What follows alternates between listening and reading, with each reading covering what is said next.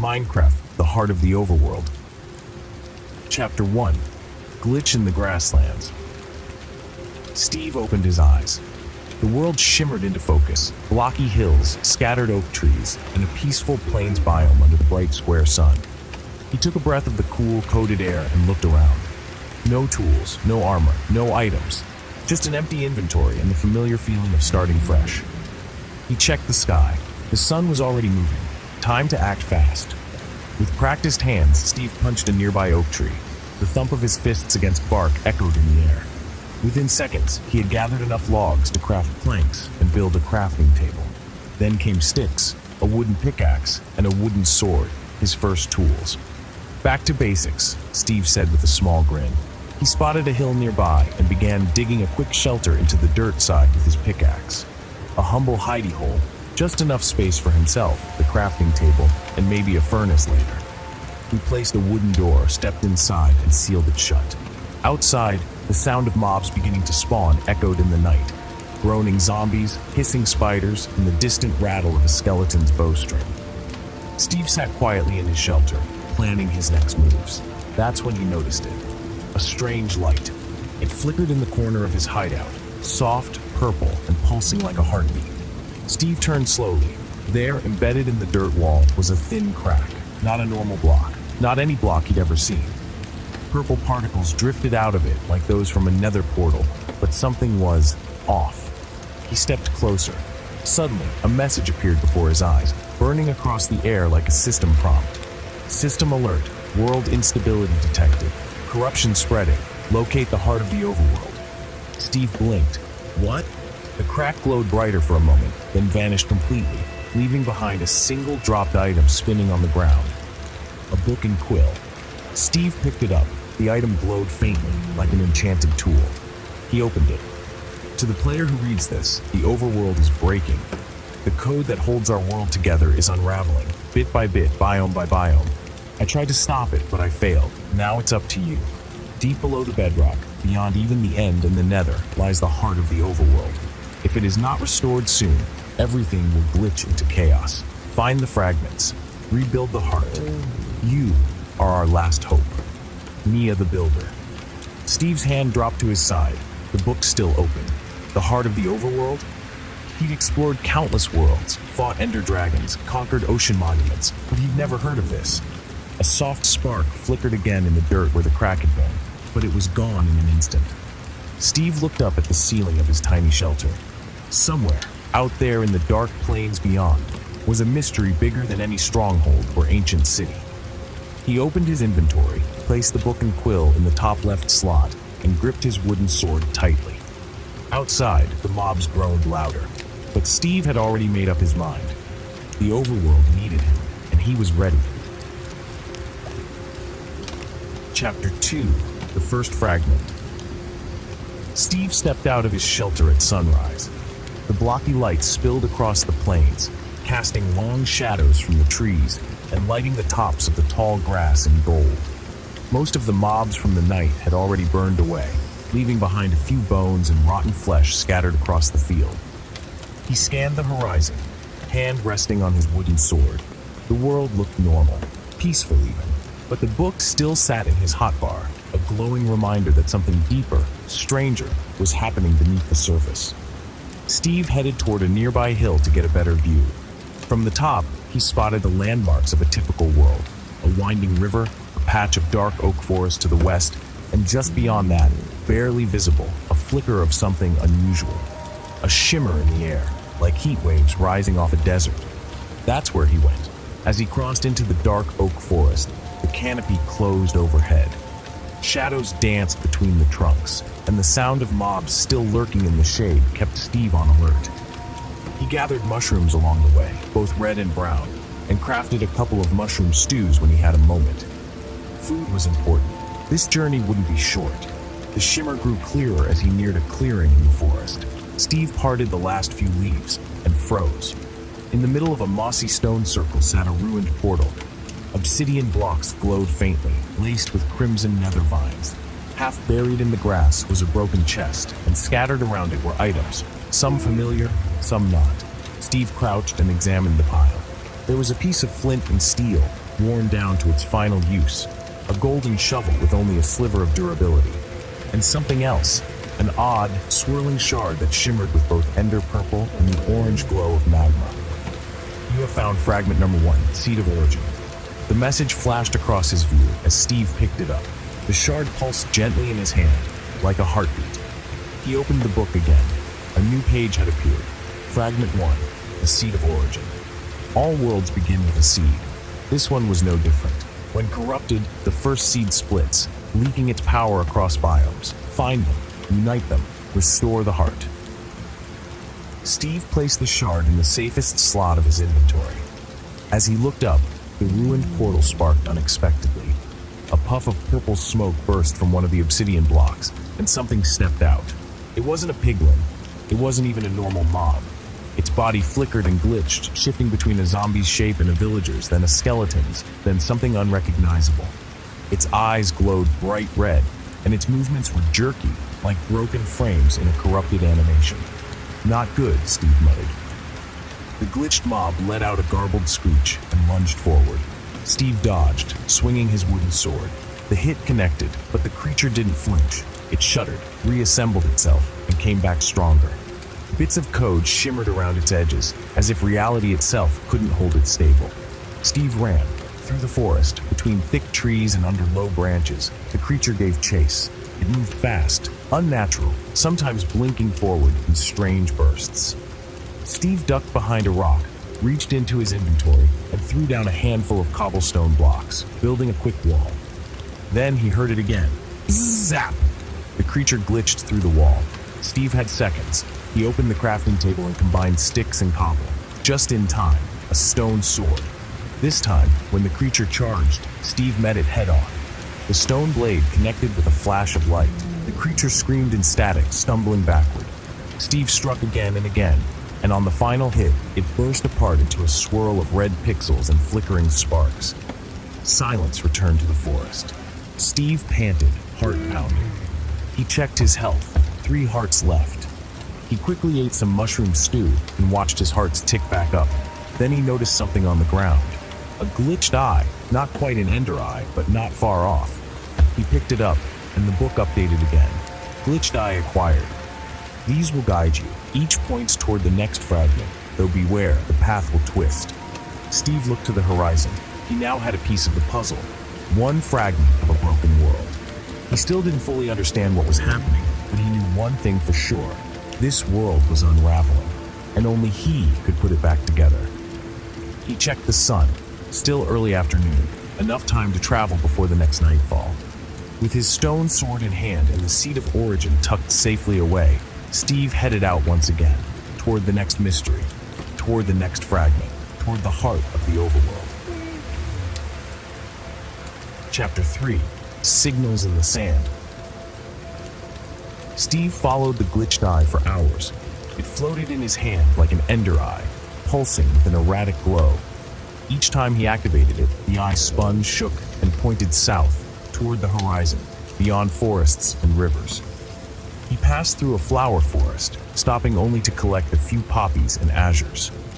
The glitched eye pulsed harder when he reached the edge of the savanna, then again when he descended into the cool sands of a desert biome. That's where things got weird. It started with the sky.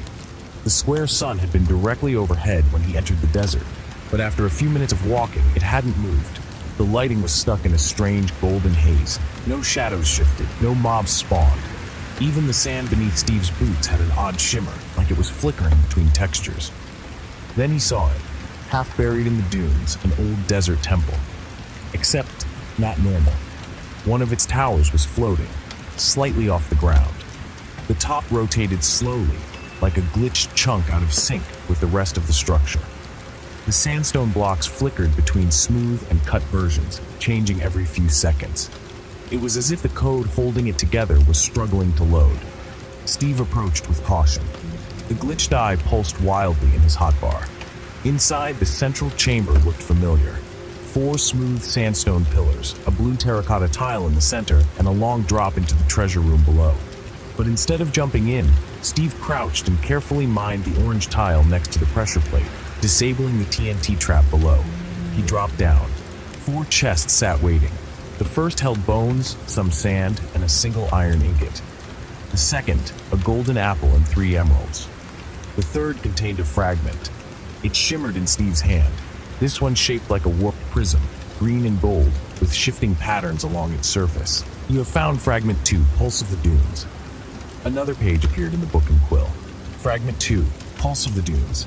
Even time forgets. The desert once whispered with knowledge, but now it stutters. Glitches echo through lost ruins. This fragment holds rhythm of time, memory, and the old pulse of sand.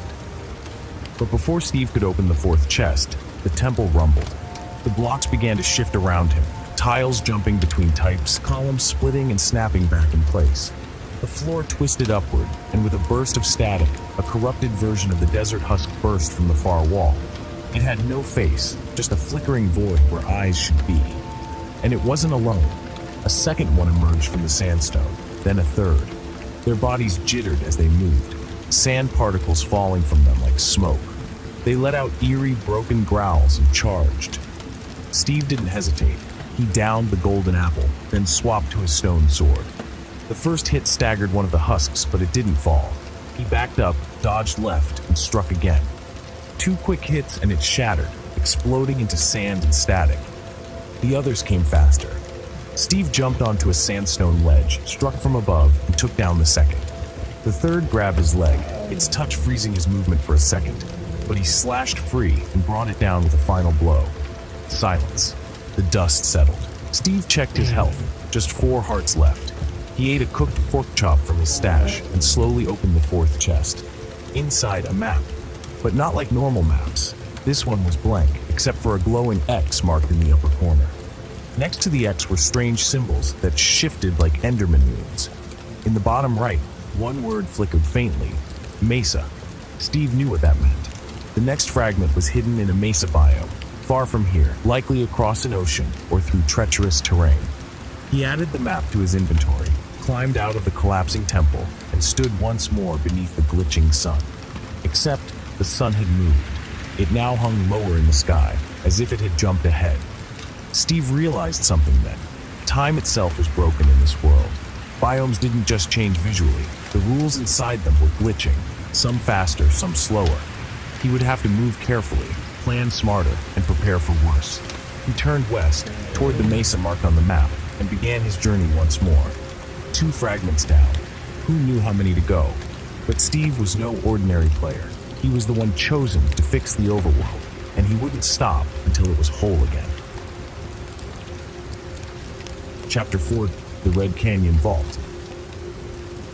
Steve traveled for days. He crossed savannas, rivers, and even a jungle temple half sunken in vines. Along the way, he upgraded his gear, crafting iron tools, a bucket, and even snagging a bow from a lucky skeleton drop.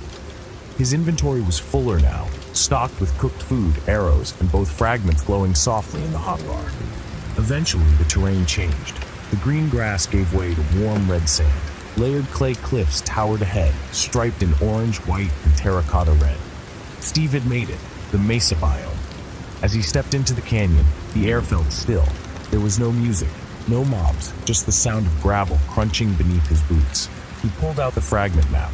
The glowing X floated above a cliff to the west. Steve climbed the layers carefully, pickaxe in hand. As he neared the marked spot, a gust of wind blew past, then a voice. "Stop right there." Steve froze. From behind a ridge, a figure stepped out. It wasn't a mob, it was a player. She wore dark leather armor patched with copper. Her skin was sun-touched, and her name tag glitched in and out, Naya the Builder. Steve's eyes widened. "The author of the book. You're real?" he asked. She tilted her head. "You got the book and quill. That means the overworld chose you." Steve held out the glowing fragments. Nia's expression shifted, part relief, part fear. "You're further than anyone's made it," she said, "but you don't understand what's coming." She beckoned him to follow. They descended into the canyon, weaving between jagged clay peaks until they reached a wall of smooth red sandstone. Nia placed her hand on the rock. A hidden piston door rumbled open, revealing a vault carved into the mountain. Inside, red stone lamps flickered to life. It was a forgotten lab.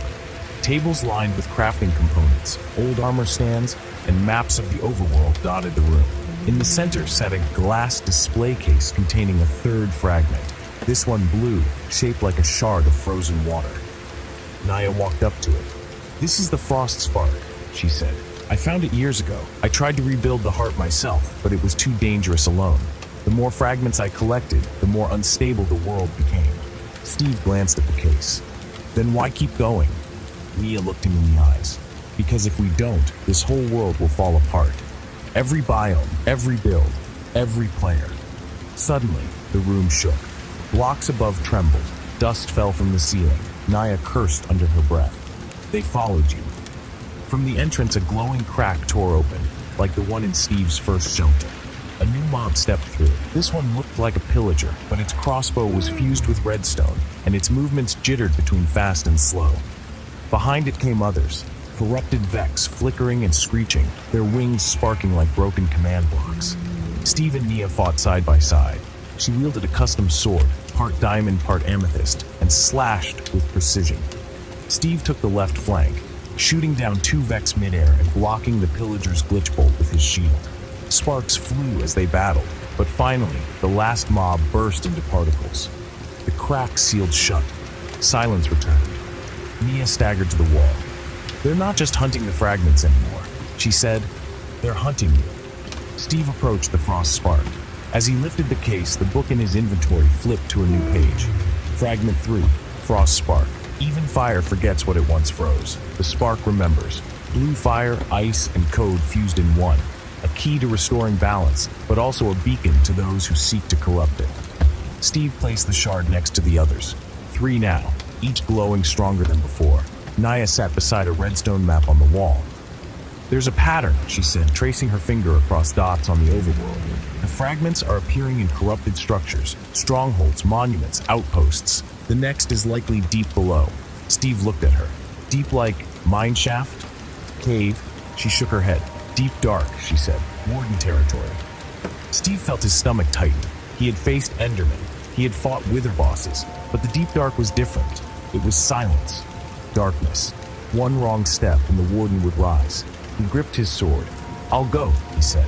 Nia handed him a bundle of wool, a spyglass, and a warning. "Don't run. Don't jump. And never ever open a chest without listening first." Steve nodded. He stepped out of the vault, now carrying 3 fragments and a mission that stretched far deeper than he had imagined. Next stop, the deep dark. Chapter 5, Silence Below. Steve descended with care. The entrance to the deep dark was hidden beneath a windswept mountain, marked only by a narrow shaft filled with dripstone and shadow. Naya had given him directions. Follow the cave until the torches stop, then use wool. He lit the first stretch with his own torches, placing them every few blocks as he went deeper. Bats flitted past, and somewhere far off, a skeleton rattled. But as he dropped lower, below even the lush caves, the air changed. Cold, still, even the background music stopped. He reached the final ledge and looked down. A vast cavern stretched below him, shrouded in blackness. Faint blue veins pulsed across the stone. Skulk. He crouched and pulled out the wool blocks from his bundle. Softly, block by block, he descended. The deep dark was breathtaking. Towering ancient city ruins sprawled ahead, half sunk into the stone. Broken halls, cracked deep slate pillars, redstone contraptions once used by builders long gone, and all of it blanketed in skulk that shimmered like moonlight. Steve landed silently and placed the wool block. Step. Another block. Step. He crept forward, watching the skulk sensors twitch with each vibration. A bat flew overhead. Ping. The sensor flashed. Steve dropped to the ground instantly, not breathing. Nothing. Then again, a rustle from the shadows. Not a skeleton, not a zombie. A low rumble vibrated through the stone. Boom. Boom. The warden was near. Steve didn't move. His heart thudded in his ears. The sound didn't come from footsteps. It came from the ground itself, as if the entire world was reacting to the warden's presence. He waited. Eventually, the vibration faded. He pressed on, sneaking around a ruined archway. The fragment map Nia had marked pulsed slightly, guiding him toward the heart of the city. He passed cracked, chiseled deep slate walls and ancient soul lanterns still glowing faintly. At the center was a chamber he hadn't expected. A redstone laboratory, ancient and mostly intact. Inside were levers, notes, item frames, and at the very back, a display case glowing faintly blue. The fourth fragment. It looked different from the others, like a frozen echo. The shard hovered in place, surrounded by silent particles, pulsing in sync with the skulk beneath it. Steve placed a wool block, stepped forward, and click. A hidden skulk sensor had been placed behind the display. Steve's stomach dropped. Ping. Boom. Boom.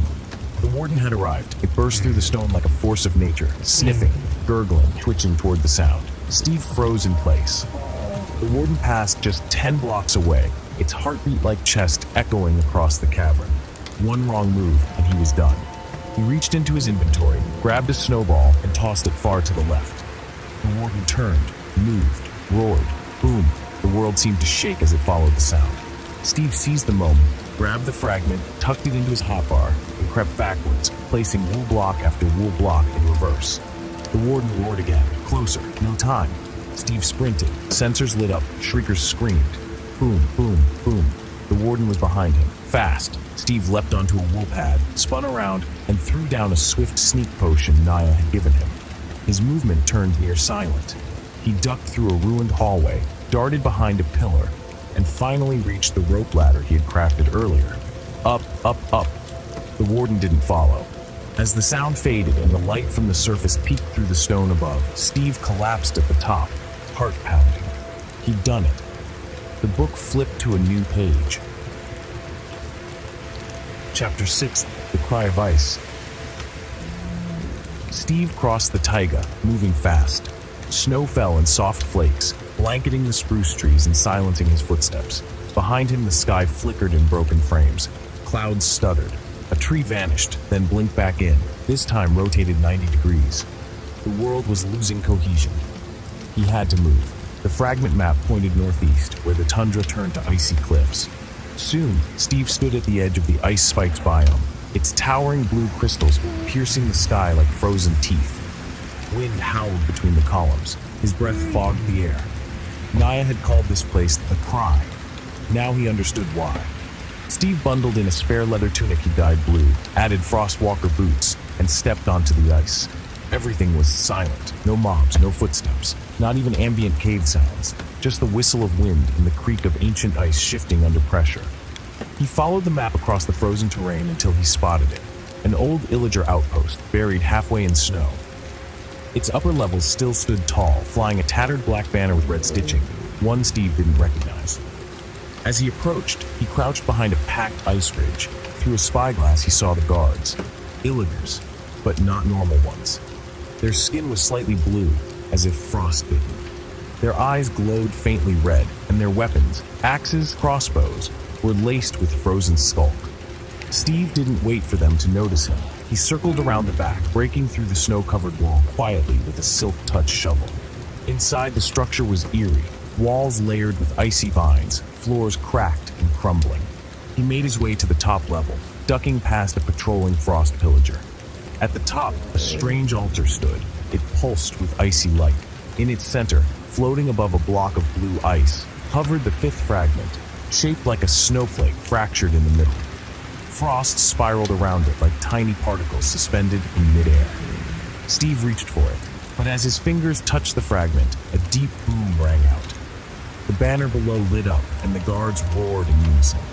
The outpost had been rigged.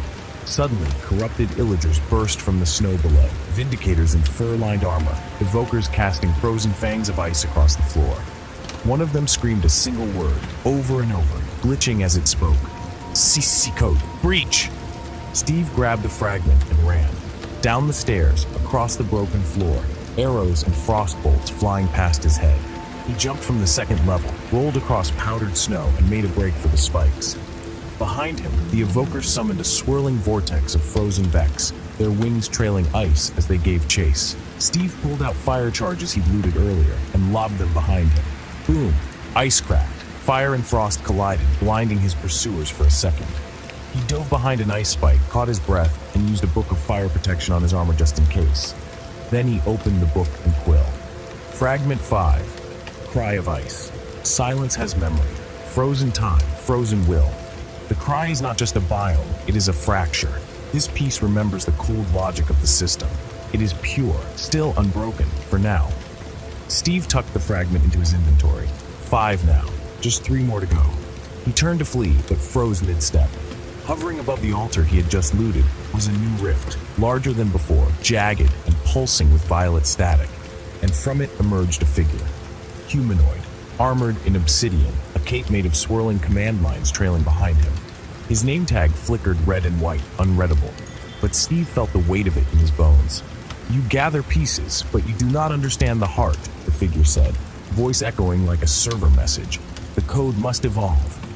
Before Steve could react, the figure vanished into static. The rift sealed, and the sky above began to snow sideways. Steve stood there a moment, staring into the place where the figure had vanished. Someone, or something, was guiding the corruption. Not random glitches, not just unstable code, a force, and now it knew about him. He looked at his map. The next fragment lay far to the west, hidden in the depths of a jungle, an overgrown ruin marked with vines and ancient writing. Steve set his compass, adjusted his armor, and stepped back onto the ice, leaving only fading footprints behind him. Chapter 7. Secrets in the Vines. The jungle was thick. Vines hung from the trees, swaying like curtains in a windless room. The air was heavy with the scent of damp earth and decay. Every step Steve took sank a little deeper into the rich green underbrush. It was a sharp contrast to the cold ice he had just left behind, and the air felt suffocating after the open spaces of the tundra. But he wasn't here for the view. The fragment map had pointed him here, to the heart of the jungle. The jungle was known for its labyrinthine paths, hidden temples, and dangerous mobs. Yet none of that fazed Steve as much as the sense that something bigger was at play. The jungle felt like it was watching him. The trees were unnaturally silent. No birds, no creatures, just the faintest rustle of leaves when he moved. As he neared the coordinates marked on the map, Steve saw what he was looking for. A temple, half covered in moss and vines. It seemed ancient, its blocks worn by time. The stone structure was decorated with strange symbols, twisting, spiraling shapes that almost looked like code. The fragments he had collected so far had all hinted at something bigger, something hidden within the heart. Now, he felt that same energy radiating from the temple. He approached cautiously, eyes scanning the area for traps. The jungle was known for its puzzle-laden ruins, and Steve wasn't about to make a mistake here. But the temple was different. It wasn't a traditional jungle temple with tripwires or pressure plates. Instead, as Steve stepped inside, the door closed behind him with a heavy thud. The ground shifted beneath his feet, and the walls began to hum. "Welcome, traveler," a voice boomed from all around him. Steve froze, his hand instinctively reaching for his sword. The voice didn't come from a mob. It was mechanical, almost like a program running on an ancient server. The voice continued, "You have come to seek the heart, but you must prove worthy, as others before you have failed." Before Steve could react, a redstone door slid open, revealing a dark passageway. Torchlight flickered, casting eerie shadows on the walls. As he walked forward, the hum from the walls grew louder. The passage led to a large chamber, its walls lined with ancient stone slabs covered in intricate carvings. At the far end of the room, on a raised platform, sat the 6th fragment, a jagged shard of obsidian. But there was a catch. The floor was covered in lava, flowing from cracks in the stone. The only safe way across was a series of narrow stone platforms suspended in the air, barely wide enough for a footstep. And standing guard at the other end of the room, 2 iron golems stood motionless, as if they were part of the temple's ancient defense system. Steve had encountered iron golems before, but these weren't normal. Their eyes glowed with a faint red light, their bodies shimmering with frozen skulk, and when Steve approached, they creaked to life, their heads swiveling to track his movement. The voice spoke again. "You must pass the trial of balance. Only then may you claim the heart's power." Steve's mind raced. This was no ordinary puzzle. This was a test. He surveyed the room. The platforms were spaced just far enough apart that crossing would be a challenge, especially with the golems on guard. But the lava would burn through his armor if he fell. He pulled out the fragment map. The 6th fragment sat at the end of the platform, just above the lava. But there were no hints in the book about how to get past the guardians. A flicker of movement caught his eye. One of the golems was shifting, its body slowly turning to face him. He needed a plan. First, he took out his bow and aimed it at the nearest golem, shooting an arrow with perfect precision into its chest. The golem staggered, its glow flaring in irritation, but it didn't charge. It wasn't moving. Odd, Steve thought, taking a step closer. Then it hit him. These weren't ordinary golems. They were part of the trial, just like the walls, just like the puzzle. They wouldn't attack until he tried to pass the platforms. He had to balance the puzzle, making sure not to trigger the golems, while also navigating the platforms. Steve placed a wool block on the first platform, stepping carefully onto it. He immediately felt the familiar hum of pressure beneath his feet. The platform tilted slightly, but didn't fall. He moved quickly, placing wool beneath his feet as he went. Each step was calculated. Foot down, check for balance, step again. The golem stared, their eyes flashing every time he placed the wool block. Step, step. Steve jumped across the gap and landed on the next platform, placing more wool. He was halfway through the room when the first golem moved. It stomped toward him, its massive body charging.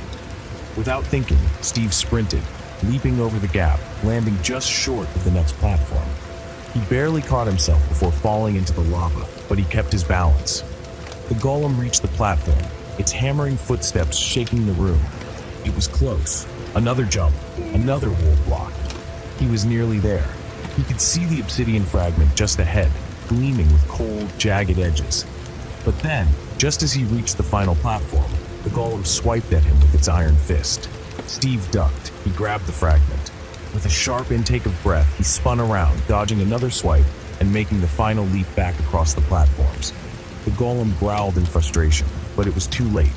The fragment was his. He sprinted back down the hallway, a stone door opening before him as the hum of the room died away. The voice spoke one last time. Trial passed. The heart is within your reach. Steve held up the sixth fragment in his hand. 6 fragments now. He could feel the power in his grip. As he left the temple, the jungle seemed to shift. The vines swayed gently, and the distant sound of mobs returned, but there was still an unsettling quiet around him. The world felt like it was being watched. And somewhere, far away, that figure from the ice peaks, the one who had spoken of the code, was waiting. The final pieces of the puzzle were about to fall into place. Chapter 8, Skybound. Steve stood at the edge of the cliffs, staring into the abyss. Below him stretched the floating islands, a massive chain of end stone and purple towers that seemed to hover impossibly in the sky. The islands had long been abandoned by the Ender Dragon, but they still pulsed with residual energy. The fragment map marked the next piece deep within this aerial maze. This place had always been a mystery, a forgotten remnant of a time before the end. It felt like a place out of balance, where the laws of the overworld didn't apply. With a deep breath, Steve adjusted his gear and activated the Elytra wings he had prepared. It was the only way to cross such a vast, sky-high expanse. He jumped from the cliff and spread his wings, catching the wind. The cold air hit his face, but he was used to it by now. The sky was his domain now. But the floating islands weren't as peaceful as they seemed. Just ahead, Endermen shimmered into view, floating like specters, their eyes glowing purple as they watched Steve's every move. They weren't hostile at first, but the more he moved through their territory, the more they seemed to react, gathering in greater numbers. He focused on the first island, heading for a large purple tower that stretched high above the others. It was old, its surface cracked and weathered, with vines growing along the edges. As he approached, he noticed something strange. The air around the tower shimmered with distortion, like a broken block texture in mid-transition. It was a rift. Steve's heart skipped a beat. He had learned to recognize these anomalies. Corruption. It had spread beyond the overworld, tearing through the fabric of space. This was where the corruption had started, where it was most concentrated. Without hesitation, Steve banked left and began flying toward the rift. As he got closer, the rift began to pulse, its jagged edges sparking with purple energy. Then, out of nowhere, a shrieking ender crystal shot from the rift, crackling with dark energy. It was as if the world itself was rejecting his presence, the sky twisting in response. He dodged the crystal by a hair's breadth, narrowly missing the explosion of purple energy. The shockwave sent him tumbling through the air, but he regained control and banked sharply toward the center of the island. There, in the middle of the floating ruin, stood a monument, a stone obelisk, unlike any Steve had seen before. The sixth fragment was embedded at the top of the structure, glowing with an eerie purple light, surrounded by corrupted ender pearls that floated in midair like miniature black holes. Steve carefully landed on the nearest ledge, his wings folding behind him. The Endermen, no longer passive, gathered in the distance, their glowing eyes fixed on him. The air grew thick with tension, and the rift pulsed again, this time more violently. Then he heard a voice. "You are too late." The words echoed through the rift, reverberating in Steve's chest. It was the same voice, the one he had heard earlier in the jungle, the one that had spoken from the rift. Steve tightened his grip on his sword. "I'm not done yet," he muttered, focusing on the obelisk and the fragment embedded within it. He reached into his inventory and pulled out his ender pearls. One by one, he threw them toward the floating crystals, breaking their hold over the area.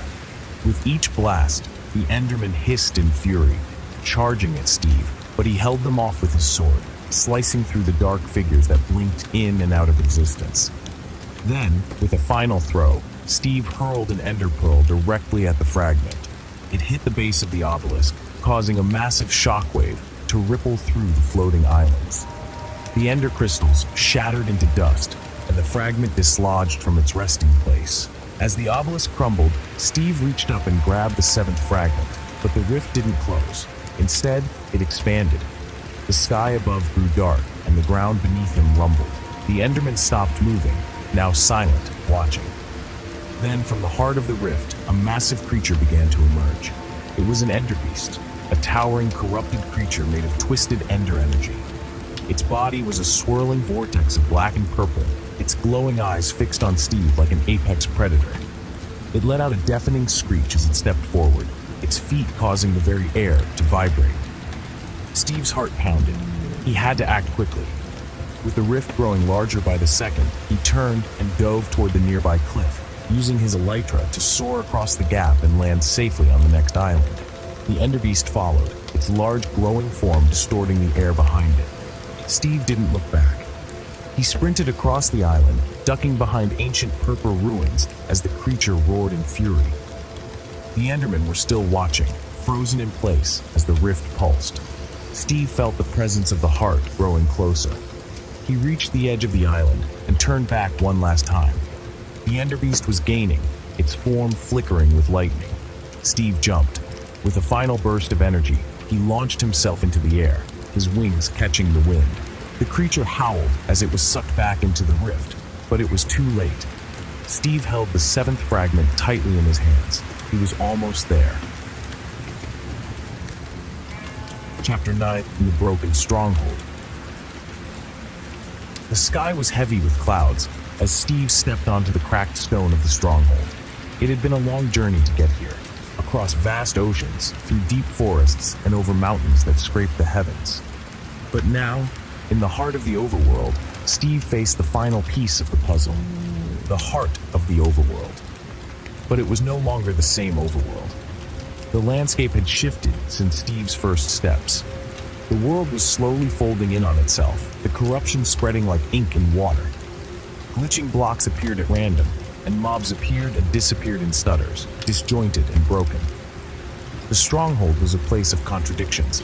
Half of it was trapped in stone, untouched by time. The other half had been swallowed by corruption, twisted, darkened, and crumbling. The walls flickered in and out of existence, the very fabric of reality wavering. Steve held the seventh fragment in his hand, a shard of obsidian that seemed to hum with an ancient power. It was the final piece he needed. He could feel it, a deep, familiar pull from somewhere in the depths of the stronghold. Somewhere beneath the broken floors and the end portal. He moved deeper into the stronghold, weaving between shattered bookshelves and broken stone. The place felt like a forgotten dream, a maze of memories, all twisted and corrupted by something far older than Steve could imagine. It was then that he heard it. The voice. Welcome home. It was the same voice that had spoken to him through the rifts, the one that had guided him through the corruption, the voice that had promised destruction, a force beyond anything Steve had ever faced. Steve tensed, his grip on the sword tightening. He stepped into a large chamber at the heart of the stronghold, an area surrounded by ancient stone pillars, and at the center, a massive altar stood, its surface cracked and covered with a thin layer of dust. But it wasn't the altar that drew Steve's attention. It was the heart of the overworld, floating above the altar. A massive, glowing fragment that pulsed with the energy of all the pieces combined, surrounded by swirling patterns of corrupted code. The heart was everything: power, life, and the source of the corruption that had been spreading throughout the world. As Steve approached the altar, a figure emerged from the shadows. It was the same figure that had appeared in the ice peaks, the one who had spoken to him from the rift, the entity behind the corruption. He was cloaked in obsidian armor, his eyes glowing with the static of fractured code. His voice, once distorted, now sounded clear. "You are too late," he said, his voice cold and final. "The heart is mine. You cannot stop what is already in motion." Steve's mind raced. He had faced challenges, fought mobs, and uncovered secrets. But this was different. This was the source, the heart, the thing that had caused everything to unravel. "Who are you?" Steve demanded, his voice steady, despite the uncertainty creeping into his chest. "Why are you doing this?" The figure's laugh was hollow. "I am the code, the system. The heart is but a part of me, a flaw in the world, waiting to be corrected. You do not understand. You cannot comprehend." Steve stepped forward, holding the fragments in his hand. "I understand enough to know that this corruption must end." The figure's eyes flared with a sickly purple light. "You have no choice. The heart must be reborn. The world must be remade."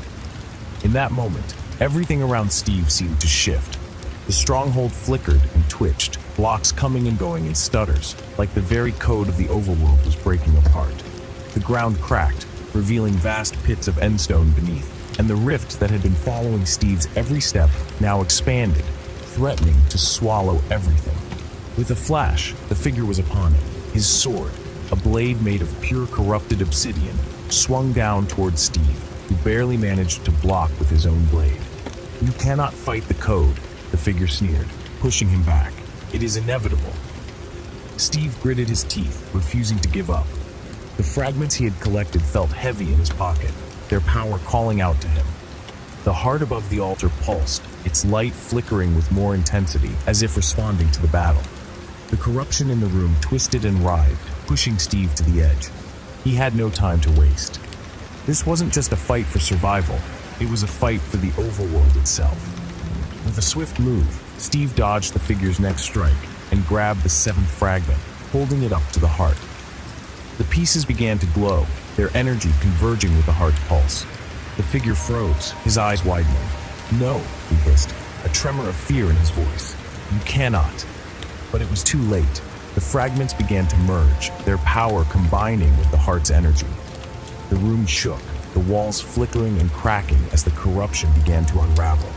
The static code surrounding the heart collapsed, and the entire stronghold began to glow with a brilliant light. Steve's body crackled with energy as the power of the heart surged through him.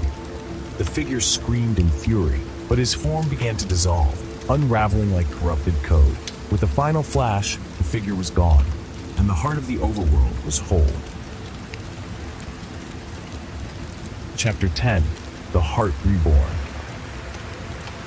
The glow of the heart filled the entire stronghold, its light so bright it was blinding. For a moment, everything seemed to freeze in time. The walls flickered and shuddered, the sky above darkened, and the very air seemed to hum with power. Steve stood at the center of it all, his hand gripping the last fragment, now pulsing with an intense, rhythmic beat. The heart, restored and whole, throbbed in the center of the room, sending waves of energy throughout the stronghold. For a brief second, everything felt right. Then, the world began to tear. The corruption, the dark code that had plagued the overworld for so long, suddenly fought back, like a last-ditch effort to maintain its grip on reality. The walls shook, cracks appearing in the stone, and the once vibrant blue sky flickered, glitching between its normal state and the static purple of the corruption. Steve clenched his teeth. He had come so far, gathered all the fragments, defeated the twisted figure behind the heart's corruption. But now there was one final choice: to restore the world or to let it fall into chaos. A voice echoed in his mind. It was the same voice he had heard before, the voice of the one who had corrupted the heart, the one who had tried to take over the world. You cannot undo what has been done, Steve. The heart is mine. The code is mine. The world is mine. Steve's grip tightened around the fragment. No. He spoke the word firmly, the final piece of the puzzle clicking into place. This wasn't just about power. It wasn't about control. It was about the balance of the world, about the freedom of the overworld. He raised the heart high above his head. This world is not yours. It never was. As he spoke those words, the heart pulsed once more, sending out a shockwave of pure light that flooded the stronghold. The light expanded outward, cutting through the corrupted code, unraveling it, and purging the corruption from the very fabric of reality. The figure, the entity behind the corruption, screeched as it dissolved completely, a final cry of defeat echoing into the void. The rift that had plagued the overworld for so long collapsed in on itself, and the glitching ceased.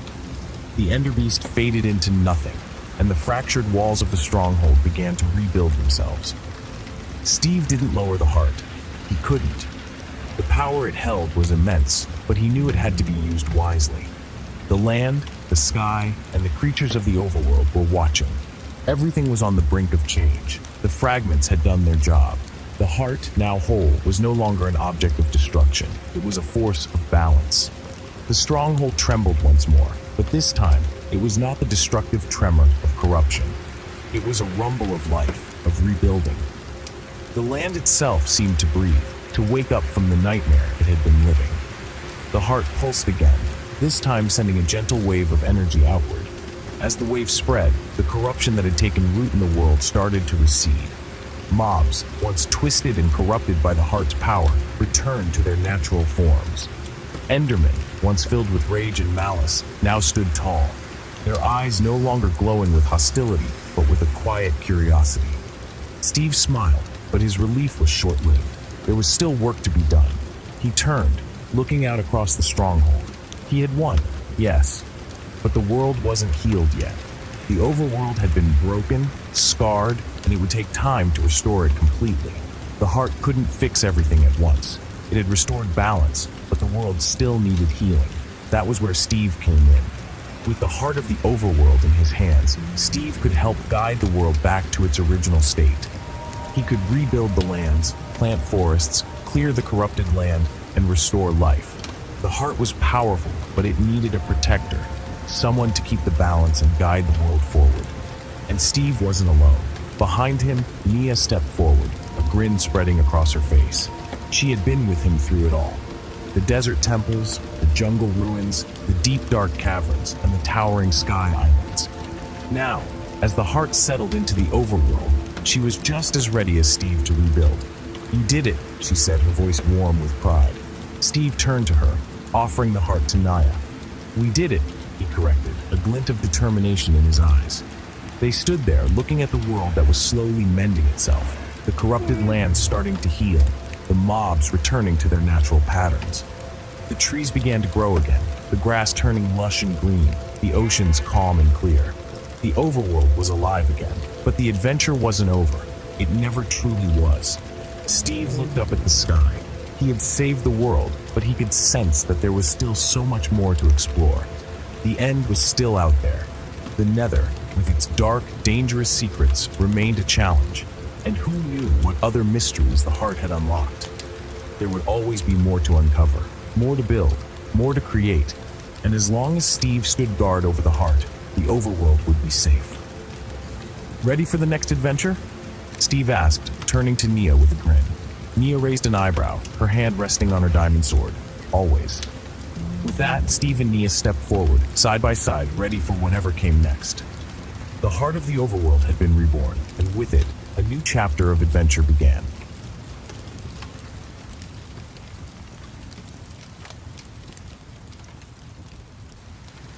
Tonight, we have a magical story about an adorable baby Minecraft horse named Hugo. Hugo is full of curiosity and joy, and he's about to embark on some exciting adventures in the Minecraft world. This soothing sleep story will help you relax and drift off into a gentle, restful sleep as you follow Hugo's delightful journey. So, snuggle into your bed, find your favorite cozy blanket, and close your eyes. Take a deep breath in and let it out slowly. Feel your body relaxing as you listen to my calming voice. Imagine yourself in the wonderful blocky world of Minecraft, surrounded by lush fields, friendly animals, and amazing adventures. Now, let's begin our enchanting adventure with Hugo. Remember to take deep breaths and let your mind and body relax as you listen. Sweet dreams, little adventurers. In a peaceful Minecraft village, a baby horse named Hugo was born. Hugo had a shiny brown coat with a white diamond on his forehead. The villagers were excited to welcome the newest member to their community. Hugo's mother, Bella, nuzzled him gently, making him feel safe and loved. As Hugo grew a little older, he became curious about the world around him. One sunny morning, Hugo decided to explore the village. He trotted around, meeting friendly villagers and other animals. Everyone adored Hugo and welcomed him with open arms. Hugo felt happy and excited about his new home. One day, Hugo's curiosity led him to the edge of the village. There, he saw a vast meadow filled with colorful flowers and tall grasses. Hugo's heart raced with excitement as he ventured into the meadow. He galloped through the flowers, feeling the wind in his mane and the sun on his back. It was a perfect day for an adventure. As Hugo explored the meadow, he met a group of playful animals. There was a friendly cow named Clara, a cheerful chicken named Chuck, and a curious pig named Poppy. They all welcomed Hugo and invited him to join their games. Hugo felt overjoyed to have new friends to play with. While playing with his new friends, Hugo discovered a sparkling stream flowing through the meadow. The water was clear and cool, and the animals loved splashing around in it. Hugo dipped his hooves in the water, feeling refreshed and happy.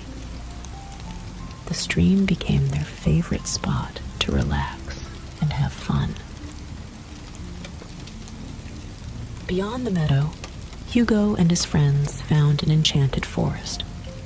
The trees were tall and majestic, with leaves that shimmered in the sunlight. Hugo felt a sense of wonder as he explored the forest, listening to the birds' songs and the rustling leaves. It was a magical place, full of beauty and mystery. Deep in the enchanted forest, Hugo stumbled upon a hidden cave. With his friends by his side, he bravely ventured inside. The cave was filled with glowing crystals and sparkling gems. Hugo's eyes widened in awe as he explored the glittering wonderland.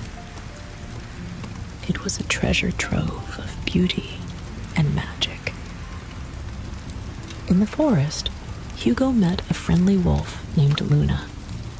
At first, Hugo was a little scared, but Luna quickly showed that she was kind and gentle. Luna guided Hugo and his friends through the forest showing them hidden paths and secret spots. Hugo felt grateful for his new friend and enjoyed their adventures together. One evening, Hugo and his friends decided to stay in the meadow to watch the stars. The night sky was clear and filled with twinkling stars. Hugo lay down on the soft grass, feeling a sense of peace and wonder. As he gazed at the stars, he felt connected to the vastness of the universe and the beauty of the night. Back in the village, the villagers organized a festival to celebrate Hugo and his friends. There were games, music, and delicious food. Hugo felt the love and warmth of the community as they celebrated together. It was a day filled with laughter and joy, and Hugo felt grateful for his wonderful home. One day, Hugo discovered a magical pond hidden in the forest. The water was crystal clear and shimmered with a magical light. Hugo and his friends loved to swim in the pond, feeling the magic wash over them. The pond became their special place where they could relax and feel the magic of the forest. While exploring the forest, Hugo found an old, mysterious map. The map showed a path to a hidden treasure deep in the forest. Excited by the adventure, Hugo and his friends decided to follow the map. They embarked on a thrilling journey, eager to discover the secrets of the forest. Hugo and his friends followed the map, navigating through the enchanted forest. They faced challenges and solved puzzles, working together as a team. The journey was filled with excitement and wonder, and Hugo felt a sense of adventure like never before. He knew that they were close to finding the treasure. After a long journey, Hugo and his friends finally reached the hidden treasure. It was a chest filled with sparkling gems and magical artifacts.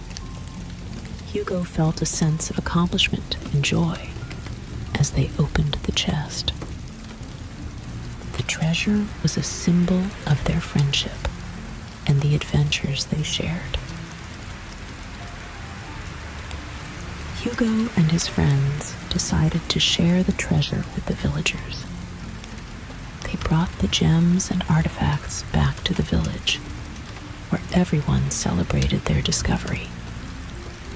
The villagers were overjoyed and thanked Hugo and his friends for their kindness. Hugo felt proud and happy to share their adventure with the community. After their exciting adventure, Hugo and his friends returned to the peaceful meadow. They lay down in the soft grass, feeling the gentle breeze and the warmth of the sun.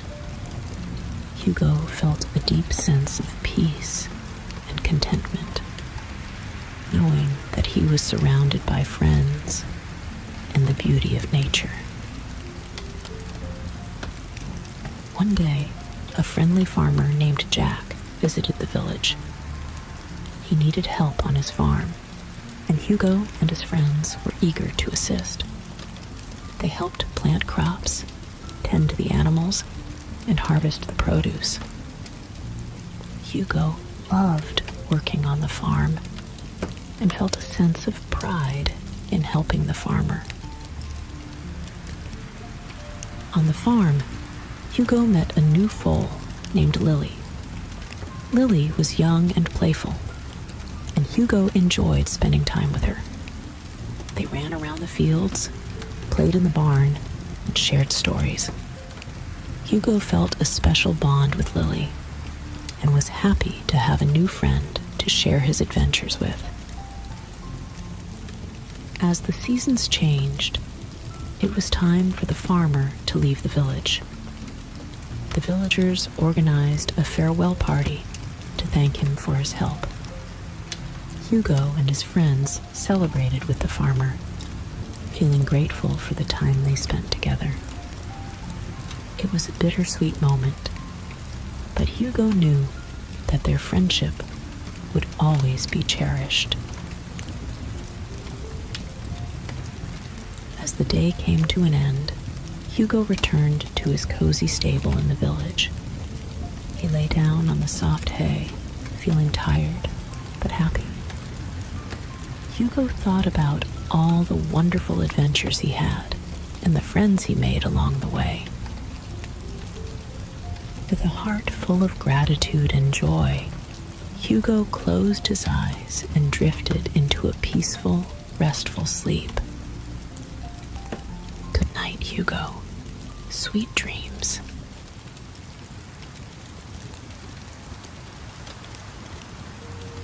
You are here, in creative mood, flying slowly above the grassy plains overworld, looking for a cozy place to land.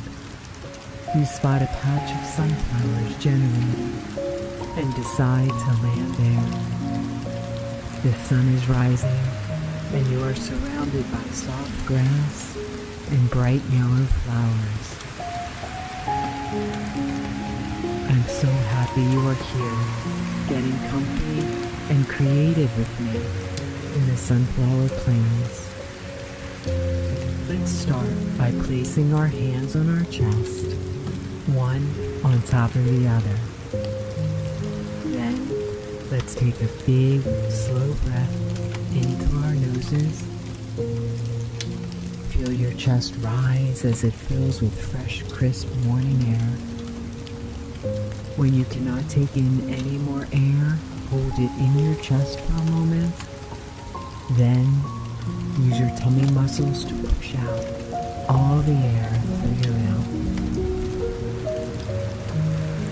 Feel your chest lower back down and your breathing return to its natural rhythm as you look over your inventory.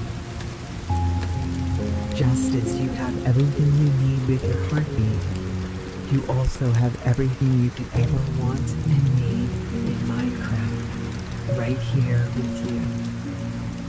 There are building blocks, delicious foods, tools, potions, and even a snowball. As the sun rises over the eastern horizon, coloring the sky with glowing orange, each of the sunflowers turns their petals to wash. Slowly turn your head all the way to one side, as if you are looking at the rising sun along with the sunflowers. Then, slowly turn your head all the way to the other side. Over there you can see and hear a clear blue river flowing.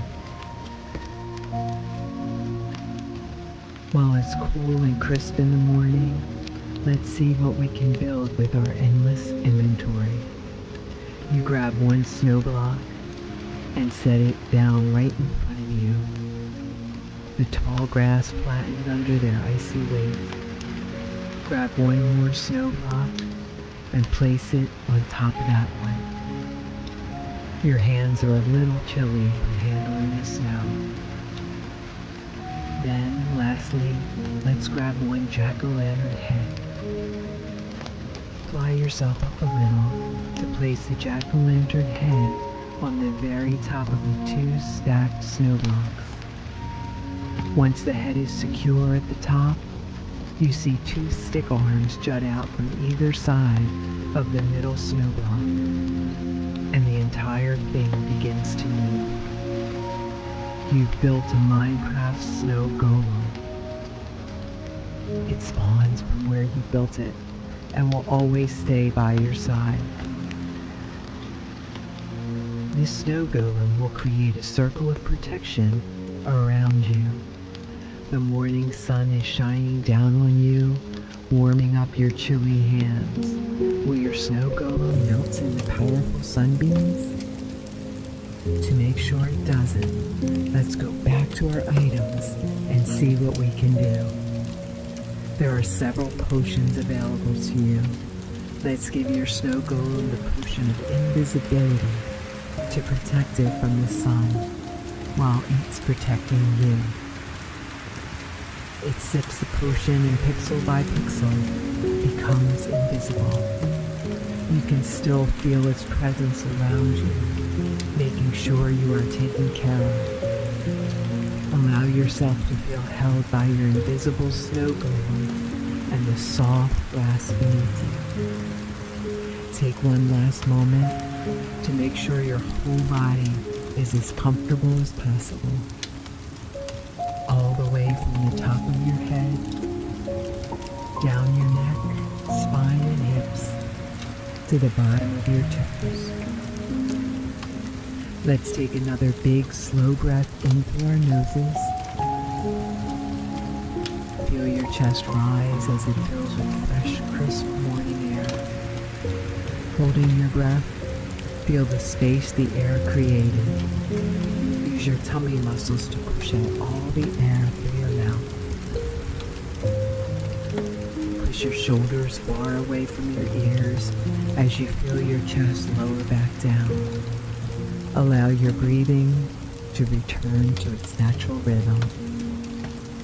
You might not always notice it, but your heart and your lungs are doing their part to keep you going and protect you, just like your invisible snow golem. With all this support around you, let's make sure we are giving our bodies the proper support so we can be as strong as possible. From your items, you can use the potion of strength. Imagine the potion is a powdery dust that is sprinkled all around you.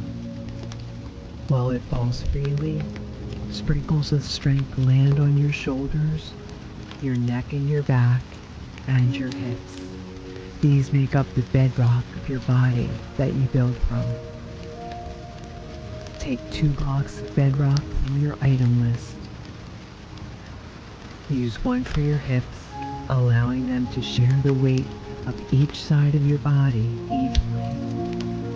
Use the second as your shoulders, stacked on top of your hips, allowing them to share the weight of each side evenly as well. The 2 blocks are connected with your spine and your neck. Your bedrock foundation is unshakable. From there, let's build out your arms and legs with the second strongest block, obsidian. Grab 4 blocks from your item list. Let each of your arms hang heavy along your sides, like shiny black obsidian, just mined from the ground. Let's take another big, slow breath in through our noses.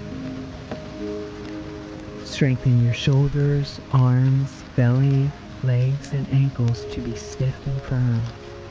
Holding your breath and your muscles in tight, feel and appreciate your own strength that is always with you. Then, use your tummy muscles to push out all the air through your mouth. Push your shoulders far away from your ears as you feel your chest lower back down. Allow your breathing to return to its natural rhythm and thank your body for being so strong. Thank you, body. The sun is directly above you, shining its warmth onto the top of your head. You feel the gentle breeze of your invisible, protective snow golem circling around you. It is making sure nothing can harm you while you are here, relaxing your body and your mind. The sunflower's petals follow the sun as it travels across the sky every day. They are looking their petals up toward the sun, taking in all the sunshine. Like the sunflowers, slowly lift your head up high to look at the afternoon sun. Feel the front of your neck stretch out long and the sunshine on your face. The river is still flowing beside you. Focus on that sound while you pause here for a moment.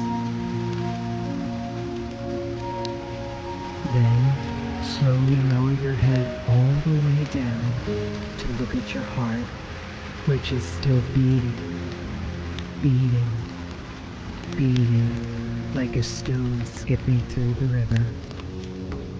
Focus on that sound while you pause here for a moment to feel the back of your neck stretch out long.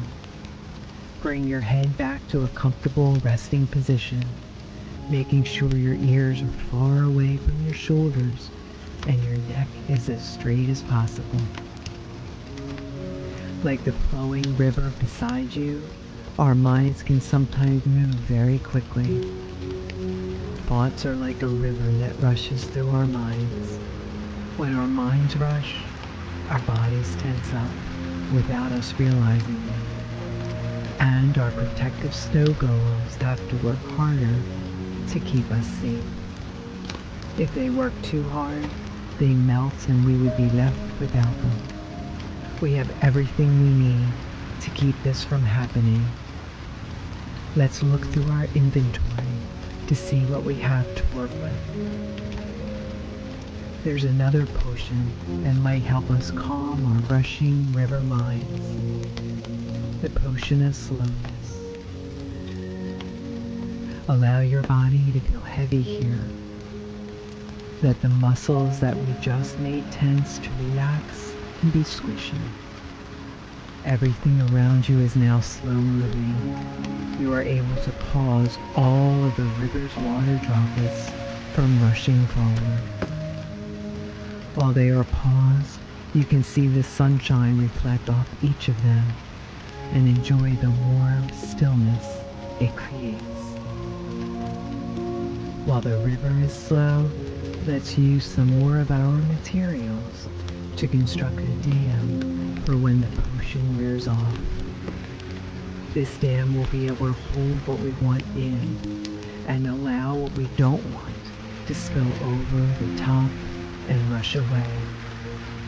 Let's use 5 blocks of bright orange concrete to make our dam so the structure can be visible in the clear blue water.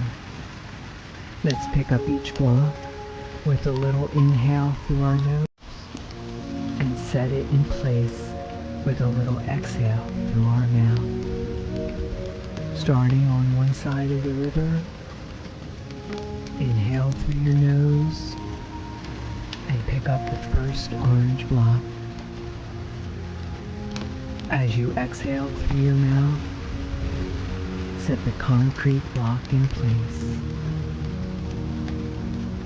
Working sideways from that first block, inhale through your nose and pick up the second orange block. As you exhale through your mouth, set the concrete block down next to the first. Continuing from the second block, inhale through your nose and pick up the third orange concrete block. As you exhale through your mouth, set that one down next to the second. On to the next. Inhale through your nose and pick up the fourth orange concrete block. As you exhale through your mouth, set that one down next to the third. Last one. You are all the way on the other side of the river now. Inhale through your nose and pick up the last block. As you exhale through your mouth, set the last orange concrete block on the other side of the river in a perfect line with the last 4. You did it. You made the first layer of the dam. For the second layer, grab 3 yellow stained glass blocks. These will reflect the light of the sun and make beautiful prisms when the river starts rushing again. Let's take bigger breaths as we build up the second layer. Starting on the same side of the river as the last time, take a bigger inhale through your nose and pick up the first yellow glass block. As you exhale through your mouth, set the concrete block directly on top of the first orange concrete block. The clear blue water level reaches all the way to the middle of the second layer, moving to where you set the third orange concrete block in the first layer. Take a bigger inhale through your nose and pick up the second glass block. As you exhale through your mouth, set the yellow block directly on top of the third orange concrete block in the middle of the dam. Great job. Now for the last stained glass block, take a big inhale through your nose and pick it up. As you exhale, go all the way to the other side of the river and place the third glass block on top of the fifth orange concrete block. Now you leave the second layer of the dam by placing glass blocks on top of the first, third, and fifth concrete blocks. Instead of using 5 yellow glass blocks to go on each of the orange concrete blocks, we only use 3. This leaves space over the second and fourth orange blocks, and for any thoughts we don't want to flow through. Now we can keep only what we want in the dam of our river minds and let the rest of it spill over and rush far away from us. As the river starts flowing again, let's take one last deep breath in and watch the dam you built in action. Take a big, slow breath in through your nose. Feel your mind clear of any worries you have. Feel the space you have in your mind to now focus on what brings you joy. As you breathe out, push away all the worries and thoughts you don't want over the first orange layer of the dam. Allow your breathing to return to its natural rhythm and your mind to be still here. Take a moment to think of something that makes you smile.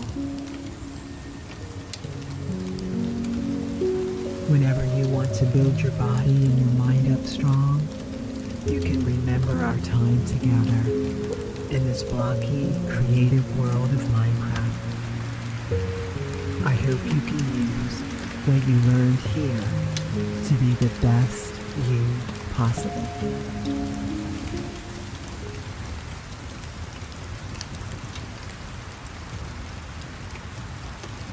I had only been exploring in Minecraft for a few hours when the sun started to set.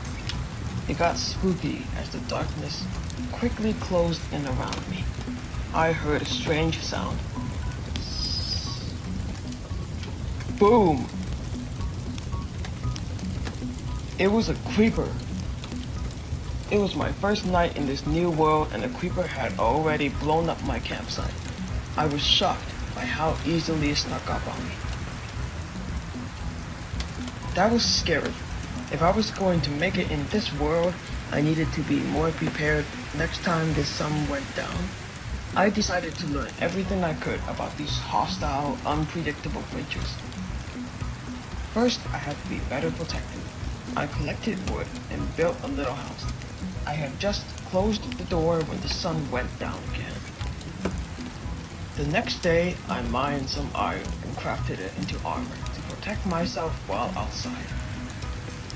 I suspected that the creeper had spawned in the dark, so I knew I needed to light up the area around my house. The new torches did such a good job, I hardly noticed the sun going down again. No creatures appeared in my area, but no matter how many torches I placed, the darkness was looming just beyond their glow. Part of me wanted to run into my little house and sleep the night away, but I needed to explore in the dark to learn more about creepers. I grabbed my sword and armor and slipped into the darkness. The next time a creeper approached, I was prepared. Once I heard the telltale sss, I ran away. When I was safely behind a tree, I turned back to see the explosion.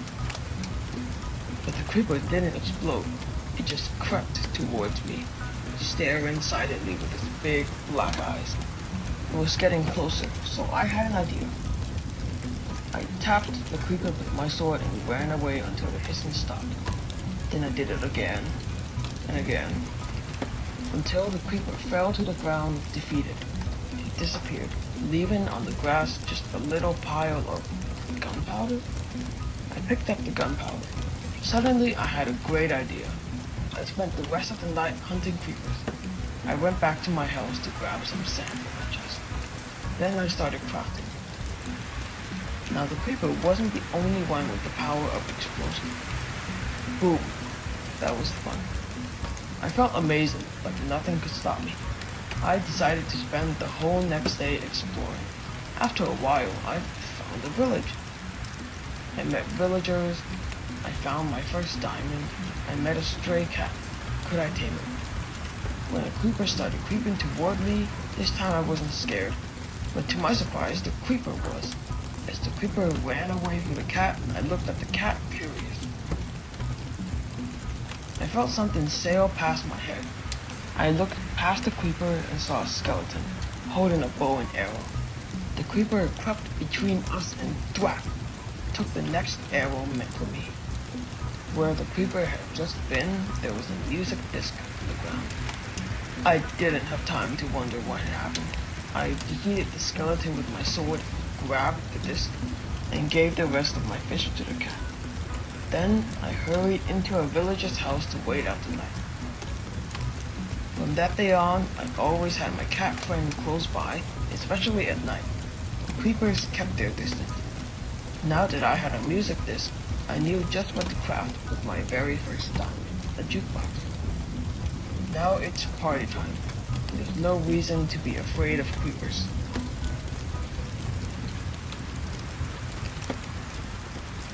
Once upon a time, in the vast and mysterious depths of the ocean, there existed a community of mermaids. These graceful creatures were unlike any other, possessing shimmering tails that sparkled under the sun's gentle caress. However, despite their enchanting existence, the mermaids always longed to explore beyond the borders of their known world. Their curiosity knew no bounds, as they yearned to discover what lay in the uncharted territories of the ocean.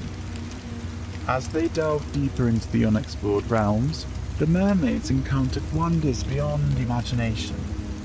They discovered vibrant coral reefs, teeming with exotic fish, vibrant hues dancing in harmony.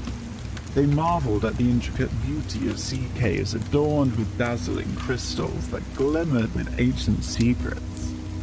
But amidst the marvels they uncovered, the mermaids also stumbled upon the harsh realities of the deep ocean. They encountered treacherous currents that threatened to sweep them away, and mighty creatures that lurked in the shadows. The once bright-eyed adventurers began to feel the weight of their choices, as fear and regret seeped into their hearts. Their once vibrant tales now dragged behind them, heavy with remorse. They realized that the rest of the ocean, while breathtakingly beautiful, also held untold dangers and uncertainties. The mermaids yearned to return to the safety of their familiar waters, to undo the choices they had made.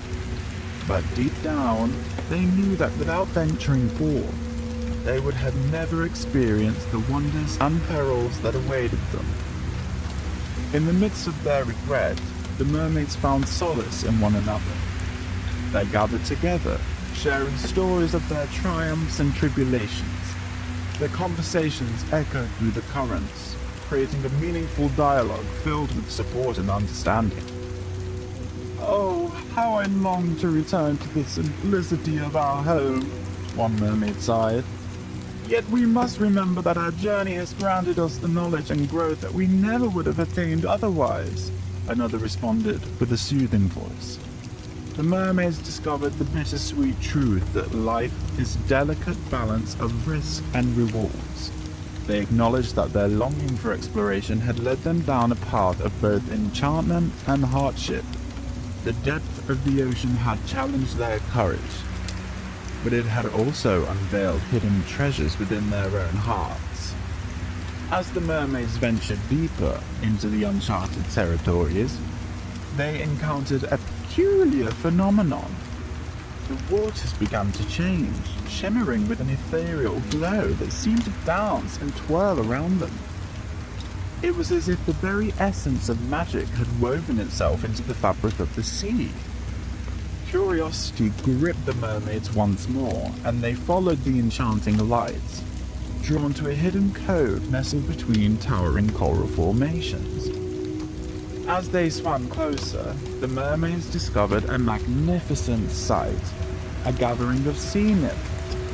These ethereal beings possessed a delicate beauty that surpassed anything the mermaids had ever seen. The sea nymphs welcomed the mermaids with open arms, their melodious voices resonating in harmony. They spoke of ancient tales and forgotten legends, sharing their wisdom and knowledge of the ocean's secrets.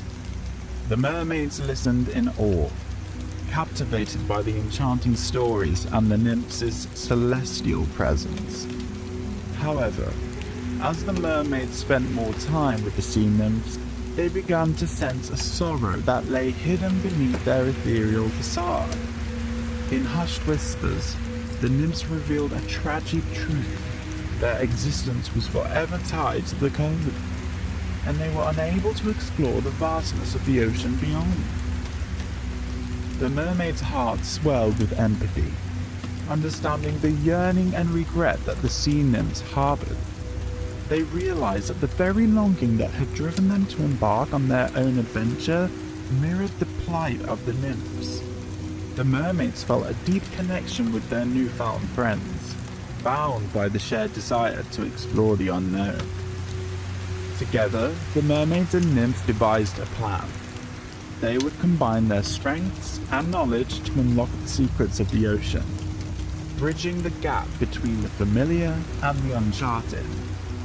Through their collaboration, they created a network of underwater tunnels that interconnected the realms they knew and the depths that remained unexplored. As the mermaids swam through these intricate passageways, they marveled at the wonders that awaited them. They discovered mystical underwater cities, ancient shipwrecks that held tales of forgotten civilization, and hidden caverns adorned with intricate seashell mosaics. Yet, with each new discovery, the mermaids also encountered unforeseen challenges. They faced treacherous currents and encountered formidable creatures that tested their resolve. Doubt and fear threatened to overtake them. But the mermaids drew strength from the knowledge that their journey, despite its hardships, was a testament to their resilience and thirst for adventure. The mermaids and the nymphs went on to navigate the vast ocean together, their hearts filled with a sense of purpose and a longing to uncover the mysteries that lay ahead. As the mermaids and nymphs delved deeper into their interconnected realm, they stumbled upon a hidden chamber, unlike anything they had encountered before. It was a place shrouded in darkness, its very atmosphere thick with mystery and anticipation. The mermaids and nymphs exchanged wary glances, a shared sense of caution coursing through their beings. With trepidation, they cautiously entered the chamber, their eyes adjusting to the dim light. As their vision sharpened, they gasped in awe at the sight before them. The chamber was adorned with ancient murals depicting the forgotten history of the ocean. These intricate illustrations seemed to come alive, telling tales of lost civilization, ancient prophecies, and the untold power that lay dormant within the depths. The mermaids and nymphs found themselves captivated by the stories painted on the walls. They traced the graceful strokes with their fingers, trying to unravel the enigmatic messages hidden within the artwork. Each stroke revealed fragments of a grand narrative, hinting at a greater purpose that bound their destinies together. As they delved deeper into the chamber, the mermaids and nymphs stumbled upon a colossal statue, an imposing figure that emanated an aura of wisdom and strength. It was a statue of the Ocean Queen, a legendary being rumored to possess the ability to unlock the true potential of the sea. With bated breath, the mermaids and nymphs approached the statue, hoping to glean some wisdom or guidance. And just as they reached out to touch it, a blinding light erupted, enveloping them in its radiant glow. The chamber trembled with an otherworldly energy, and a voice echoed through the chamber, resonating in their hearts. "Seekers of the unknown, bear witness to the truth," the voice proclaimed. "In your pursuit of exploration, you have unlocked the power that lies within. But be warned, for with great knowledge comes great responsibility." The mermaids and nymphs exchanged puzzled glances, unsure of what lay ahead. The voices continued, weaving its tale of ancient guardians, forgotten prophecies, and the balance between light and darkness that held the ocean's destiny. As the story unfolded, the mermaids and nymphs discovered that their longing to explore the unknown was not simply driven by curiosity, but by a greater purpose. They were chosen to be the guardians of the ocean's secrets, tasked with preserving its delicate balance and protecting it from those who sought to exploit its power. United by their newfound purpose, the mermaids and nymphs embarked on a journey to safeguard the ocean's mysteries. Along the way, they encountered trials and tested their resolve and forged unbreakable bonds of friendship. They unraveled ancient riddles, deciphered cryptic symbols, and unearthed the truths behind the prophecies that had guided their path. Yet, with each revelation came new questions, leading them deeper into the labyrinth of the unknown. They navigated treacherous underwater caves, confronted ancient sea monsters, and faced their deepest fears with unwavering courage. As the mermaid and nymphs ventured further into the depths of the ocean, their journey took an unexpected turn. They stumbled upon an ancient temple, its weathered stone walls adorned with intricate carvings and symbols. It was a place steeped in history, a testament to the mysteries that lay hidden beneath the waves. With a sense of trepidation and curiosity, the mermaids and nymphs cautiously entered the temple. The air was heavy with anticipation as they explored its winding corridors and expansive chambers. Each step brought them closer to uncovering the truth that awaited them. As they delved deeper, they discovered a vast chamber bathed in a soft, ethereal light. In the center stood an ornate pedestal, upon which rested a glowing orb, the heart of the ocean. Its radiant luminescence seemed to pulsate with the very essence of life itself. In awe of the spectacle before them, the mermaids and nymphs approached the heart of the ocean, their eyes wide with wonder. As they reached out to touch it, a surge of energy coursed through their fingertips, connecting them to the ancient wisdom and power it contained. In that moment, the mermaids and nymphs experienced a profound revelation. They realized that their longing to explore the unknown had led them to this pivotal juncture, a convergence of faith and purpose. The heart of the ocean had chosen them as its guardians, entrusting them with the delicate balance of the underwater realm. With newfound determination, the mermaids and nymphs embrace their roles as protectors of the ocean's secrets. They harness the power of the heart of the ocean, using it to preserve the harmony and beauty that dwell within the vast expanse of water. As they journeyed through, the mermaids and nymphs encountered various challenges and tested their resilience and unity. Together, they forged alliance with other creatures, such as dolphins, playful seals, and mighty whales who shared their vision of safeguarding the ocean's wonders. Through their combined efforts, they thwarted those whose odds seemed unsurmountable, and that unity and friendship could overcome any obstacle. Their tale is one of resilience, love, and a deep reverence for the vastness of the ocean. It is a reminder that even in the face of uncertainty and regret, the longing to explore and discover holds immeasurable value. And so, their story continues, forever evolving, as they embark on new adventures, safeguarding the ocean's secrets for generations to come. Steve is tired. He had a long day fighting hostile mobs and being chased by creepers. Run away, Steve. Phew, he got away. Steve headed to his favorite mountain. That's where he is now, mining with his favorite diamond pickaxe. But he yawns. Steve is tired. Steve sits down to meditate. He takes slow breaths and is thankful for his day. He's thankful he beat those mobs. He's thankful he got to mine with his favorite pickaxe. He's even thankful he got away from that creeper. But while he's relaxing, he almost falls asleep. Don't sleep there, Steve. Steve gets up and sees that it's bedtime. No wonder he's sleepy.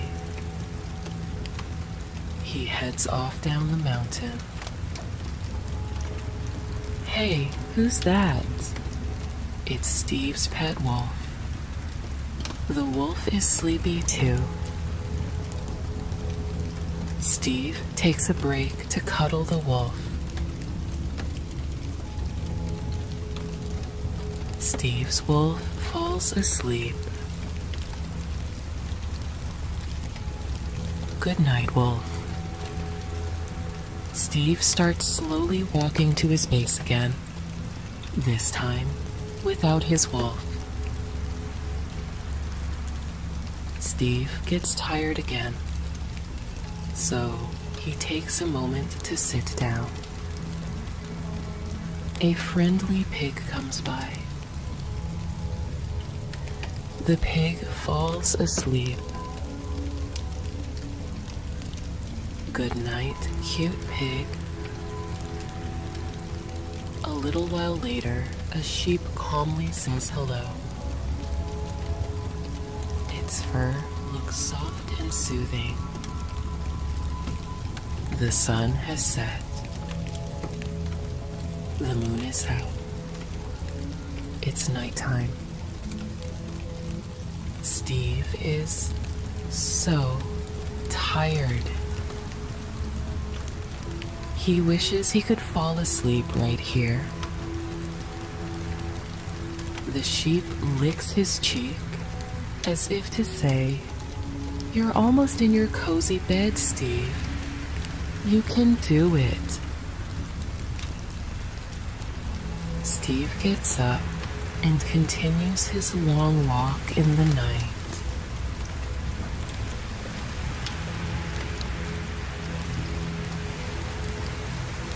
Wait, what's that up ahead? Is it a zombie? Is it a creeper? It's a cute baby zombie. And it's tired too. It lays down in the grass to sleep. Steve decides that he won't make it to his base. If even the hostile mobs are tired, he should sleep. He sets up his cozy bed on the side of the mountain. Yay! He's finally in bed. Steve is happy that he can finally sleep. Steve lays in bed and is mindful of his day. He had fun in Minecraft today.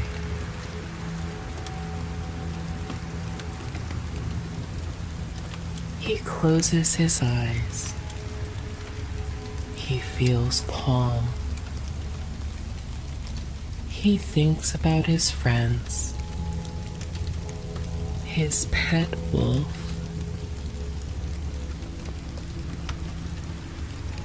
good night, wolf, the cute pig,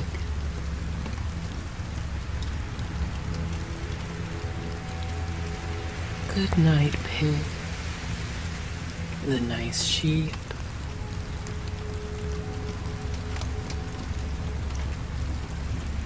good night, sheep, even the baby zombie. Good night, baby zombie. Calmly, peacefully, Steve falls asleep. He softly snores, and he starts to gently dream about having a magnificent Minecraft day.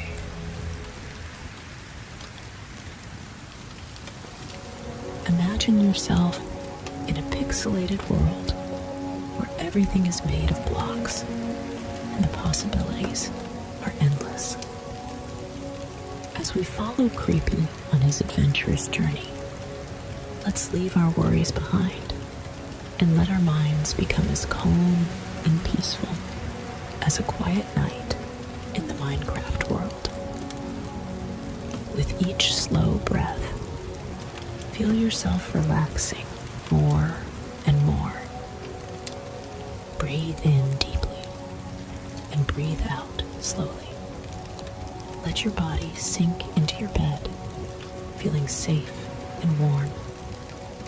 As you listen to Creepy's story, picture the wonderful places he visits and the amazing paths he discovers. Let the soothing sounds and gentle images guide you into a world of dreams. Now, let's begin our exciting journey with Creepy, the baby Minecraft creeper. Remember to keep taking those deep breaths, letting your mind and body relax as you listen. Sweet dreams, little builders. In a vast, pixelated world filled with endless possibilities, there lived a baby Minecraft creeper named Creepy. Creepy had a bright green body, tiny legs, and a curious spirit. One sunny morning, as the blocky sun rose high in the sky, Creepy woke up with a sense of excitement. He decided to explore the world beyond state.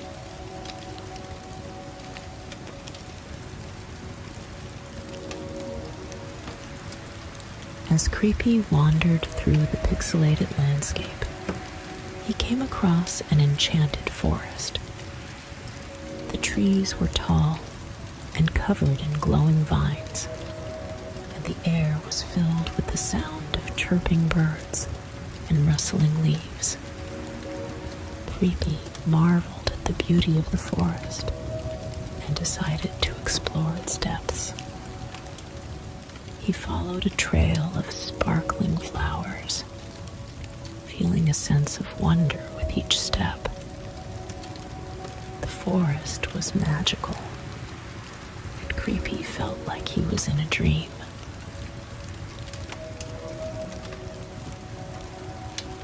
Continuing his journey, Creepy stumbled upon a hidden cave entrance covered by ivy and moss. The cave seemed mysterious and inviting. With a sense of adventure, Creepy decided to venture inside. The cave was dark and cool, with walls that shimmered in the dim light. As Creepy explored deeper, he found glowing crystals and rare minerals embedded in the walls.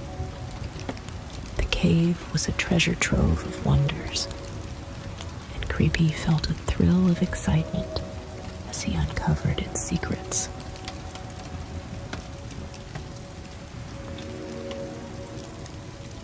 After leaving the cave, Creepy found himself near a village. The villagers were friendly and welcomed Creepy with open arms. They showed him their homes, made of different types of blocks, and shared stories of their adventures. Creepy felt a sense of belonging and enjoyed learning from the villagers. They taught him about farming, crafting, and building. Creepy was grateful for their kindness and felt inspired to continue his journey.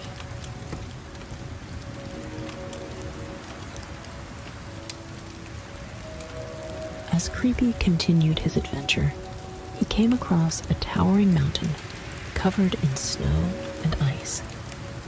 The mountain seemed to touch the sky, and Creepy felt a sense of awe. Determined to reach the summit, Creepy began to climb. The journey was challenging, but Creepy's determination kept him going. As he reached the top, he was greeted by a breathtaking view of the entire Minecraft world. The sight filled Creepy with a sense of accomplishment and wonder.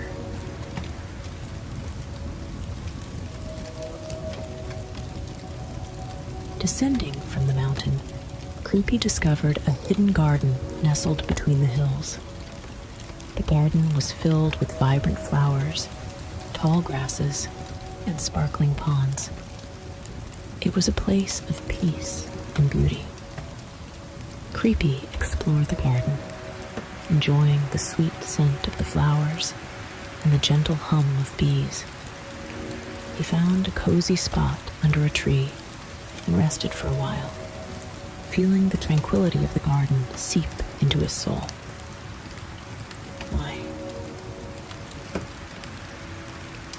Rested and refreshed, Creepy continued his journey and stumbled upon an entrance to an underground tunnel. The tunnel was long and winding, with torches lighting the way. Creepy followed the tunnel, curious to see where it would lead. As he walked, he found abandoned mine shafts and hidden chambers filled with treasures. The tunnel was like a maze, but Creepy's adventurous spirit kept him moving forward.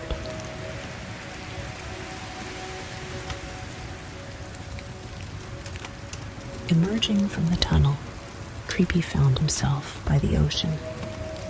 The water was clear and blue, with waves gently crashing against the shore. Creepy decided to explore the ocean and built a small boat. As he sailed across the water, he saw schools of colorful fish and playful dolphins leaping in the waves. The ocean was vast and full of life, and Creepy felt a sense of freedom and joy as he navigated the waters.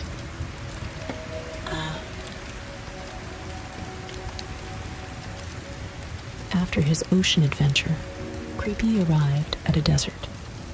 The sun was hot, and the sand stretched as far as the eye could see. As Creepy walked through the desert, he discovered a hidden oasis. The oasis was a lush paradise with palm trees, cool water, and plenty of shade. Creepy drank from the refreshing spring and rested under the trees. The oasis was a haven in the desert, and Creepy felt rejuvenated by its beauty.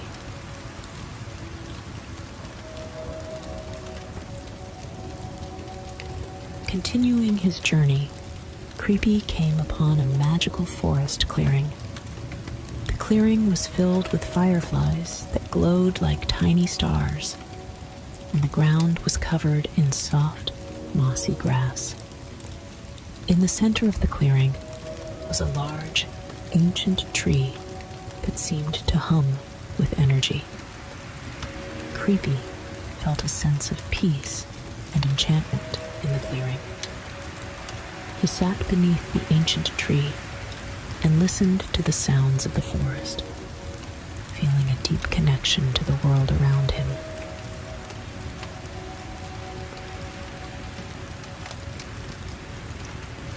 As Creepy explored further, he discovered a hidden temple covered in vines and moss. The temple was ancient and filled with mysteries. Creepy ventured inside, navigating the maze-like corridors and solving puzzles to unlock hidden chambers. Inside the temple, he found relics and artifacts that told stories of a bygone era. The temple was a place of history and magic, and Creepy felt honored to uncover its secrets.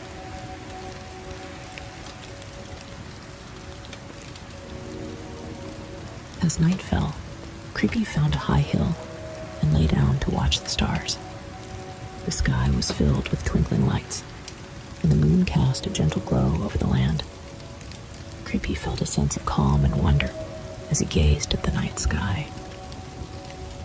The stars seemed to tell stories of their own, and Creepy felt a deep connection to the universe. The starry night was a perfect end to his adventurous day.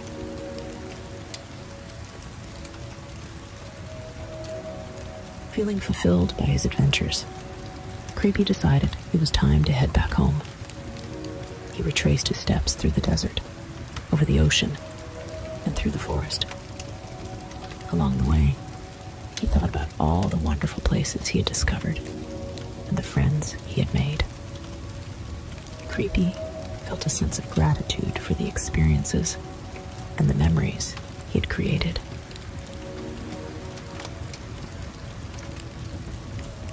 As Creepy neared his home, he passed through the friendly village once more. The villagers greeted him warmly and celebrated his return. They listened to Creepy's tales of adventure with awe and admiration. Creepy felt a sense of belonging and joy as he shared his stories. The village was a place of community and friendship, and Creepy was happy to be back.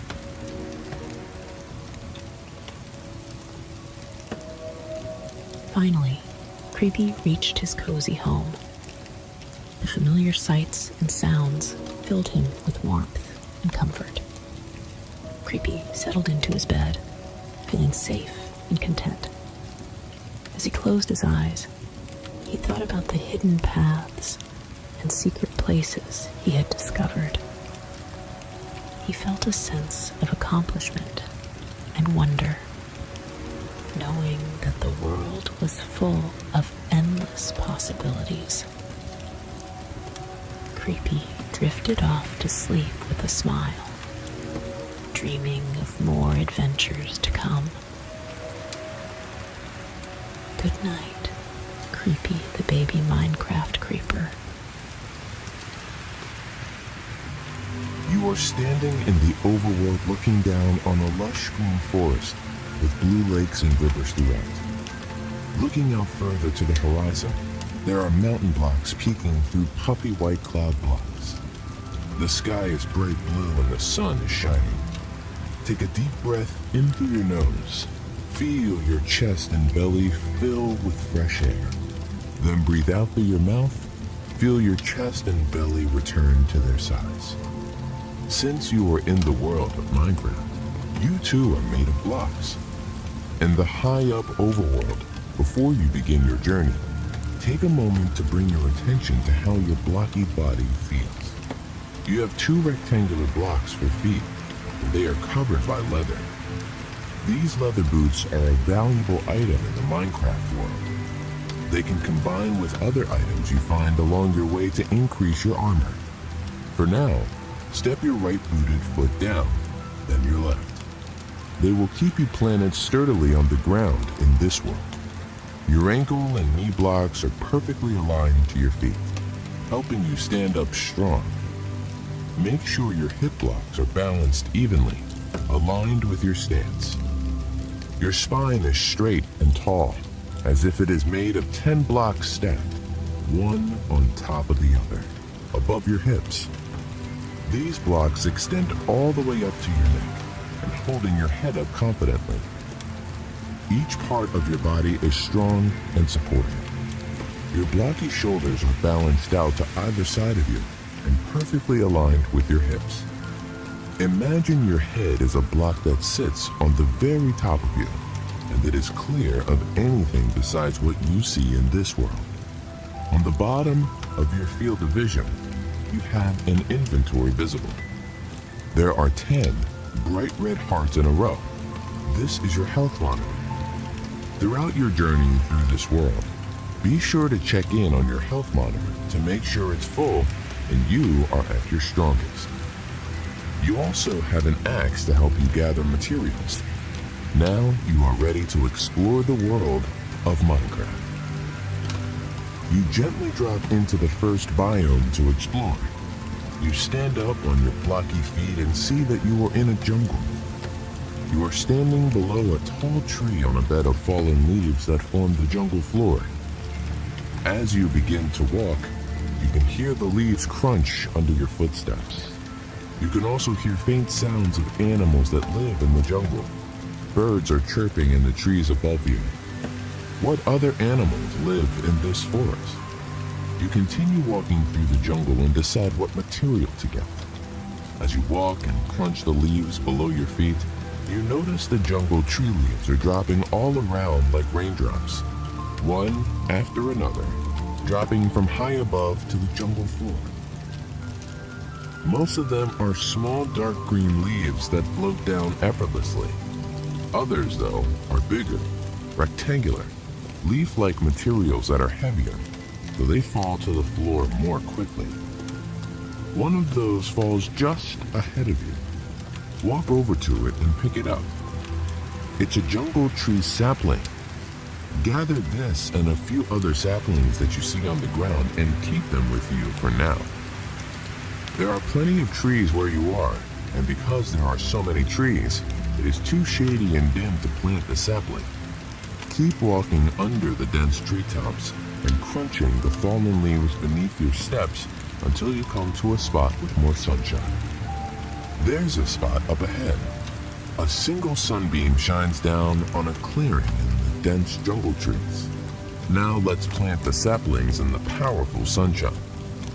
You were able to collect 3 of them, so let's plant all 3. Take the first bright green rectangular sapling out and place it on the ground, followed by the second and the third.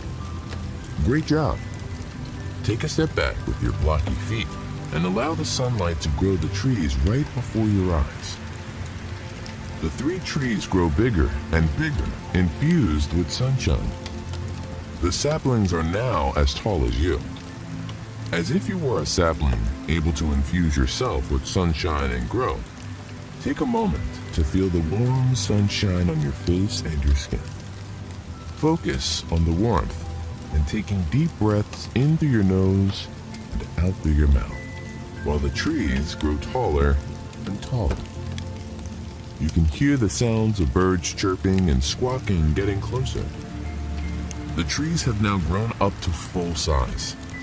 You use your tools to get a little bit of wood from one of the tree trunks in case you need it later. As you're chipping away, the chirping bird sounds get even closer.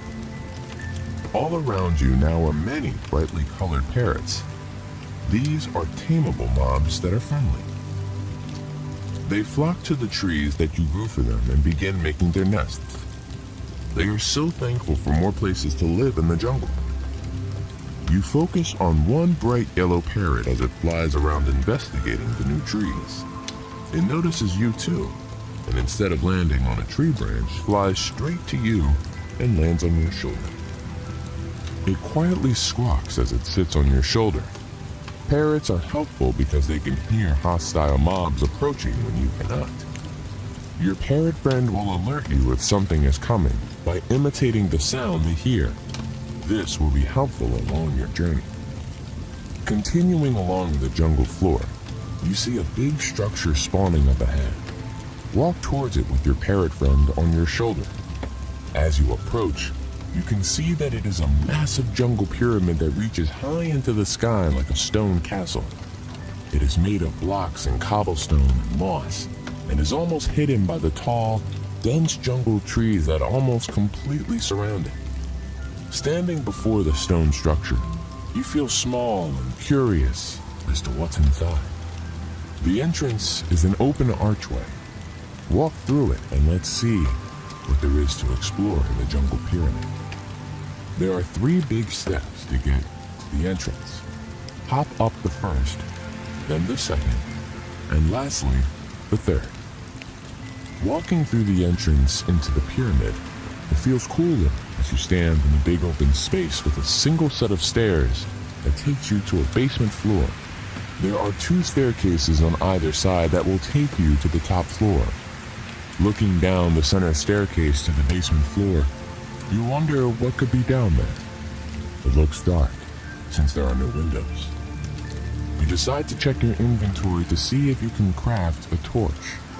You see that you have some wool, wood, a single piece of charcoal, an axe, and 1 stick. Can you make a torch with any combination of these items? You can. If you combine the stick with the piece of coal, you can craft 4 torches. Your parrot friend squawks, watching you work diligently crafting your torch.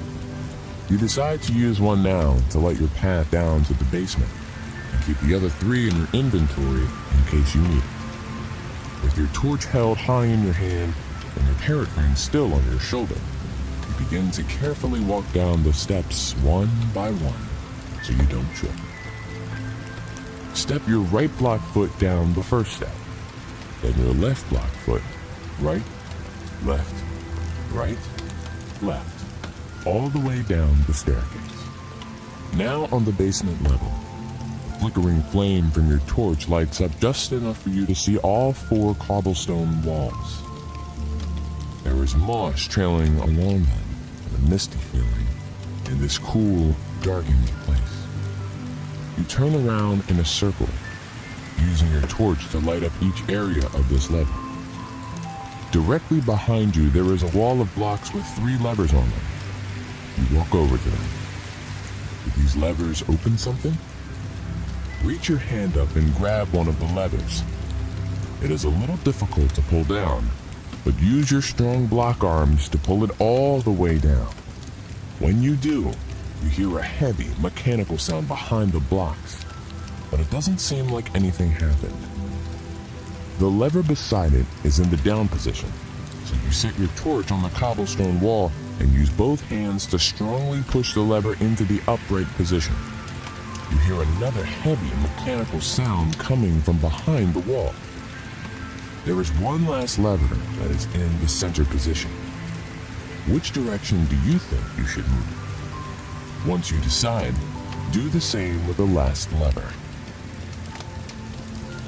You hear the same sound again, but this time, you hear gears turning too. All of a sudden, the blocks open up and reveal a secret room. You solve the jungle pyramid puzzle.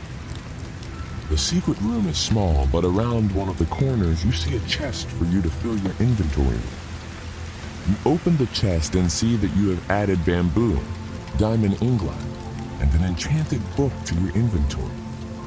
Can you craft any of these new items with what you already have in your inventory?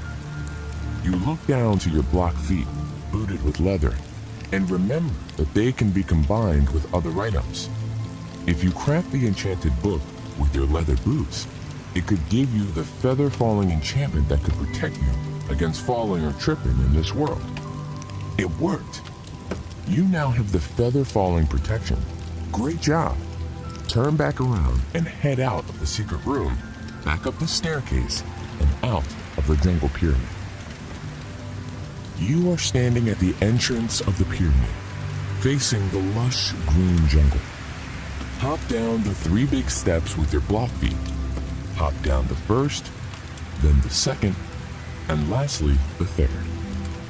Resume walking through the jungle, enjoying the breeze as it floats through the trees, gently blowing the leaves all around. The sun is beginning to set and the world is cast in shades of pink.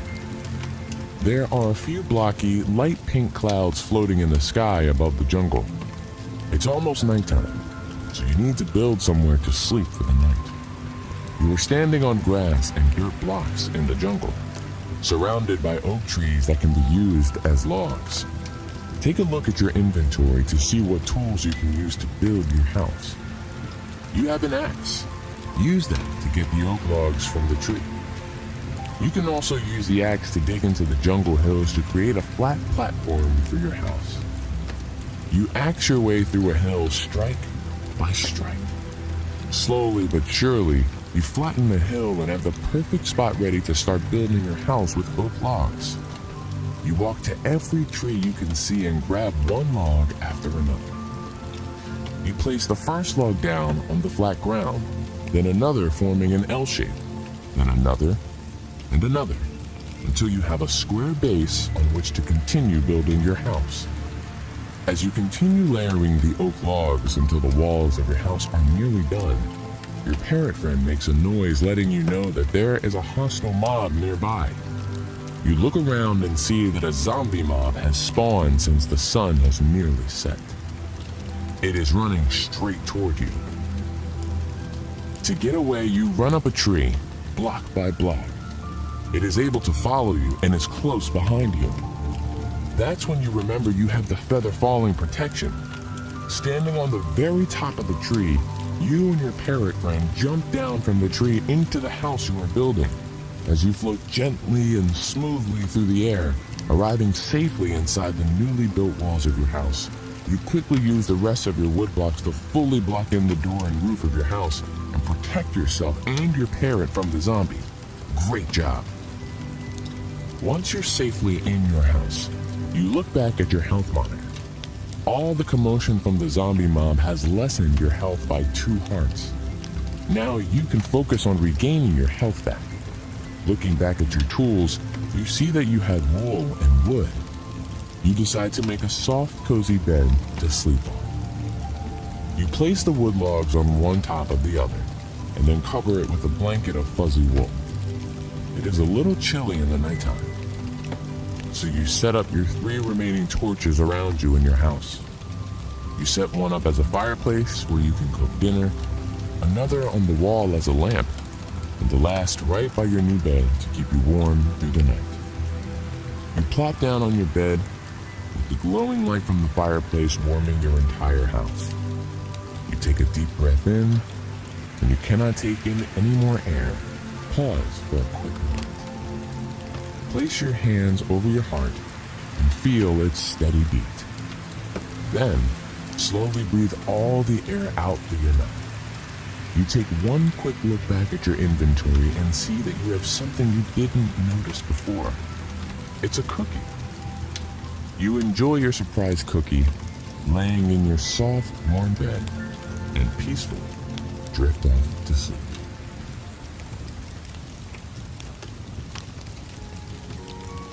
There once was a little Steve in the world of Minecraft. He was not like other players. He was not in a hurry to build huge castles or look for treasures. He liked to walk around the world, pick flowers, listen to birds singing, and talk to sheep. One evening, when the sun was already touching the horizon, Steve came across a very strange block in the forest.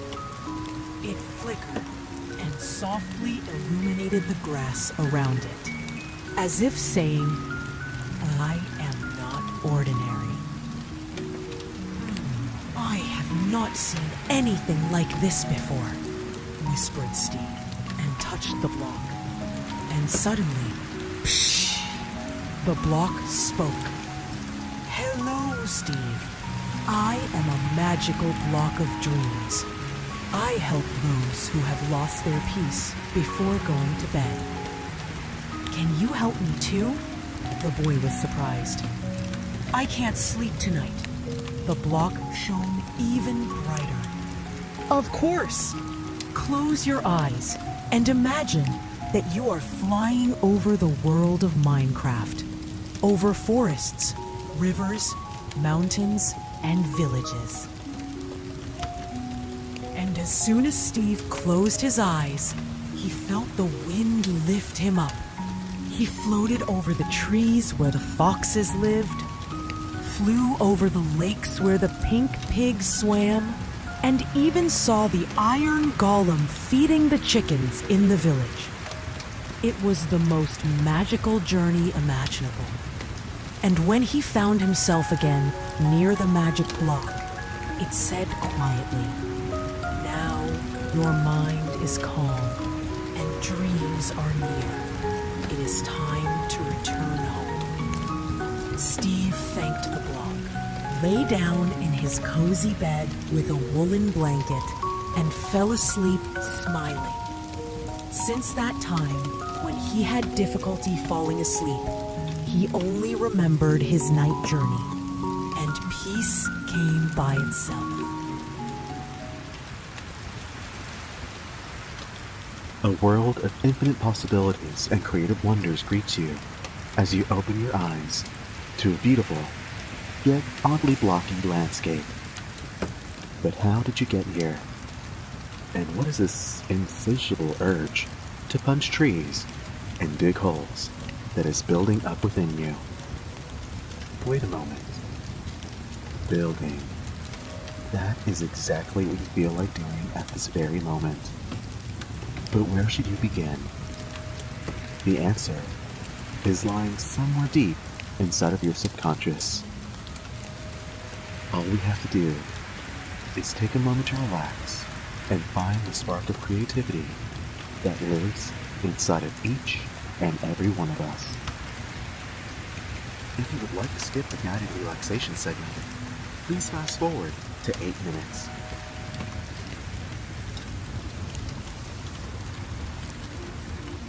Still here? Excellent. Let's begin. First, let's start by doing a nice, long stretch on your relaxation space, allowing your arms and legs to fall into a naturally comfortable position that feels right for you. Now imagine that you're taking a look at your surroundings. Tall spruce trees dot a peaceful, mountainous landscape. There's even a small river lazily babbling towards a lake. This feels like the perfect place to build a shelter that will protect you from the dangers that lurk in the night. Now let's imagine our structure. Take in a deep breath from your nose. Imagine the smell of the pixelated earth mixing with the cool mountain mists filling your lungs as it breaks away all of the stress and anxiety that plagues your daily life. Hold your breath for a moment. Now breathe out from your mouth. Feel all of that negative energy that is blocking your creativity begin to vanish, replaced by a sensation of stillness and tranquility. Now once again, take in a deep, cleansing breath. As you hold that breath in for a moment, let your mind drift to how you can best enjoy this placid mountainscape. An idea is starting to take shape in your mind. Now breathe out and let your body sink deep into your relaxation space as your mind lands on the perfect home for you at this moment. And there it is. The mountains, the trees, the lake. You have everything you need to build yourself a cozy little mountainside cabin retreat. Now let's quiet your mind so you can imagine the look and feel of your new home. Push out all other lingering thoughts and focus on my voice. See yourself sitting beside a fireplace in a comfortable spruce chair that you built using your own 2 hands. The wooden walls of your home high up in the mountains have a clean, earthy smell to them. You gaze outside an enormous glass window, where just below you can see the sun slowly set on the horizon, glistening on the waters of the lake, then vanishing behind the tree line. This can be your new home. Now all we have to do is make it a pixelated reality. This will take no small amount of effort. So let's make sure that your body is ready to craft. You'll have to climb up the mountain just a bit to find the perfect view. So let's give those legs a nice, long stretch. Pointing your toes downward and allowing your legs to tense up just a bit as you stretch. Hold this position and let that tension really build. And release. Now feel the warmth inside your legs slowly unravel the tight muscles within, making them feel heavy and relaxed. Feel them as they slowly sink down and become at peace. Now let's move on to your arms. You'll be spending some time punching, digging, and swinging in order to get the supplies you'll need to start building your new home. Stretch your arms out over your chest and tightly make a fist. Now hold this pose and let the tension build up as you have your arms suspended upward.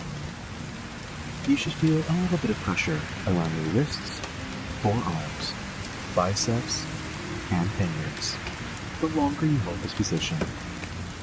When you're ready, release your stretch and allow your arms to return to a natural position while you enjoy a nice warming sensation as it slowly travels across your arms as they become heavier and heavier.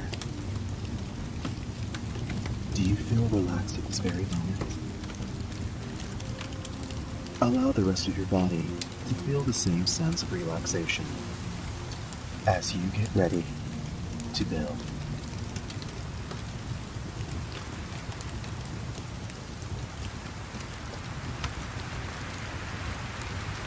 Now that you've pictured the perfect place to call your home, a cozy little mountainside cabin, night will be coming soon, so you should get moving up the mountain to find a spot to build.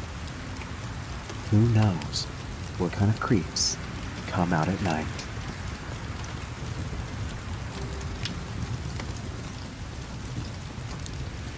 You find the climb up the mountain was much easier than anticipated. It feels like you are almost meant to easily explore this world. You quickly move your way up, passing a few tasty-looking pigs and chickens as you climb. They might come in handy later, but now's not the time to think about what to put into your stomach. Right now, you should focus on making a roof to go over your blocky head. Just about halfway up the mountain, you take a glance over your shoulder and have a look at the view. The tree line starts to blanket the land below, and you have a clear view of the river as it empties itself into a shimmering lake. You even notice something that looks like a small village on the other side of the lake. It's good to know that you're not the only one out here in the wilds. Piggies, chickens, and a nice view. This place has it all. Well, it almost does. Time to mine and craft a new home.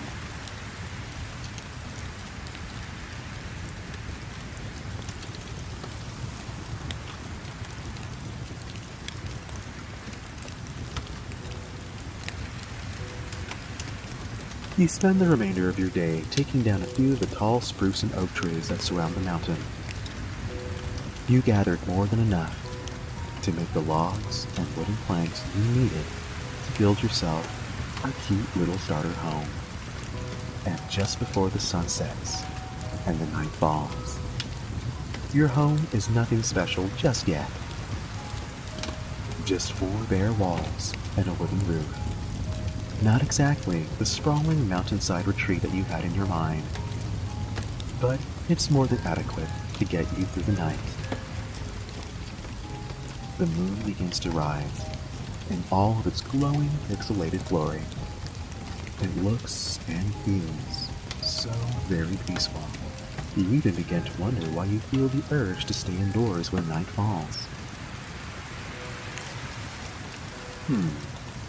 I wonder what that could be.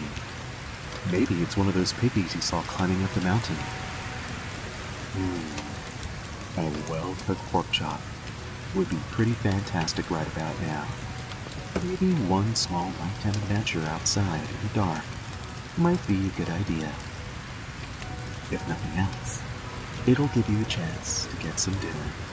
You really did work up quite the appetite building your house, but it is pretty dark out there. Luckily, you've managed to find a stick and a piece of coal to turn into a decent torch. There we go, all lit. It's time to go exploring. You peek your head outside the doorway and begin to look for any signs of danger. It seems like the coast is clear. Let's go find some dinner. The world feels like a completely different place at night. The same location, of course, but a whole new vibe. Insects chirp and play their melodies as the cooler night winds begin to rustle each individual leaf on the branches of the trees you pass, and soft moonlight creates an aura of mystery around every block. Oh yeah, you are on the hunt for something porky to eat.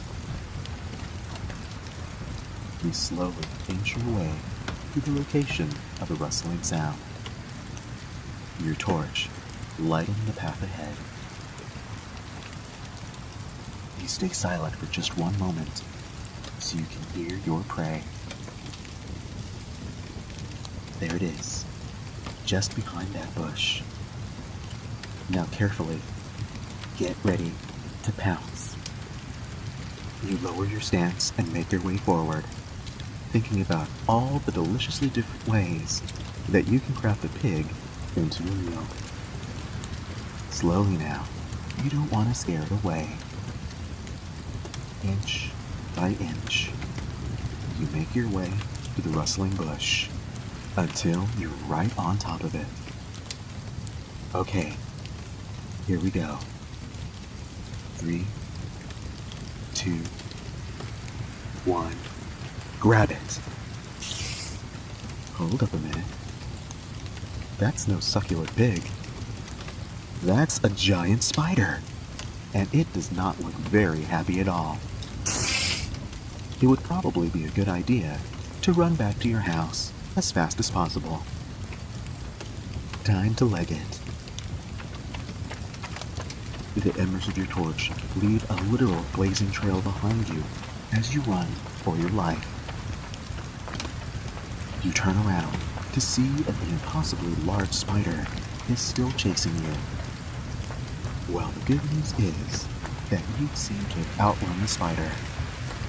The bad news is, it's been replaced by some sort of green-skinned zombie and a walking skeleton. What's going on in this place? Giant spiders, zombies, skeletons. How are you supposed to survive the night with such terrible monsters walking about? You keep running until you see your cabin just ahead. Fortunately, you were smart enough to leave the door wide open, so you don't have to waste any time getting back inside. Hopefully, there won't be any more surprises along the way. You make it to your front door as fast as your legs can carry you, and close it behind you, leaving the band of undead misfits flailing about, unable to get inside.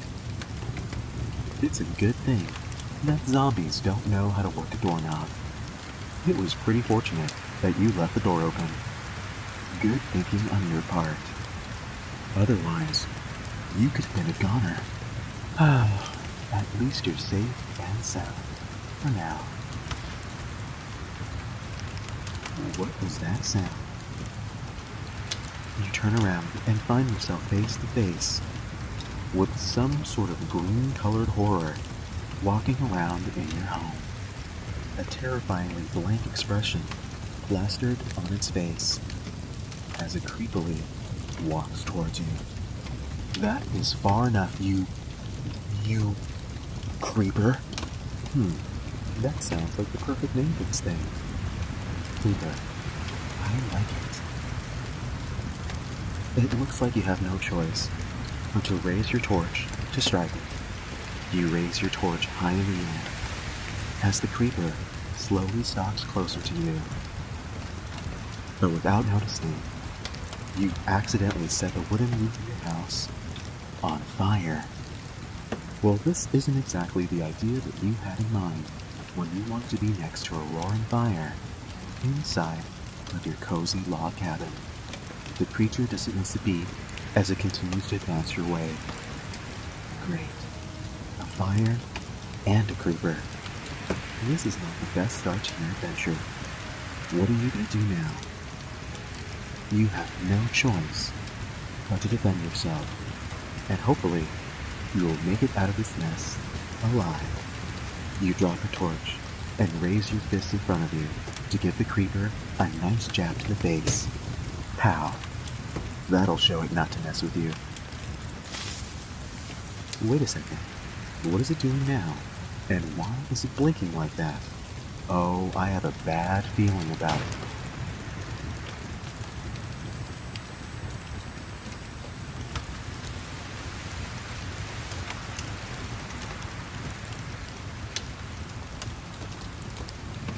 There's a ringing in your ear as you wake up, surrounded by the ruins of what once was your little wooden house. What just happened here? What was that thing? And why did it just blow up like that?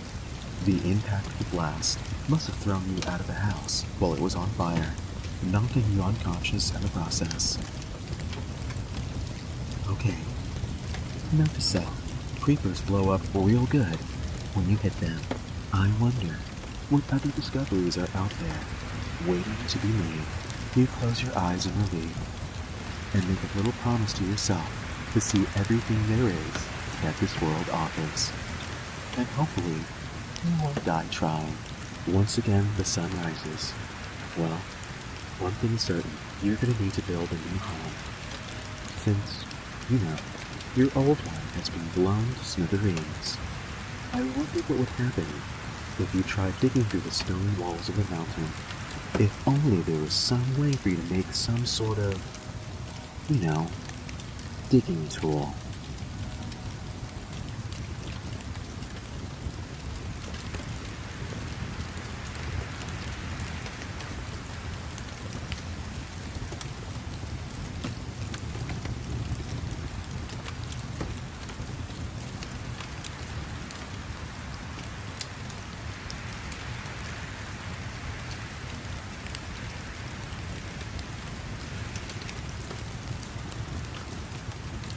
Time slowly moves forward, as it tends to do, bringing with it a number of changes and updates. The days really have gone by in a flash, as they turn into weeks, then the weeks turn into months. Eventually, a whole year has passed since that first eventful night. You've learned so much about the world that surrounds you. It feels like you've truly seen and done everything you can do in this world. Your once modest four-walled wooden shack has been rebuilt into a sprawling mountainside mansion. The walls of your home are lined with fantastic treasures and artifacts gathered from your adventures in the Nether. Your armory is well stocked with wondrous weaponry made from gold, diamonds, and netherite. You've even built a secret passageway that leads you into the depths of your mountain home, where you've had many adventures exploring the mine shafts of the old builders. But after all the sights you've seen, for every creeper and dragon slain, something feels missing. You think about this fact as you look out onto the steady rainstorm that blankets the land from your impressively tall glass picture window that can be found in your study. Embers glow and fade from your well-crafted cobblestone fireplace as a series of what can only be described as lonely thoughts come to mind. But is this really loneliness or boredom that you're experiencing? You think about this for a while as you gaze onto the lake. There has to be more to do. You know what? Maybe one of the villagers below has heard of a juicy rumor that might lead to a new adventure. With that in mind, you put on your fancy diamond armor and begin making your way down to the village. Time to get moving. You walk the halls of your home until you step inside of a very unassuming room with a rather normal-looking door at the far side of the wall.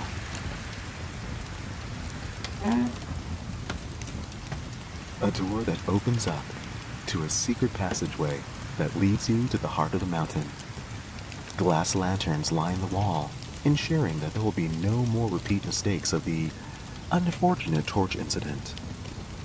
They light the path of a neatly cut mine shaft that you spend countless hours creating. Sure, the occasional pest spawns here and there, but it's nothing that you can't handle. You take the small trip down a cut stone stairway to a water-filled cave that lets out to the river and lake. At the end of the walkway is a small dock with a boat waiting for you to port it. The boat is one of your simpler builds, but it definitely gets the job done. So, you step inside and begin to slowly row towards the direction of the village.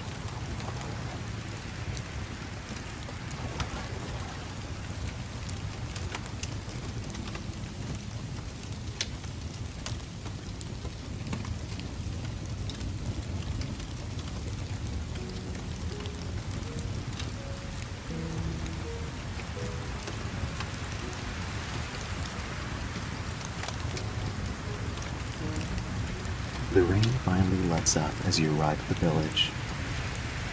Residents go about their usual routines.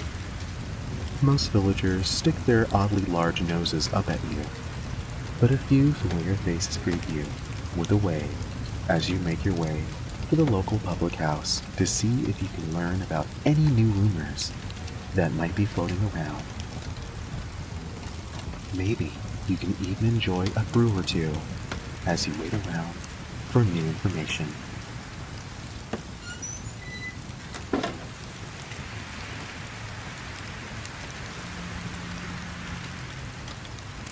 The pub is unusually quiet, but the atmosphere is its normal peaceful vibe. I wonder who actually built this place. Not to be rude, but the average villager doesn't really seem creative enough for a build of this magnitude and quality. But I digress. You find a quiet spot to see if any interesting information might pop up. In the meantime, you wave at the bartender and order some food and a potion of strength and enjoy a nice quiet moment inside of the pub.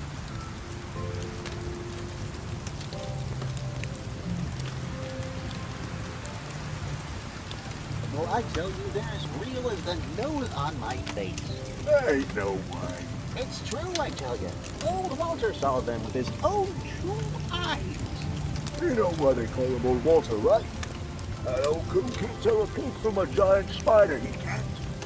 You do your best to try to not remember any embarrassing and almost deadly times in the past. They're a myth, man. Old Walt probably just wandered into a cave, saw some red stone, before he was chased away by a monster. Oh, not just one monster. He said there was an army of zombies blocking the way. That's even more of a reason why you should just forget the whole mess, if you ask me. Ah, you're just being chicken. I'll head off to that dungeon myself if I need to, and I won't share any of the shiny rubies with ya. Wait, what did he just say? Alright, calm down, calm down. Now, where'd you say this dungeon was again? Oh, it's outside of town. Just past the twin oak trees that are surrounded by red mushrooms and a shifty-eyed sheep named Gus. Oh, okay. Now I know you're full of it. Okay, maybe the sheep is a bit much, but it's not too far from here. I heard that the girl that built this very tavern was headed that way to see the movies for herself. Well, it looks like you have nothing to worry about then. How so? Well, if she finds these so-called rubies, then you won't have to worry about sharing them with me, because they'll be all hers. Oh, why am I friends with you again? I'm the only one who'll listen to you. The pair of talkative villagers go off on another tangent for a while, until they eventually get up, say their goodbyes, and leave the pub. Rubies, huh? Now you've seen diamonds, emeralds, and all sorts of other gemstones, but never a ruby. I thought those were supposed to be a myth, lost in the code. But if they are indeed real, then that means that you haven't seen everything just yet. And a dungeon filled with zombies is basically child's play. So what's the harm in taking a quick look? It looks like you might have just found a little bit of excitement today after all. You finish your potion and set out into the forest.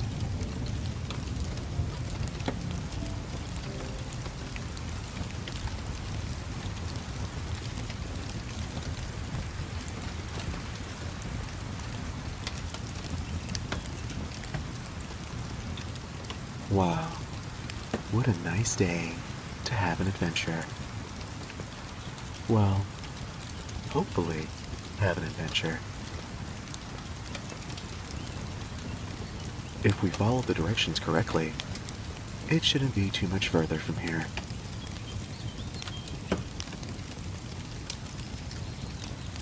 The quiet sounds of nature have become all too familiar to you.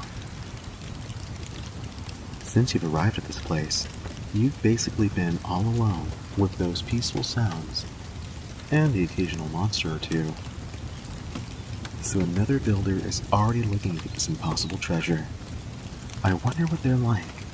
If they built that entire tavern, they must have an impressive amount of skill. Maybe they're even more skilled than you are. Well, it looks like you just might get that answer sooner rather than later. You stop in your tracks to see two perfectly symmetrical oak trees, surrounded by a troop of red mushrooms, standing side by side, guarding the entrance to a small cave. However, you see no shifty-eyed sheep named Gus, so this may not even be the right place. Just kidding.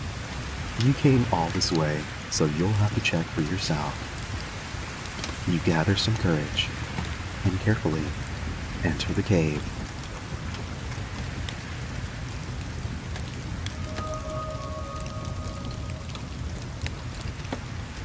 Well, this place isn't scary at all, is it?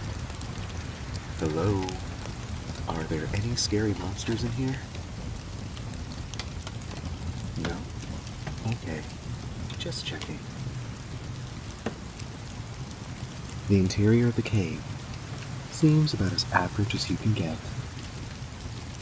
Your footsteps echo with each step. There is a scene of pitch-dark emptiness that surrounds you as you carefully begin to light a torch. Luckily, There does not appear to be any wood that you can set on fire. The light begins to illuminate the area around you as you move forward, until you find yourself at a dead end. Of course, I guess the rumors turned out to be false after all. What a waste of time, when you were so looking forward to another adventure, to add some excitement to your day. But I guess this was just the product of an old man's imagination, after all. You turn around to begin to leave the cave, when something catches your eye. It appears to be a message written on the cave wall. What does it say? You walk over to read the literal writing on the wall, and the message is a bit confusing to you. It says, "Going down." What could that mean? What's that noise? Uh-oh. No. You definitely recognize that sound.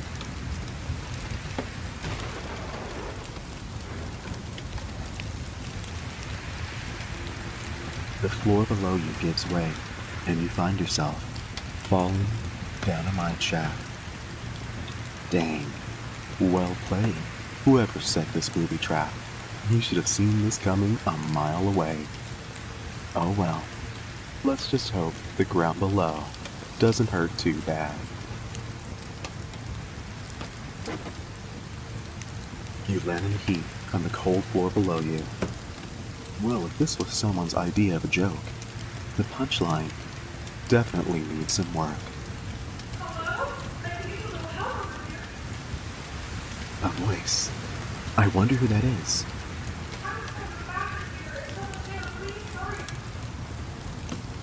You rush over towards the voice. Wait a second. Didn't they say something about there being an army of the... And there it is. An army of the undead. Oh, good. Finally someone came. Mind giving me a hand here? You turn the corner to find a red-headed girl in a green shirt and brown pants, fighting off a horde of zombies. There has to be at least 20 or 30 angry flesh eaters clawing their way towards her. It looks like this day finally got interesting. You unsheath your sword and rush towards the army of zombies. Hacking and slashing, you manage to take out a couple of zombies with each swing of your sword. Hey, not bad at all. But does something seem off to you? Now that you mention it, it seems like no matter how many monsters you take out, there's always one to take its place. That can only mean one thing. This can only mean one thing. There's a monster spawner around here. Whoa. Did she just read your mind? I'll hold him off. You look for the spawner and destroy it. Your new friend begins clearing out as many zombies as they can, while you look for the block spawning this army of biters. But no matter how hard you look, you can't seem to find the spawner. Your sword taking down more zombies than you can count. You feel your hunger start to grow, and your swings become more sluggish with each passing moment. It looks like you might actually be a goner. Well, this was fun while it lasted. Look, there it is! Your new friend points at an odd-looking brick on the wall, pulsing with a spooky energy.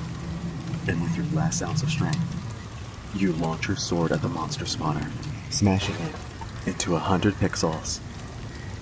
With no more reinforcements on the way, the rest of the zombies are easily taken down. Haha! No more brains for these guys. Your new friend says with a smile on her face. Let me guess. Ruby hunting? Well, I'm sorry to say that there are no rubies here. This was all a wild goose chase. Yeah, well, I guess they don't exist after all. Whoa! What was that? Ooh, a large chest falls out from the hole where the spawner was located.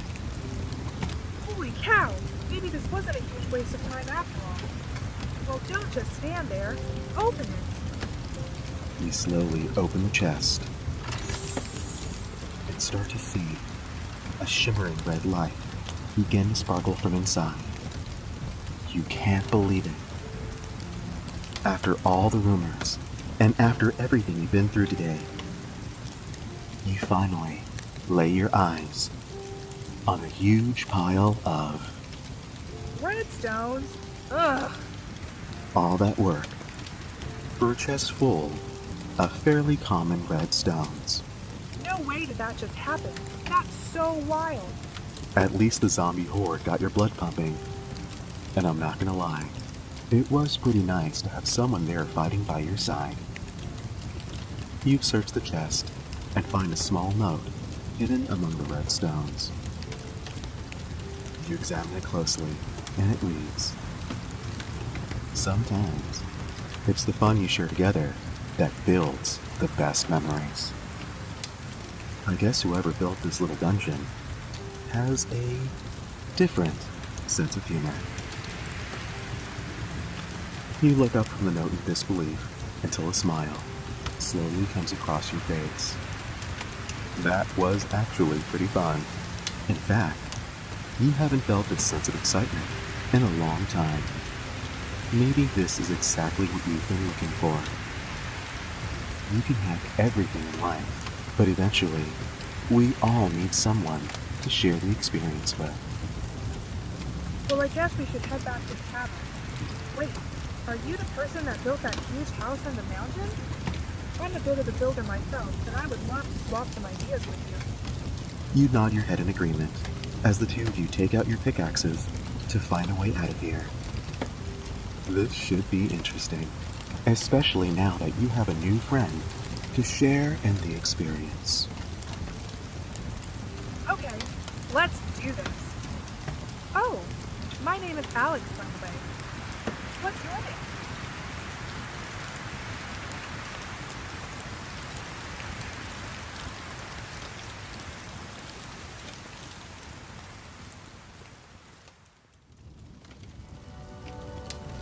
Emie and Birch were mining deep in the caves.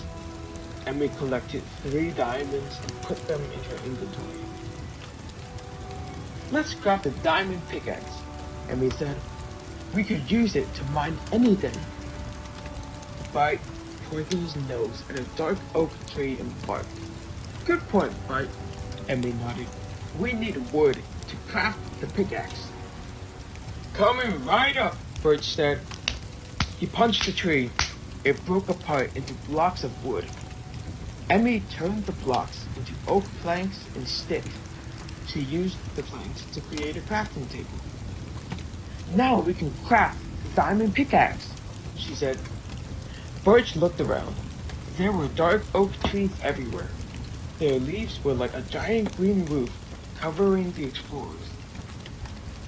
"I think we've wandered into a dark forest," Birch said. "Let's go exploring," Emie said. Maybe they could gather some useful materials in there. Soon they spotted a strange wooden building. It was a woodland mansion. The massive structure poked through the trees. The building looked scary, but Emie and Birch couldn't resist stepping inside. On the first floor, the hallways were long and winding. The red carpet on the floor looked so fancy. But on the second floor, they ran into an evoker. The evoker conjured 3 vexes. The little flying mobs wielded iron swords. They flew down the hall at top speed. Emie swatted at the vexes. Bite chased them. Soon the vexes were defeated. But the evoker was still there. Birch swung the diamond pickaxe. Just then, the evoker summoned a fang attack. A line of fangs came for Emie, Birch, and Bite. They jumped just in time. "We've got to make a break for it," Emie decided. "Let's search every inch of this mansion for something that will help us battle the evoker." Birch nodded. The 3 friends fought their way out of the hall and kept going. When they saw a jail cell, Emie opened the door. There was an alley inside, but there was also a vindicator. The vindicator lunged at Birch with their iron axe. Birch fought bravely, but the pickaxe wasn't as good to use in battle as a sword. He couldn't defeat the Illager, so the buddies ran away as fast as they could. The Vindicator was behind them, and they weren't alone. The Evoker had caught up to them too. Emie and Birch needed to escape, but there was a big, wide wall in their way. Birch had a plan. While he distracted the Illagers, Emie would mine her way through the wall. It was a good plan. Using the pickaxe, Emie hacked away at the wall. Behind it was a secret room. Emie and Bite entered the room. Inside, Emie found a clump of obsidian. Emie used the diamond pickaxe to mine the obsidian. This pickaxe didn't seem very useful before, she said, but without it, I couldn't do this. There was a block of diamond inside the obsidian. Emie used the crafting table to break the diamond block into little diamonds. Then she used those diamonds to craft diamond swords for herself and Birch. The swords would finally protect them against the Illagers. The Vindicator and Evoker charged at them. Emie hit the Vindicator with a new sword. Birch swung his sword at the Evoker. Both Illagers were defeated. As the Evoker fell in battle, they dropped a totem of undying. Birch picked it up. When Emie, Birch, Bite, and the ally left the Woodland Mansion, Birch was tired from the battle. Because of that, he wasn't looking where he was going, and he walked off a cliff. Luckily, Birch was holding on to the totem of undying and was unharmed. That was close. To celebrate their victory over the Illagers, the friends had a picnic in the meadow. The ally even brought them food. It was a perfect way to end the day. The square sun rose over a cozy wooden house nestled between the dense jungle and a calm river reflecting the golden morning light. Torches flickered on the walls, and the warm smell of baked bread filled the air from the furnace inside. Alexa stood outside, gripping her diamond sword, her orange ponytail swaying as she turned to her best friend, Steve. "Are we really doing this?" she asked, adjusting the small leather pouch on her belt. "Absolutely." Steve grinned, tightening the straps on his sturdy brown backpack. Inside, he had a map, torches, golden carrots and tools, everything they'd need for the journey ahead. At their feet, Buddy, their loyal Minecraft wolf, wagged his tail, his red collar gleaming in the sunlight. His ears perked up, sensing adventure ahead. "All right then," Alexa said with a determined smile. "Let's find that temple." And with that, they set off into the unknown. The jungle grew thicker as they ventured deeper.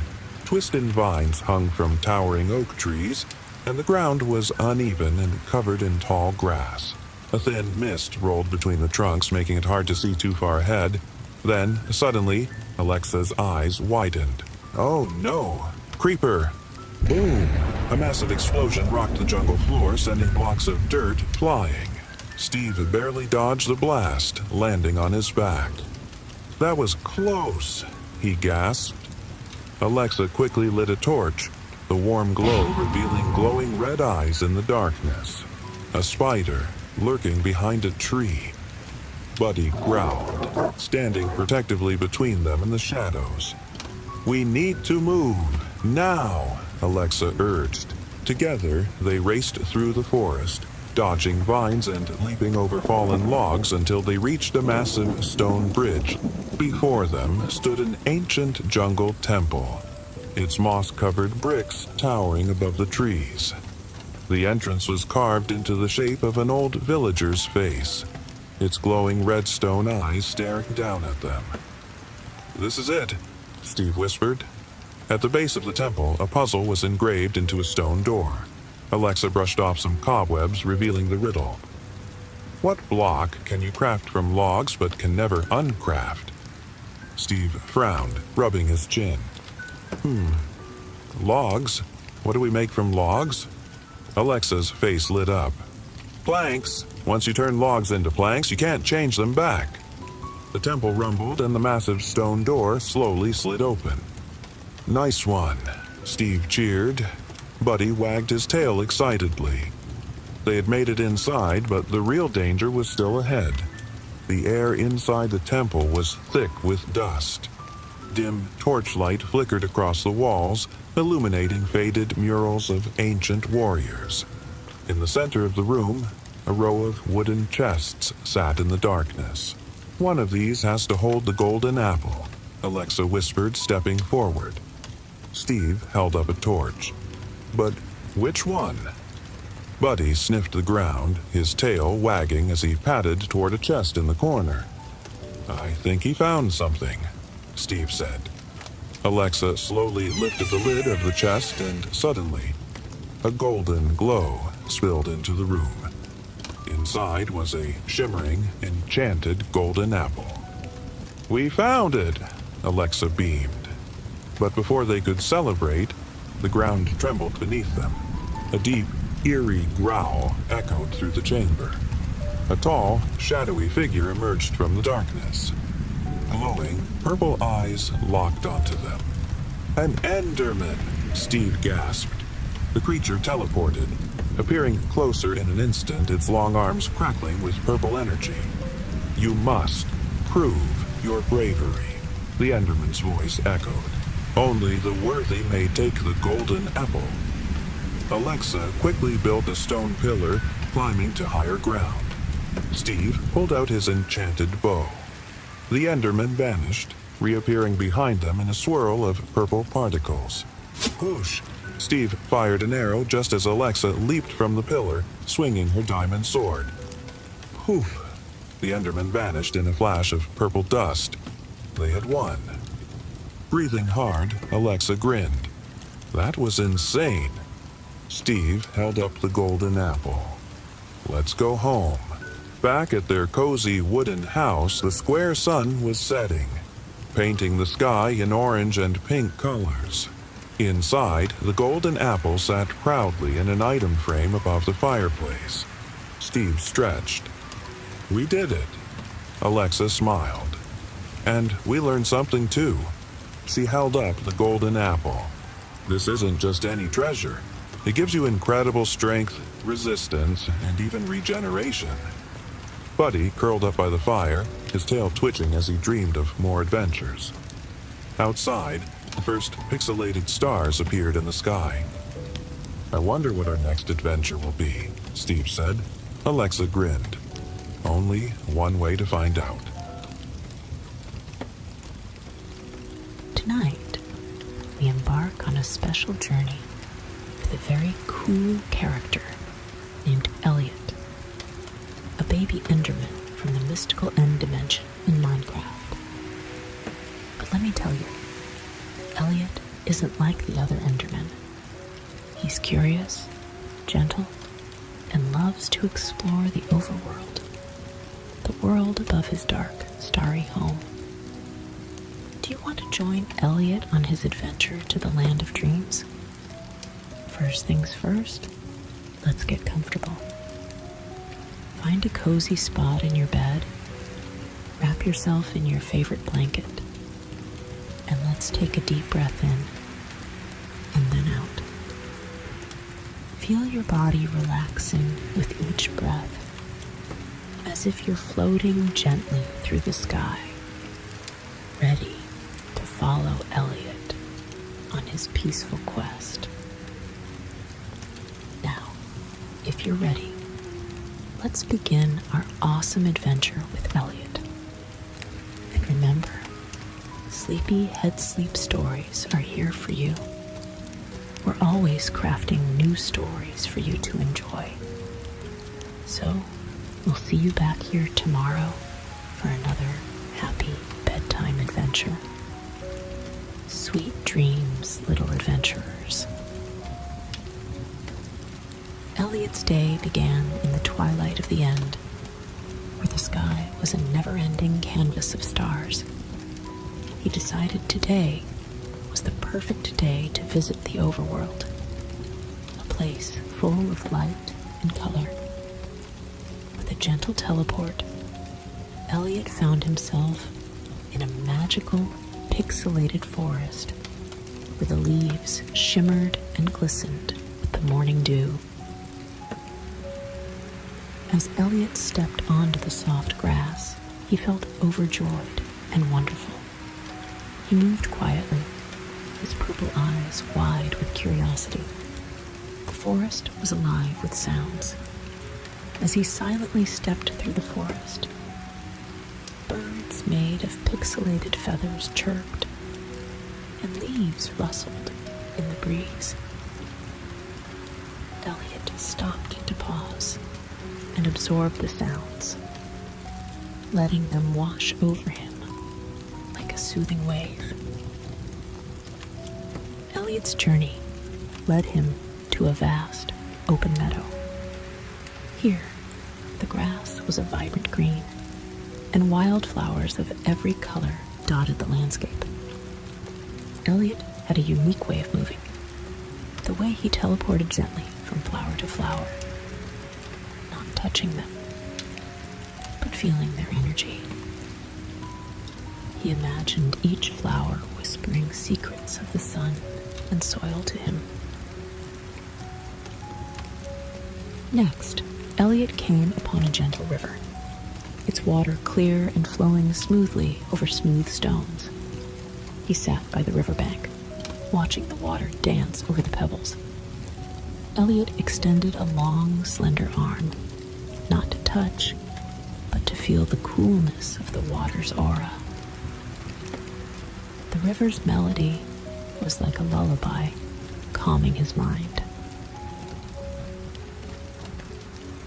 As he continued exploring, Elliot reached a hill where the wind was stronger, carrying the scents of the forest and the sea. At this moment, he found a group of cows, their blocky bodies grazing peacefully. Elliot approached, and to his delight, the cows didn't flee.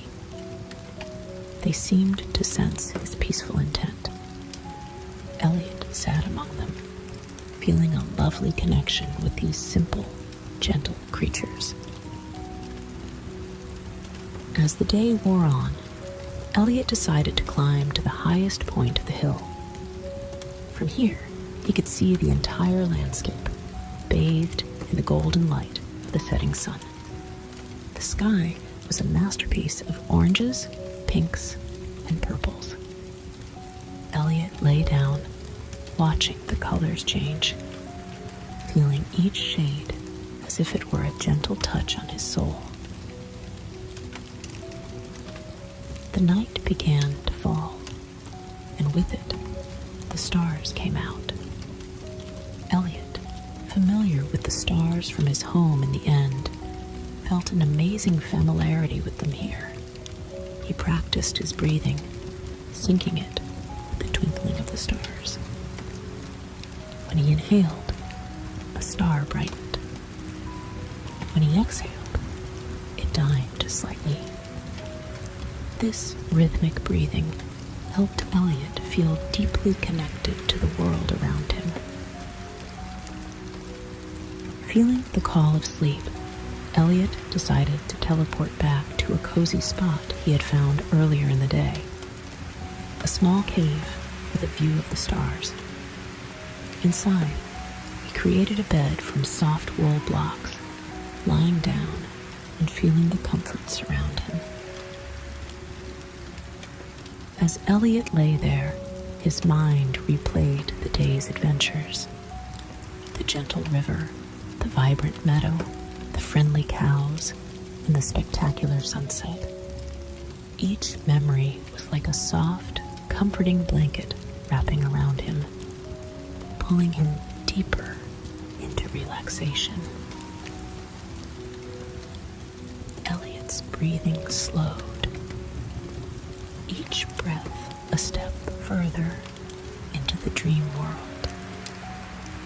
The sounds of the night, the distant hoot of an owl, the soft patter of rain beginning to fall, the gentle rustle of leaves, all became part of a lullaby, a song of peace and rest. And now, as Elliot's journey in the overworld comes to a close for tonight, let's allow our own minds to wander like Elliot through the stars. Close your eyes and let the world of Minecraft fade into the background as you too drift into the land of dreams. Good night, brave explorers.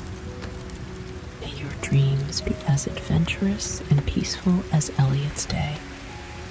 Sweet, starry dreams to you all.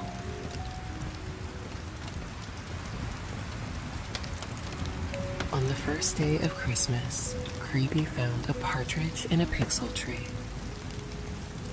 In the heart of a winter biome, where the ground was a blanket of snow blocks, Creepy discovered a unique sight.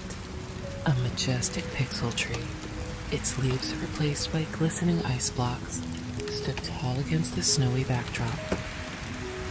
Atop this icy wonder sat a partridge, not just any bird, but one made entirely from snow blocks. As Creepy approached, the partridge began to sing a carol, its melody pure and clear. The song resonated through the cold air, bringing a sense of peace to Creepy. He sat beneath a tree, watching the snow gently fall, each flake a tiny block, feeling the warmth of the Christmas spirit despite the chill. On the second day of Christmas, Creepy found 2 turtle doves venturing into a spruce forest where the trees were adorned with snow. Creepy stumbled upon 2 turtle doves, crafted from the finest clay blocks. They cooed softly, their voices like a gentle whisper in the cold. As Creepy watched, they began to circle around him, leaving a trail of tiny sparkling snowflakes in their wake. The sight was mesmerizing, and Creepy felt a warm glow inside, the kind that only true friendship can bring. He followed them as they flew, their dance a silent celebration of the holiday season. On the third day of Christmas, Creepy saw 3 French hens. In a cozy barn made of oak wood, Creepy met 3 French hens, each wearing a little Santa hat made from red wool blocks. Their clucking was rhythmic, almost like a lullaby, soothing the air around them. Creepy joined them, sitting quietly among the hay bales as they pecked at the ground. The warmth of the barn, the gentle sound of the hens, and the faint smell of pine from a nearby Christmas tree all combined to create a moment of pure tranquility. Creepy felt a sense of belonging here, sharing in the simple joys of the season. On the 4th day of Christmas, Creepy met 4 calling birds. Near a frozen lake where the water was a solid block of ice, Creepy came across 4 calling birds perched on pine branches. Their song was a beautiful greeting to the holiday season, each note echoing through the crisp air. Creepy listened intently, imagining each tune as a gentle snowfall, blanketing the world in peace. The birds called out to each other, their song a reminder of the joy of communication and togetherness, which Creepy felt in his heart as he watched and listened. On the 5th day of Christmas, Creepy found 5 golden rings. Exploring a snowy village, Creepy stumbled upon an old treasure chest tucked away beneath a pine tree, its wood frosted with snow. Inside, he found 5 golden rings, not for wearing, but for decoration. These rings were hung on a Christmas tree, crafted from spruce wood, each one catching the light and reflecting it in a dance of gold. Creepy admired the shine, feeling the magic of Christmas fill his heart. Every ring seemed to tell the story of adventure and generosity, and Creepy felt honored to witness such beauty.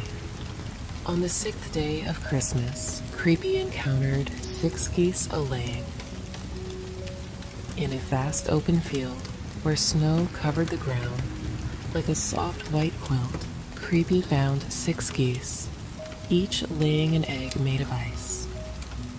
They looked like they were participating in their own little Christmas craft fair, creating ornaments out of the frozen blocks. Creepy watched, amused and serene, the sight reminding him of the joy found in simple, everyday moments. The geese seemed to share a silent understanding with Creepy, their actions a celebration of life, even in the coldest season. On the 7th day of Christmas, Creepy saw 7 swans swimming on the edge of a pond, now turned to ice. Creepy watched 7 swans, their bodies made from white wool blocks, glide gracefully across the frozen surface. Their movements were like a ballet, each step creating patterns on the ice. Creepy was mesmerized. The dance of the swans, a peaceful sight to behold. It was as if they were painting the ice with their elegance, each glide a stroke of beauty, reminding Creepy of the harmony and grace that Christmas brings. On the 8th day of Christmas, Creepy met 8 maids a-milking inside a cozy cabin where the fire crackled in a stone fireplace. Creepy found 8 maids, each milking a cow made from brown wool. The milk they collected turned into snow blocks for festive decorations. The room was filled with warmth, laughter, and the sweet smell of pine. Creepy felt the joy of giving and the comfort of community. The maids shared stories of past Christmases, their voices mingling with the sound of milk splashing into buckets, creating a lullaby of the season. On the 9th day of Christmas, Creepy heard 9 ladies dancing. In the village square, under the glow of string lights made from glowstone, Creepy watched 9 ladies perform a blocky ballet. Their dance was silent but full of joy, their movements creating swirls in the snow.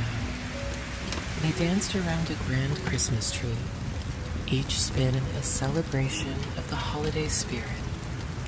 Creepy, though shy, felt the joy, his heart dancing along to the silent music. The dance was a testament to the happiness and unity of the season, and Creepy felt part of something magical. On the 10th day of Christmas, Creepy saw 10 lords leaping. In an open field turned into an ice rink, 10 lords dressed in woolen outfit leaped over blocks of snow, their laughter filling the air. Their playful jumps were like a game, each lord trying to outdo the other in grace and height. Creepy giggled inside, the sight so full of life and cheer. He joined in, hopping gently, feeling the holiday spirit lift him, reminding him that Christmas is also about fun and play. On the 11th day of Christmas, Creepy found 11 pipers, piping in a festive hall where torches cast a warm light. Creepy discovered 11 pipers playing a Christmas tune on their blocky pipes. The music was uplifting, resonating with the joy of the season. Creepy sat, letting the music wash over him, each note like a gentle snowfall, soothing his soul. The melody told stories of past Christmases, of joy and peace, and Creepy felt connected to every note, every melody, as if they were all part of his own adventure. On the 12th day of Christmas, Creepy watched 12 drummers drumming. The final day of Creepy's journey brought him to a grand celebration where 12 drummers drummed on wooden blocks, their rhythm like the heartbeat of the holiday. The sound was both grounding and uplifting, echoing through the village. Creepy felt the vibration, a physical reminder of the community and warmth of Christmas, as the drumming softened into a lullaby. Creepy knew it was time to return home, his heart full of the season's joy. Feeling the magic of the 12 days, Creepy made his way back to his forest, where his cozy cave awaited. He settled into his bed of wool blocks, the sounds of Christmas still echoing in his mind. Each memory was like a gift, wrapping him in the joy of the season. As he drifted off to sleep, let's allow our own thoughts to dance, with snowflakes and carols. Close your eyes, little ones, and let the blocky world fade as you too journey into the land of dreams, filled with Christmas cheer. Good night, festive explorers. May your dreams be merry, bright, and full of adventure with Creepy. Sweet, lucky dreams to you all. The familiar blocky landscape unfolds before you, and you find yourself standing in a beautiful meadow, surrounded by tall flowers swaying gently in the breeze. The square sun is setting, casting a warm golden light over everything. You can hear the soft sound of a river nearby, and the distant calls of friendly animals. You feel calm, knowing that tonight's adventure will be special. There's something you're going to learn, something important that will stay with you even after you leave the Minecraft world. You start to walk through the meadow, the grass tickling your feet, and as you walk, you notice that the animals around you, cows, sheep, and pigs, are all watching you with friendly, curious eyes. As you follow the path, you see a village up ahead. The villagers are gathered around a large tree in the village square, talking quietly and looking up at the sky. You approach, wondering what has them so focused. One of the villagers, a kind-looking old man, sees you and waves you over. "Welcome, traveler," he says in a gentle voice. "You've arrived just in time. We have a tradition here in our village. Every year, we give thanks to the world around us for all the good things we've been given.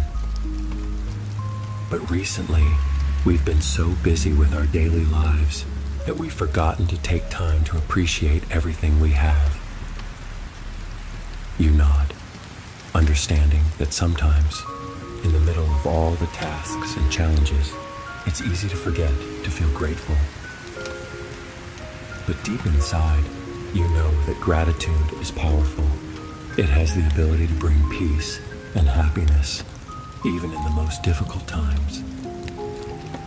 The villager continues. "Tonight, we're going to gather all the creatures of Minecraft and remind ourselves of the beauty and wonder that surrounds us. Will you help us?" You smile and agree, excited to be a part of this special celebration. The villager hands you a glowing lantern, its light soft and calming. "This lantern," he says, "will help guide you on your journey. As you walk, think about all the things you're grateful for. The more gratitude you feel, the brighter the lantern will shine." With the lantern in hand, you set off on your journey through the village and into the nearby forest. As you walk, you start to think about all the things you're thankful for. The warmth of your bed, the beauty of nature, the love of family and friends.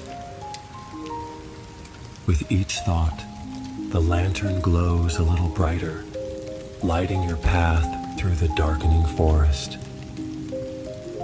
The trees rustle softly above you, and you feel a sense of peace washing over you.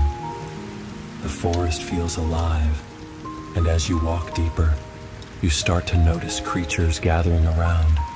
A group of pigs, their pink noses sniffing the air curiously, a few chickens clucking softly, and even a couple of horses grazing peacefully in the distance. It's as if the whole Minecraft world is coming together for this moment of gratitude. As you continue walking, the lantern grows brighter and brighter, casting a warm glow that lights up the forest around you.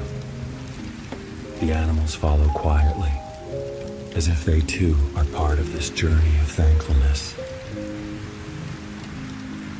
The peacefulness of the moment fills your heart, and you feel a deep sense of connection with the world around you. Eventually, you reach a large open field at the edge of the forest.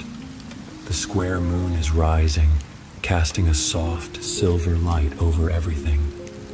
The villagers are already gathered here, along with the animals, all waiting quietly for you to arrive. The glow from your lantern lights up the night, and as you step into the field, you can feel the warmth of gratitude spreading through the air. The elder villager steps forward, smiling. "You've brought the light of gratitude with you," he says softly.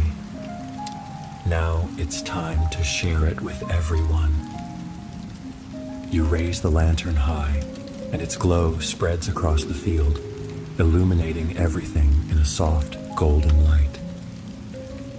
The villagers and creatures all begin to share their thanks, some for the food they've grown, others for the friendships they've made, and still others for the simple joys of everyday life. As they speak, the light grows even brighter until the entire field is bathed in a warm, peaceful glow. You take a deep breath, feeling a sense of calm and peace, unlike anything you've felt before. Gratitude, you realize, is like a quiet magic. It doesn't always shout or demand attention, but it has the power to change everything, to turn darkness into light, to bring joy where there was once only worry. As the night grows deeper, the villagers and animals begin to settle down, the warmth of gratitude still filling the air.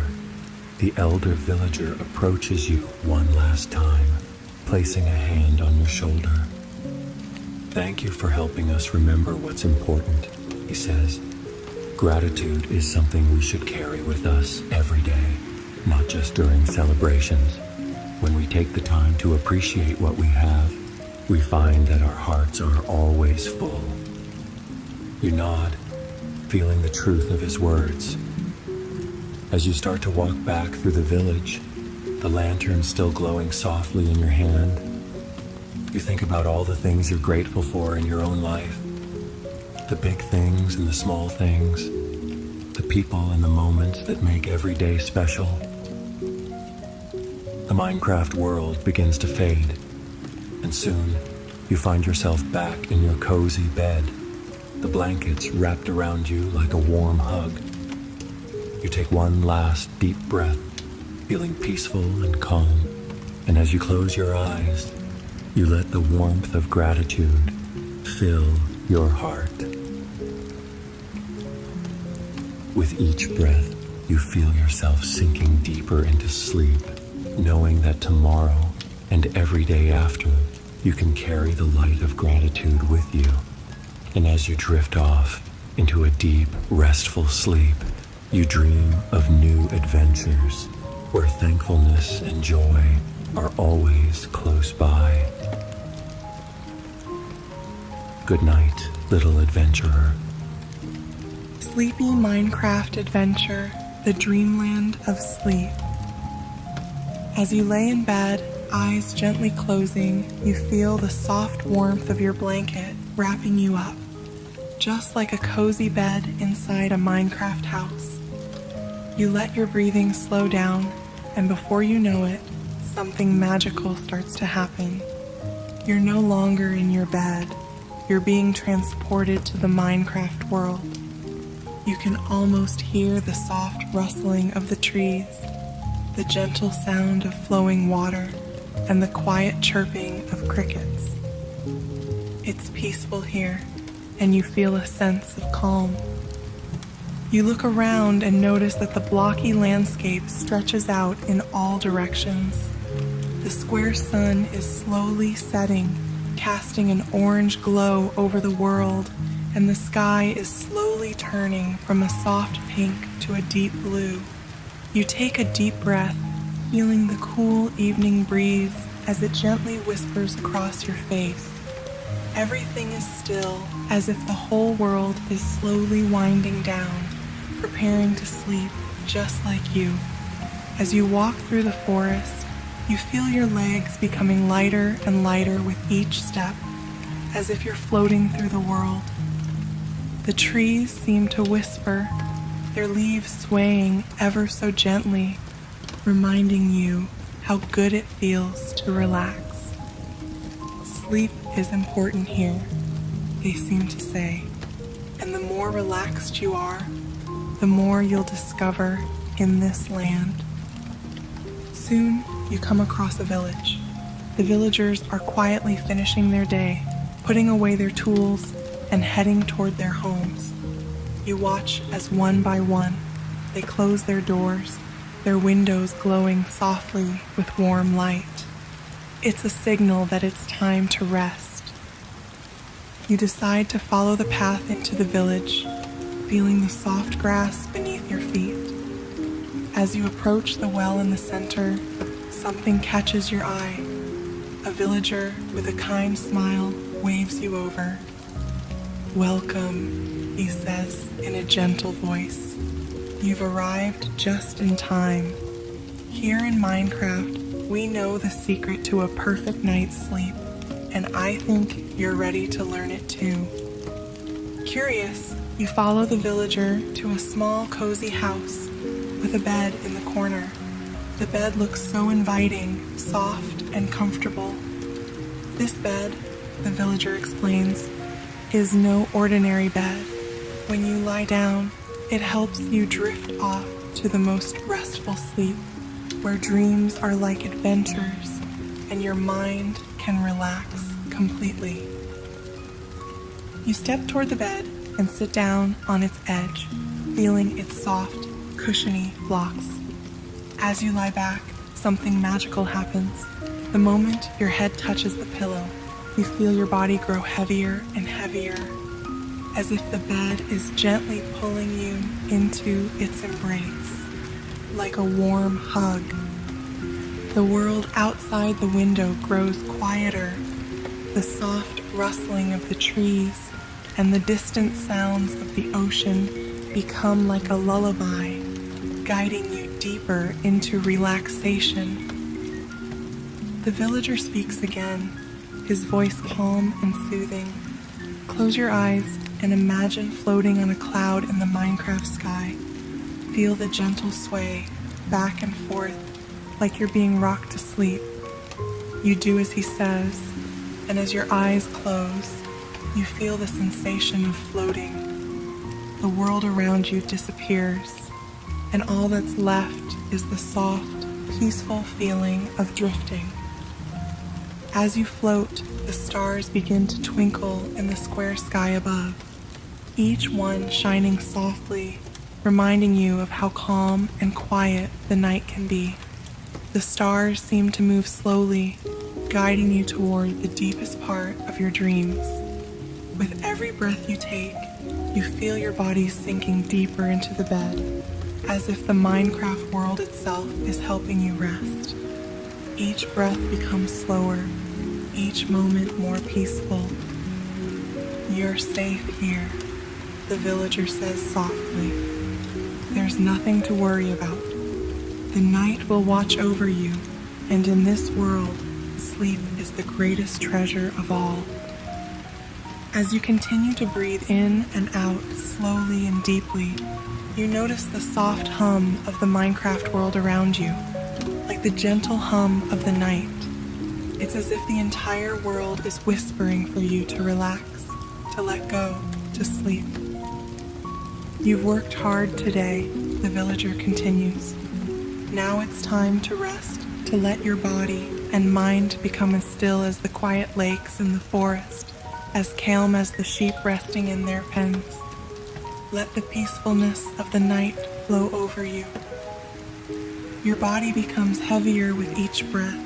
Your eyelids grow heavier and heavier until they feel like they're glued shut, and you can't help but smile as you drift closer to sleep. You feel like you're part of this world now, a world where everything is calm, where every sound is a gentle reminder that it's time to rest. The villager's voice grows softer and softer. Sleep is important here. It helps you grow strong, helps your mind stay sharp, and lets you dream of amazing adventures. The more you sleep, the more you can discover when you wake. You feel a deep sense of comfort and warmth spreading through your body, as if the whole Minecraft world is wrapping you in a blanket of peace. The stars above twinkle one last time as you feel yourself drifting into the softest, most peaceful sleep. And just before you completely let go, you hear the gentle final whisper of the villager. Good night, little adventurer. Sleep well and dream of all the wonders tomorrow will bring. And with that, you fall into the deepest, most restful sleep, ready to wake up refreshed and ready for another day of adventure in Minecraft and in the world around you. Good night. The journey of patience. As you lie down in your bed, feeling your body relax into the softness of your blankets, you close your eyes and begin to feel the gentle pull of sleep. But tonight is a special night. Tonight you feel yourself slowly drifting into the world of Minecraft once again. The air around you feels cool and peaceful, and you can almost hear the sound of leaves gently rustling in the wind. As you take a deep breath in, the familiar sights of blocky trees, a vast sky, and rolling hills begin to take shape around you. You're standing at the edge of a beautiful forest. The sun is just beginning to rise, casting a warm golden light across the landscape. It feels like the start of a new day, full of possibilities. But something inside you knows that this adventure will be different from any before. There's something important you're going to learn today, something that will stay with you long after you wake up. As you begin to walk through the forest, you notice a path ahead. It winds through the trees, disappearing over a hill in the distance. You feel curious, so you follow it. With each step, you hear the soft crunch of leaves beneath your feet, and the world around you seems to grow quieter, as if inviting you to slow down and take it all in. After walking for what feels like a while, you come across a large stone structure. It looks like an ancient temple, its walls covered in vines and moss. You can tell it's been here for a long time, standing quietly and patiently. As you approach the entrance, you see a sign that reads, "The Temple of Patience." Intrigued, you step inside. The air inside the temple feels cool and calm. It's dimly lit, with torches flickering softly along the walls. You see a staircase leading down, spiraling into the depths of the temple. As you take your first step down, you feel a sense of excitement, but also a calmness washing over you. There's no rush here, no need to hurry. Something about this place feels patient. At the bottom of the stairs, you find yourself in a large, open room. In the center of the room stands an old, wise-looking villager. His eyes are kind, and he smiles as you approach. "Welcome, traveler," he says in a soft, calming voice. "You've come to the Temple of Patience, where you'll learn the true power of waiting, of being still, and of trusting the process. Sometimes the most valuable things take time, and it's only by being patient that we can truly appreciate them. You nod, intrigued by his words. He motions for you to follow him, and you walk together to the far side of the room, where a small, peaceful garden is growing. There are flowers in every color imaginable, and the sound of water trickling from a nearby fountain fills the air.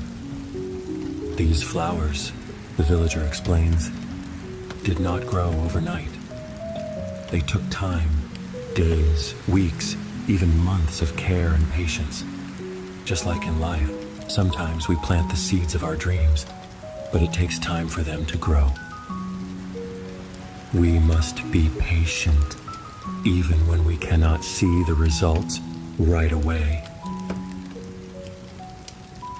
You kneel down to touch the soft petals of a flower, and as you do, you feel a sense of calmness and patience growing inside you. The villager continues.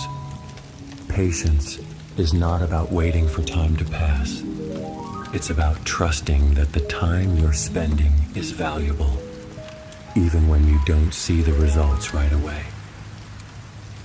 Suddenly, the villager stands up and points to a door at the far side of the room. Ahead lies a challenge, he says. It's called the Path of Patience. Only those who are willing to wait and trust can pass through. Feeling curious and ready to learn, you walk toward the door and open it. Inside, you see a long hallway stretching out before you. The walls are lined with more flowers and plants, but the path is blocked by large, slow-moving pistons. You realize that you'll need to wait for the pistons to move in just the right way to allow you through, one step at a time. At first, you feel eager to rush through, to get to the other side as quickly as possible. But as you try, the pistons block your way, moving too slowly for you to get past them. You take a deep breath, remembering the villager's words. Instead of rushing, you decide to wait. You watch the pistons move, and soon you start to notice a pattern. If you just wait patiently, the path will open up for you. One by one, the pistons move, and you find yourself stepping forward, calmly and without hurry. Each time you move, it feels like the world is slowing down around you, and you realize something important. Patience isn't about doing nothing. It's about knowing when to act and when to wait, trusting that the right moment will come. With each step, you feel a sense of calmness washing over you. Your breathing becomes slow and steady, and your mind begins to quiet. You're not in a rush anymore. You're simply moving forward, one patient step at a time. And with each step, you feel more peaceful, more relaxed. Finally, after what feels like a long, peaceful journey, you reach the end of the hallway. You open the door and find yourself back in the main room of the temple, where the villager is waiting for you. His kind smile tells you that you've passed the challenge. Well done, he says softly. You've learned the value of patience. Sometimes the journey itself is just as important as the destination. When we rush, we miss the beauty of the moment. But when we wait, when we trust, we find that everything happens in its own time. You feel a deep sense of peace inside you, like a soft blanket of calm has wrapped itself around your heart. The villager hands you a small, glowing crystal, its light soft and soothing. Take this with you, he says. It's a reminder that patience is a gift. When you're patient, the world opens up to you in ways you couldn't have imagined. As you hold the crystal, you feel its warmth spreading through your body, calming your mind and relaxing your muscles. You know that this lesson will stay with you even after you leave the temple. You've learned that patience is a powerful tool, one that can bring peace and understanding in even the most difficult moments. The villager nods to you, and as you turn to leave, you feel yourself being gently transported back to your own world. The sounds of the Minecraft temple fade away, and soon you find yourself back in your cozy bed, the soft blankets still wrapped around you. You close your eyes, holding the feeling of calm and patience close to your heart. With each breath, you feel yourself sinking deeper into your bed, knowing that there's no rush, no need to hurry. Sleep will come when it's ready, just like the flowers in the Minecraft garden. And you trust that your body will rest in its own perfect time. As you take one last deep breath, you feel the warmth of the crystal still with you, reminding you of the peace that comes with patience. And slowly, softly, you drift off into the most peaceful, restful sleep, dreaming of your next adventure. Good night, little adventurer. Minecraft Adventure, The Quest for Courage. As you lie down in your bed, your eyes gently closing, you feel the soft comfort of your blankets wrapping around you. You take a deep breath, and as you exhale, the world around you begins to change. You're no longer in your room. You're being transported to the magical world of Minecraft once again. The air here feels fresh, and the sounds of birds singing and trees swaying in the wind fill your ears. The familiar blocky world appears before you, calm and peaceful. You stand at the edge of a beautiful forest, surrounded by tall trees and green grass. The sun is high in the sky, casting warm light across the landscape. As you look around, you notice something different this time. In the distance, there's a tall mountain, its peak hidden by clouds. You feel a pull, a sense that this is where your next adventure begins. But there's a little nervousness too. Something about that mountain feels mysterious, as if it holds a challenge you've never faced before. You take a deep breath, reminding yourself that you are strong, and begin walking toward the mountain. With each step, you feel the earth beneath your feet, solid and steady. The birds continue to sing, and the wind whispers softly in your ears. The world around you feels safe, even though the mountain ahead seems a little intimidating. As you walk, you come across a small village at the base of the mountain. The villagers are gathered around the village center, talking in hushed voices. When they see you, they wave you over, and you can see concern on their faces. Traveler, one of the villagers says, "We need your help. There's a legend of an ancient treasure hidden at the top of the mountain, but no one has been brave enough to climb it. The journey is filled with challenges, and many have turned back out of fear." You feel a flutter in your chest, a mix of excitement and nervousness.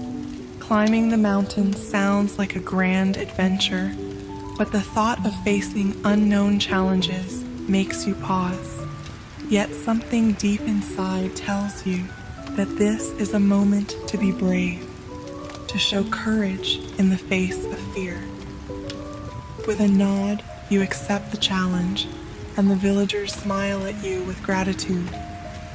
"You have a brave heart," the villager says, "but remember, courage is not the absence of fear. It's feeling the fear and moving forward anyway. You are stronger than you know." You take another deep breath, feeling your body relax and your mind grow calm. The journey ahead may be challenging, but you know you can face it step by step. You say goodbye to the villagers and begin walking toward the mountain path. As you start to climb, the air becomes cooler and the path becomes steeper. The trees grow sparse, and soon you find yourself on a rocky trail. With each step, you feel your heart beating a little faster, but you remind yourself to stay calm, to trust in your own strength. You know that courage isn't about never feeling scared. It's about moving forward, even when you feel unsure.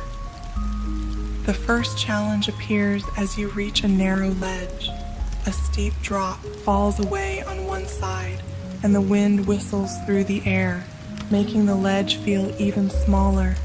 You feel your breath catch, and for a moment, doubt fills your mind. But then you remember the words of the villager. Courage is feeling the fear and moving forward. You take a deep breath, grounding yourself in the present moment. You focus on your feet, one step at a time, and begin to walk across the ledge. The wind blows, but you stay steady, reminding yourself that you are brave. With each careful step, you feel your confidence grow. The other side comes closer, and before you know it, you've crossed the ledge. Relief washes over you, and you smile, proud of your courage. As you continue up the mountain, you come across a dark cave. The entrance is wide, but inside it looks cold and shadowy. You feel a shiver run down your spine, but something inside you knows that this cave is important, that there's something valuable inside waiting for you. You feel that same nervous flutter in your chest, but you take a deep breath and remind yourself of your bravery. Courage, you whisper to yourself, is about stepping into the unknown. You step into the cave and the darkness surrounds you. The air is cool and the sound of dripping water echoes through the space. At first, it feels eerie, but as you walk deeper, your eyes adjust to the dim light. You can see the outlines of glowing crystals on the walls, lighting your way forward. The deeper you go, the more peaceful the cave becomes. It's quiet and still, like the calm that comes after facing a fear. As you walk, you feel yourself becoming more comfortable in the darkness, trusting that the light will always guide your way. The deeper you go, the more your courage grows. Finally, you reach the heart of the cave. There, glowing softly in the center of the room, is a beautiful, shining object. It's the ancient treasure the villagers spoke of, a symbol of bravery and courage. As you approach it, you feel a warm light filling the cave, as if the treasure itself is rewarding you for your bravery. You pick up the treasure, and as you hold it in your hands, you feel its warmth spreading through your body. The light of the treasure fills you with strength, and you realize that the greatest treasure you've gained is not just this glowing object, but the courage you found within yourself. With the treasure in hand, you turn and make your way back out of the cave. The path that seemed so dark before now feels brighter, and the mountain that felt so challenging at the start now feels like a place where you've learned something important. You've faced your fears, and you've discovered that courage lives inside you, ready to help you whenever you need it. As you make your way down the mountain, the sun begins to set, casting a warm glow across the sky. You feel peaceful, knowing that you've completed your journey with bravery and strength. The village comes into view, and the villagers cheer as you return with the treasure in your hands. "Thank you, brave traveler," the villager says with a smile. "You've shown us the true meaning of courage. Remember, no matter where your journey takes you, courage is always with you in your heart." You nod, feeling a deep sense of pride and calm. The journey was challenging, but you faced it with bravery and strength. As you say goodbye to the villagers, you feel yourself slowly being transported back to your own world, back to your cozy bed. The soft blankets feel warm around you, and your body relaxes completely. You close your eyes, taking slow, deep breaths. You know that courage is not just something you found in Minecraft. It's something you carry with you always. As you drift off to sleep, you feel peaceful, knowing that you are brave, strong, and capable of facing any challenge that comes your way. The gentle sounds of the Minecraft world fade away, and soon you find yourself falling into the deepest, most restful sleep, filled with dreams of courage and adventure. Good night, little adventurer. Minecraft Adventure, the treasure of kindness. As you settle into your bed, you feel the soft blankets wrapping around you, and your eyes begin to close. You take a deep breath, letting the day's thoughts drift away. Slowly, the world around you starts to shift, and you find yourself being transported once again into the magical realm of Minecraft.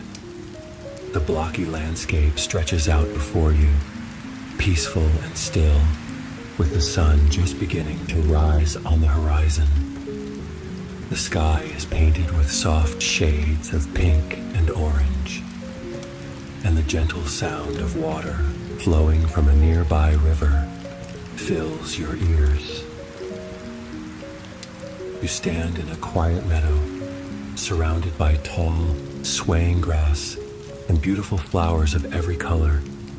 The air smells fresh, like the morning after a gentle rain.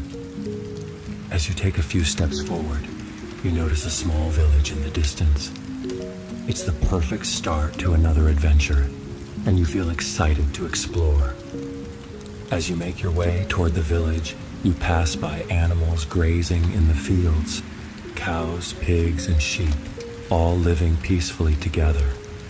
You can hear the distant sound of the villagers going about their day, but as you get closer, you notice that something feels a little different this time.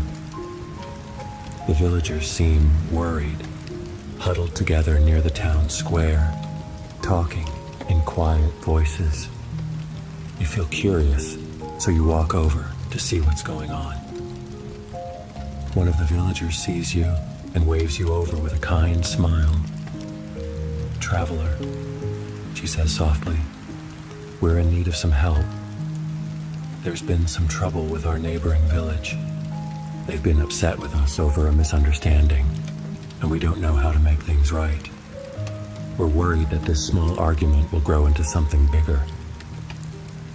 You listen carefully, sensing that this is an important moment. The villagers seem sad and unsure of what to do. You take a deep breath, feeling a quiet strength growing inside you. This time, you know that the adventure ahead is not about facing monsters or climbing mountains. It's about finding a way to bring peace and kindness to those in need. Sometimes, you say gently, "The answer to conflict is simple kindness." The villager nods, hope shining in her eyes. "Perhaps you're right. Will you help us?" With a calm heart, you agree, and the villagers lead you to the edge of the meadow, where the path to the neighboring village begins. As you walk, you think about the power of kindness, how one small act can brighten someone's day, how a gentle word can heal even the deepest hurt. You know that kindness is a treasure that doesn't need to be found, because it's something that lives inside each of us, ready to be shared whenever it's needed. The path is peaceful, lined with flowers and trees, and you take your time, enjoying the beauty of the world around you. Soon, you see the other village up ahead. The people there are gathered together, their faces filled with concern. You can tell they're upset, but you also sense that underneath it all, they're just as hopeful for peace as the villagers from your side. As you approach, one of the villagers from the neighboring town steps forward. "Why are you here?"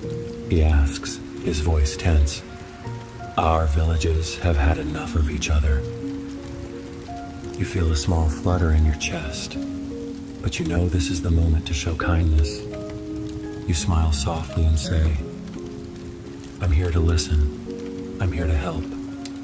I believe we can work things out with kindness and understanding."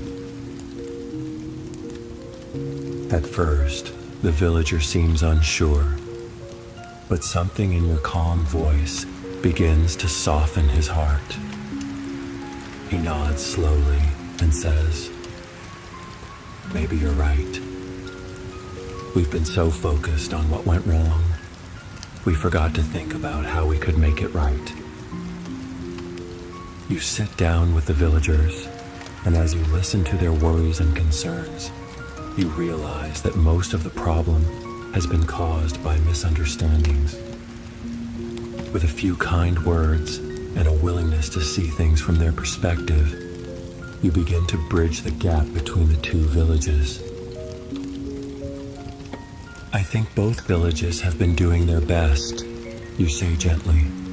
"But sometimes, when we're hurt or angry, it's easy to forget the good in others. Kindness can help us remember." The villagers nod, their expressions softening. You suggest a meeting between the two villages, where they can talk openly and work together to solve the problem. The villagers agree, and soon you find yourself back on the path, guiding the leaders of both villages to a peaceful place where they can meet. As they sit down together, you notice that the tension in the air starts to fade. With your help, they begin to speak kindly to each other, sharing their feelings and working to understand each other's perspective. Little by little, the walls between them start to crumble, and soon they're laughing and shaking hands, ready to move forward as friends. You smile, feeling a warm glow in your heart. It wasn't a battle or a treasure hunt that solved this problem. It was the power of kindness, the simple act of caring for others and listening with an open heart. The villagers thank you, their faces filled with gratitude and peace. "You've shown us the true value of kindness," one of them says. "We had forgotten how powerful it can be." As you say goodbye, you feel yourself being gently transported back to your world. The Minecraft landscape fades away, and soon you're back in your cozy bed, wrapped in the warmth of your blankets. You take a deep breath, feeling the peace of the adventure settle in your heart. You know now that kindness is a treasure you carry with you always, a gift you can share with the world whenever it's needed. With that thought, you close your eyes and let the calmness of the night wash over you.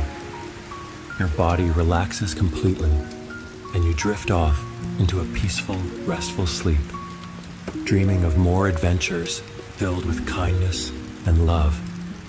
Good night, little adventurer. Minecraft Adventure, the gift of friendship. As you snuggle into bed, you feel the familiar weight of your blankets gently wrapping around you. You close your eyes and take a deep, slow breath. As you exhale, the world begins to fade, and soon you find yourself in the magical Minecraft realm once again. The square sun is rising and the world feels peaceful and bright. Everything seems calm, but today you know there's a new adventure waiting for you. You stand in a lush forest, the tall trees swaying softly in the breeze. The leaves rustle above you, and you can hear the distant sounds of a river flowing nearby. As you take your first few steps, the world seems filled with life. Birds chirping, pigs snuffling in the grass, and the gentle baa of sheep. But something else catches your attention, a faint growling sound, followed by the unmistakable sound of footsteps. Curious, you follow the sound and soon come face to face with a large wolf. The wolf stands still, looking at you with curious eyes, its tail slowly wagging.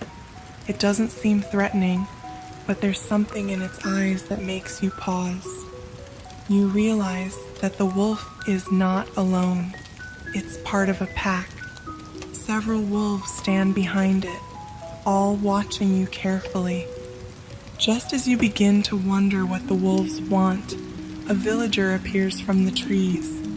He's panting as if he's been running for a while, and when he sees you, his eyes widen with relief. "Oh, traveler," he exclaims, "I'm so glad you're here. We need your help. The wolves have been living near our village for a long time, but recently they've been acting differently. They seem lost, unsure of what to do, and we're afraid there's something wrong. Could you help us figure out how to make peace with them again?" You nod, feeling the importance of the task ahead. You've always known that Minecraft is filled with creatures of all kinds, some friendly, some dangerous, but you've learned that there's always a way to bring harmony between the villagers and the animals. The villager leads you to a small village near the edge of the forest. As you walk, you notice other creatures along the way. A group of pigs rooting through the grass, a family of cows grazing peacefully, and even a few chickens clucking happily. The world is full of life, but you sense that something is out of balance. The wolf's behavior isn't normal, and you're determined to find out why. Once you reach the village, the elder villager steps forward to greet you. "Thank you for coming," he says, his voice calm but concerned. "The wolves have been our friends for many years, but lately they've seemed agitated. We fear they are losing their way, and we don't know how to help them." You take a deep breath, feeling the weight of the task. "I'll do my best," you say. "But sometimes all creatures need is a little understanding and a friend." The elder nods. "That's what we hope for." You decide to venture deeper into the forest to find the wolf's den. As you walk, the forest becomes darker, the trees thicker, and the air cooler. The soft sound of footsteps follows you, and before long, you realize that the wolves are watching from the shadows.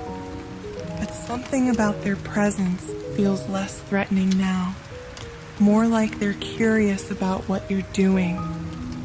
As you walk, you come across a large open clearing where a lone wolf sits by a tree. This wolf is different from the others, older with gray fur and kind eyes. You approach slowly, sitting down nearby to show you mean no harm. The wolf tilts its head, watching you with interest. You speak softly, your voice calm and kind. "I am here to help.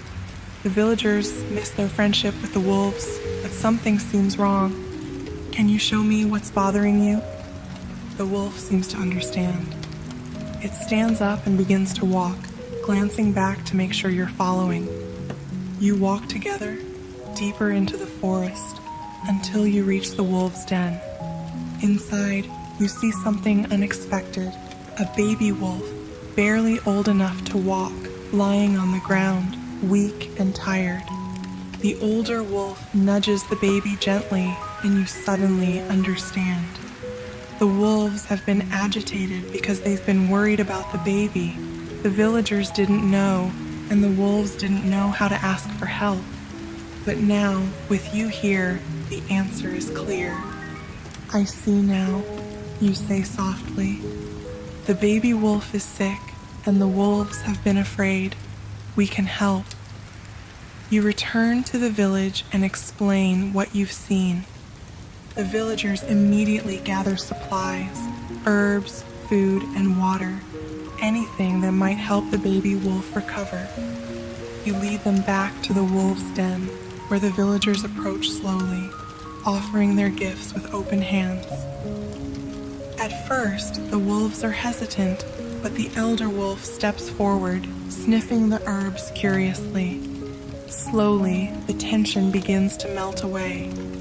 The villagers and the wolves begin to work together, caring for the baby wolf and creating a bond that's stronger than ever before. As the sun begins to set, you watch as the baby wolf grows stronger, playing with its packmates in the clearing. The villagers smile, and the wolves wag their tails, their friendship restored. The elder wolf approaches you one last time, gently nudging your hand with its nose. You kneel down, patting its soft fur, and feel a deep sense of peace wash over you. This adventure wasn't about bravery or strength. It was about understanding, kindness, and the power of friendship. Thank you, the villager says, placing a hand on your shoulder. You've reminded us that sometimes the greatest treasure isn't something you find. It's the friends you make along the way. You smile, feeling the warmth of the moment settle into your heart. The villagers and wolves will continue to live in peace, and you've helped them find their way back to each other. As you walk back toward the village, the sun sinks lower in the sky, casting a soft golden light over the forest. The sounds of the wolves howling softly in the distance are like a lullaby, guiding you gently toward rest. You know it's time to return to your own world, but you'll carry the lesson of friendship with you. The Minecraft world begins to fade, and soon you're back in your cozy bed, your blankets warm and comforting around you. You take a deep breath, feeling your body relax completely. The adventure may be over for now, but the lessons of kindness, understanding, and friendship will stay with you. With a final deep breath, you close your eyes, and the world of Minecraft drifts away. Your body feels heavy and calm, sinking deeper into sleep, and before you know it, you're dreaming of new adventures where friends, whether villagers or wolves, are always by your side. Good night, little adventurer. Minecraft Adventure, the strength of perseverance. As you settle into bed, your eyes grow heavy, and the gentle rhythm of your breathing begins to slow. You feel the soft weight of your blankets wrapping around you like a warm, comforting hug. With each breath, you sink deeper into relaxation, and soon you find yourself drifting into the familiar world of Minecraft once more. The world around you takes shape, a vast landscape of forests, rivers, and mountains stretches out before you, bathed in the soft glow of the rising square sun. You stand at the foot of a tall mountain. Its peak is so high that it disappears into the clouds above. It looks challenging, but there's something about this mountain that draws you in. You know that your adventure today will take you to the top, where something important is waiting for you. The path looks steep, but deep inside, you feel ready. As you begin your journey, you take your first steps onto the rocky path that winds up the side of the mountain. The air is cool, and the birds chirp softly in the distance. At first, the climb is easy, and you feel confident as you move forward. The trees sway gently in the wind, and the world seems peaceful. But as you climb higher, the path becomes steeper, the rocks more uneven. You stumble a little, catching yourself on a nearby tree, and realize that this journey won't be as easy as it seemed. But you know that giving up is not an option. There's something important waiting for you at the top of the mountain. Something that can only be found by pushing forward. You take a deep breath and remind yourself of the value of perseverance, continuing on, even when things get difficult. As you continue your climb, you notice a group of Minecraft creatures nearby. A group of pigs and cows are grazing peacefully in a meadow below, and further up, you spot a few wandering sheep. You smile at their simple joy, but soon, your attention is drawn to something else. A faint rustling in the bushes ahead. Curious, you approach carefully and find a small, frightened ocelot crouched in the shadows. The ocelot's golden eyes are wide with fear, and you can tell it's lost and unsure of where to go. You kneel down slowly, speaking softly to the little creature. "It's okay," you say, offering a gentle hand. "We'll get through this together." The ocelot steps forward cautiously, its tiny body trembling. You pick it up gently, cradling it in your arms. As you continue your climb, you feel the added weight of the ocelot, but you don't mind. You know that helping others, even when it makes the journey harder, is part of what makes perseverance so rewarding. The path becomes steeper, the rocks sharper, and your legs begin to ache. For a moment, you wonder if you should turn back, but then you remember the ocelot in your arms, trusting you to lead the way. You take a deep breath and remind yourself that every step forward brings you closer to your goal. Even when the climb seems hard, you know that you have the strength to keep going. As you climb higher, the wind picks up and the air grows colder. You can see clouds gathering overhead and the sky darkens. The path becomes narrow and you have to be careful with each step, but you press on. You feel the determination growing inside you, a quiet voice reminding you that you are strong, that you can do hard things. After what feels like hours of climbing, you finally reach a plateau near the top of the mountain. There, standing proudly on the ledge, is a large, majestic Minecraft horse. Its coat is shiny, and its eyes sparkle with intelligence. The horse watches you with curiosity as you approach, and you realize that this is the final companion for your journey. You gently set the ocelot down, and it happily scampers off to explore the plateau, feeling safe now that you've brought it this far.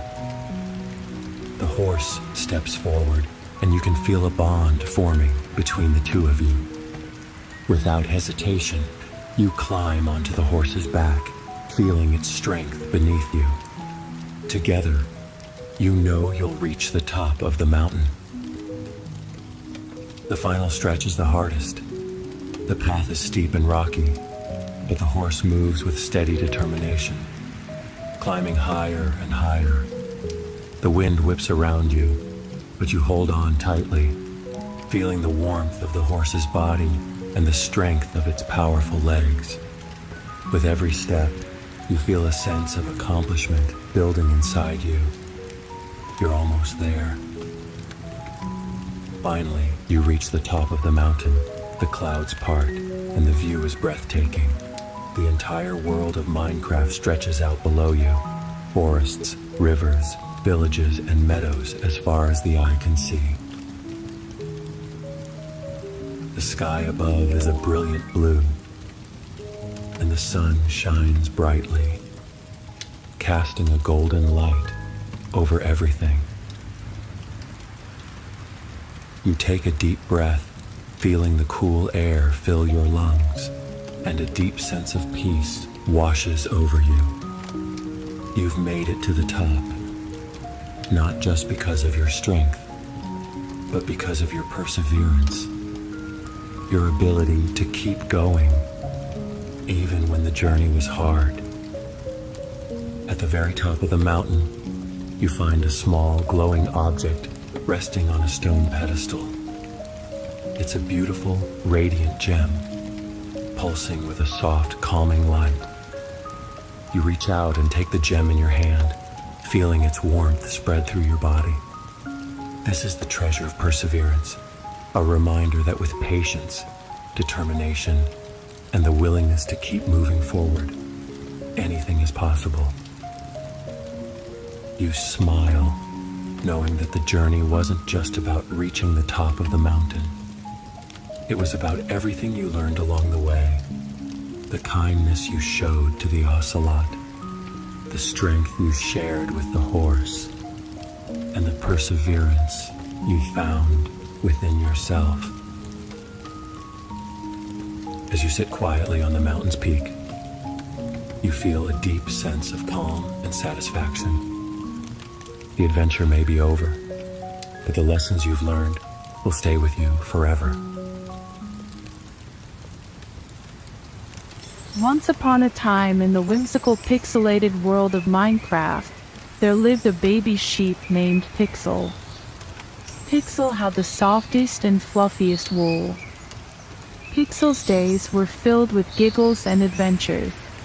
One sunny morning, Pixel woke up in a cozy barn, ready for a day of fun. Outside, the meadow was alive with the sound of chirping birds and the gentle rustling of the pixelated trees. Pixel's best friend, a playful baby chicken named Sunny, greeted him with excited clucks. Together, Pixel and Sunny embarked on a delightful journey through Bloomsburg. They waded through the sparkling river, their tiny hooves making ripples that sparkled like diamonds. In the enchanted forest, they played hide-and-seek among the towering trees, their laughter blending with the whispers of the leaves. The cuddly meadows welcomed them with soft breezes, and there they met Daisy, a fluffy bunny with the softest ears. Daisy taught them a little bunny hop dance, and soon Pixel and Sunny were hopping and giggling, their fluffy tails bouncing with joy. Their adventure continued to the Rainbow Hills, where patches of wool in every color imaginable awaited them. Rolling in the soft wool, Pixel and Sunny created a rainbow of fluffiness, laughing all the while. In the pixelated garden, they met Squirt, a tiny Endermite with a magical glow. Fascinated, Pixel and Sunny played a game of tag, chasing each other through blooming flowers. As the sun began to set, casting a warm glow over Bloomsburg, Pixel and Sunny decided to have a picnic under the twinkling tree. They nibbled on sweet berries and shared stories about their day of play. Under the moonlit sky, Pixel and Sunny, with their bellies full and hearts content, returned to Pixel's cozy barn. As they snuggled up in the soft hay, Pixel's wool still shimmering with the day's adventures, they drifted off to sleep, dreaming of more playful days in their colorful, enchanting home. In the vast, pixelated world of Minecraft, there lived a brave and adventurous character named Alex. Alex had bright red hair, a green shirt, and a trusty pickaxe. One sunny morning, as the sun rose particularly high in the sky, Alex woke up tingling with excitement. she decided to explore the underwater world beyond her familiar blocky shores. With a smile on her face, Alex set off on her adventure, eager to discover the mysteries of the deep blue sea.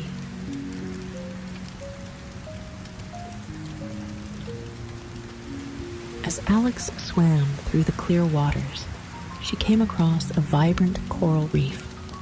The reef was teeming with life, from colorful fish to swaying sea anemones. Alex was amazed at the beauty of the coral and decided to explore its depths. She carefully navigated through the reef, feeling the water gently rush past her with each stroke. The coral reef was magical, and Alex felt like she was in an underwater paradise.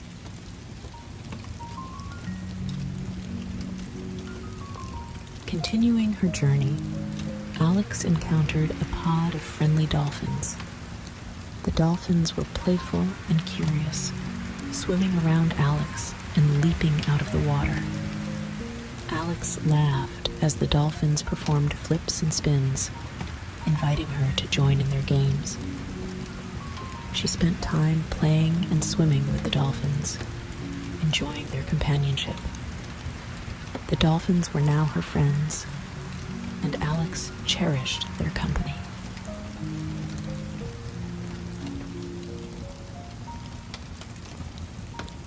As Alex explored further, she discovered a hidden cave entrance beneath the water. The cave seemed mysterious and inviting. Alex decided to be adventurous and ventured inside.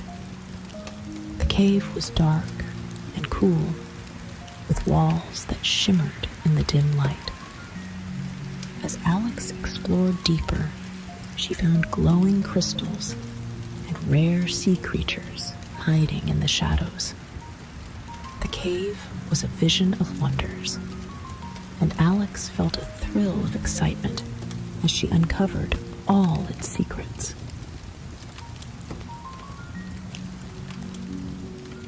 Continuing her underwater journey, Alex came across an old shipwreck resting on the ocean floor. The ship was covered in coral and seaweed, and small fish darted in and out of its portholes. Alex swam through the wreck, imagining the stories of its past. She found hidden treasures and curious artifacts. The shipwreck was a place of history and mystery, and Alex enjoyed every moment of her exploration.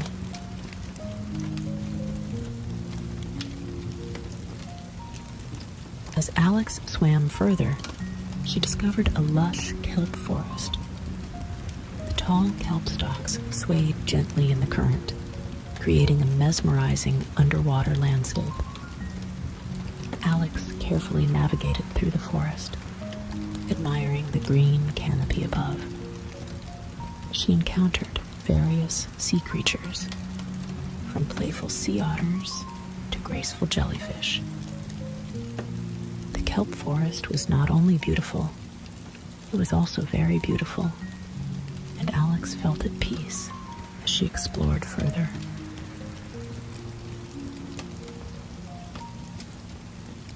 After leaving the kelp forest, Alex found herself in a glow-in-the-dark lagoon. The water was illuminated with bioluminescent plankton, casting a magical blue glow.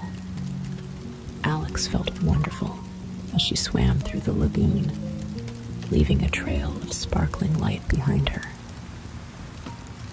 The glow-in-the-dark lagoon was a place of enchantment, and Alex felt like she was in a dream.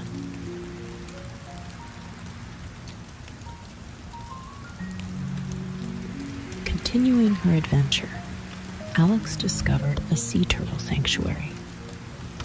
The sanctuary was home to gentle sea turtles that swam gracefully through the water.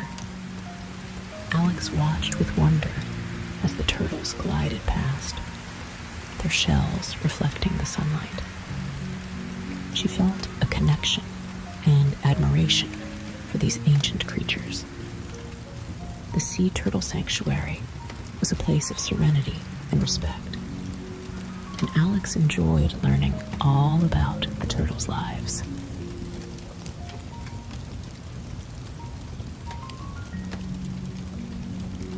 As Alex swam further, she stumbled upon a hidden cove where mermaids lived.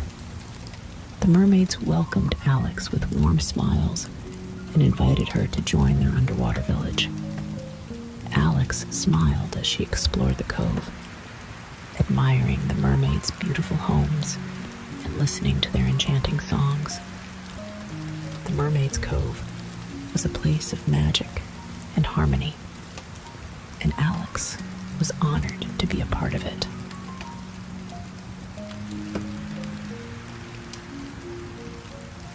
Venturing deeper into the ocean, Alex found a sunken temple covered in ancient symbols and carvings.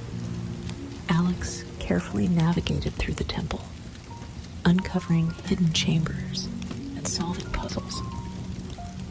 Inside, she found relics and artifacts that told stories of a bygone era. The sunken temple was a place of discovery and intrigue, and Alex felt accomplished having unlocked its secrets.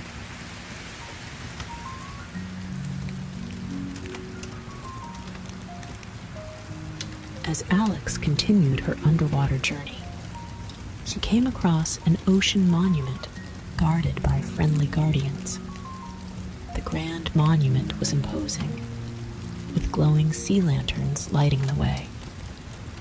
The guardians welcomed Alex and showed her around the monument. She explored the intricate architecture and marveled at the monument's beauty. The ocean monument was a place of wonder and protection, and Alex felt grateful for the guardian's guidance.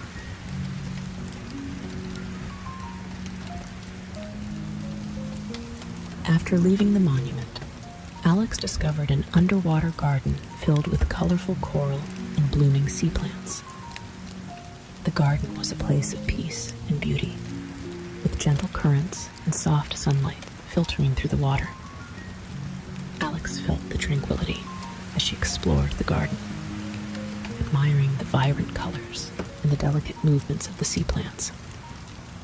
The serene underwater garden was a place where Alex felt her spirit rejuvenated. Continuing her journey, Alex found herself in a playful area known as the Dolphins' Playground. The dolphins were friendly and invited Alex to join in their games. They played tag, raced through the water, and leaped out of the waves. Alex felt a sense of joy and freedom as she played with the dolphins, their laughter and excitement filling the water. The Dolphins' Playground was a place of fun and happiness, and Alex cherished every moment.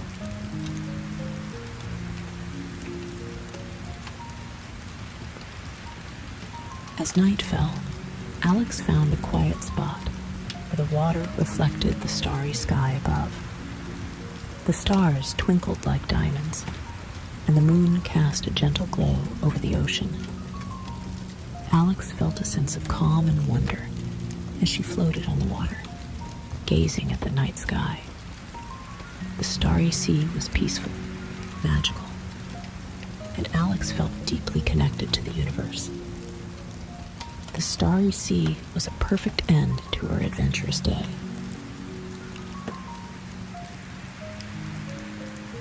Fulfilled by her adventures, Alex decided it was time to head back home. She retraced her steps through the coral reef, the hidden cave, and the glow-in-the-dark lagoon. Along the way, she thought about all the wonderful places she had discovered and the friends she had made. Alex was grateful for the experiences and the memories she had created. Finally, Alex reached her cozy home.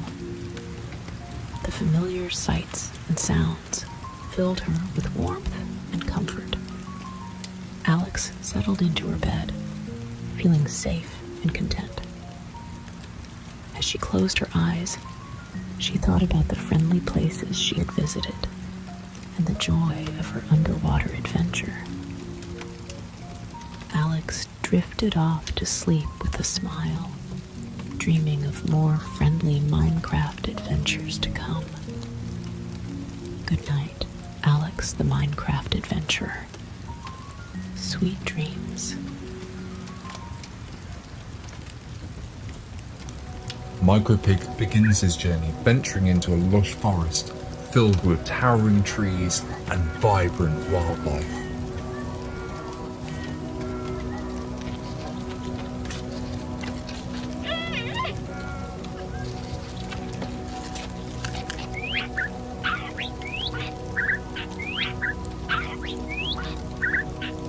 As Micropig walks deeper into the forest, they stumble upon a lost and frightened cow. Hello there, little cow. Are you lost? The cow looks at Micropig with pleading eyes. Micropig sympathetically extends their arm towards the cow. Don't worry, my new friend. I'll help you find your way back home. Together, Micropig and the cow embark on an adventure, trudging through the deep forest, trying to make it out. Eventually, they come across a body of water. Micropig looks at the cow. Hey friend, are you ready to get going? We've got a long road ahead of us.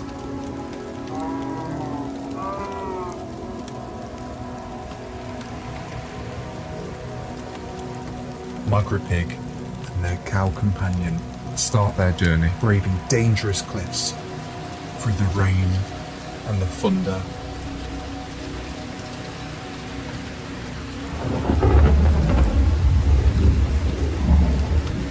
And through the night, where many mobs will be out to get them. They go through treacherous caves, battling all the scary things in the dark. Don't worry, I'll keep you safe, my friend.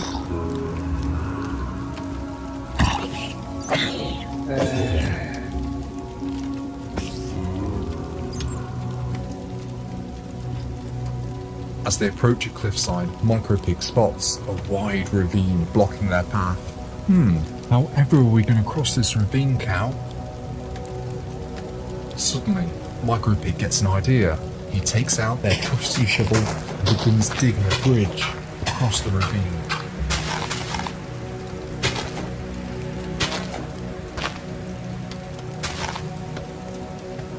Now Micropig has built a small land bridge across the ravine. He gets the cow and guides it across the land bridge safely.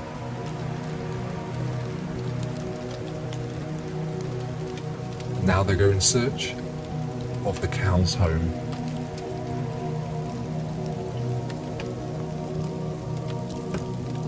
After a long and challenging journey, they finally arrive at a bustling Minecraft village. We made it, cow. This is your home. The cow looks content, and the villagers gather around and welcome their lost friend. Thank you for bringing our cow back, Micropig. You're a true hero. Micropig smiles, feeling a sense of accomplishment. It was my pleasure. I'm glad I could help. The cow nuzzles Micropig affectionately. Micropig realizes that he's found a true friend in the cow. I'm glad I found a friend like you too, cow. They bid farewell to the villagers and continue their adventures together, exploring new Minecraft lands as inseparable companions.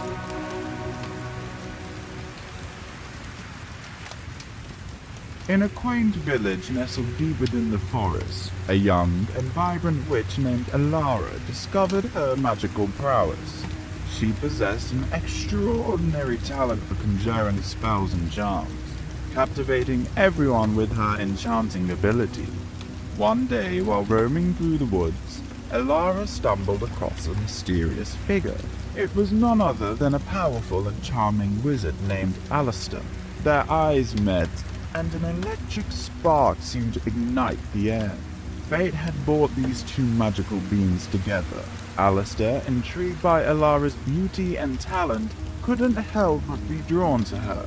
He approached her cautiously, and with a hint of curiosity, he said, "Hello, fair maiden. Might I inquire about the magic that dances with your fingertips?" Alara, taken aback by the wizard's unexpected presence, replied, "Greetings, esteemed wizard. I am Alara, a witch of this enchanted realm.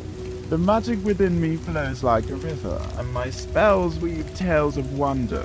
How may I assist you, noble sorcerer?" As they engaged in a delightful conversation, Alara and Alistair discovered a shared love for magic and a deep admiration for one another's talents. Their encounters became more frequent, and with each passing day their connection grew stronger. Love blossomed between the witch and the wizard, casting a spell of enchantment upon their hearts. However, their love faced an unexpected challenge.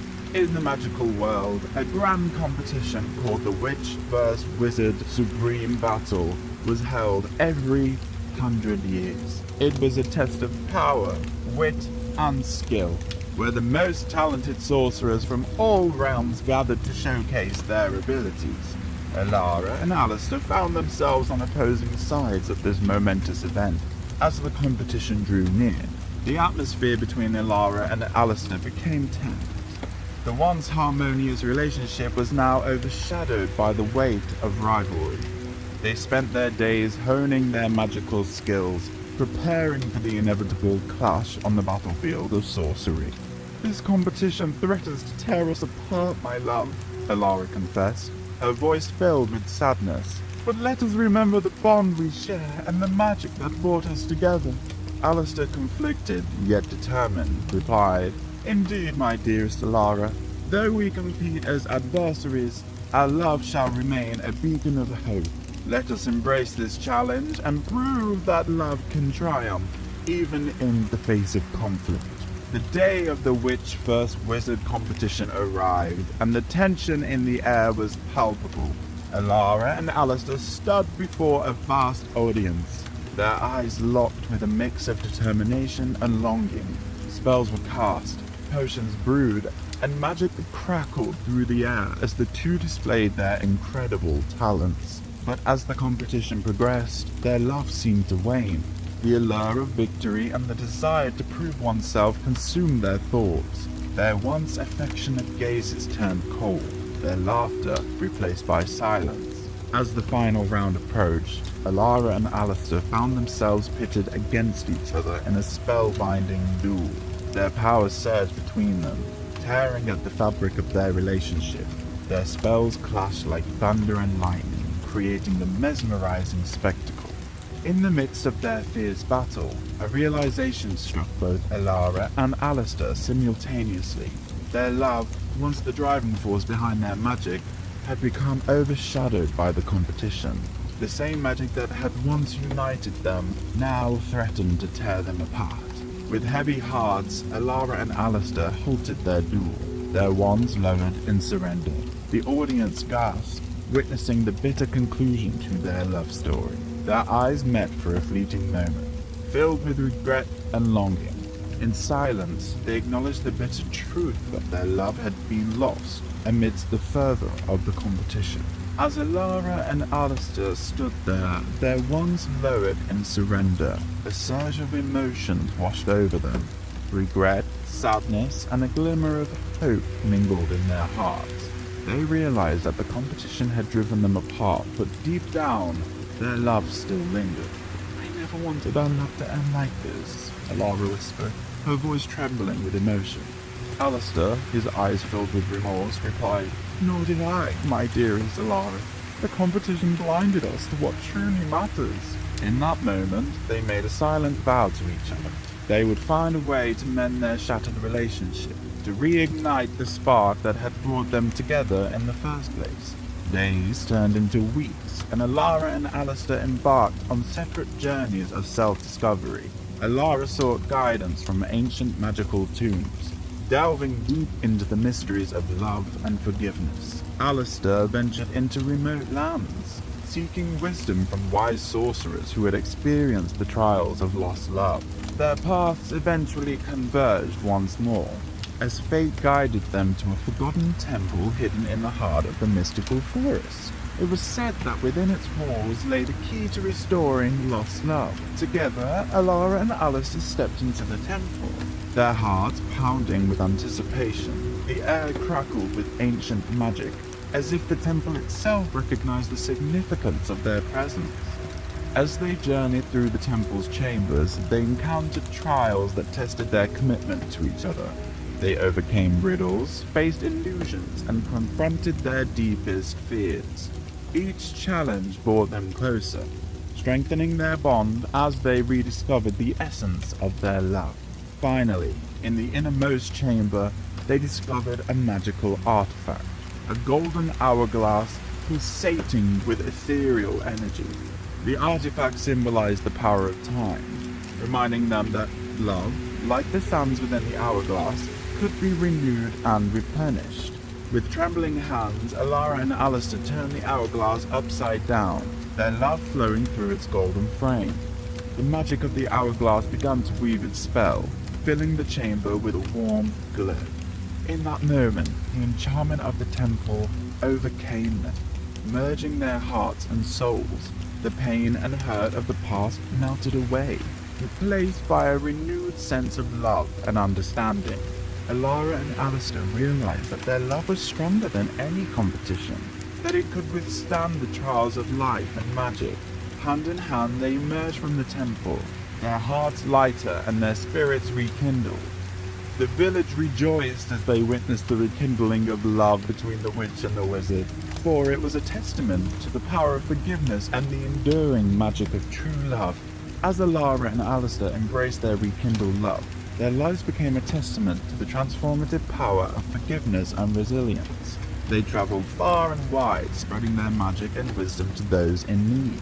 In their journeys, they encountered various magical creatures, and also encountered a myriad of challenges, from a mischievous pixie causing chaos in a nearby village, to a cursed forest in desperate need of healing. Alara and Alistair used their combined magical prowess to bring about positive change. Their adventures were not without their fair share of danger, though. They faced formidable adversaries who sought to exploit their love and use it for nefarious purposes. But Alara and Alistair's love was fortified by the trials they had overcome, and their bond grew stronger with each obstacle they conquered.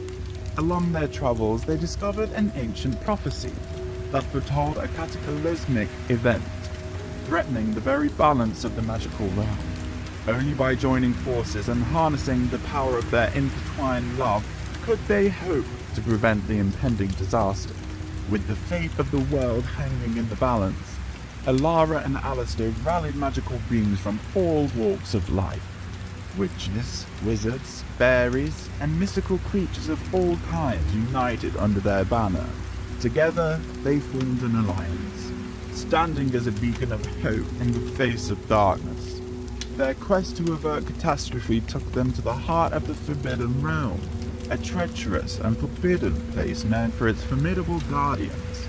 Alara and Alistair's love shielded them from the perils that awaited, and their bravery inspired those who followed them.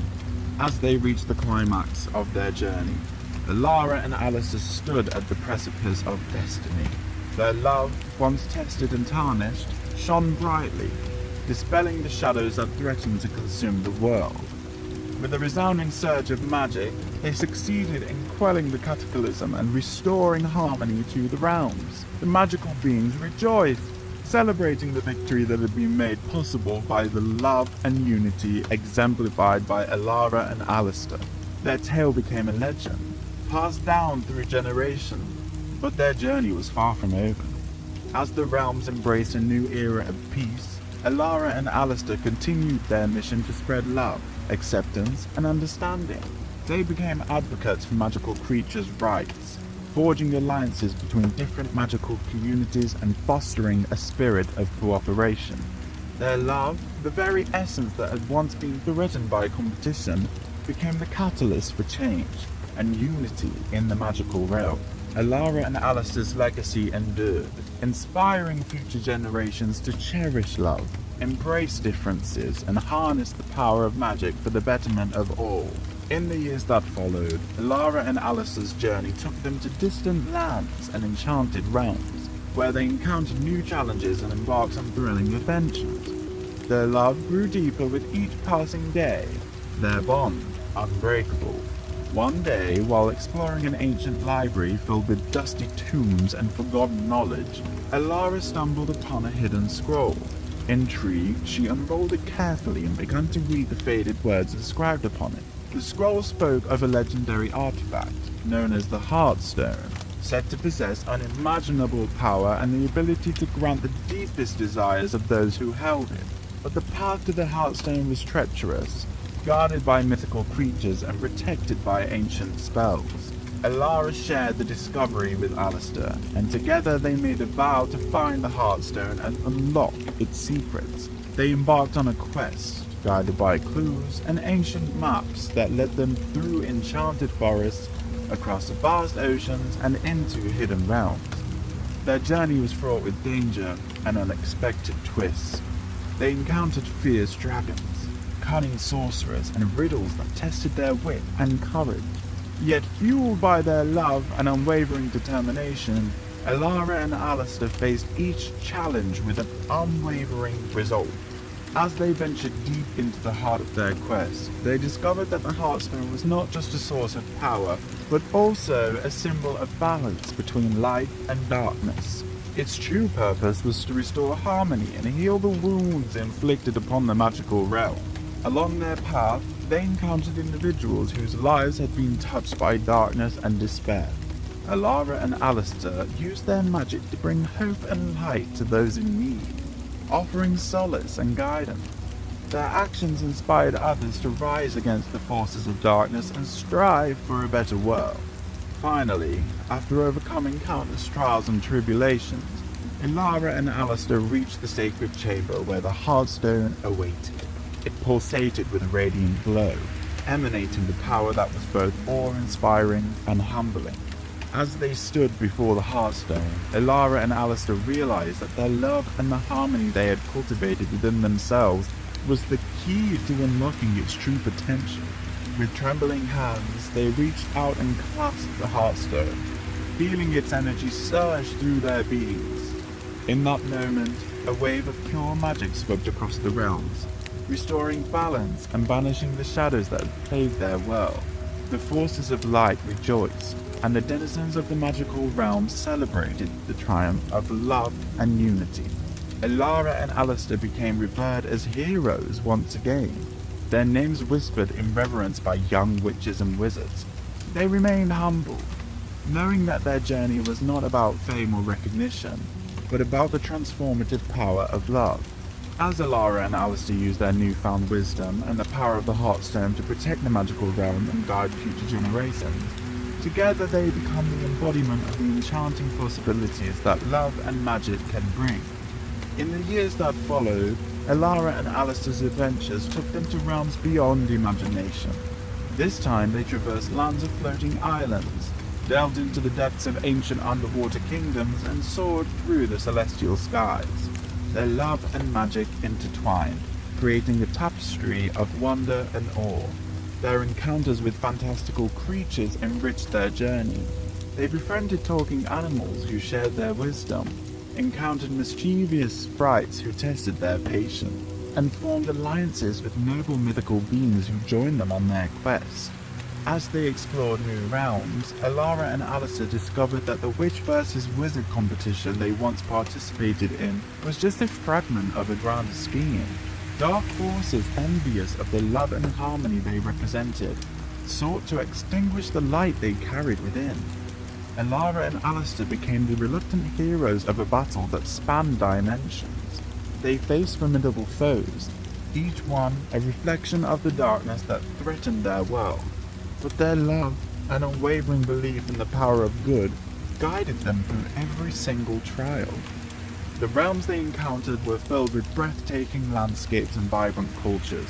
Alara and Alistair marveled at cities sculptured from crystal, where light danced and refracted, creating a mesmerizing spectacle. They witnessed ancient rituals performed by mystical tribes, where chants and dances awakened dormant magic. The sights and sounds fueled their spirits, reminding them of the limitless possibilities that lay within their grasp. Amidst their journey, Alara and Alistair discovered an ancient prophecy hidden within the pages of a long-forgotten tome. It spoke of a celestial convergence that would occur once every millennium, a rare celestial alignment that held the key to unlocking unimaginable power. Realizing that this convergence was fast approaching, Alara and Alistair embarked on a race against time. They sought out ancient artifacts, deciphered cryptic riddles, and consulted wise sages from all corners of the magical realm. With each step, they felt the weight of destiny upon their shoulders. As they delved deeper into their quest, they encountered the Guardians of the Convergence, powerful beings entrusted with protecting the cosmic balance. The Guardians challenged Alara and Alistair to prove their worthiness, testing their resolve and pushing their magical abilities to their limits. Through trials of strength, intellect, and compassion, Alara and Alistair proved themselves to be true champions. They earned the respect and trust of the Guardians, who revealed the true nature of the Convergence. It was not merely a source of power, but a chance to rewrite the fate of their world. Armed with this knowledge, Alara and Alistair embarked on a daring plan. As the appointed day of the Convergence arrived, the sky shimmered with ethereal light.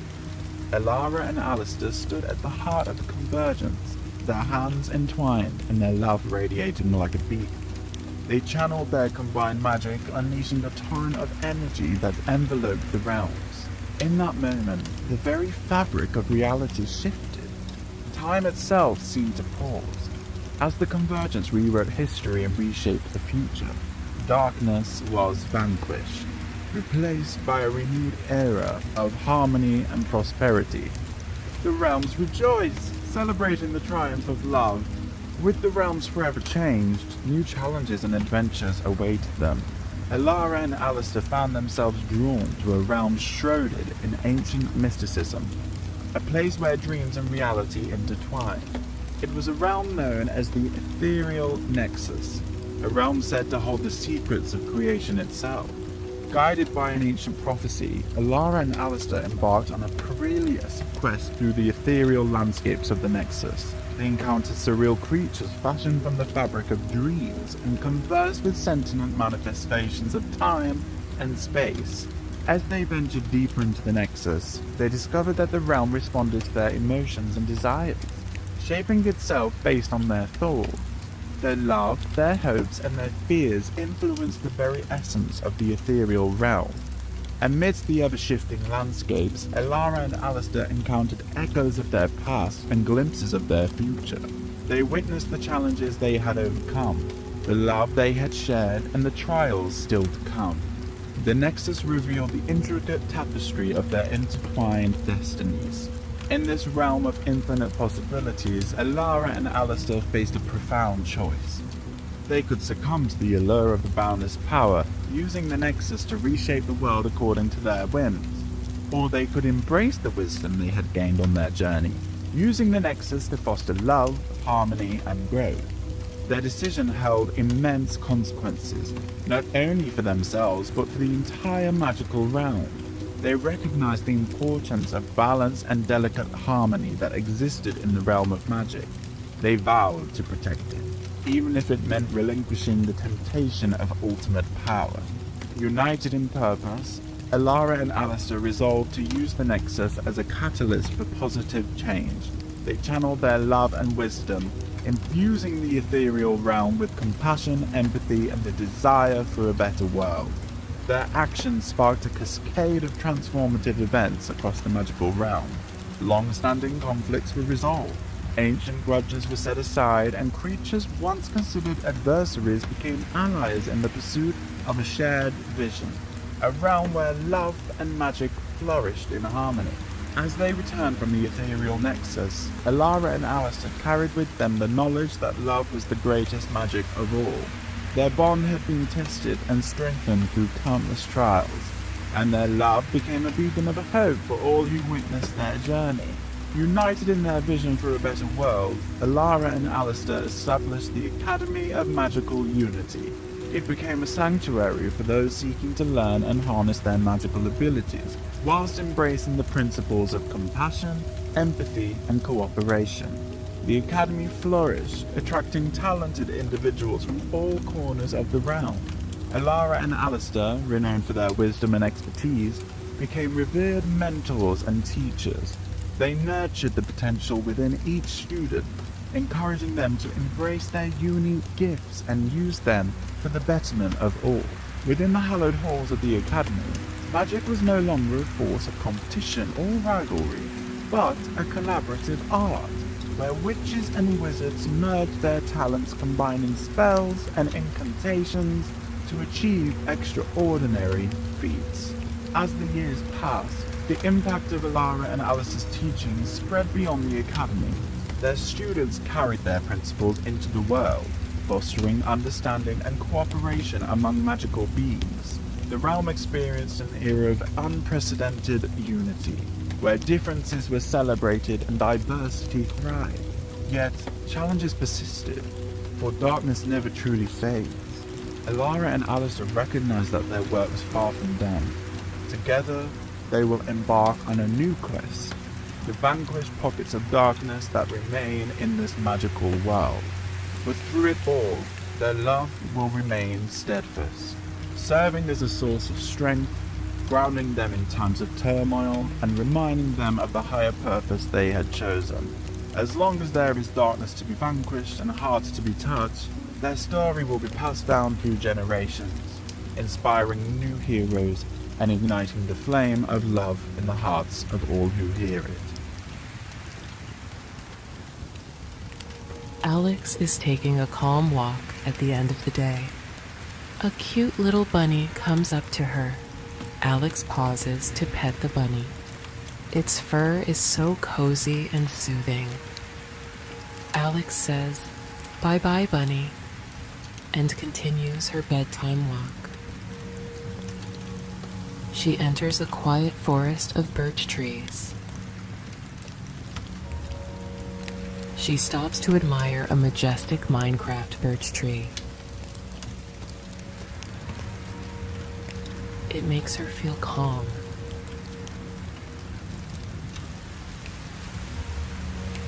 She leans against the tree.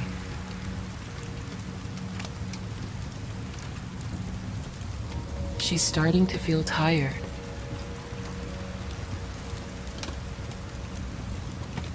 She sits down to rest. She's meditating. That means she's thinking about her day. A chicken comes by.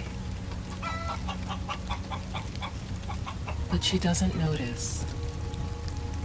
She had a big day fighting hostile mobs. Go Alex. And well, sometimes running away from them. Run away, Alex. She also did some mining with her favorite pickaxe. She can sleep soundly, knowing she had a full Minecraft day. Alex did a lot today. No wonder she's sleepy. Alex stops her meditation. She stands up and keeps walking.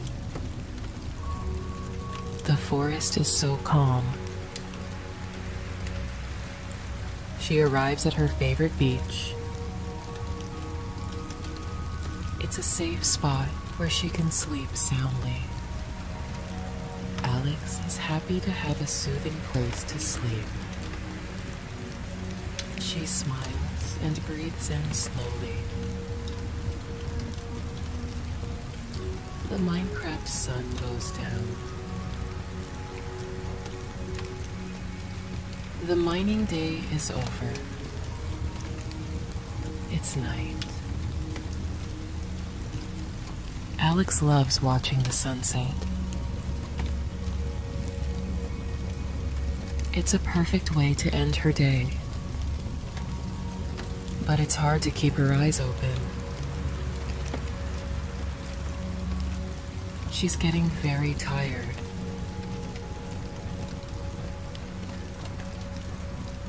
Huh? Who's that? A little turtle comes up to Alex.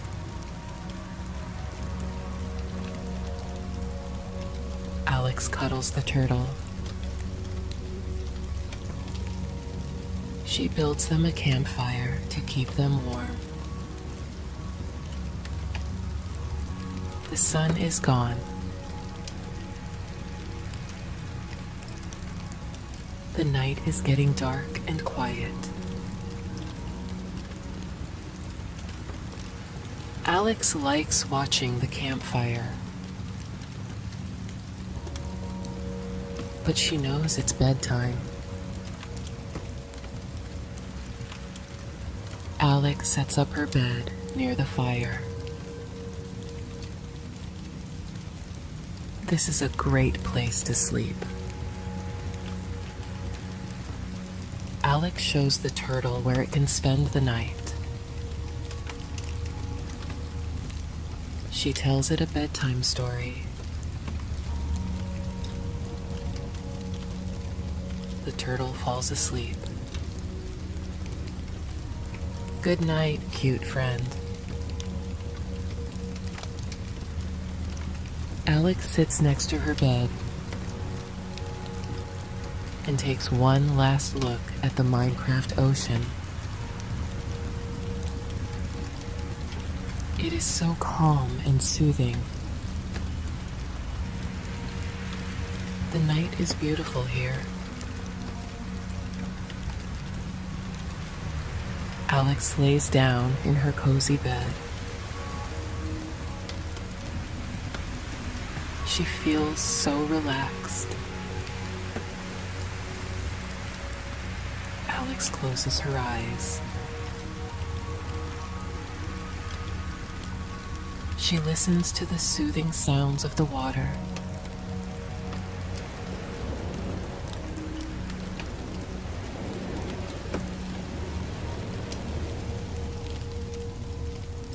She feels calm. She feels safe. She feels warm. The turtle is sleeping.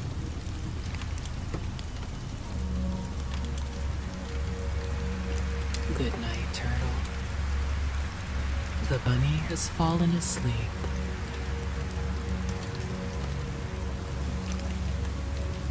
Good night, bunny.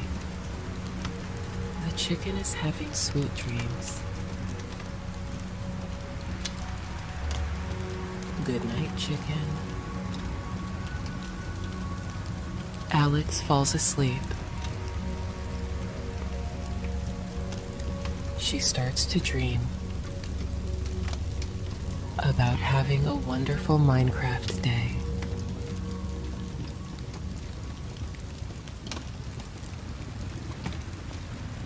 In the heart of a snowy taiga, where snowflakes fell like tiny, delicate blocks, Elliot, the baby Enderman, woke up with the excitement of Christmas in his heart. The snow was fresh, and the air was crisp with the promise of adventure. He knew today was special. It was the day he would find the perfect tree for his little corner of the Minecraft world.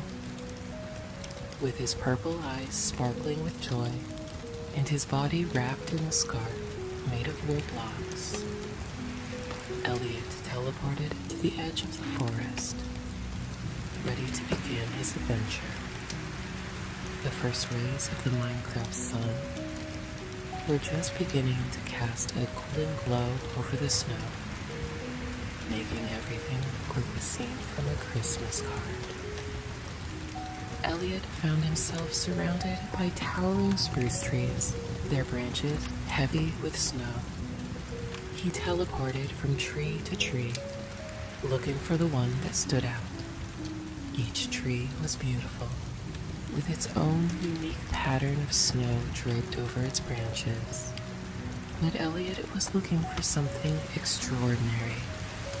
As he moved, he heard the crunch of snow under his feet, the sound mixing with the distant jingle of bells from wandering villagers celebrating the season. The forest was alive with the spirit of Christmas. Rabbits hopped around, leaving trails in the snow, and occasionally a fox would peek out from behind a tree, curious about the baby Enderman on a mission. In a clearing, Elliot spotted a tree unlike any other. Its leaves shimmered with a light that seemed to dance, as if tiny stars were caught within. This tree was special. It was touched by the magic of Christmas. Elliot teleported closer, his heart beating with excitement. The tree was tall and alive, with the spirit of the holidays, its majestic glow warming the cold winter air. Around its base, there were small gifts left by animals. A carrot here, a piece of fish there, each a reminder of the giving nature of the season. Elliot had found something truly magical. As Elliot reached for the tree, he noticed something odd. The tree was rooted near the entrance of a cave, and from within a faint glow could be seen. Curious, Elliot teleported inside, finding the cave lit by luminous crystals. This was no ordinary cave. It was filled with Christmas wonders. Blocks of ice in the shape of ornaments, and a path of glowstone leading to something even more mysterious. The walls were adorned with natural formations that looked like festive decorations, and the air was filled with a soft, mysterious hum, like the whisper of holiday carols. Following the glowstone path, Elliot discovered an underground grotto where the ceiling was studded with more crystals, reflecting light like a starry night sky. Here, in the center, stood another tree, smaller but no less magical. It was adorned with natural decorations, icicles hanging like tinsel, mushrooms glowing in festive colors, and even a rare sparkling gem at the top, casting prismatic light across the grotto. Elliot felt he had stumbled upon a secret, a hidden Christmas treasure. The grotto was silent, yet it spoke of deep, ancient magic, the kind that only exists in the most special of holiday tales. Now, Elliot faced a choice. He could take the grand tree from the forest, or the hidden one from the grotto. Each had its charm. The forest tree was a beacon of light and joy, a symbol of the season's brightness, while the grotto tree whispered of magic and mystery, of secrets kept by the earth itself. Elliot decided to take the grotto tree, feeling that its story would add an extra layer of wonder to his Christmas celebration. It wasn't just about decoration, it was about bringing a piece of the earth's magic into his home. Teleporting the tree back to his home was no small feat, but Elliot managed, his determination fueled by holiday spirit. He placed the tree in his little corner, where it stood proud and glowing. With each teleportation, he decorated it with items he found along his journey. A golden apple here, a bundle of berries there, and even tiny pieces of tin for their shine and light.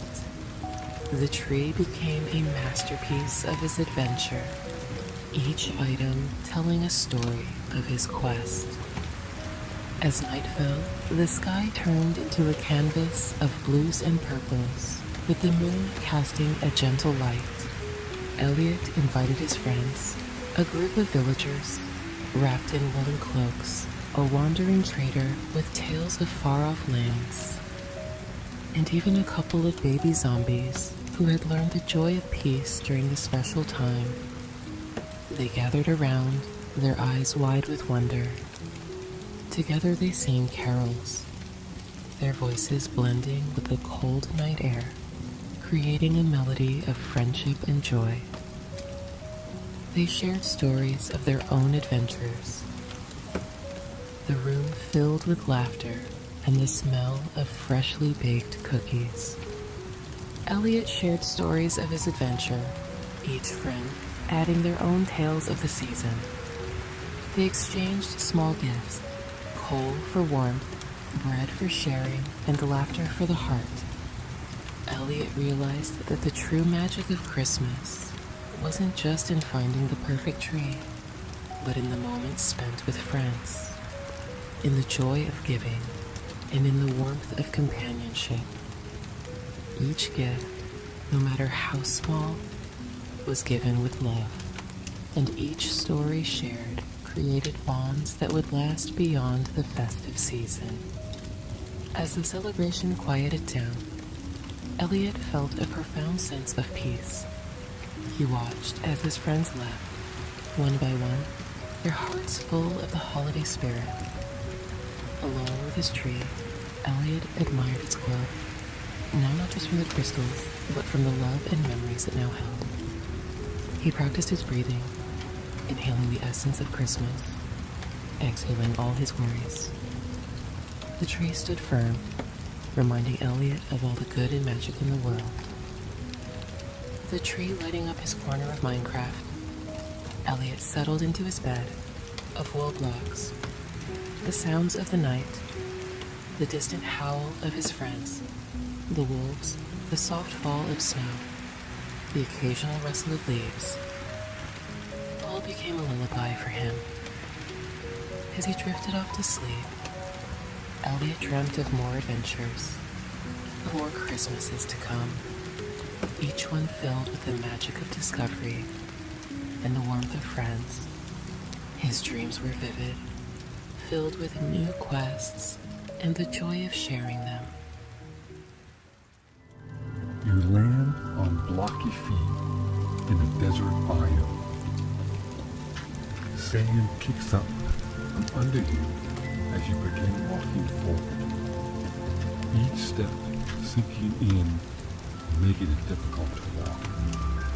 Right foot, left foot, right foot, left foot. There's a small hill right in front of you that you walk to the top of. Once you get there, you can see that you are completely surrounded by sand as far as you can see. You shade your eyes from the bright desert sun with your hands and squint to see as far as you can. Look your head all the way to one side until you feel a little stretch. All you can see is more sand over there. Look your head all the way to the other side until you can feel a little stretch. On that side, you can see something. Something is standing up tall in the distance. Deserts are known for their mirages, for making you think you see something that isn't there. You decide to head closer. It could be something interesting. Take a slow, deep breath in through your nose. Then, slowly breathe out through your mouth and slide down the sandy hill on your 2 feet. Looking straight ahead, you begin to walk toward what you see protruding out of the sand. As you approach, you are happy that you did because what you found is definitely something special. You walk up to the tall sand formations that look like pyramids pointing up from otherwise flat desert. Big blocks of sand stacked one on top of the other. There are many, many of these tall sand formations. You walk up to the top of one and see a pit that's a few blocks deep just on the other side. right below a tree. You walk over to the pit and realize you found a dungeon. Quickly, get out your axe and remove the blocks of sand to reveal the dungeon. Usually, there's a zombie in the dungeon, so be very careful of your movements. When you finally get to the dungeon hidden beneath the sand, you don't see any sign of the zombie. Where could they be? You hop into the dungeon to find a chest that's buried inside. And that's when you see that there is a huge double chest in this dungeon. The chest creaks as you open it. A golden light shines out, and you see that you have enchanted apples, gold ingot, blaze powder, a glass bottle of water, fermented spider eye, and even gunpowder. There is more loot in there too, so you gather everything you can and head out of the dungeon on your way. Heading through the desert with only sand for as far as you can see, you suddenly hear a commotion up ahead. As you continue to walk, step by step, the sound gets closer. Shapes are starting to appear, and they seem to be moving. You found a village. It appears to be full of villagers and busy with excitement. They must have a lot of goods to trade. Take a slow, deep breath in as a sigh of relief. You found a village nearby. Then, slowly, breathe out through your mouth and approach the village in search of trade. Walking into the village, you can tell something is wrong. The villagers are running around, busily boarding up their houses and shops, as if something is chasing them. One of the villagers suddenly swoops you inside their shop and hides you beneath a table piled with their wares. He holds a finger up to his mouth and says, "Shh, or else they'll hear you." What's going on? Peek around the corner of the table you're hiding behind, and you see a group of villagers that have become zombies. A villager that was kind enough to hide you explains that overnight, many of the villagers have been bitten by zombies, and no one knows if they can ever be saved. You wonder to yourself, what tools and materials do I have? Can you make something that can cure these villagers? That's when you remember all the items you got from the double chest that you found in the desert dungeon. It was full of stuff, and you know just what will make. You have several golden apples and all the necessary ingredients to make a splash potion of weakness. That is all you need to cure the zombie villagers. You get right to work on crafting your potion. In the brewing stand, you add blaze powder, 2 glass bottles of water, and fermented spider eye. As the potion mixes, take another slow, deep breath in through your nose. Feel your chest expand as bubbles start to form in your potion. Then, slowly breathe out through your mouth. It looks like the potion is all done. One of the glass bottles is filled with the splash potion of weakness. Now, all you need to do is add the final ingredient, the gunpowder. This, along with the golden apples, will finally bring all the zombie villagers back to life. You're going to save them. The villager who hid you watches you in amazement. He can't believe what he sees. As brave as can be, you rush out of the shop and into the village where zombie villagers are chasing the innocent villagers. Right beside them, there is a fenced-in pen where one of the villagers kept their farm animals before the zombies took over the village. If you corral the zombie villagers in there, then they cannot get you while you administer the magic function. You get the zombie villagers' attention by making loud noises so they follow you into the pen.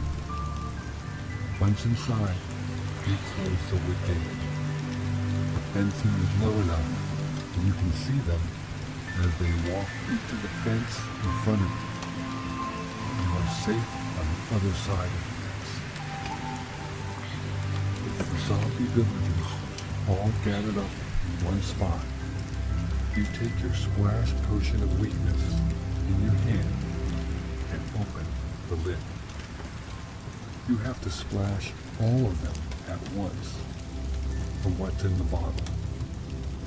Take another slow, deep breath in through your nose and wind your arm back to get a good splash. Then slowly breathe out through your mouth and splash. You got all of them with the potion, and now they are weakened enough for you to finish the curing process. Great particles float around the zombie villagers, so you know the potion is working. You have just enough golden apples for each of them. Since they are weakened, they will be able to take the golden apple as you hold it out for them. They each take one, and it gleams bright in their zombie hands. Once they each have taken a golden apple, it's just a few moments before the gray particles turn to red, then dissipate. The zombie villagers are saved and are just villagers again. Now, you set up your work table and begin trading with everyone. The whole village is so thankful for your help, and they give you an even more powerful enchanted golden apple as a thank you for your skill and kindness.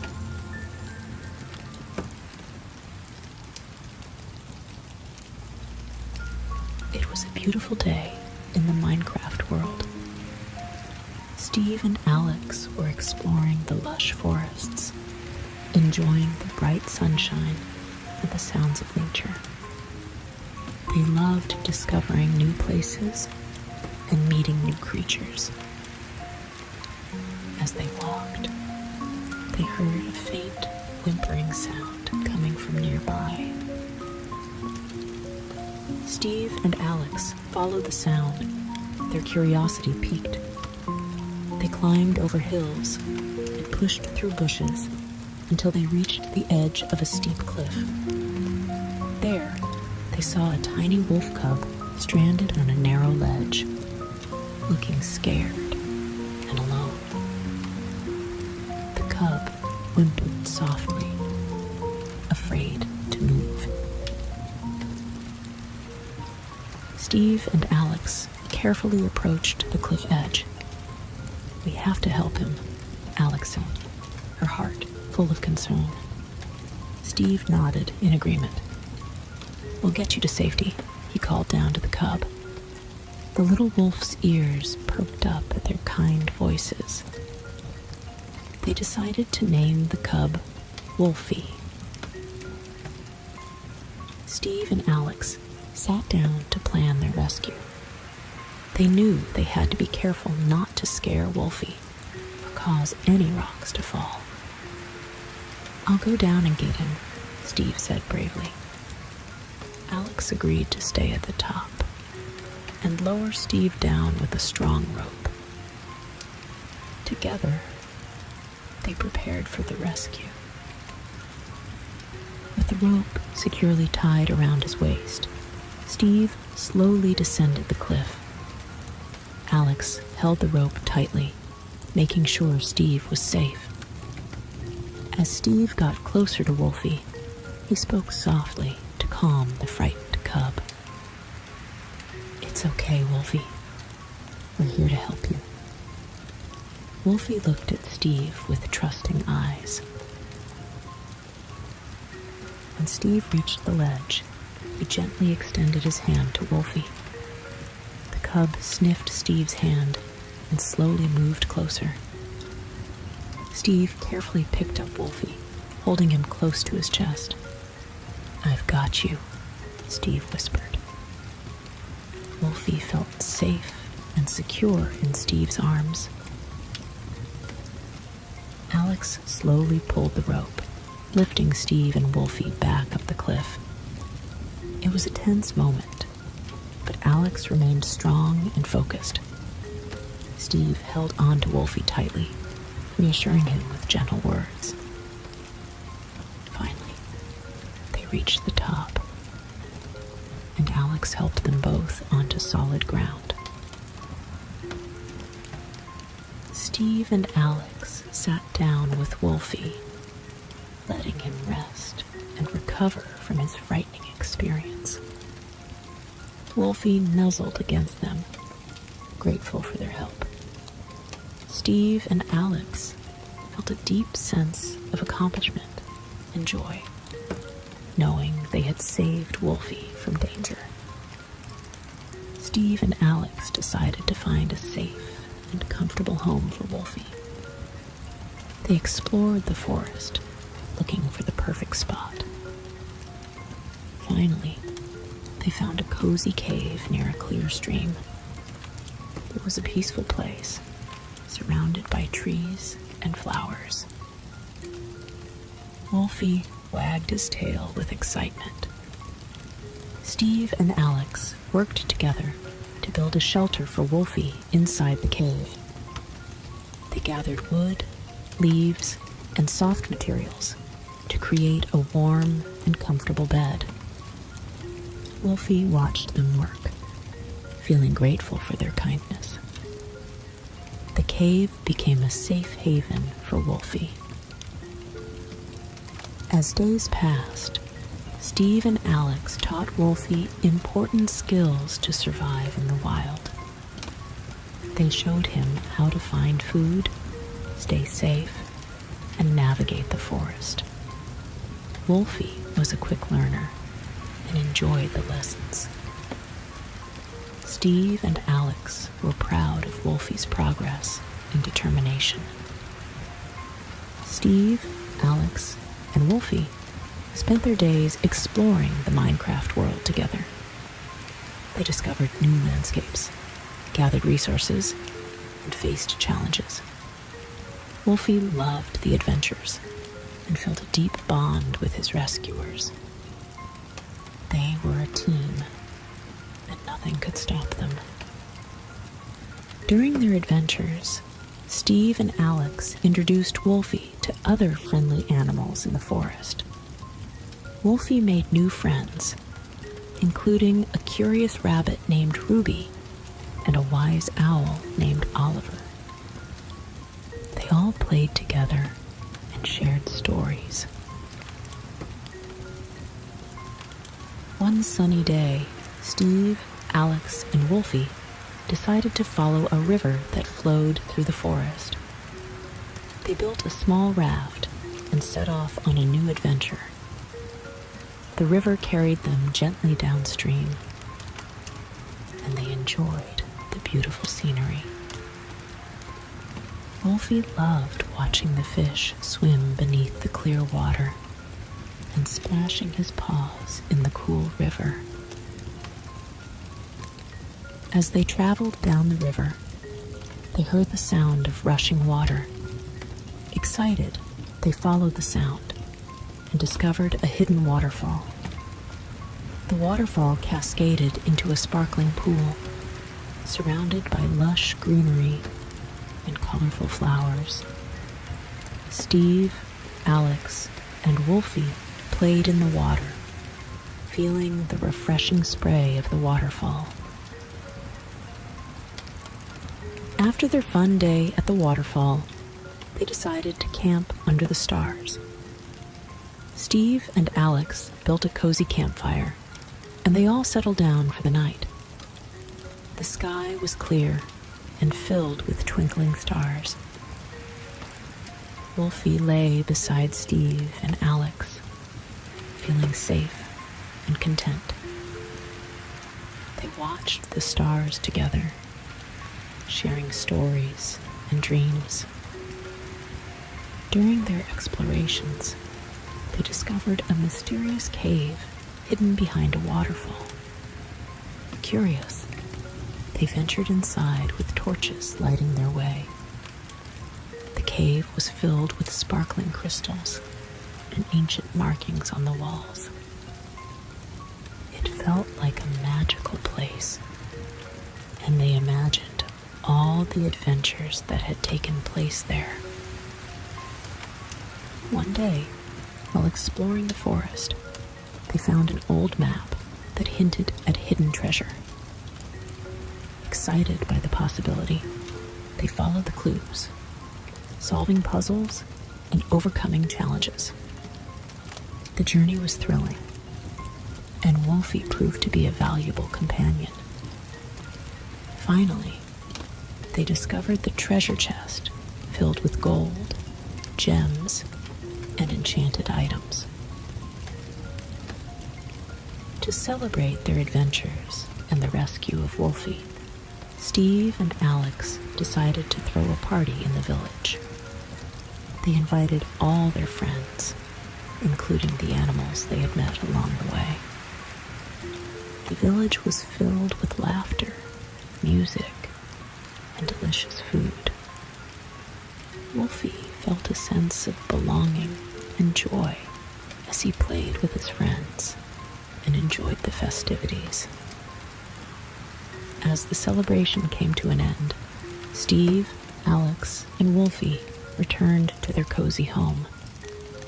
They reflected on their adventures and the special bond they had formed. Wolfie snuggled close to Steve and Alex, feeling loved and grateful. As they drifted off to sleep, they knew that more exciting adventures awaited them. With hearts full of happiness, they closed their eyes and drifted into a peaceful, restful sleep. Good night, Steve, Alex, and Wolfie.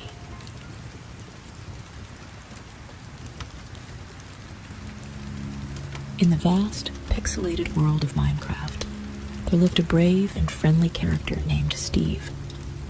Steve had a bright blue shirt, sturdy pants, and a trusty pickaxe. One sunny morning, as the blocky sun rose high in the sky, Steve woke up excited with all the possibilities of his day.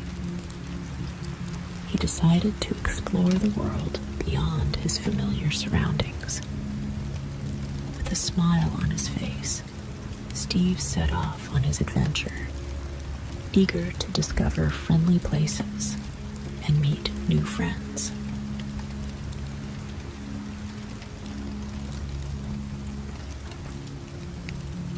As Steve wandered through the Minecraft landscape, he came across a beautiful flower forest.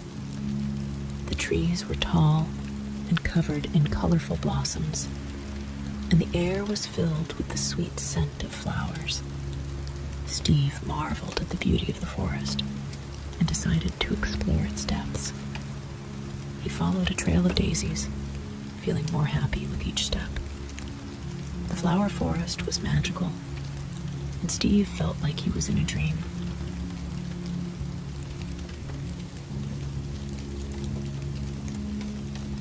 Continuing his journey, Steve stumbled upon a cozy village nestled in the hills. The villagers were friendly and welcomed Steve with open arms.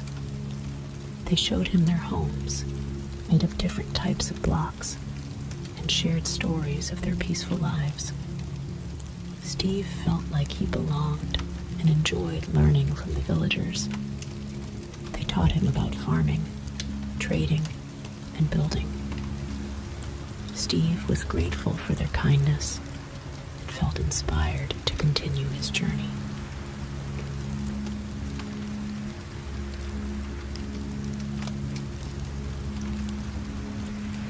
As Steve continued his adventure, he came across a lush bamboo jungle.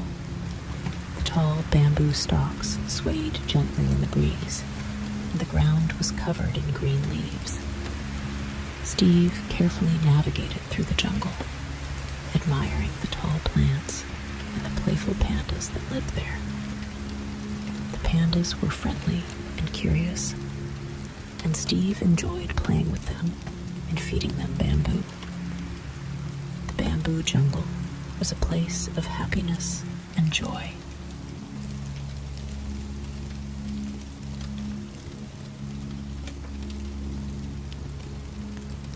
As Steve explored further, he discovered a hidden waterfall cascading down a rocky cliff. The water sparkled in the sunlight, creating a beautiful rainbow. Steve felt wonderful as he approached the waterfall. He dipped his hands into the cool, refreshing water and felt a wave of calm wash over him. The hidden waterfall was a peaceful oasis, and Steve felt rejuvenated by its beauty.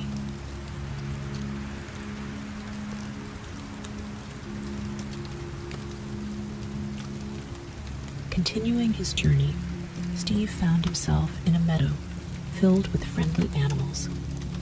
There were sheep, cows, pigs, and chickens, all happily grazing and playing in the meadow. Steve enjoyed interacting with the animals, feeding them, and petting their soft fur. The meadow was a place of harmony and happiness, and Steve felt a strong connection to the natural world.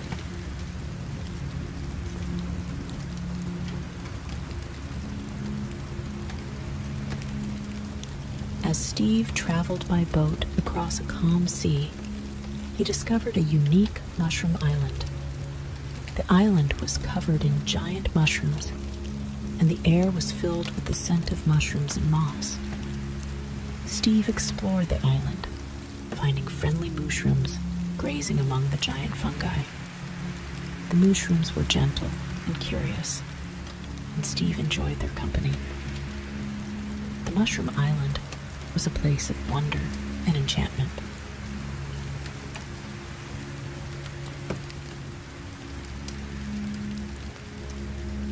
Steve continued his adventure and discovered a friendly mine. The mine was well lit with torches and had rails for mine carts. Inside, Steve found friendly miners who welcomed him warmly. They showed Steve how to mine precious ores and gems. Steve loved working alongside the miners. The mine was a place of teamwork and discovery, and Steve enjoyed learning new skills.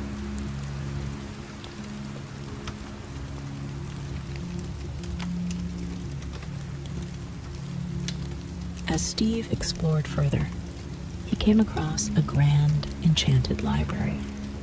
The library was filled with shelves of books and glowing enchantment tables. Steve was in awe as he walked through the rows of ancient tomes and magical scrolls. The librarian, a wise and friendly villager, welcomed Steve and showed him the wonders of enchantments. Steve learned how to enchant his tools and armor, making them stronger and more powerful. The enchanted library was a place of knowledge and magic, and Steve was inspired by the endless possibilities.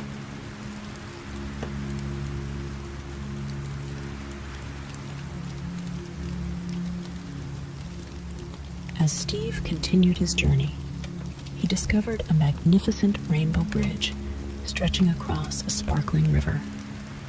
The bridge was made of colorful blocks that shimmered in the sunlight. Steve felt incredible joy as he crossed the bridge, marveling at the vibrant colors. On the other side, he found a peaceful garden filled with blooming flowers and singing birds. The rainbow bridge and garden were places of beauty and serenity, which made Steve feel very happy indeed.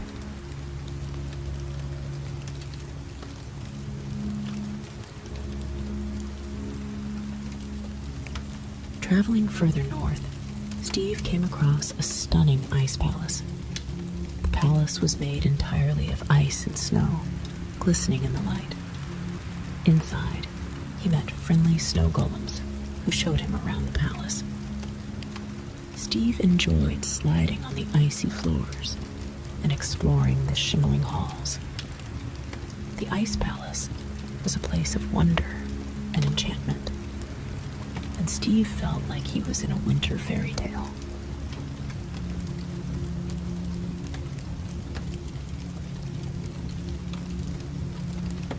As Steve explored a snowy forest, he discovered a cozy fox den. The den was home to friendly foxes with fluffy tails and bright eyes. Steve enjoyed playing with the foxes and feeding them berries. The foxes were playful and affectionate, and Steve felt their warmth and friendship. The fox den was a place of comfort and joy, and Steve cherished his time with his new furry friends.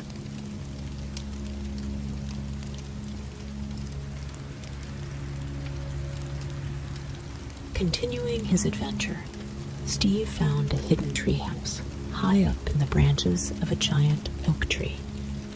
The treehouse was beautifully crafted and offered a stunning view of the surrounding forest. Inside, Steve found cozy furniture and books to read. He felt peace and contentment as he sat by the window, watching the sunset. The hidden treehouse was a tranquil, which made Steve feel relaxed and at home.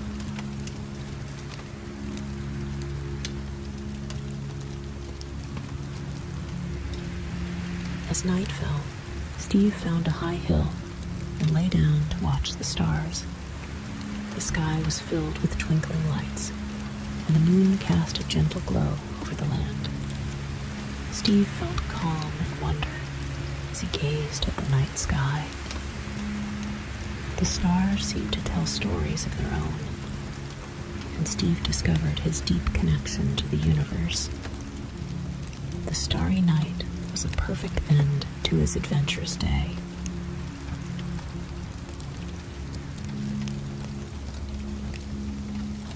Feeling fulfilled by his adventures, Steve decided it was time to head back home.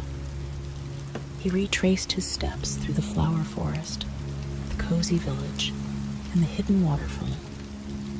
Along the way, he thought about all the wonderful places he had discovered and the friends he had made. Steve was grateful for the experiences and the memories he had created.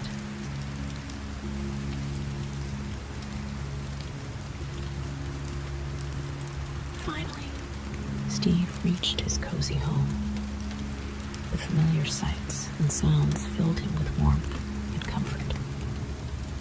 Steve settled into his bed, safe and content.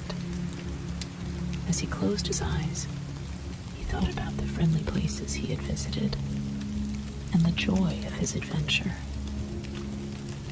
Steve drifted off to sleep with a smile, dreaming of more friendly Minecraft adventures to come. Good night, Steve the Minecraft adventurer. Sweet dreams. Chapter 1. The Minecraft superfan Liam loved Minecraft. No, really, he loved it. His bed, covered in Minecraft sheets, his pillow, a giant creeper face, his backpack, diamond armor blue. Even his socks had little blocky cows on them. If you asked Liam about his favorite food, he'd say cooked pork chops. His favorite color? Minecraft grass green. His favorite thing to do? Minecraft and not get exploded by creepers. Liam talked about Minecraft so much that even his mom, who didn't know a pickaxe from a shovel, could name all the mobs. Liam, she said one night as he brushed his teeth, I think you have Minecraft on the brain. That's a good thing, right? He mumbled through a mouthful of toothpaste. She laughed and tucked him into bed. You know, when I was little, Grandma taught me a trick. If you think really hard about something before you go to sleep, you might dream about it. Liam's eyes widened. Wait, so if I think about Minecraft right now, I might have a Minecraft dream? His mom smiled. It's worth a try. Liam gasped. This was the best news ever. As his mom turned off the light, he squeezed his eyes shut and whispered, Minecraft, Minecraft, Minecraft, over and over. He imagined himself in the game, building a giant castle, crafting shiny diamond armor, and fighting off zombies with an enchanted sword. Slowly, his mind drifted deeper and deeper. And then, poof, Liam's bed disappeared. The walls of his room vanished. When he opened his eyes, he wasn't in bed anymore. He was standing in the middle of a bright, blocky world, and his hands square. Liam gasped. No way. He had done it. He had dreamed himself straight into Minecraft. Chapter 2, Waking Up in a Blocky World. Liam blinked, then he blinked again. Everything around him was square. The grass, the clouds, even the sun in the sky. It was all made of little blocky cubes. His heart raced. This wasn't just any dream. This was the best dream ever. Liam looked down at his hands. Instead of fingers, he had big blocky mitts. Whoa, he whispered, flexing them. I'm a Minecraft character. Excited, he did what any reasonable person would do in this situation. He punched a tree. Whack, a chunk of wood popped right off and floated in front of him. Liam gasped. It actually worked. He grabbed the wood and did it again. Whack, another block popped off. Within seconds, he had a pile of wooden blocks in his inventory. Okay, think, he muttered, pacing in a circle. What do you do when you first start Minecraft? His stomach growled. Oh, right, food. Liam scanned the landscape. In the distance, he spotted a little blocky pig oinking near a river. He grinned. Perfect. Liam crept toward the pig, hands outstretched. Hey, buddy, he whispered. I just need a tiny snack. Nothing personal. The pig looked at him. Liam took another step. The pig snorted. And then, zoom. It took off running like it had just seen a ghost. Hey, get back here! Liam yelled, chasing after it. But the pig was fast. It zipped through the grass, weaving between trees, and before Liam knew it, he was sprinting across the blocky world, laughing as he ran. After a few minutes, he stopped to catch his breath. Okay, new plan, he panted. Find food later. First, let's build a house. Liam got to work, placing blocks on top of each other. His house wasn't exactly fancy. It was mostly just a box with a tiny door, but he felt like a champion. Not bad, he said, stepping back to admire his work. Could use some windows, maybe a second floor, but hey, it's home. Just then, the sky darkened. Liam frowned. Wait, is it getting... A low growl echoed from the trees. Liam froze. He knew that sound. He spun around, heart pounding. In the shadows, a pair of glowing eyes stared back at him. Then another pair, and another. Liam gulped. Oh no, it was nighttime. And he had forgotten to make a bed, which meant the monsters were coming. Chapter 3, The Nighttime Surprise. Liam's heart pounded. From the bike trees, eerie glowing eyes blinked at him. Then a hiss sound sent chills up his spine. Oh no, he whispered. He knew exactly what that sound meant. Creepers. Suddenly, a bony clack-clack echoed through the air. Liam spun around. A skeleton stood nearby, pulling back an arrow on its bow. Thwip! Liam yelped and ducked just in time as the arrow whizzed past his head. Okay, don't panic, he told himself. It's just like the game. Just gotta... A deep growl cut him off. He turned. A zombie was shuffling straight toward him. Ah! Panic! Liam bolted. He ran past his half-finished house, zigzagging through the trees, arms flailing. The monsters were right behind him. Creepers hissed. Skeletons fired arrows. Zombies groaned like they hadn't had breakfast in years. Liam's legs burned. I wish I had a horse, he gasped. Up ahead he spotted something, a tiny cottage with a flickering light inside. A house!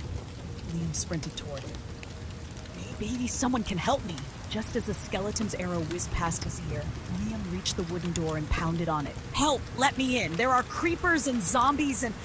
The door swung open and Liam tumbled inside, landing flat on his face. Slam! The The door shut behind him. Silence. Liam peeked up. Standing over him was a villager. He had a big square nose, a brown robe, and tiny beady eyes. He stared down at Liam, arms crossed. Liam sat up, panting. Hi? The villager raised an eyebrow. What kind of fool runs into the night without a bed? Liam gave an embarrassed laugh. This fool? He raised his hand. The villager sighed. Typical. Liam looked around. The cottage was small but cozy. A crafting table sat in the corner, and a bubbling cauldron filled the air with a weird, spicy smell. You're lucky you ate it, the villager said, handing Liam a blocky cup of something warm. Drink. Liam took a sip. It tasted like pumpkin pie and cinnamon. His whole body felt warm and tingly. Whoa, he said, smacking his lips. What is this? Potion of courage, the villager said. You're going to need it. Liam blinked. Need it? For what? The villager leaned in. His eyes gleamed. The monsters aren't just here for fun, kid. The land is cursed, and if you want to survive... He paused dramatically. You're going to have to break the curse. Liam's jaw dropped. Wait, so? You're telling me that I have to fight monsters, and I have to stop some kind of evil curse? The villager nodded. Liam gulped. Okay, do I at least get a sword first? The villager smirked. Not just any sword, a legendary one. Liam's eyes widened. Now this was getting interesting. Chapter 4, The Villager's Quest. Liam sat up straighter. Did you just say legendary sword? The villager nodded, stroking his big square chin.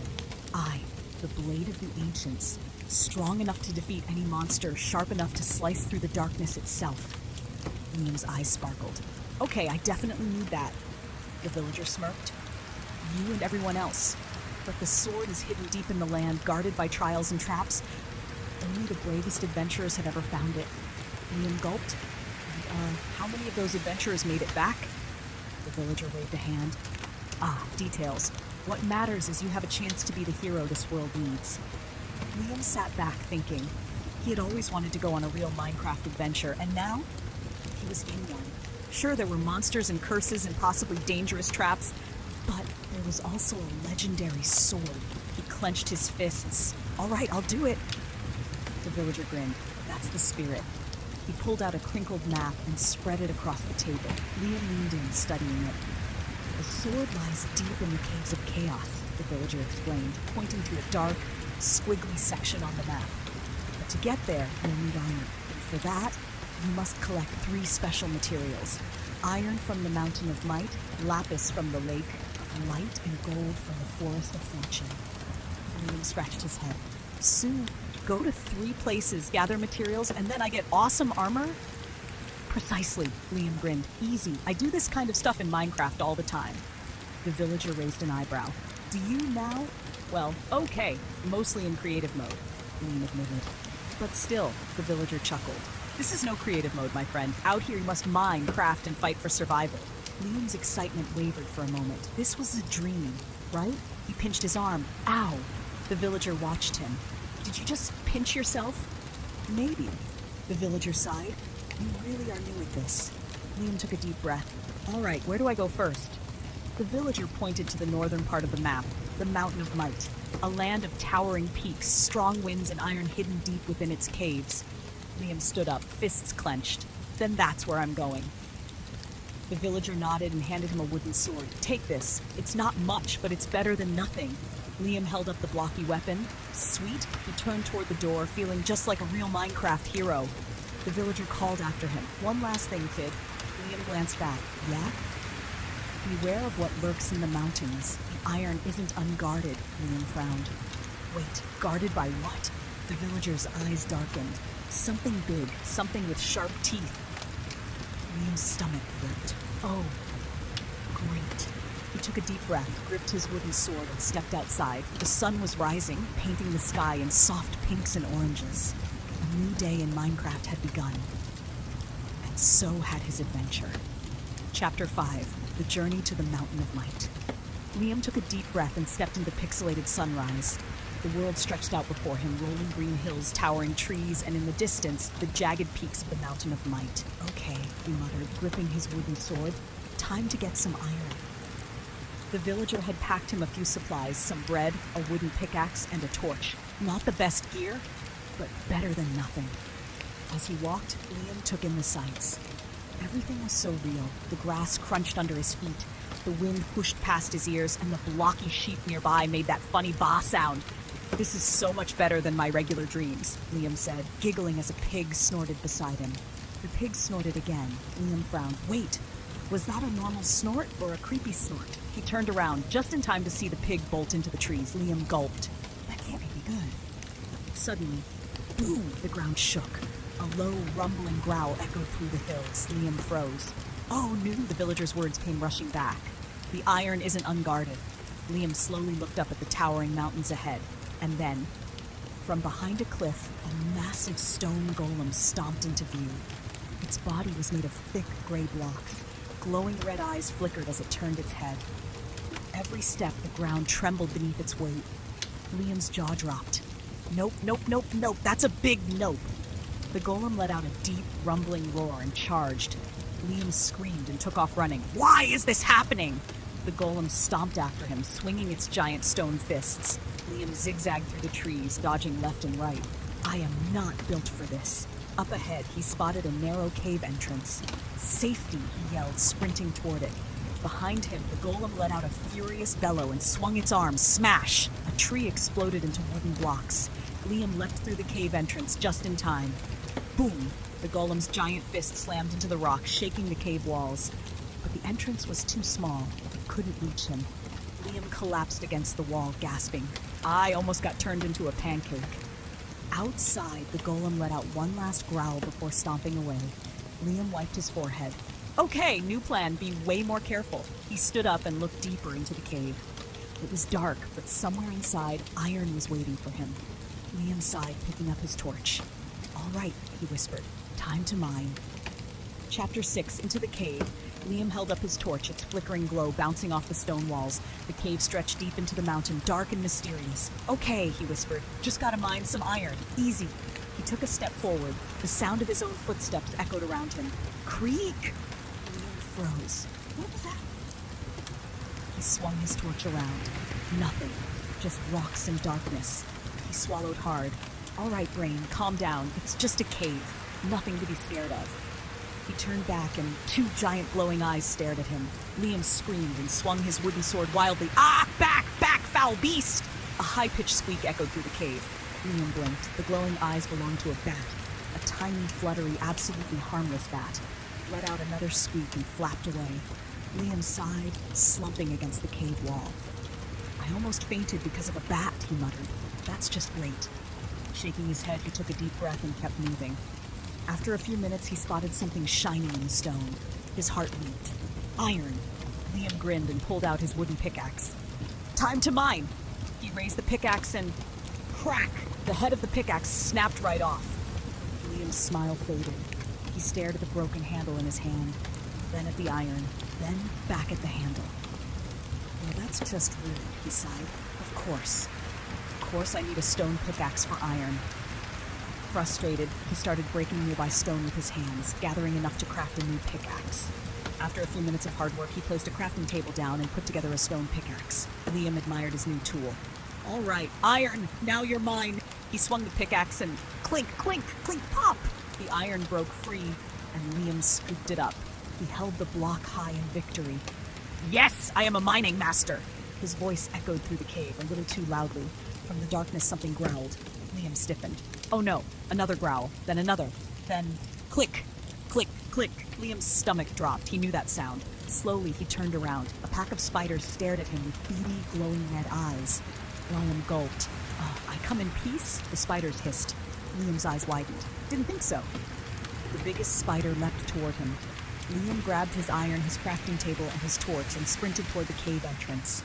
The spiders scuttled after him, legs clicking against the stone. Liam ran faster. Nope, nope, nope. Up ahead, he saw daylight. He was almost out. With one last burst of speed, he leapt out of the cave just as the spiders skidded to a stop the entrance, hissing in frustration. Liam collapsed onto the grass, panting. I hate spiders, he groaned. Then he looked at his inventory, saw the iron safely in his hands. He grinned. One material down, 2 to go. He stood up, dusted himself off, and looked toward the next destination on the map, the Lake of Light. Liam took a deep breath. His adventure was just beginning. Chapter 7, The Lake of Light. Liam marched across the blocky landscape, feeling pretty proud of himself. Sure, he had almost been squashed by a stone golem.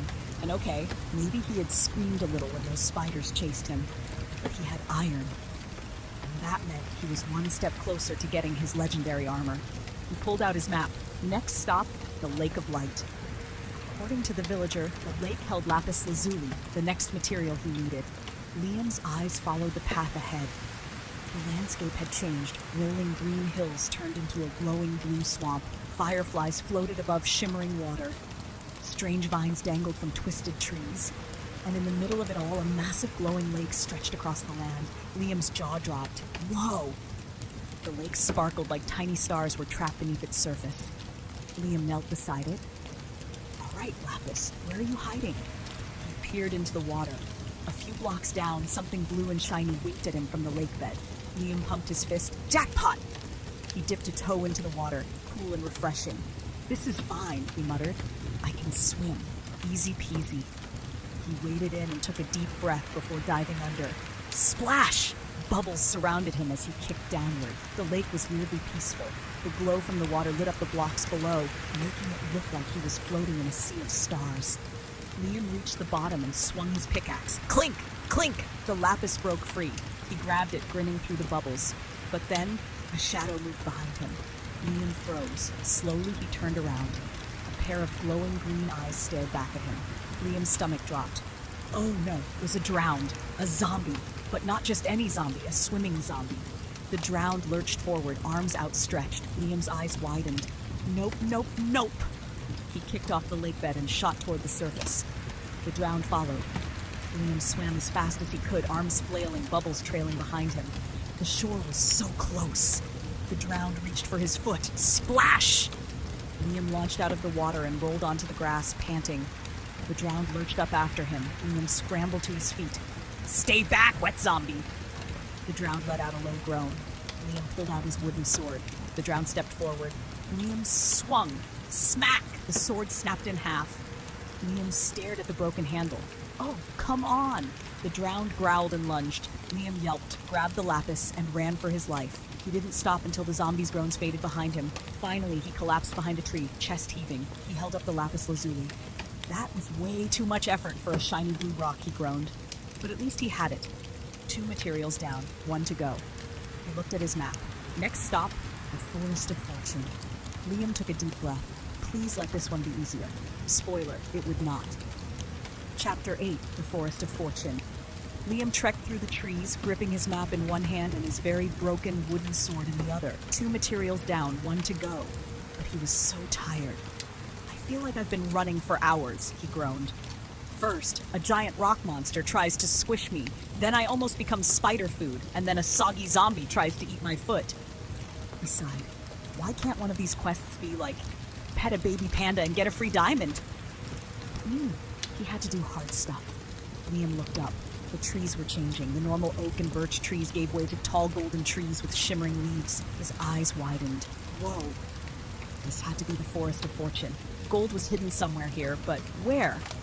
Liam wandered between the golden trees, eyes scanning the ground. Nothing. No caves, no shiny ores, not even a single golden nugget. This place is way too quiet, he muttered. And then, rustle. Liam froze. His heart pounded. Okay, probably just the wind. Rustle, rustle. Liam slowly turned around. Nothing. He took a step forward, and hi-ya! Liam screamed as something jumped out of a bush and tackled him. He hit the ground with a loud oof. Dazed, he looked up to see a tiny green figure wearing a ninja mask. Liam blinked. What? The tiny ninja jumped up, crossed his arms, and glared at him. You dare enter the Forest of Fortune? The tiny figure declared. Without permission? Liam sat up. Yes? The tiny ninja gasped. You admit your crime. The punishment is the trial of speed. Liam blinked. The what now? The ninja pointed to a long, twisting obstacle course made of long lines and floating platforms. If you want the golden treasure of the forest, the ninja said, you must outrun me. Liam groaned. Oh, great. More running. The ninja wiggled his tiny fingers. Unless you are too slow. Liam narrowed his eyes. Oh, it's on! The ninja grinned. Then let the race begin. Boom! The ninja took off. bolted after him. First, jumping across logs. Liam barely made it. Whoa! Next, climbing vines. Liam scrambled up, slipping once but catching himself. Not bad, the ninja called from ahead. Liam gritted his teeth. I am not losing to a tiny ninja. Final stretch, jumping across floating blocks over a deep pit. Liam gulped. Okay, legs, he muttered. Time to be awesome. He leapt to the first block, then the second, then the... His foot slipped. Liam flailed and caught a vine just in time. Still in it, he yelled, scrambling back up. The ninja turned. Impressive, but not enough. Liam sprinted the final stretch, dove forward, and slammed his hand on the finish line right before the ninja. He collapsed, panting. I win? The ninja stared at the finish line, then at Liam. Then he laughed. A true warrior indeed, the ninja said. You have earned the treasure. Liam sat up just as the ninja tossed him a glowing gold ingot. Liam caught it and grinned. Yes, gold! 3 materials collected. The ninja nodded. Now go, hero. Your journey is not over. Liam stood, gripping the gold tightly. It was time to craft his legendary armor. And then, face the final battle. Chapter 9, Crafting the Legendary Armor. Liam raced back through the forest, gripping the gold ingot tightly. He had done it. Iron from the Mountain of Might, lapis from the Lake of Light, gold from the Forest of Fortune. All 3 materials collected. Now it was time to craft. By the time he reached the villager's cottage, the sun was setting. The warm glow of lanterns flickered through the windows. Liam burst through the door. I got them, he yelled, panting. The iron, the lapis, the gold. I got everything. The villager, who had been calmly sipping tea, spit out his drink. Well, the villager said, wiping his mouth, I suppose that means you're still alive. Liam grinned and dropped the materials onto the table. Now let's make some epic armor. The villager inspected the materials and nodded. Impressive. You've passed the trials, but the true test is yet to come. Liam's excitement wavered. Wait, what do you mean? The villager pointed to a massive stone well in the middle of the village. Liam frowned. Okay, cool well, what about it? The villager's eyes darkened. Deep within that well lies the true darkness of this land. The evil that spreads the monster curse. Liam gulped. Sue, what exactly is down there? The villager leaned in.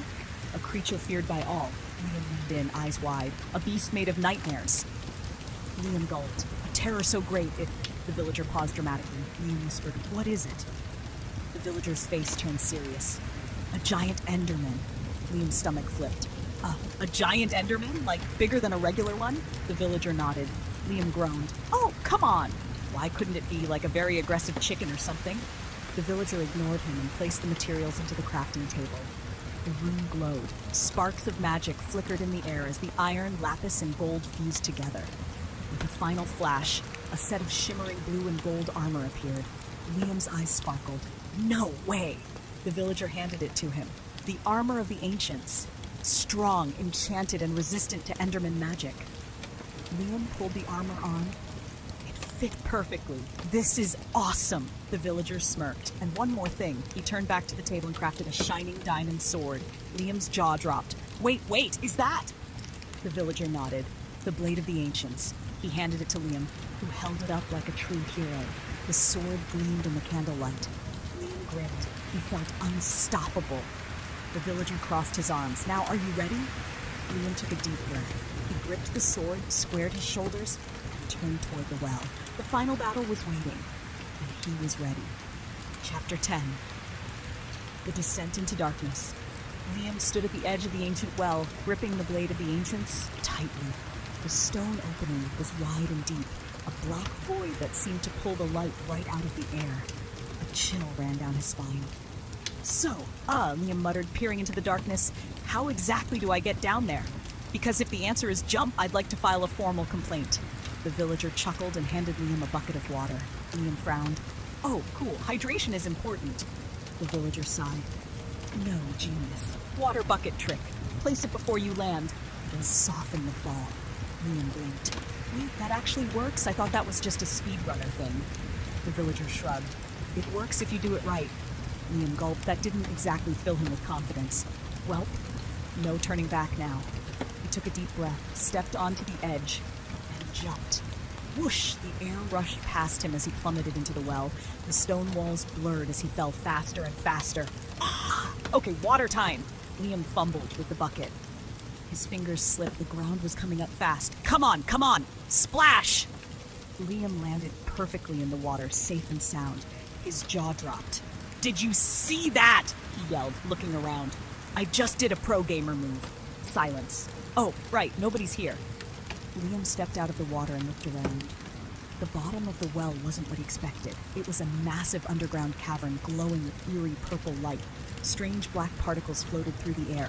The stone walls were lined with deep obsidian cracks, and in the center of it all, a massive obsidian throne.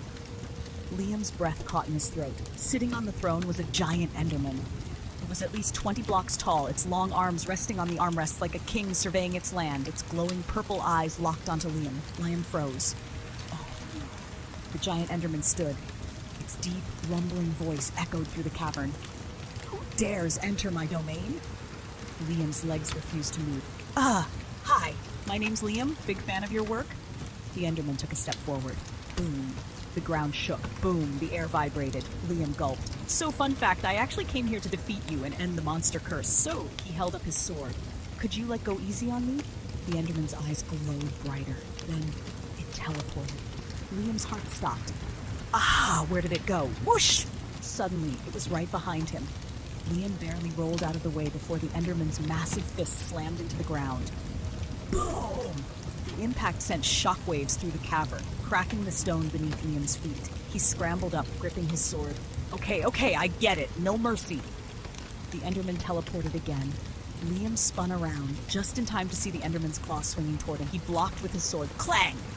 Sparks flew as the force sent Liam skidding backward. His arms ached.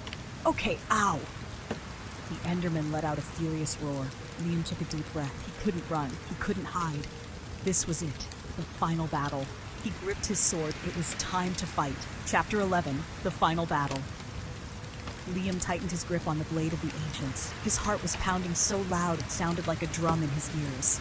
The giant Enderman loomed over him, its glowing purple eyes burning like twin torches in the darkness. It let out a deep, bone-rattling growl. Then, whoosh! It teleported again. Liam spun around, just in time to see a massive black fist swinging toward him. He dove to the side. Boom! The fist slammed into the stone floor, sending blocks flying everywhere. Liam scrambled up. Okay, plan. Need a plan. He ducked behind a rock just as the Enderman lashed out again, smashing the stone into dust. Liam yelped. Not that plan. The Enderman's long arms swiped at him again and again. Liam jumped, dodged, and rolled, barely avoiding the attacks. He needed an opening. He needed to strike. Then he remembered something. Enderman hated water. His eyes darted to his empty water bucket. Liam grinned. Oh, I have an idea. He sprinted across the cavern, dodging as the Enderman's fists smashed down behind him. Come on, big guy, try to catch me! He yelled. The Enderman teleported right into Liam's trap. Liam whipped out his bucket. Splash! Water exploded onto the Enderman's feet. It let out a piercing screech. Purple sparks flew off its body as it staggered backward. Yes! Liam whooped. Water works! But the Enderman wasn't done. It lifted both arms and summoned a storm of floating blocks. Liam's eyes widened. Oh, that's probably bad! Whoosh! The blocks hurled toward him like meteors. Liam zigzagged, barely dodging as chunks of stone exploded around him. He had to end this now. He spotted the well's ancient altar in the center of the cavern, the place where he had to pour the potion of purity to break the curse. But the Enderman blocked the way. Liam squared his shoulders. All right, sword, he whispered. Let's be awesome. Then he charged. The Enderman roared and teleported, but Liam was ready. He jumped, spun, and slashed his sword. Crack! The blade of the Ancient sliced through the Enderman's chest, sending a shockwave of blue energy through the cavern. The Enderman let out an ear-splitting screech and staggered back. Liam didn't stop. He sprinted for the altar, pulled out the potion of purity, and poured it into the well. Whoosh! A blinding blue light erupted from the well, spreading through the cavern like a tidal wave. The Enderman let out one last roar, then vanished into dust. The cavern shook, walls cracked, light filled the air, washing away the darkness, and then silence.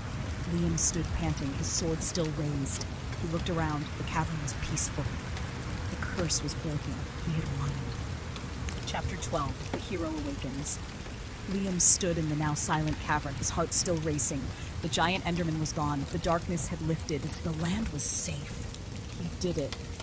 Liam let out a long breath and looked down at his sword. It still glowed softly in his hand. He ran his fingers over the blade. "I can't believe it," he whispered. "I actually won." A slow clapping sound echoed through the cavern. Liam turned to see the villager standing by the altar, nodding approvingly. "Well, well," the villager said with a smirk. "Didn't think you had it in you, kid." Liam grinned. "Me neither." The villager stepped forward and placed a hand on Liam's shoulder. "You have done what no one else could," he said. "You have broken the curse. You, Liam, are the hero of the village." Liam's eyes widened. "Wait, really?" The villager nodded. "Does that mean I get, free stuff from villagers now?" The villager chuckled. "It means you've proven yourself. But now it is time to return." Liam blinked.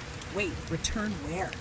The villager simply tapped Liam's forehead, and suddenly the world began to fade. The cavern, the altar, the glowing sword, all of it swirled into nothingness. Liam felt himself floating, drifting. And then, "Liam, wake up!"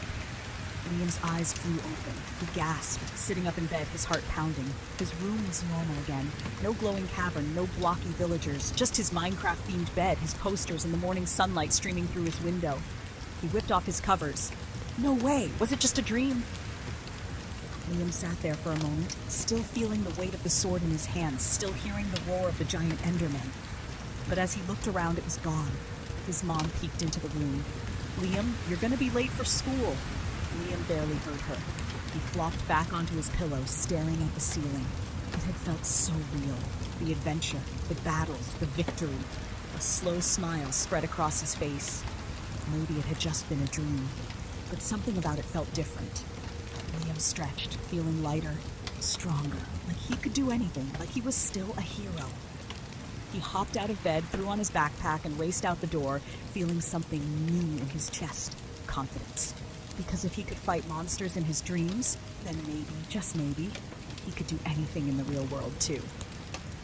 The end.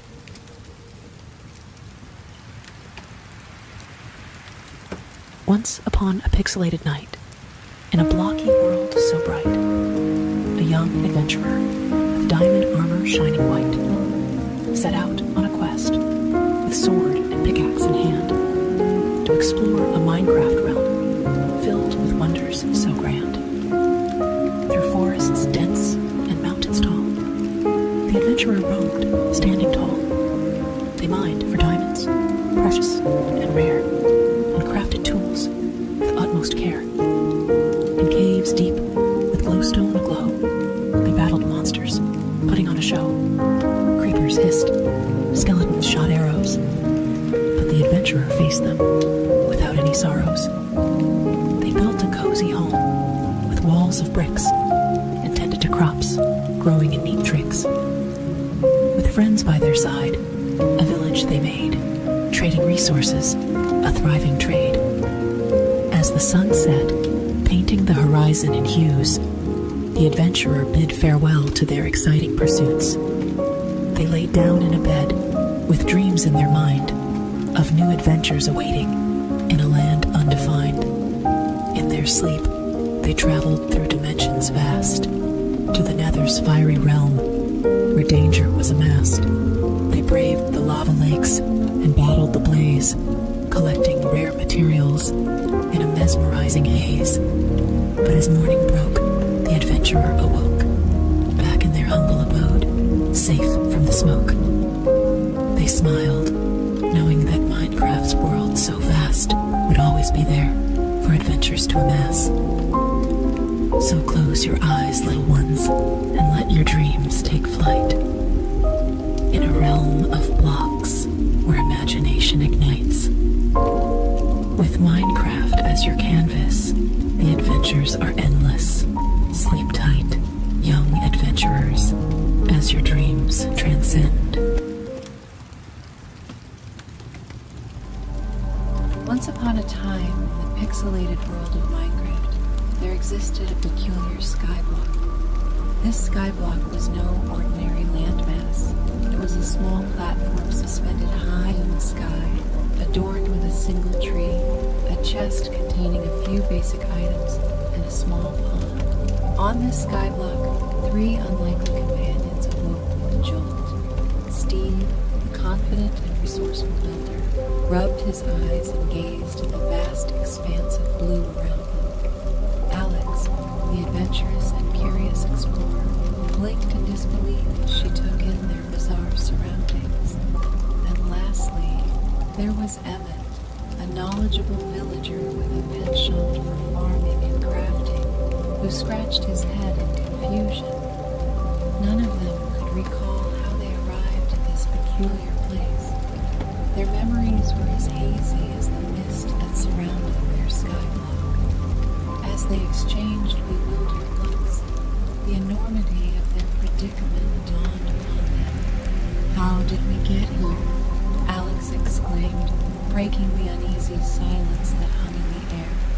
Steve, being the pragmatic leader that he was, took charge of the situation. "Well, it seems we have no choice but to make the best of this situation," he declared, his voice unwavering despite the uncertainty that loomed over them. "We'll have to work together to survive and expand this skyblock of ours." Alex nodded in agreement, her eyes already scanning their limited resources. "We've got a tree, a chest with a few basic items, and a small pond. It's not much, but it's a start," she observed, her mind already racing with ideas. Emmett, with a thoughtful expression, chimed in. "I can help with farming and crafting.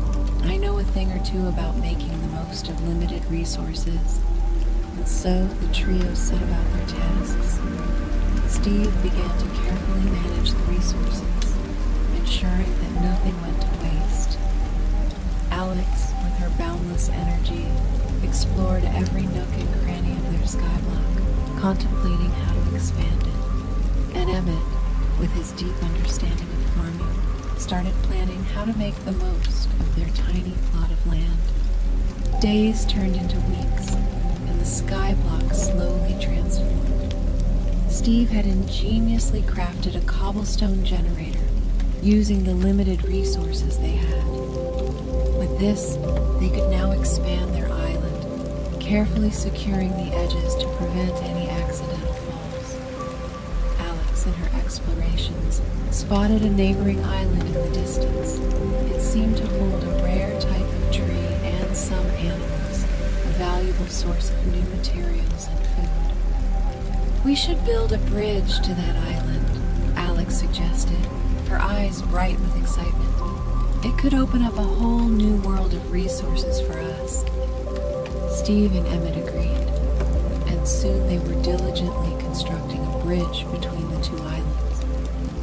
It was a delicate and dangerous task, but with their combined efforts, they managed to create a sturdy connection between the two skyblocks. As they ventured onto the new island, they were greeted by the sight of lush greenery and the gentle sounds of animals. It was a paradise of resources compared to their humble skyblock. However, they quickly realized the challenge that lay ahead. They had to manage these new resources without upsetting the delicate balance of their small ecosystem. The days turned into nights, and the trio worked tirelessly, finding a way to maintain their newfound resources without causing any harm to their fragile world. It was during these efforts that they began to understand the importance of sustainability and balance. Steve took charge of the animal farm, carefully monitoring the population and ensuring that they were well taken care of. Alex focused on creating an efficient and beautiful garden, utilizing every inch of space to grow essential crops. Emmett worked on water collection and a basic mob grinder, which would provide additional resources like bones for bone meal. Their skyblock was flourishing, a miniature ecosystem in the vast expanse of the Minecraft world. The once small platform now hosted a farm, a garden, and useful contraptions that made their survival more manageable. One sunny day, as they marveled at their achievements, a wandering trader appeared on the horizon. The trader was astonished at the thriving mini ecosystem the trio had built and offered them rare items and seeds in exchange for their surplus resources. It was a delightful encounter, and the trio celebrated their success with a sense of pride. As the sun dipped below the horizon, casting the sky in a warm glow, the three friends gazed into the sky, contemplating what other adventures and skyblocks might be out there, representing the endless possibilities of Minecraft. And so their journey continued, with new horizons to explore and more skyblocks to conquer. The trio diligently worked on expanding their skyblock, using the limited resources at hand. Steve, with his practical and resourceful nature, took charge of managing the available blocks and ensuring that no material went to waste. He meticulously planned the expansion, envisioning a secure and flourishing skyblock for their survival. Alex, with her insatiable curiosity and boundless energy, scoured every corner of their tiny island, seeking out ways to make their skyblock more habitable and resourceful. Her eyes sparkled with determination as she explored the edges of their platform, contemplating how to expand it without compromising their safety. Emmett, the knowledgeable villager with a penchant for farming and crafting, was deeply engrossed in studying the soil and planning how to make the most of their limited land. His expertise in sustainable farming methods was proving invaluable as they sought to create a self-sufficient ecosystem in the sky. As the days passed, the skyblock slowly transformed. Steve had ingeniously crafted a cobblestone generator from the limited resources they had, carefully placing the lava and ice blocks to create a sustainable source of stone. It was a marvel to behold, and the trio marveled at their ingenuity.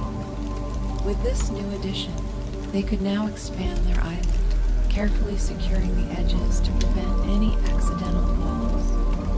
Alex, with her sharp eyes and quick reflexes, spotted a neighboring island in the distance.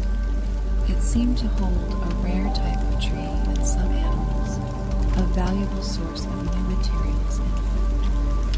Her heart raced with excitement at the sight, and she couldn't wait to explore this new world of possibilities. We should build a bridge to that island, Alex suggested, her eyes bright with enthusiasm. It could open up a whole new world of resources for us.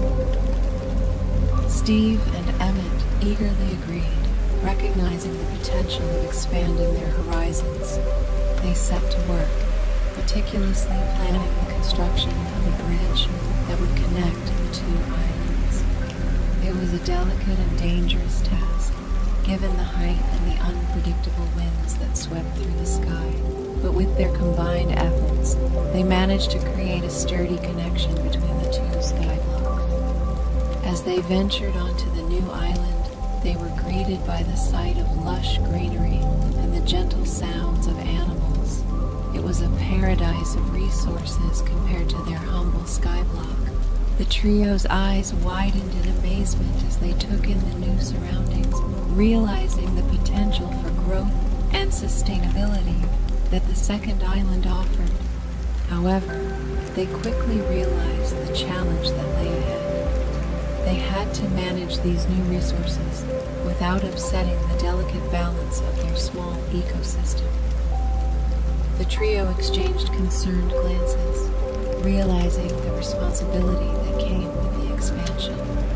It wasn't just about acquiring new materials, it was about integrating them into their existing world without causing harm. The days turned into nights, and the trio worked tirelessly, finding a way to maintain their newfound resources without causing any harm to their fragile world. They faced numerous challenges, from ensuring the animals had enough space to graze to integrating the new tree into their environment without disrupting the existing flora and fauna. during these efforts that they began to understand the importance of sustainability and balance. Steve took charge of the animal farm, carefully monitoring the population and ensuring that they were well taken care of. His resourcefulness came into play as he ingeniously constructed a shelter for the animals, using the limited wood and leaves they had. Alex, with her creative spirit, focused on creating an efficient and beautiful garden, utilizing every inch of space to grow essential crops. She carefully planted the seeds they had brought from their original Skyblock and tended to them with care, ensuring that they would yield a bountiful harvest to sustain them. Emmett, with his deep understanding of farming, was at the forefront of managing the new tree and integrating it into their ecosystem. He carefully studied the soil and the surrounding plants, making sure that the introduction of the new tree would not upset the delicate balance they had established. The trio toiled day and night, their dedication fueled by the desire to create a self-sustaining ecosystem in the sky. They faced setbacks and challenges, but their determination never wavered. Each hurdle was met with creative solutions and unwavering teamwork. As their Skyblock continued to evolve, the trio marveled at the progress they had made. What was once a small platform in the sky was now a miniature ecosystem, thriving with life and potential. The once small platform now hosted a farm, a garden, and useful contraptions that made their survival more manageable. The Skyblock was becoming a home, a haven in the vast expanse of the Minecraft world, and as they gazed into the horizon, they knew that their journey was far from over. There were more challenges to face, more discoveries to be made, and more Skyblocks to conquer. And so, their adventure continued, with new horizons to explore and a Skyblock that was brimming with possibilities. As they ventured onto the new island, they were greeted by the sight of lush greenery and the gentle sounds of animals. It was a paradise of resources compared to their humble Skyblock. The trio's eyes widened in amazement as they took in the new surroundings, realizing the potential for growth and sustainability that the second island offered. Emmett, the knowledgeable villager with a penchant for farming and crafting, was the first to notice the delicate balance of the ecosystem on this new island.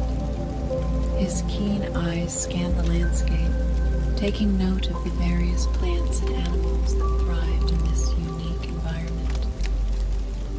A rare type of tree with vibrant, twisting branches stood tall in the center of the island, casting a dappled shade over the rich soil.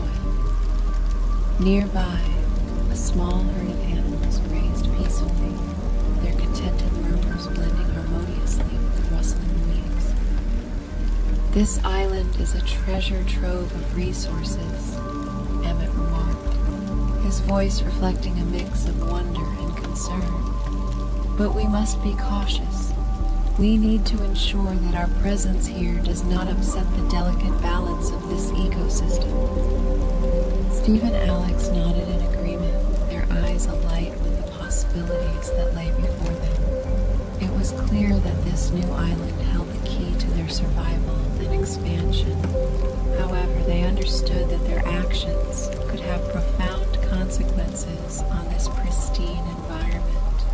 With careful steps, they began to explore the island, taking note of the various plants and animals that could potentially benefit their own Skyblock. Steve, with his practical approach, immediately began to assess the quality of the soil and the potential for sustainable farming.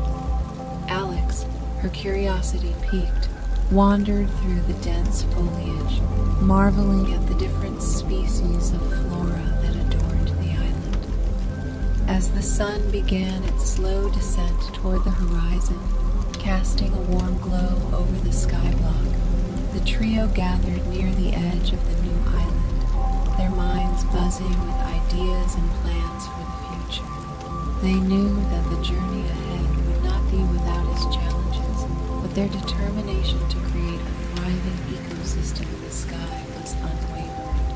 In the days that followed, the trio tirelessly worked to integrate the resources of the new island into their existing skyblock. Steve, utilizing his resourcefulness, devised a plan to transplant some of the unique plants from the neighboring island to their own. With careful hands, he uprooted a few saplings and brought them back to their skyblock, envisioning how they could enrich their environment. Alex, with her boundless energy, focused on designing a bridge that would not only connect the two islands, but also provide a safe passage for future expeditions. Her mind teemed with ideas as she sketched out the blueprint for the bridge, ensuring that it would complement the natural beauty of both islands. Emie, with his expertise in sustainable farming, meticulously studied the soil on the new island, determining the best crops to cultivate. He envisioned a system where they could exchange and grow new seeds, fostering a mutually beneficial relationship between the two islands. As they worked, a sense of harmony began to take shape between the two skyblocks. The once separate entities now seemed to pulse with a shared vitality, interconnected by the bridge that Alex had so skillfully constructed. The trio marveled at the progress they had made, knowing that their endeavors were not only shaping their immediate future, but also laying the foundation for a sustainable and thriving environment in the sky. The challenges, however, were not to be underestimated. As they delved deeper into their expansion efforts, they encountered unforeseen obstacles that tested their resolve. The delicate balance of the ecosystem proved to be a complex puzzle, and the trio found themselves confronting the intricacies of sustainable growth and resource management. At sunset, as they gathered around a crackling fire, their silhouettes dancing against the canvas of the evening sky, they exchanged stories of their discoveries and setbacks. It was in these moments of reflection that they realized the profound impact that their journey was having. Each challenge they faced, each obstacle they overcame, was molding them into resilient and resourceful individuals, ready to confront whatever lay ahead in the vast expanse of the Minecraft. And so, as the stars began to twinkle overhead, casting a soft glow over their skyblock, the trio knew that their adventure was far from over. There were more horizons to explore, new discoveries to be made, new skyblocks to conquer. Their journey was just beginning, and the possibilities were as boundless as the endless expanse of the pixelated sky. As the sun dipped below the horizon, casting the sky in a warm glow, the three friends gazed into the sky, contemplating what other adventures and skyblocks might be out there, representing the endless possibilities of Minecraft. And so their journey continued, with new horizons to explore and more skyblocks to conquer. Their expansion efforts had brought them to the realization that their skyblock was no longer just a tiny platform in the sky. It was evolving into a self-sustaining ecosystem. However, with growth came the challenge of maintaining this delicate balance. The trio had to confront the pressing issue of sustainability to ensure that their resources did not deplete and their island continued to thrive. Steve, with his pragmatic nature, was the first to recognize the looming problem. The limited space and resources on the skyblock demanded a sustainable approach to ensure their survival in the long run. He gathered Alex and Emmet, their faces reflecting the weight of this realization, and proposed that they focus their efforts on creating a self-sufficient ecosystem. We need to think about the long-term sustainability of our skyblock, Steve stated, his brow furrowed in concern. Our resources are not infinite, and if we're not careful, we might deplete them faster than we realize. Alex nodded in agreement, her mind already racing with ideas on how to maximize their limited space and resources. Emmett, with his deep understanding of farming and crafting, chimed in with his thoughtful insights. We must find a way to maintain a balance between consuming and replenishing our resources. It's the only way to ensure the longevity of our ecosystem. With a shared sense of purpose, the trio set about addressing the challenge of sustainability. Steve took charge of the animal farm, recognizing that a steady source of food and materials from the animals would be essential for their survival. He carefully monitored the population, ensuring that the animals were well taken care of and that their numbers were maintained at a sustainable level. In the early light of dawn, Steve could be found tending to the animals, his hands deftly maneuvering as he ensured their comfort and well-being. He had constructed a shelter for the animals using the limited wood and leaves they had, providing them with a safe and sustainable space. The farm was a testament to his resourcefulness, and as he surveyed the animals grazing contentedly, a sense of pride swelled within him. Meanwhile, Alex turned her attention to creating an efficient and beautiful garden. Every inch of their limited space was utilized to grow essential crops, and she poured her energy into ensuring that the garden was not only bountiful but also aesthetically pleasing. Her creativity flourished as she orchestrated the layout of the garden, envisioning a harmonious coexistence of plants that would yield a rich harvest to sustain them.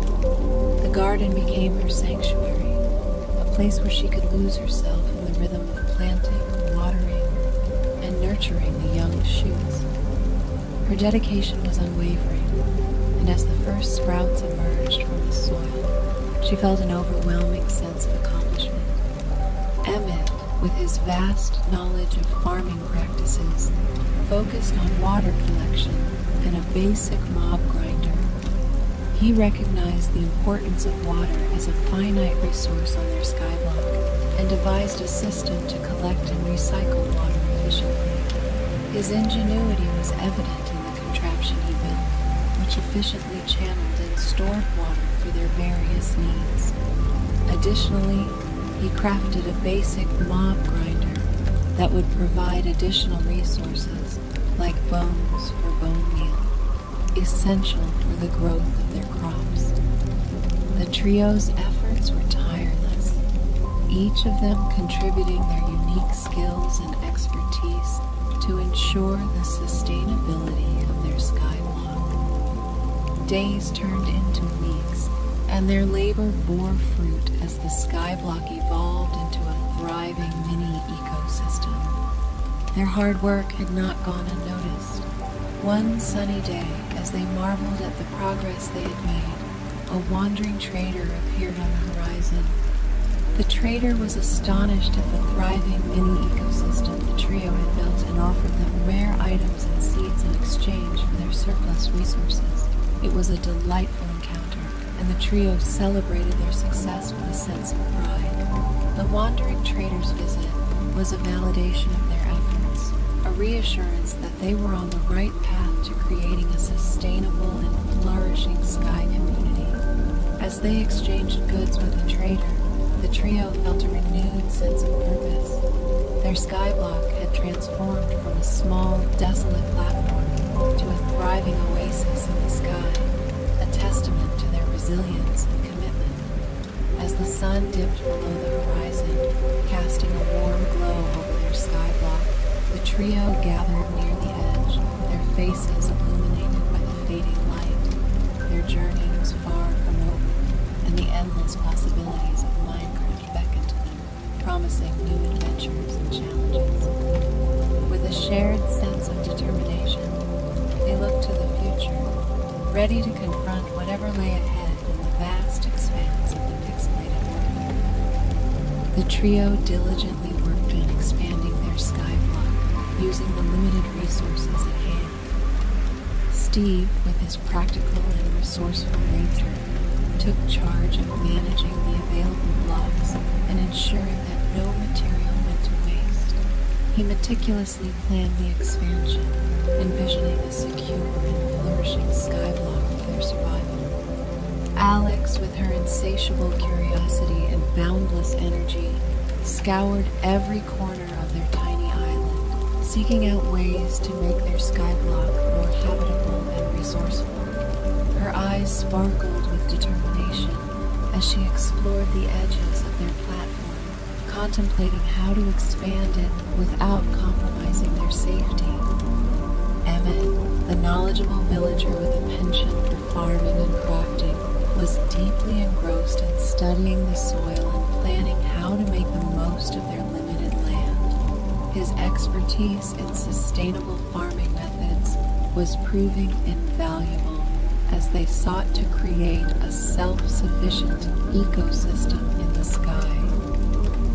As the days passed, the skyblock slowly transformed. Steve had ingeniously crafted a cobblestone generator from the limited resources they had, carefully placing the lava and ice blocks to create a sustainable source of stone. It was a marvel to behold, and the trio marveled at their ingenuity. With this new addition, they could now expand their island, carefully securing the edges to prevent any accidental falls. Alex, with her sharp eyes and quick reflexes, spotted a neighboring island in the distance. It seemed to hold a rare type of tree and some animals, a valuable source of new materials and food. Her heart raced with excitement at the sight, and she couldn't wait to explore this new world of possibilities. We should build a bridge to that island, Alex suggested, her eyes bright with enthusiasm. It could open up a whole new world of resources for us. Steve and Emmett eagerly agreed, recognizing the potential of expanding their horizons. They set to work, meticulously planning the construction of a bridge that would connect the two islands. It was a delicate and dangerous task, given the height and the unpredictable winds that swept through the sky. But with their combined efforts, they managed to create a sturdy connection between the two skyblocks.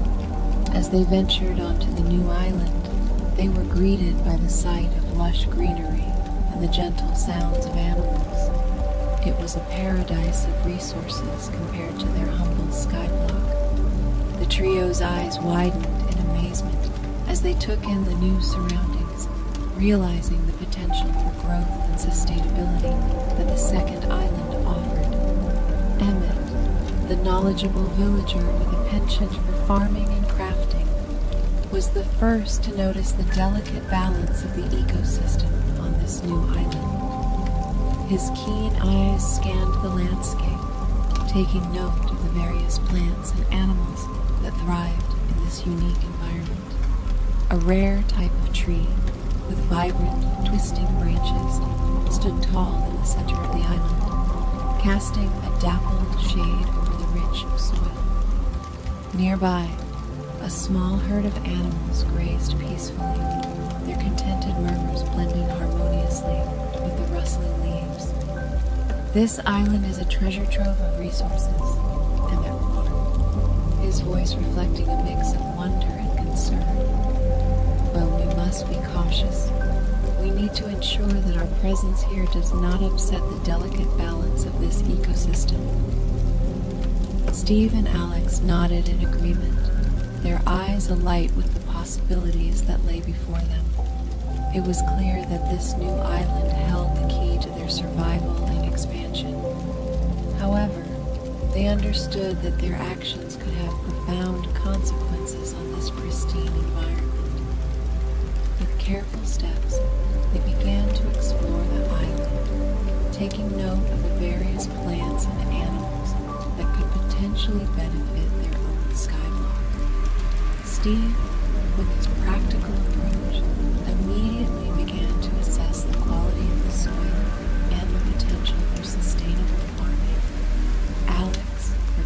curiosity peak, wandered through the dense foliage, marveling at the different species of flora that adorned the island. As the sun began its slow descent toward the horizon, casting a warm glow over the skyblock, the trio gathered near the edge of the new island, their minds buzzing with ideas and plans for the future.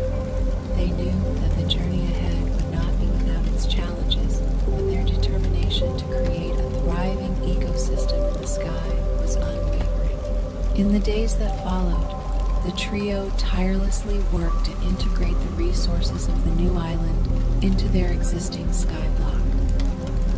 Steve, utilizing his resourcefulness, devised a plan to transplant some of the unique plants from the neighboring island to their own. With careful hands, he uprooted a few saplings and brought them back to their skyblock, envisioning how they could enrich their environment. Alex, with her boundless energy, focused on designing a bridge that would not only connect the two islands, but also provide a safe passage for future expeditions. Her mind teemed with ideas as she sketched out the blueprint for the bridge, ensuring that it would complement the natural beauty of both islands. Emmett, with his expertise in sustainable farming, meticulously studied the soil on the new island, determining the best crops to cultivate.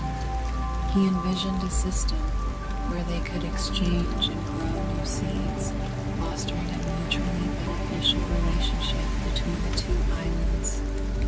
As they worked, a sense of harmony began to take shape between the two skyblocks.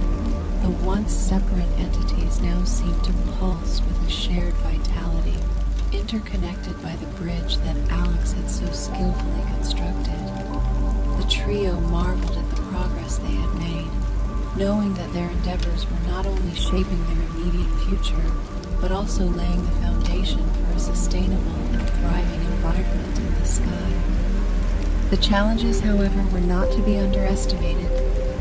As they delved deeper into their expansion efforts, they encountered unforeseen obstacles that tested their resolve. The delicate balance of the ecosystem proved to be a complex puzzle, and the trio found themselves confronting the intricacies of sustainable growth and resource management. At sunset, as they gathered around a crackling fire, their silhouettes dancing against the canvas of the evening sky, they exchanged stories of their discoveries and setbacks. It was in these moments of reflection that they realized the profound impact that their journey was having on them. Each challenge they faced, each obstacle they overcame, was molding them into resilient and resourceful individuals, ready to confront whatever lay ahead in the vast expanse of the Minecraft world. And so, as the stars began to twinkle overhead, casting a soft glow over their skyblock, the trio knew that their adventure was far from over.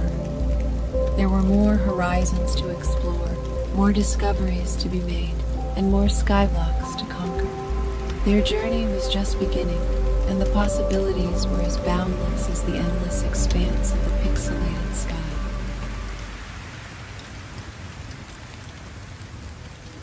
In a peaceful Minecraft village, surrounded by tall trees and blooming flowers, there lived a curious baby villager named Willie. Willie had big, bright eyes and a small, round face. He loved exploring the village, visiting the farms, and watching the grown-up villagers at work. The village was always buzzing with activity, and Willie was eager to discover everything about his home. One sunny morning, Willie decided it was time to explore beyond the village. With a little satchel packed with bread and apples, he set off on his adventure. The village gates opened to reveal a vast world filled with wonders waiting to be discovered. Willie's heart raced with excitement as he took his first steps into the unknown. Willie's first stop was a beautiful flower forest. The forest floor was covered with colorful flowers of every kind. Butterflies flitted from bloom to bloom, and the air was filled with the sweet scent of nectar. Willie picked a handful of flowers to take back to the village and enjoyed the peaceful beauty of the forest. As Willie wandered through the forest, he came across a pack of friendly wolves. Their eyes were kind, and their fur was soft and fluffy. Willie felt a little nervous at first, but the wolves wagged their tails and approached him gently. They sniffed his hand and nuzzled against him, making Willie laugh. He felt safe and happy with his new friends. Willie continued his journey and soon reached a sparkling lake. The water was crystal clear and reflected the sky like a mirror. Willie dipped his toes in the cool water and watched as fish swam by. He decided to rest by the lake, enjoying the gentle lapping of the water against the shore. The peaceful sound made him feel calm and relaxed. Near the lake, Willie spotted the entrance to a cave. It looked dark and mysterious, but Willie felt a sense of curiosity and excitement.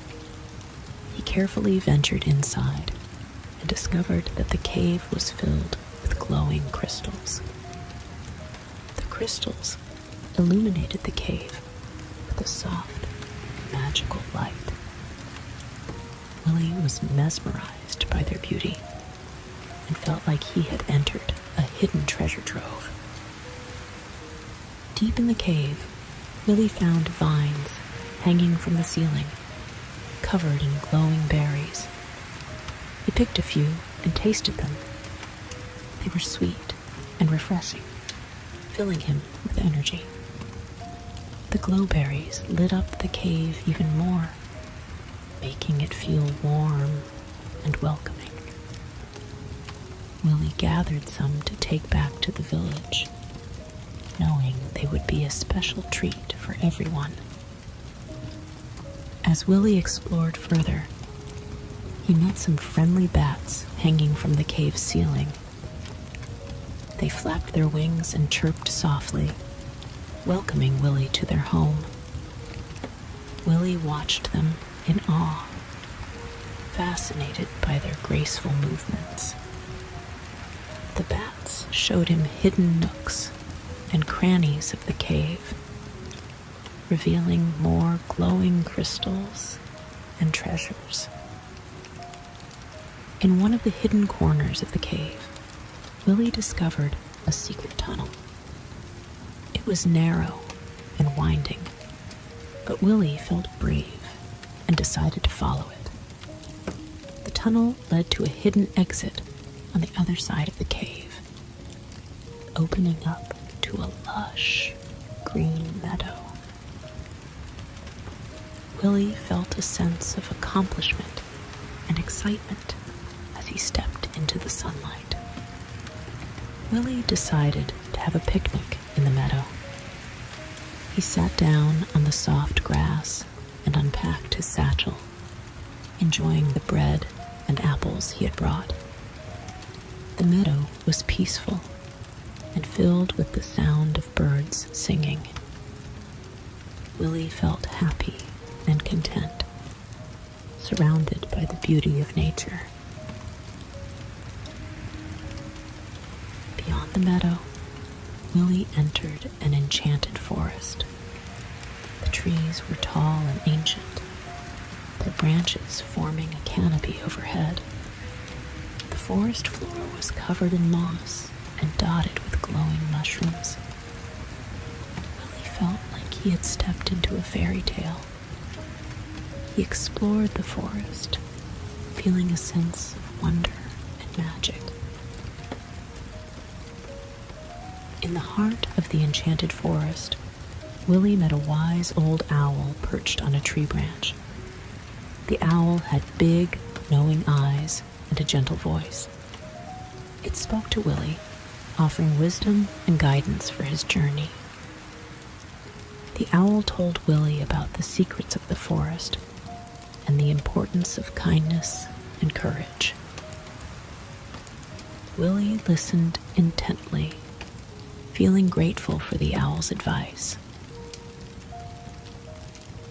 As Willie continued through the enchanted forest, he came across a friendly fox. The fox had a bushy tail and bright, inquisitive eyes. It approached Willie with curiosity, and they quickly became friends. The fox showed Willie hidden paths and secret spots in the forest, making the adventure even more exciting.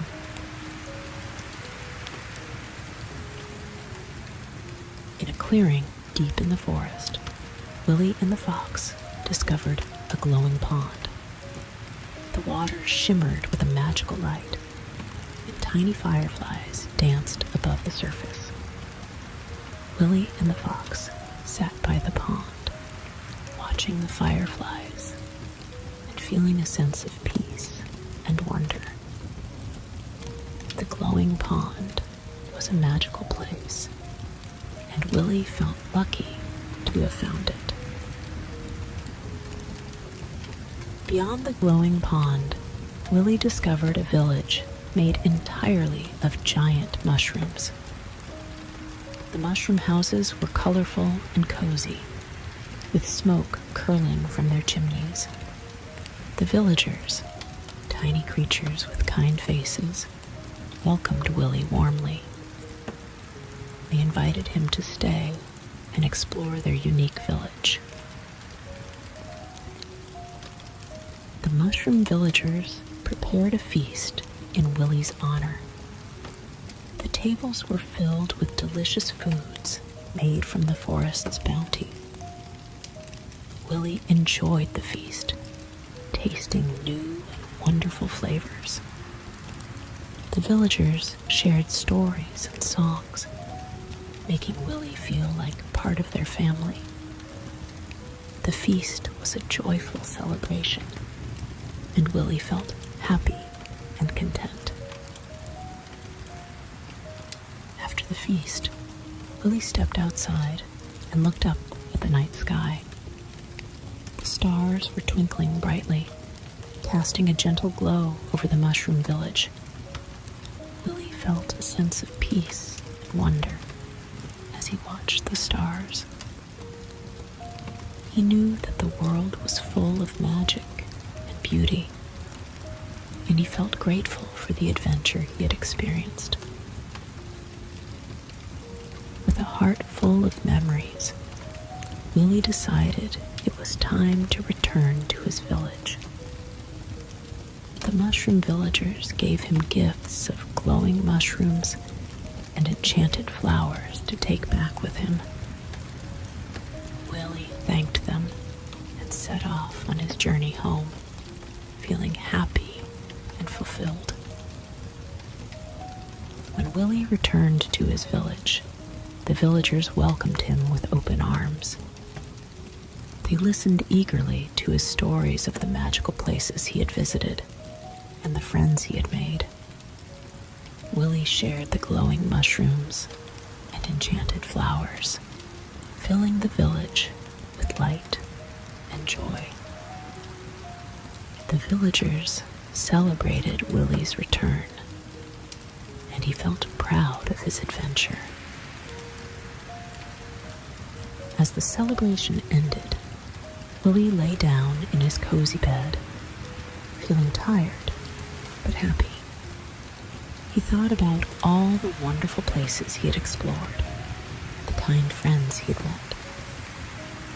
With a heart full of gratitude, Willie closed his eyes and drifted off to sleep, dreaming of more adventures to come. Good night, Willie the baby villager.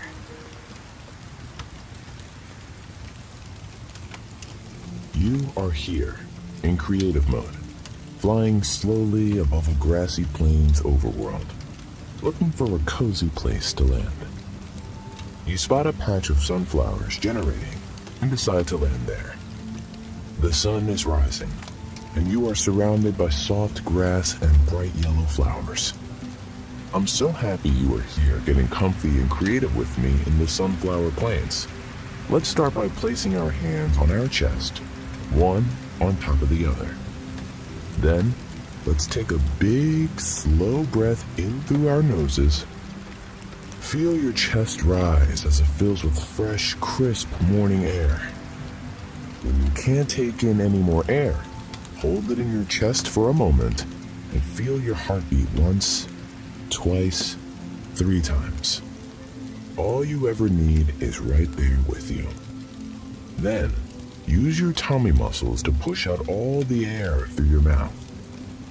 Feel your chest lower back down and your breathing return to its natural rhythm as you look over your inventory. Just as you have everything you need with your heartbeat, you also have everything you could ever want and need in Minecraft right here with you. There are building blocks, delicious foods, tools, potions, and even a snowball. As the sun rises over the eastern horizon, coloring the sky with glowing orange, each of the sunflowers turn their petals to watch. Slowly turn your head all the way to one side, as if you were looking at the rising sun along with the sunflowers. Then, slowly turn your head all the way to the other side. Over there, you can see and hear a clear blue river flowing. While it's cool and crisp in the morning, let's see what we can build with our endless inventory. You grab one snow block and set it down right in front of you. The tall grass flattens under their icy weight. Grab one more snow block and place it on top of that one. Your hands are a little chilly from handling the snow. Then, lastly, let's grab one jack-o'-lantern head. Fly yourself up a little to place the jack-o'-lantern head on the very top of the 2 stacked snow blocks. Once the head is secured at the top, you see 2 arms jut out from either side of the middle snow block, and the entire thing begins to move. You've built a Minecraft snow golem. It spawns from where you build it and will always stay by your side. This snow golem will create a circle of protection around you. The morning sun is shining down on you, warming up your chilly hands. Will your snow golem melt in the powerful sunbeams? To make sure it doesn't, let's go back to our items and see what we can do. There are several potions available to you. Let's give your snow golem the potion of invisibility to protect it from the sun while it is protecting you. It sips the potion and pixel by pixel becomes invisible. You can still feel its presence around you, making sure you are taken care of. Allow yourself to feel held by your invisible snow golem and the soft grass beneath you. Take one last moment to make sure your whole body is as comfortable as possible, all the way from the top of your head, down your neck, spine, and hips to the bottoms of your toes. Let's take another big, slow breath in through our noses. Feel your chest rise as it fills with fresh, crisp morning air. Holding your breath, feel the space the air created. Your ribs can now open and your spine can now lengthen. With your chest open and your spine long, use your tummy muscles to push out all the air through your mouth. Push your shoulders far away from your ears as you feel your chest lower back down. Allow your breathing to return to its natural rhythm. You might not always notice it, but your heart and your lungs are doing their part to keep you going and protect you, just like your invisible snow golem. With all the support around you, let's make sure we are giving our bodies the proper support so we can be as strong as possible. From your items, you can use the potion of strength. Imagine the potion is a powdery dust that is sprinkled all around you. While it falls freely, sprinkles of strength land on your shoulders, your neck, your back, and your hips. These make up the bedrock of your body that you build from.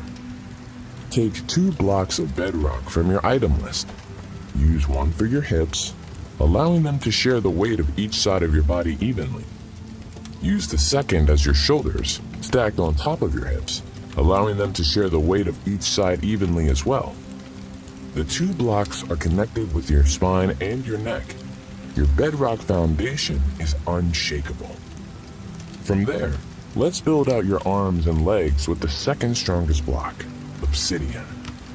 Grab 4 blocks from your item list. Let each of your arms hang heavy along your sides, like shiny black obsidian just mined from the ground. Let each of your legs hang just as heavy, made from the same material. With our next big breath in, make your bedrock and obsidian body rigid as the stones they are made of. Strengthen every muscle in your fortified body to feel how strong you are.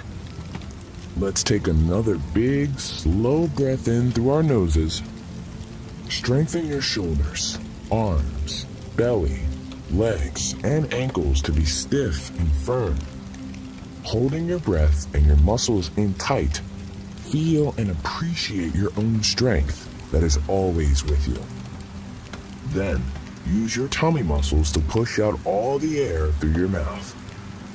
Push your shoulders far away from your ears as you feel your chest lower back down. Allow your breathing to return to its natural rhythm and thank your body for being so strong. Thank you, body. The sun is directly above you, shining its warmth onto the top of your head. You feel the gentle breeze of your invisible protective snow golem circling around you. It is making sure nothing can harm you while you are here relaxing your body and your mind. The sunflower's petals follow the sun as it travels across the sky every day. They are looking their petals up toward the sun, taking in all the sunshine. Like the sunflowers, slowly lift your head up high to look at the afternoon sun. Feel the front of your neck stretch out long and the sunshine on your face. The river is still flowing beside you. Focus on that sound while you pause here for a moment. Then, slowly lower your head all the way down to look at your heart, which is still beating, beating, beating, like a stone skipping through the river. Focus on that sound while you pause here for a moment to feel the back of your neck stretch out long. Bring your head back to a comfortable resting position. Make sure your ears are far away from your shoulders and your neck is as straight as possible. Like the flowing river beside you, our minds can sometimes move very quickly. Thoughts are like a river that rushes through our minds. When our minds rush, our bodies tense up without us realizing, and our protective snow golems have to work harder to keep us safe. If they work too hard, they melt and we would be left without them. We have everything we need to keep this from happening. Let's look through our inventory to see what we have to work with. There's another potion that might help us calm our rushing river minds. The potion of slowness. The potion turns the river into a calming bath, with warm water surrounding you. The stillness of the water in this bath allows you to float here in the warm water, completely held by it. Allow your body to feel heavy here. Let the muscles that we just made tense, relax, and squishy. Everything around you is now slow moving. You are able to pause all of the river's water droplets from rushing forward. While they are paused, you can see the sunshine reflect off each of them and enjoy the warm stillness it creates. While the river is slow, let's use some more of our materials to construct a dam for when the potion wears off. This dam will be able to hold what we want in and allow what we don't want to spill over the top and rush away. Let's use 5 blocks of bright orange concrete to make our dam, so the structure can be visible in the clear blue water. Let's pick up each block with a little inhale through our nose and set it in place with a little exhale through our mouth. Starting on one side of the river, Inhale through your nose and pick up the first orange block. As you exhale through your mouth, set the concrete block in place. Working sideways from that first block, inhale through your nose and pick up the second orange block. As you exhale through your mouth, set the concrete block down to the first. Continuing from the second block, inhale through your nose and pick up the third orange concrete block. As you exhale through your mouth, set that one down next to the second. On to the next. Inhale through your nose and pick up the fourth orange concrete block. As you exhale through your mouth, set that one down next to the third. Last one. You are all the way on the other side of the river now. Inhale through your nose and pick up the last block. As you exhale through your mouth, set the last orange concrete block on the other side of the river in a perfect line with the last four. You did it. You made the first layer of the dam. For the second layer, grab 3 yellow stained glass blocks. These will reflect the light of the sun and make beautiful prisms when the river starts rushing again. Let's take bigger breaths as we build up the second layer. Starting on the same side of the river as last time, take a bigger inhale through your nose and pick up the first yellow glass block. As you exhale through your mouth, set the concrete block directly on top of the first orange concrete block. The clear blue water level reaches all the way to the middle of the second layer. Moving to where you set the third orange concrete block in the first layer, take a bigger inhale through your nose and pick up the second glass block. As you exhale through your mouth, set the yellow block directly on top of the third orange concrete block in the middle of the dam. Great job. Now for the last stained glass block. Take a big inhale through your nose and pick it up. As you exhale, go all the way back to the other side of the river and place the third glass block on top of the fifth orange concrete block. Now you made the second layer of the dam by placing glass blocks on top of the first, third, and fifth concrete blocks. Instead of using 5 yellow glass blocks to go on each of the orange concrete blocks, we only used 3. This leaves space over the second and fourth orange blocks for the water, and any thoughts we don't want to flow through. Now we can keep only what we want in the dam for our river mines, and let the rest of it spill over and rush far away from us. As the river starts flowing again, let's take one last deep breath in and watch the dam you built in action. Take a big, slow breath in through your nose. Feel your mind clear of any worries you have. Holding your breath, feel the space you have in your mind to now focus on what brings you joy. With your mind clear and full of joy, use your tummy muscles to push out all the air through your mouth. As you breathe out, push away all the worries and thoughts you don't want over the first orange layer of your dam. Allow your breathing to return to its natural rhythm and your mind to be still here. Take a moment to think of something that makes you smile. Whenever you want to build your body and your mind up strong, you can remember our time together in this blocky, creative world of Minecraft. I took a Ghast for a walk last night. It dragged behind like a Turkish delight. I had to pull with all my might. When I took a Ghast for a walk, I carried a torch just in case the Ghast got scared and blew up my base. But it shrieked to the town and made a frightful face when I took a Ghast for a walk. I warned the Ghast to rise a bit higher so it wouldn't get caught on the church's tall spire, and we took care to avoid the villagers' tripwires when I took a Ghast for a walk. We tiptoed through grass where the night creepers sleep, where the skeleton crew were out for a creep, and I noticed the Ghast's eyes always seemed to weep when I took a Ghast for a walk. We raced for the castle with towers so high, and imagined the Ghast had just asked me to fly, soaring together through the starry night sky, when I took a Ghast for a walk. We danced across the bridge where the smooth waters flow. The Ghast was above and the Ghast was below. And suddenly, hungry, I ate a midnight potato when I took a Ghast for a walk. Then as we turned back, the Ghast kept me in sight. It followed me home and it stayed there all night and thanked me by shrieking till early daylight when I took a Ghast for a walk.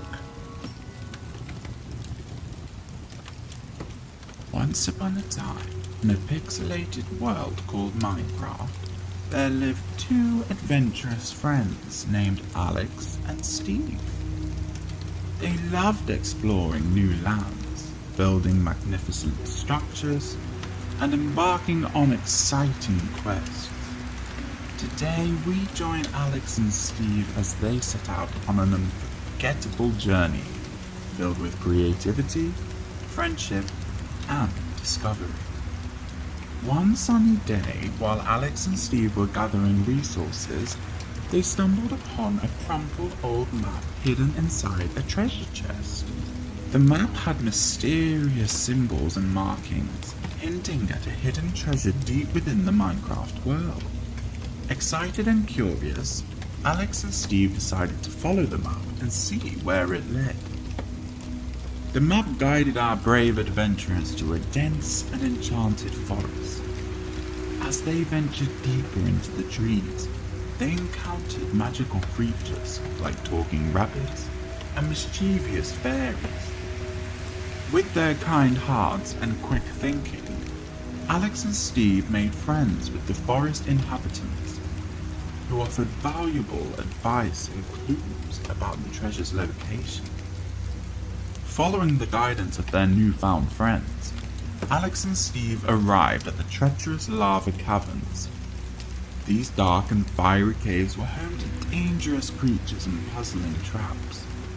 Our heroes used their teamwork and problem-solving skills to overcome obstacles, bypass fiery lava streams, and find secret passages leading closer to the treasure. After overcoming many challenges, Alex and Steve discovered an ancient hidden temple concealed with a mountain peak. Inside the temple, they faced intricate puzzles, riddles, and guardians protecting the treasure. With their cleverness and perseverance, they solved the puzzles and earned the guardians' respect, who revealed the secret chamber holding the ultimate reward. In the heart of the hidden chamber, Alex and Steve found not just gold and jewels, but something far more precious. A magical artifact that granted them the power to create and imagine even more in Minecraft. They realized that the real treasure was the friendship they had built throughout their journey, and the endless possibilities of creativity that awaited them. After their epic adventure, Alex and Steve returned to their village, where they were hailed as heroes.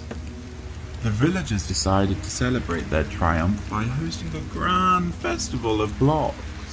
Excitement filled the air as everyone prepared for a day of fun, games, and creativity. One of the highlights of the festival was a building contest. Alex and Steve couldn't resist participating, using their newfound powers and imagination to construct the most incredible structures. They built towering castles, magical gardens, and even a floating island.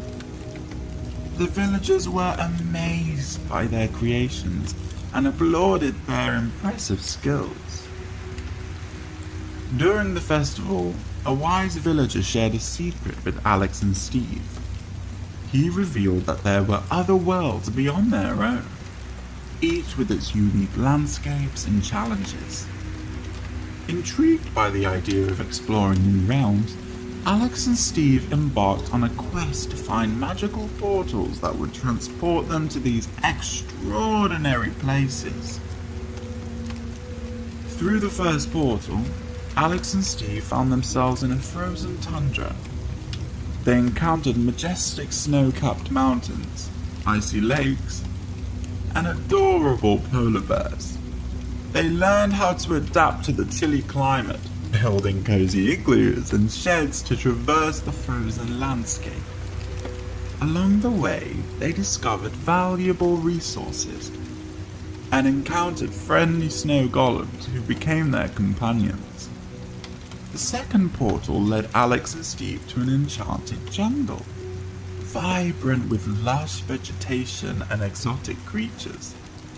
They swung from vines, navigated through dense foliage, and discovered hidden temples. The jungle taught them about the importance of balance and harmony in nature, and they encountered wise jungle villagers who shared their wisdom. The final portal took Alex and Steve to a breathtaking sky kingdom, floating high above the clouds. They built bridges between floating islands and met winged creatures called phantoms, who taught them how to glide through the skies. Together, they uncovered the secrets of the ancient Sky Kingdom and helped restore its splendor. With their hearts full of gratitude and knowledge, Alex and Steve bid farewell to the wondrous worlds they had visited and returned to their village. They shared incredible experiences with those villagers. Back in their village, Alex and Steve realized that their adventures had sparked a newfound passion for storytelling and imagination. They gathered their fellow villagers and started a storytelling club, where they shared tales of their epic Minecraft journeys. They encouraged everyone to use their imagination and create their own stories, whether that through writing, drawing, or even acting them out. As the storytelling club grew in popularity, a mysterious old librarian approached Alex and Steve. She revealed the existence of a hidden magical library filled with ancient books and enchanted artifacts. Eager to explore this treasure trove of knowledge, Alex and Steve set off on another adventure, with their friends from the village joining them. Inside the magical library, Alex, Steve, and their friends discovered that the books had come to life. Friendly bookworms crawled between the pages, sharing stories and wisdom. However, they also encountered mischievous book dragons who guarded the most valuable tombs. To appease the dragons, they had to solve riddles and puzzles, showcasing their critical thinking and problem-solving skills. Within one dusty old book, Alex and Steve stumbled upon the enchanting tale of a lost kingdom. The story transported them to a forgotten realm where knights, princesses, and magical creatures lived. As they read, they became part of the story, helping the brave knight rescue the captured princess and restore peace to the kingdom. Helping the knight and the princess become back together once again. Inspired by the magical library and the tales they had experienced, Alex and Steve returned to their village with a mission. They organized a grand storytelling festival, inviting all villagers to share their own imaginative stories. Children and adults alike let their creativity soar, crafting tales of bravery, friendship, and fantastic adventures. The festival became a celebration of the power of storytelling and the boundless limits of imagination. With the festival's success, the villagers realized that their creativity knew no bounds. Alex and Steve, now revered as the village's creative leaders, encouraged everyone to keep exploring, creating, and sharing their stories. The village became a hub of inspiration, with new tales being written, artwork being crafted, and adventures being imagined. Minecraft Story, Flicker and the Legendary Glowberry, The Whisper of the Glowberry. In a quiet corner of a Minecraft forest, where the blocky trees whispered secrets in the wind, lived a bright-eyed little fox named Flicker, with a tail tipped in snowy white and eyes that sparkled like emeralds. Flicker was no ordinary fox. He was a dreamer. Every night, as the square moon climbed high into the star-speckled sky, Flicker would gaze at its silvery glow and wonder about the world beyond the forest. But tonight was different. Tonight, Flicker had heard a story told by the wise old owl who lived in the tallest tree. Deep within the lush caves, the owl hooted, lies the legendary Glowberry. They say its light is so warm, so magical, that it can grant peaceful dreams to anyone who finds it.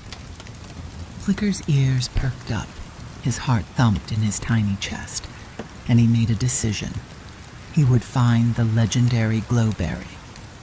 Before dawn could peek over the horizon, Flicker padded softly towards the edge of the forest, where a small village nestled cozily among the hills. That's where he met Pip, a baby villager with curious brown eyes and a green tunic 2 sizes too big. "Where are you going, little fox?" Pip asked, his voice as soft as a summer breeze. "To find the legendary Glowberry," Flicker replied with a swish of his tail. "They say it grants the most peaceful dreams." Pip's eyes grew wide with wonder. "Dreams? Peaceful ones? I want to come with you." And just like that, Flicker and Pip set off together, 2 small adventurers, one furry and one curious, ready to face whatever lay in the heart of the lush caves. But little did they know, the journey ahead would be filled with glowing wonders, sleepy creepers, and secrets hidden deep in the caverns below. The entrance to the lush caves. Flicker and Pip walked side by side, their path lit by the soft glow of fireflies drifting lazily in the cool night air. The forest soon gave way to a rocky hillside, where a dark opening yawned like a sleepy mouth. The entrance to the lush caves.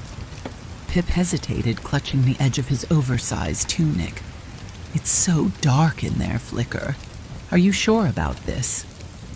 Flicker's emerald eyes shimmered with determination. "Don't worry, Pip. We'll stick together. And besides, legends say the Glowberry's light will guide us." Together they stepped into the cave. The air grew damp, and the distant sound of dripping water echoed through the stone halls.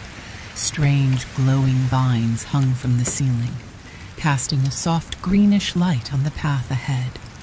As they ventured deeper, Pip noticed something glowing softly in a nearby pool of water. "Look, Flicker, glowing squids." The gentle creatures floated gracefully, their blue glow illuminating the cavern like tiny underwater lanterns. Pip knelt by the water's edge, mesmerized, while Flicker's nose twitched as he sniffed the air. Suddenly, a faint hissing sound broke the peaceful stillness. "Pip, stay still," Flicker whispered, his fur bristling. Out of the shadows emerged a sleepy creeper, its green form faintly glowing. It swayed back and forth, as if caught in a dreamy trance. Is it asleep?" Pip whispered nervously. Flicker nodded. "For now. But we must move quietly. Creepers may look peaceful when they're sleepy, but one wrong step, boom." Holding their breath, the two friends tiptoed around the snoozing creeper, their hearts pounding in their chests. When they were safely past, Pip let out a sigh of relief. That was close, he said, clutching Flicker's tail for comfort. Deeper they went, following the glow of the vines and the soft melodic drip-drop of water echoing in the cave. But somewhere in the distance, a faint golden glow caught Flicker's eye. "Pip, look!" Flicker said excitedly, his tail wagging. Far ahead, through a narrow tunnel framed with glowing vines, was a soft golden light, the kind of light that could only come from something truly magical, the heart of the cave. The narrow tunnel twisted and turned, glowing vines brushing against Pip's oversized tunic and Flicker's twitching ears. The faint golden glow ahead grew brighter with each step, pulling them forward like a warm, invisible thread. When they finally squeezed through the last gap, they emerged into a breathtaking cavern. It was unlike anything they had ever seen before. The ceiling stretched high, dripping with thousands of golden glowberries that pulsed softly, as if breathing. The light bathed the cavern in a golden haze, and shimmering specks of magic floated in the air like gentle fireflies. A crystalline waterfall cascaded down moss-covered rocks, its water glowing faintly as it pooled into a glassy lake. Stalactites hung like ancient teeth from above, dripping softly into the water below. At the center of the cavern stood an ancient stone pedestal, weathered by time and draped in emerald moss. Upon it sat a single glowberry, larger and brighter than all the others. Its golden light shimmered like liquid sunshine, and Pip gasped as he clutched his chest. "It's beautiful," Pip whispered. Flicker's emerald eyes gleamed with awe. The legendary glowberry. We found it. But before they could step closer, the cavern trembled. A deep, resonant groan echoed through the stone walls. From a nearby pile of moss and stone, two enormous glowing eyes flickered open. Slowly, a moss golem rose from the ground, its body covered in thick green vines, patches of glowing moss, and jagged rocks. It was ancient and towering, and yet its movements were slow, deliberate, almost gentle. "Who enters?" "The heart of dreams," the golem rumbled, its voice like distant thunder. Flicker stepped forward bravely, tail held high. "We mean no harm, great guardian. We only seek the legendary glowberry to bring peaceful dreams to our village." The golem's glowing eyes studied them for a long moment. "Many have sought the berry's light. Few have returned. Tell me, little ones, what will you sacrifice for its gift?" Pip gulped and looked at Flicker. "Sacrifice? But we don't have anything." Flicker's emerald eyes softened as he stepped forward. "I will give up my fear.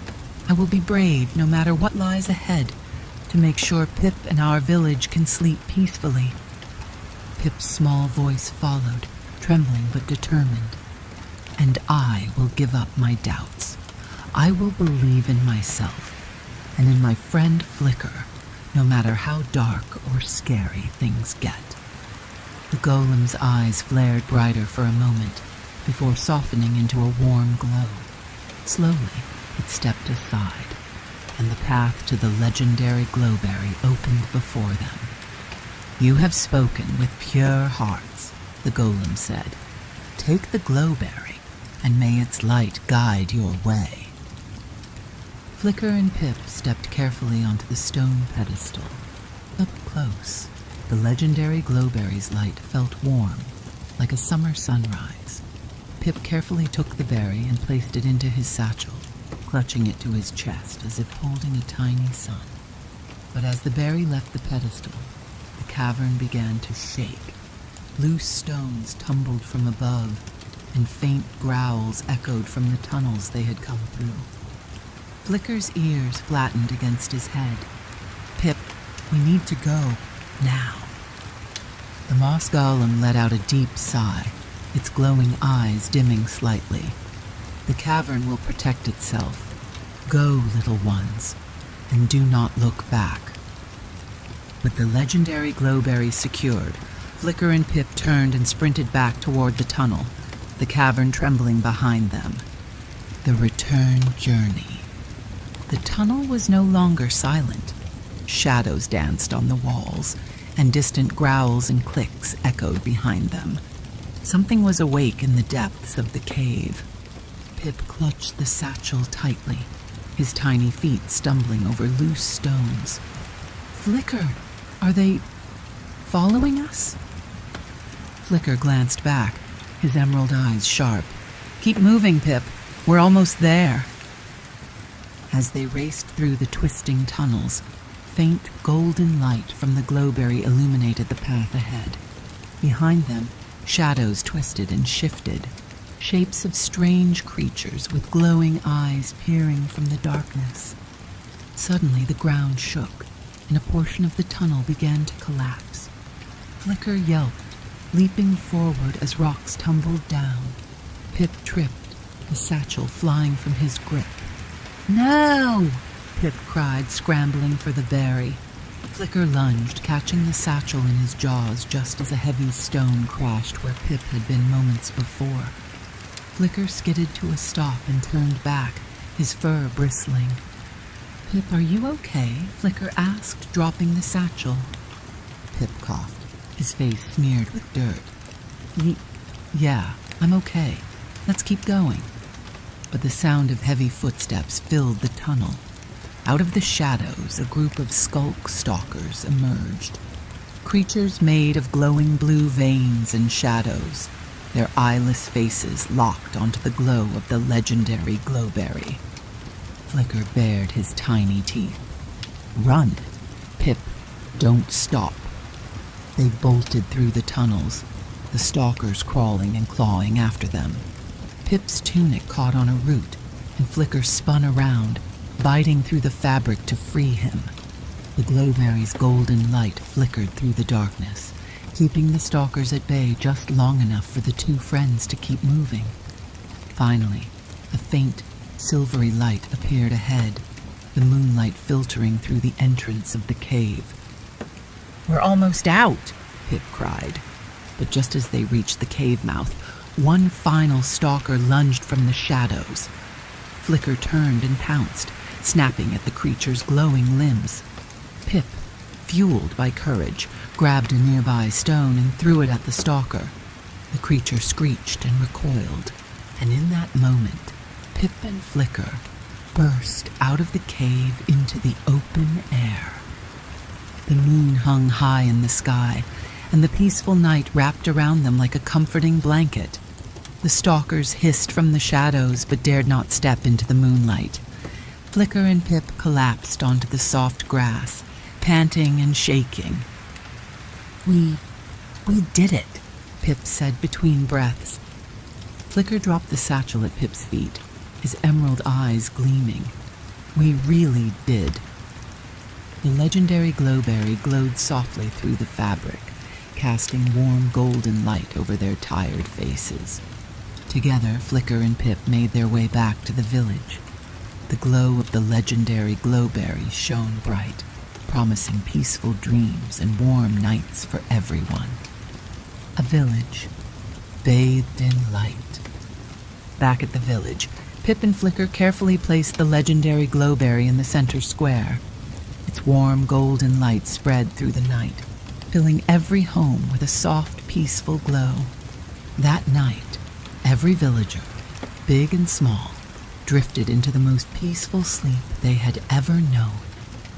And as the square moon shone brightly above, Flicker and Pip curled up under a tree, their eyes growing heavy, their dreams filled with golden light and endless adventures.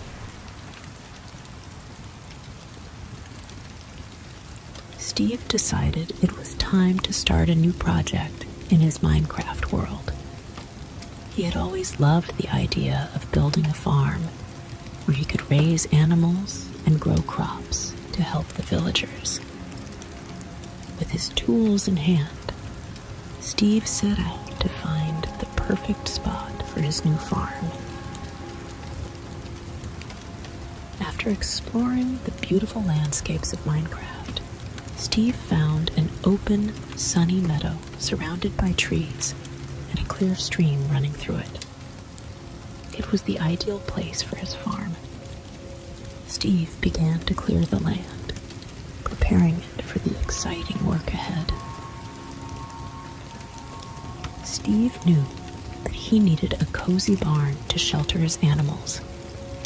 He gathered wood and built a sturdy barn with plenty of space for the animals to feel comfortable.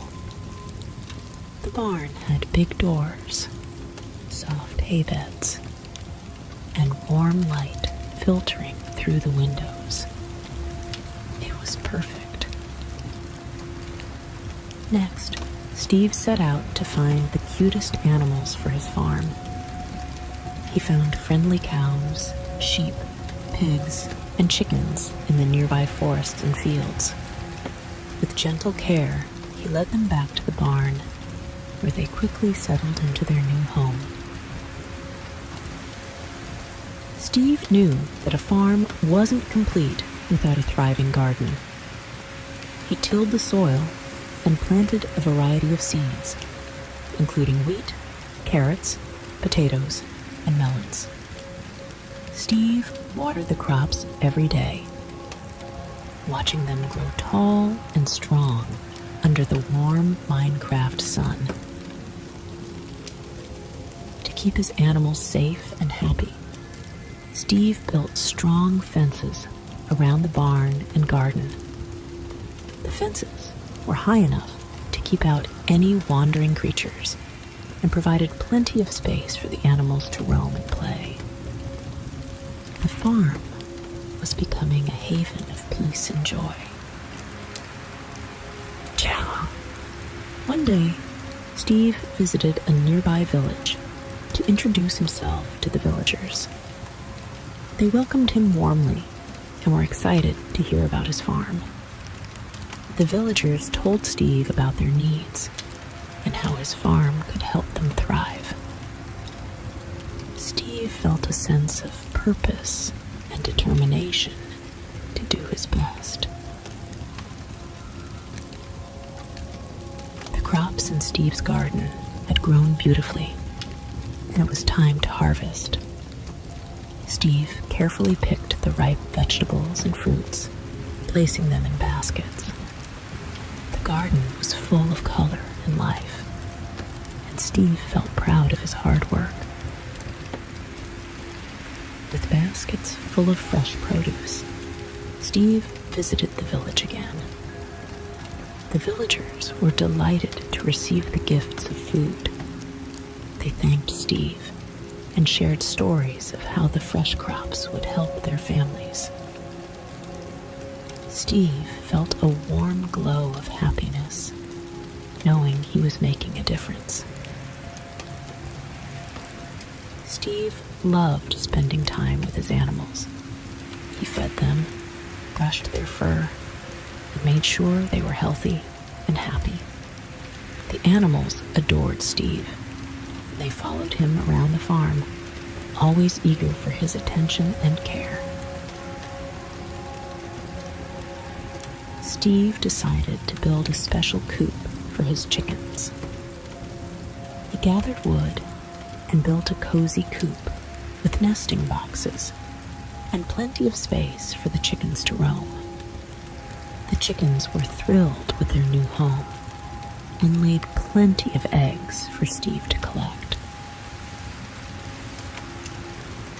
One day, a friendly cat wandered onto the farm. Steve named her Whiskers and welcomed her with open arms. Whiskers quickly became friends with the animals and helped keep the farm free of pests. Steve was grateful for his new furry friend. Steve decided to expand his garden to grow even more crops. He planted pumpkins, sugarcane, and beetroot. The garden flourished under Steve's care, providing a bountiful harvest for the villagers. The farm was thriving, and Steve felt a deep sense of satisfaction. To make his farm even more special, Steve built a charming windmill.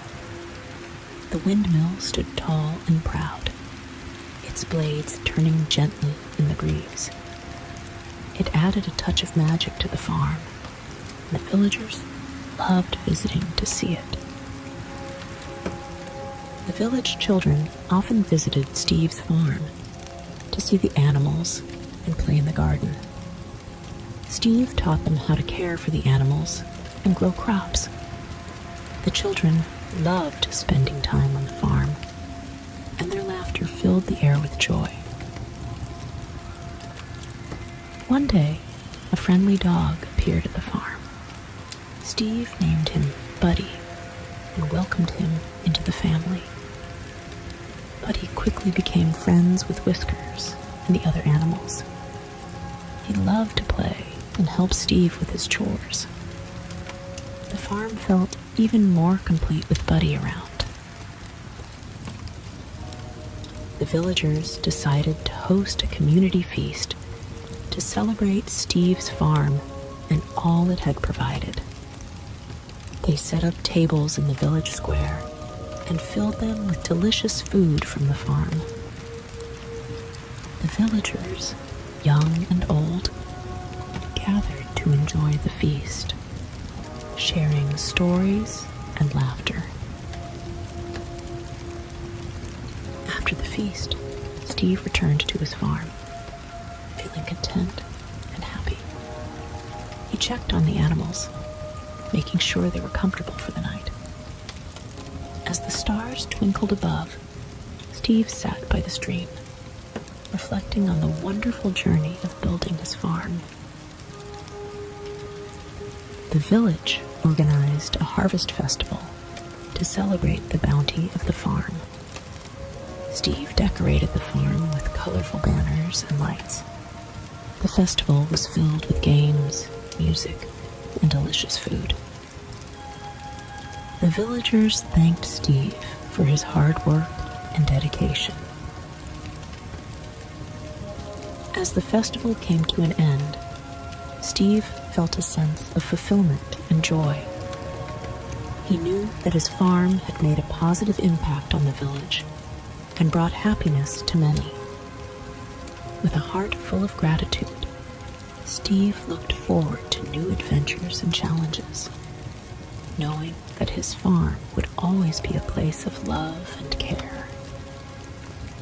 Good night, Steve. Sweet dreams. In the warm, sandy shores of Minecraft's ocean biome, there lived a tiny baby turtle named Squirt. With his green shell, bright eyes, and an eagerness for adventure, Squirt was unlike any other turtle. One bright morning, as the sun peeked over the horizon, Squirt decided it was time to explore beyond his nest. Squirt waddled down to the water's edge, where the waves gently lapped against the sand. He was eager to see what lay beneath the surface. With a brave heart, he dove into the clear, pixelated water. The world beneath was a wonderland of coral, seagrass, and colorful fish darting around. As Squirt swam, he met a school of tropical fish. They danced around him, showing him the beauty of the coral reef. Squirt felt like he was in a living painting, with each fish adding a splash of color. He learned to swim with the currents, moving gracefully, like a true sea creature. Continuing his journey, Squirt found a sandy floor where he could dig and play. Here, he met a friendly dolphin who invited him to play tag. They swam together, looping around each other, laughing underwater in their own way. Squirt felt joy like no other, the water around him echoing with their playful sounds. Next, Squirt discovered a mysterious shipwreck. He explored the nooks and crannies, finding small treasures and old maps. Each piece of the ship told a story of adventure, and Squirt imagined the tales of pirates and explorers from long ago. The shipwreck was his playground, full of secrets and surprises. As the sun began to set, Squirt came upon a magical kelp forest. The kelp swayed gently with the tide, creating a maze of green. Here he met a sea turtle elder, who taught him about the ways of the ocean. Squirt listened, feeling a connection to his heritage, learning about the stars that guided turtles back to their beaches. Night fell, and Squirt swam back towards the shore, the moon lighting his way. He found a quiet spot where the water was shallow and the stars shone brightly above. Lying on his back, floating gently, Squirt watched the stars, feeling the peace of the night. With his heart full of new adventures and friends, Squirt returned to his nest, tired but happy. He nestled into the sand, the sound of the sea lulling him to sleep. As his eyes closed, he dreamt of the vast, mysterious ocean and all the adventures yet to come. Good night, little Squirt, the brave baby turtle. Sweet dreams. May this story help you drift off to a land of dreams and adventures.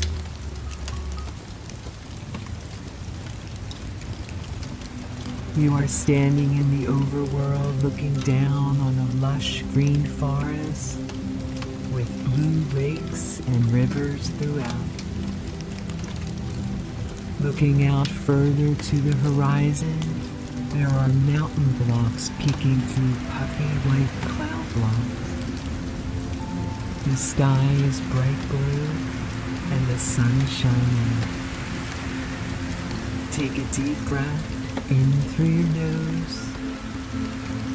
Feel your chest and belly fill with the fresh air. Then breathe out through your mouth. Feel your chest and belly return to their size. Since you are in the world of Minecraft, you too are made of blocks. In the high up overworld, before you begin your journey, take a moment to bring your attention to how your blocky body feels. You have 2 rectangular blocks for feet, and they are covered by leather. These leather boots are a valuable item in the Minecraft world. They can combine with other items you find along your way to increase your armor. For now, step your right booted foot down, then your left. They will keep you planted sturdily on the ground in this world. Your ankle and knee blocks are perfectly aligned to your feet, helping you stand up strong. Make sure your hip blocks are balanced evenly, aligned with your stance. Your spine is straight and tall, as if it's made of 10 blocks stacked, one on top of the other, above your hips. These blocks extend all the way up to your neck and holding your head up confidently. Each part of your body is strong and supported. Your blocky shoulders are balanced out to either side of you and perfectly aligned with your hips. Imagine your head is a block that sits on the very top of you, and it's clear of anything besides what you see in this world. On the bottom of your field of vision, you have an inventory visible. There are 10 bright red hearts in a row. This is your health monitor. Throughout your journey through this world, be sure to check in on your health monitor to make sure it's full and you are at your strongest. You also have an axe to help you gather materials. Now you are ready to explore the world of Minecraft. You gently drop into the first biome to explore. You stand up on your blocky feet and see that you are in a jungle. You are standing below a tall tree on a bed of fallen leaves that form the jungle floor.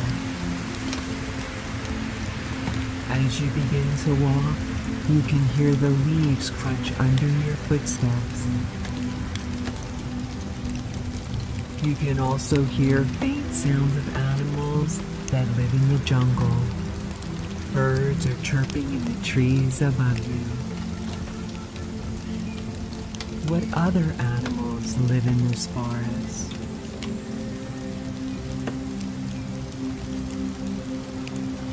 You continue walking through the jungle and decide what material to get.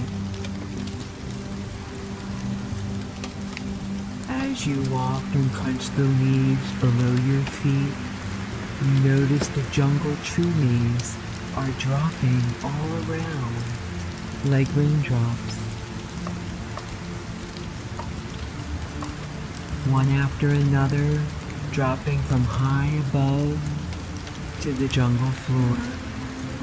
Most of them are small dark green leaves that float down effortlessly. Others, though, are bigger, rectangular, leaf-like materials that are heavier, so they fall to the floor more quickly. One of those falls just ahead of you. Walk over to it and pick it up. It's a jungle tree sapling. Gather this and a few other saplings that you see on the ground and keep them with you for now. There are plenty of trees where you are, and because there are so many trees, it's too shady and dim to plant the sapling. Keep walking under the dense treetops and crunching the fallen leaves beneath your steps until you come to a spot with more sunshine. There's a spot up ahead. A single sunbeam shines down on a clearing in the dense jungle trees. Now let's plant the saplings in the powerful sunshine. You were able to collect 3 of them, so let's plant all 3. Take the first bright green rectangular sapling out and place it on the ground, followed by the second and the third. Great job. Take a step back with your blocky feet and allow the sunlight to grow the trees right before your eyes. The trees grow bigger and bigger, infused with sunshine. The saplings are now as tall as you. As if you were a sapling, able to infuse yourself with sunshine and grow, take a moment to feel the warm sunshine on your face and your skin. Focus on the warmth and taking deep breaths in through your nose and out through your mouth. while the trees grow taller and taller. You can hear the sounds of birds chirping and squawking, getting closer. The trees have now grown up to full size. You use your tools to get a little bit of wood from one of the tree trunks in case you need it later. As you're chipping away, the chirping bird sounds get even closer. All around you now are many brightly colored parrots. These are tameable moths that are friendly. They flock to the trees that you grew for them and begin making their nests.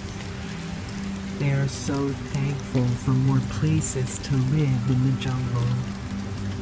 You focus on one bright yellow parrot as it flies around, investigating the new trees.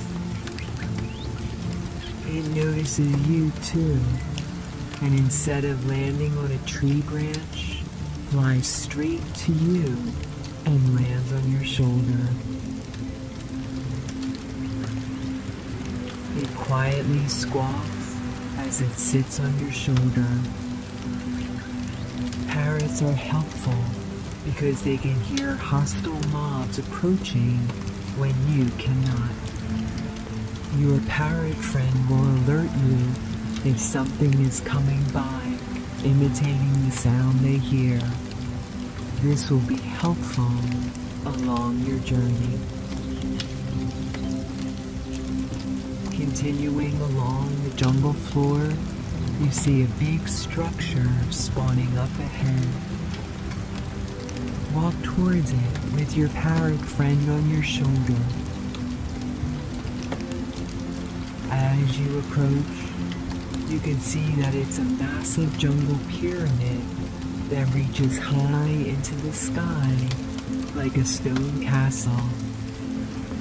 It's made of blocks of cobblestone and moss and is almost hidden by the tall, dense jungle trees that almost completely surround it.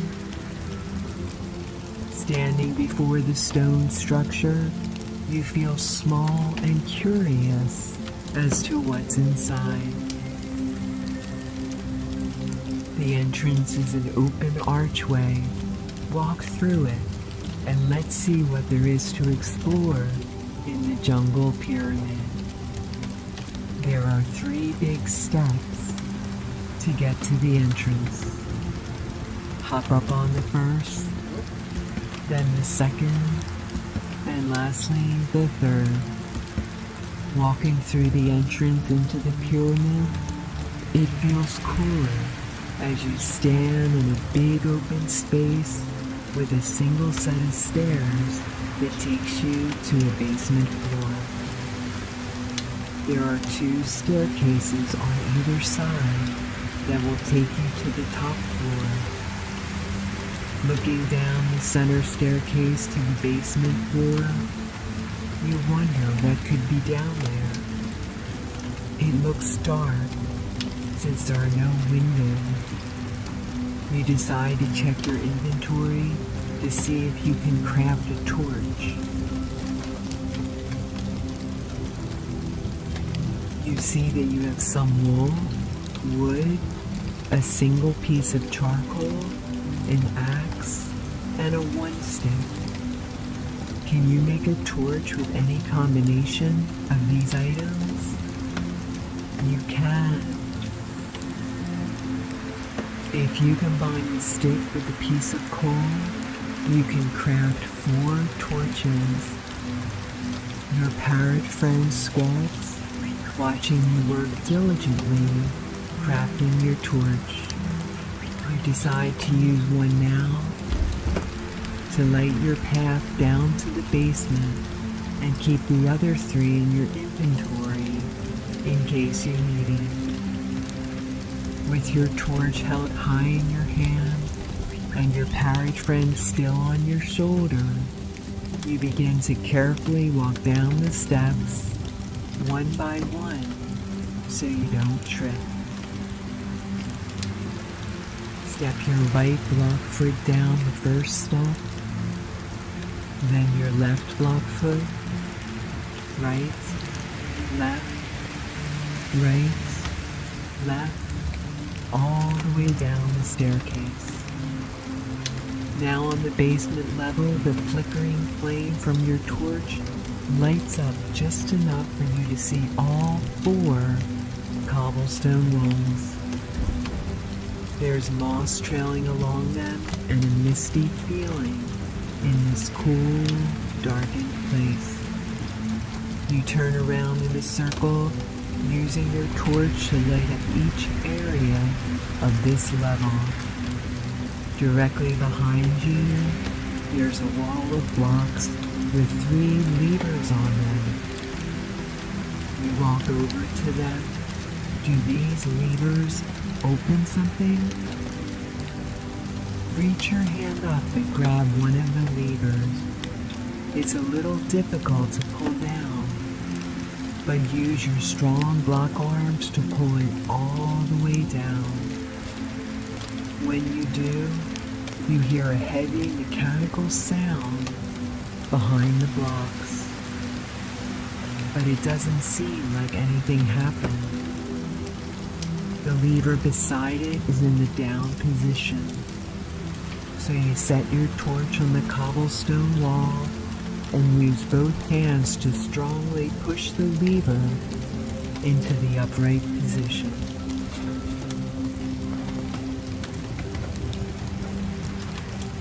You hear another heavy, mechanical sound coming from behind the wall.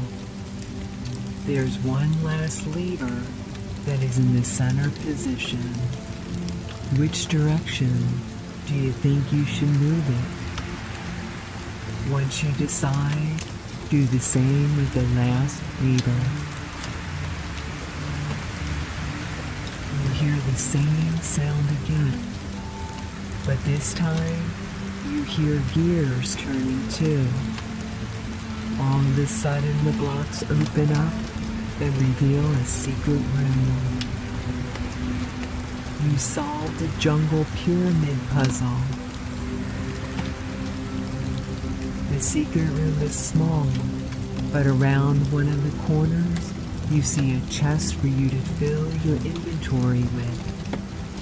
You open the chest and see that you've added bamboo, diamond ingot, and an enchanted book to your inventory. Can you craft any of these new items with what you already have in your inventory?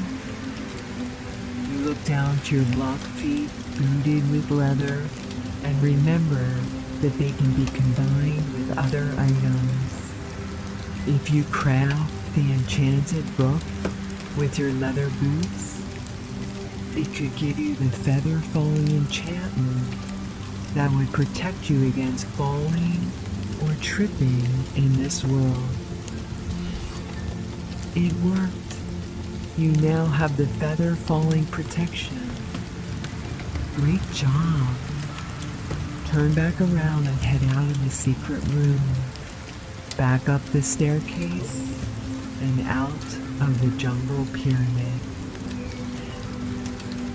You are standing at the entrance of the pyramid, facing the lush green jungle.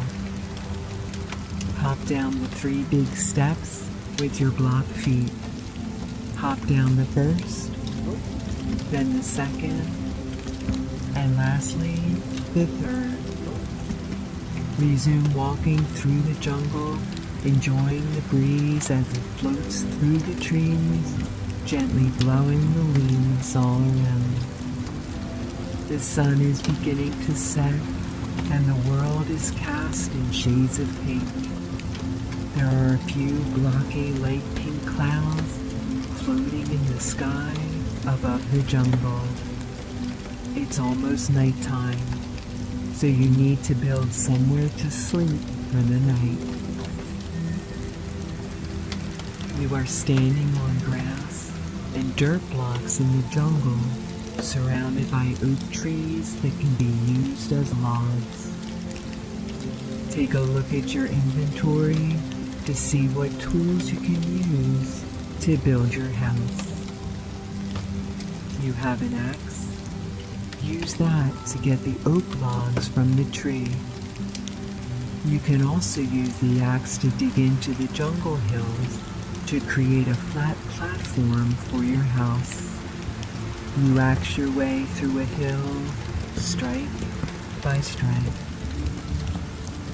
Slowly but surely, you flatten the hill and have the perfect spot ready to start building your house with oak logs. You walk to every tree you can see and grab one log after another.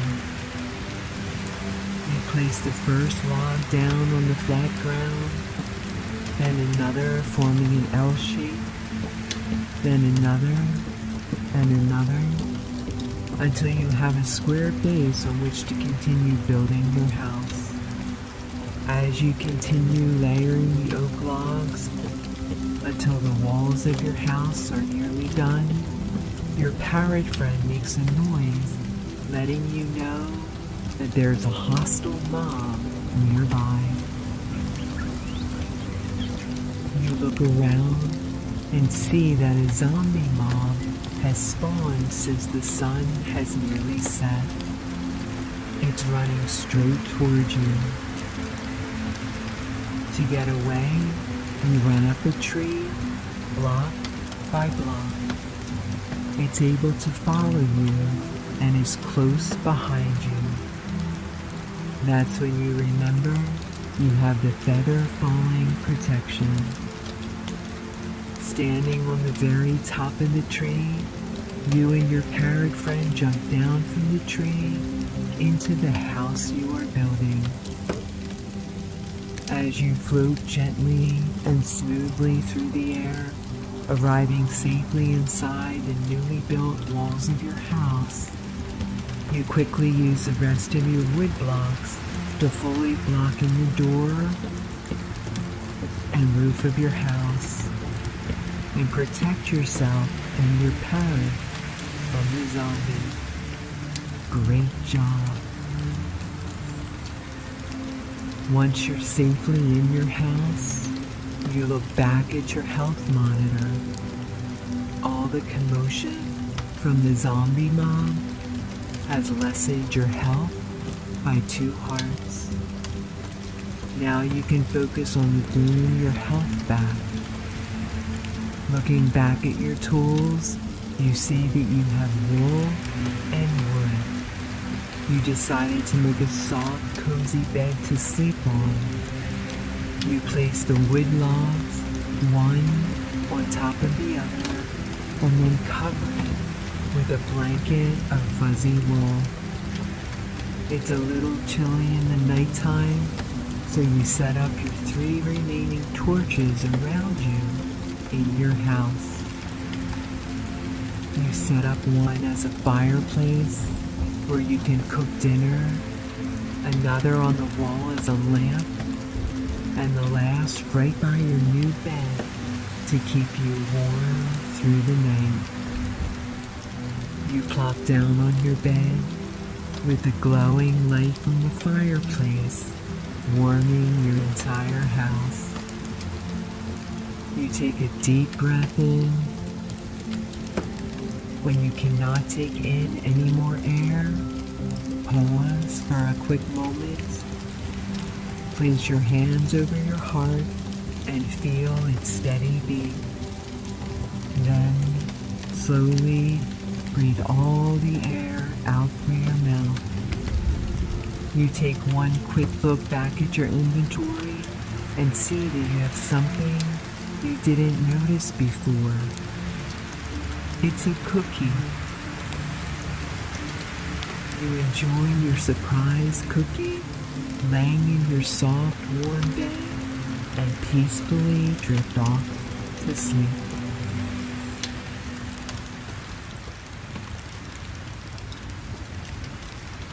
In the vast, pixelated world of Minecraft, there lived a brave and curious baby wolf named Wolfie.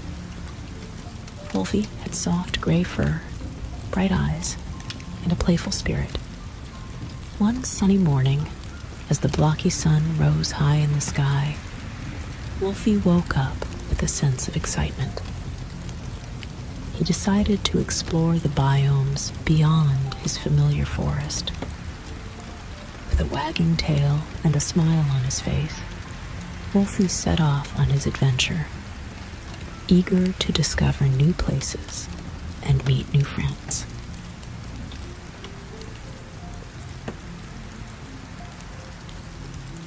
As Wolfie wandered through the Minecraft landscape, he came across a beautiful flower forest.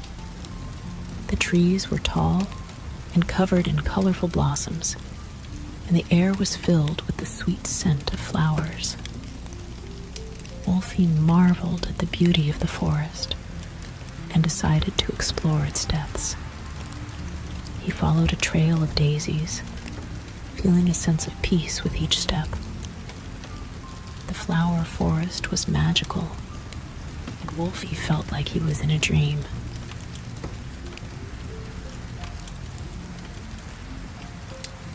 Continuing his journey, Wolfie stumbled upon a cozy village nestled in the hills. The villagers were friendly and welcomed Wolfie with open arms. They showed him their homes made of different types of blocks and shared stories of their peaceful lives. Wolfie felt a sense of belonging and enjoyed learning from the villagers. They taught him about farming, trading, and building. Wolfie was grateful for their kindness and felt inspired to continue his journey.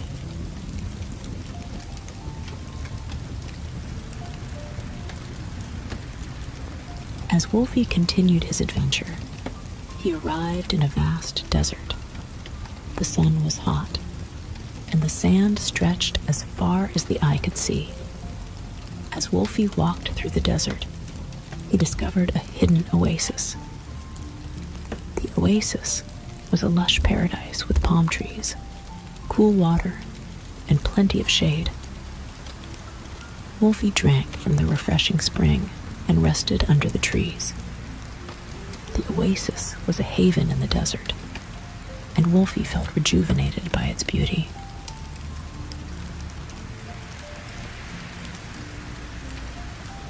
Entering into a dense jungle, Wolfie marveled at the tall trees and thick vines.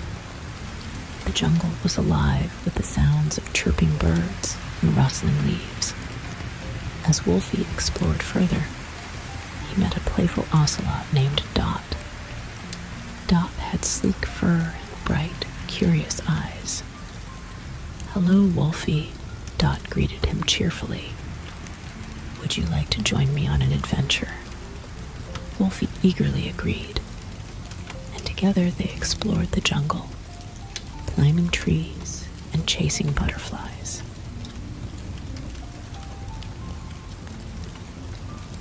As Wolfie and Dot continued their journey, they came across a lush bamboo jungle. The tall bamboo stalks swayed gently in the breeze, and the ground was covered in green leaves. Wolfie and Dot carefully navigated through the jungle, admiring the tall plants and the playful pandas that lived there. The pandas were friendly and curious, and Wolfie and Dot enjoyed playing with them and feeding them bamboo. The bamboo jungle was a place of tranquility and joy.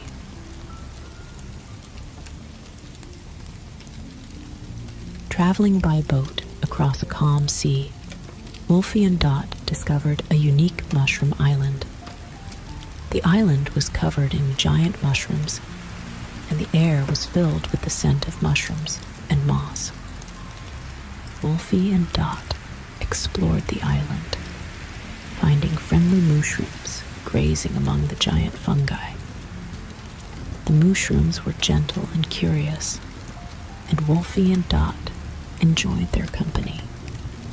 The mushroom island was a place of wonder and and enchantment.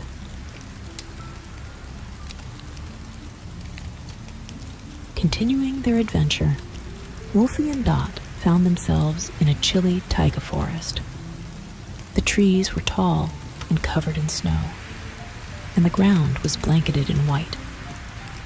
Wolfie and Dot enjoyed playing in the snow, building snowmen, and sliding on the icy ground. They met friendly foxes who showed them how to find food and stay warm. The taiga forest was a place of beauty and adventure, and Wolfie and Dot felt a sense of wonder.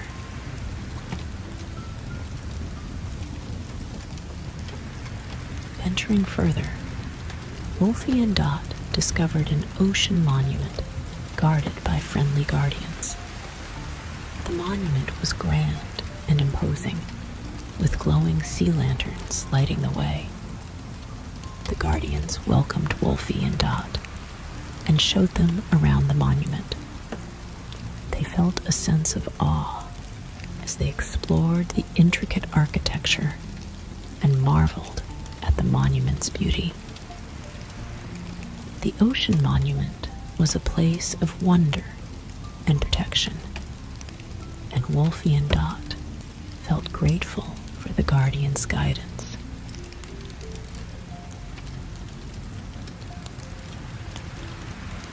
As they traveled through snowy biomes, Wolfie and Dot discovered a cozy, snowy village. The villagers were bundled up in warm clothes and welcomed the adventurers with hot cocoa. Wolfie and Dot enjoyed playing in the snow and learning about the villagers' way of life. They felt a sense of warmth and community in the snowy village, and the villagers' kindness filled their hearts with joy.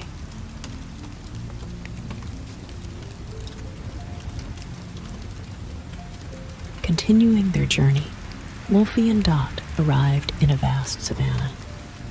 The tall grass swayed in the wind, and the sun cast a golden glow over the landscape.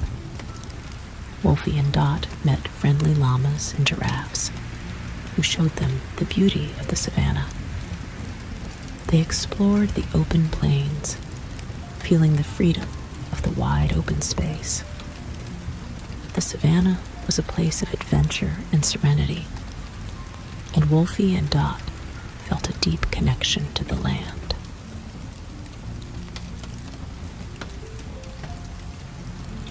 As Wolfie and Dot ventured back into the jungle, they discovered an ancient jungle temple covered in vines and moss. The temple was a place of mystery and history. Wolfie and Dot carefully navigated through the temple, uncovering hidden chambers and solving puzzles. Inside, they found relics and artifacts that told stories of a bygone era. The jungle temple was a place of discovery and intrigue, and Wolfie and Dot felt a sense of accomplishment as they unlocked its secrets.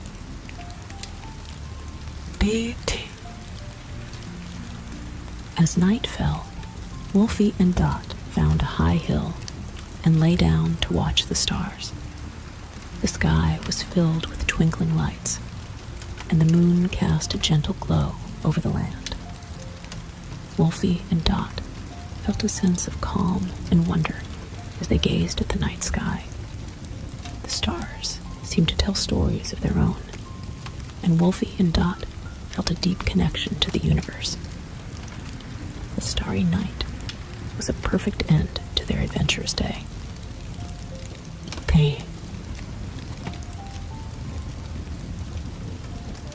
Feeling fulfilled by their adventures, Wolfie and Dot decided it was time to head back home. They retraced their steps through the jungle, the taiga forest, and the flower forest. Along the way, they thought about all the wonderful places they had discovered and the friends they had made. Wolfie and Dot felt a sense of gratitude for the experiences and the memories they had created.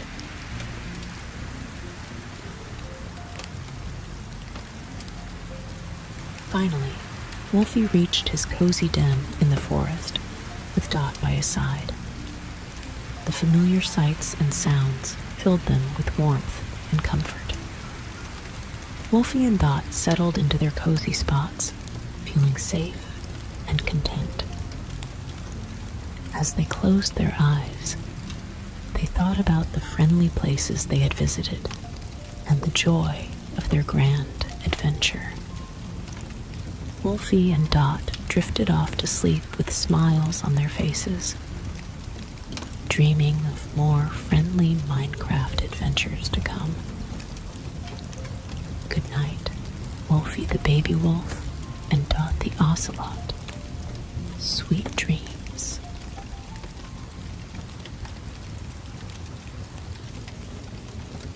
Steve had a long autumn day in Minecraft.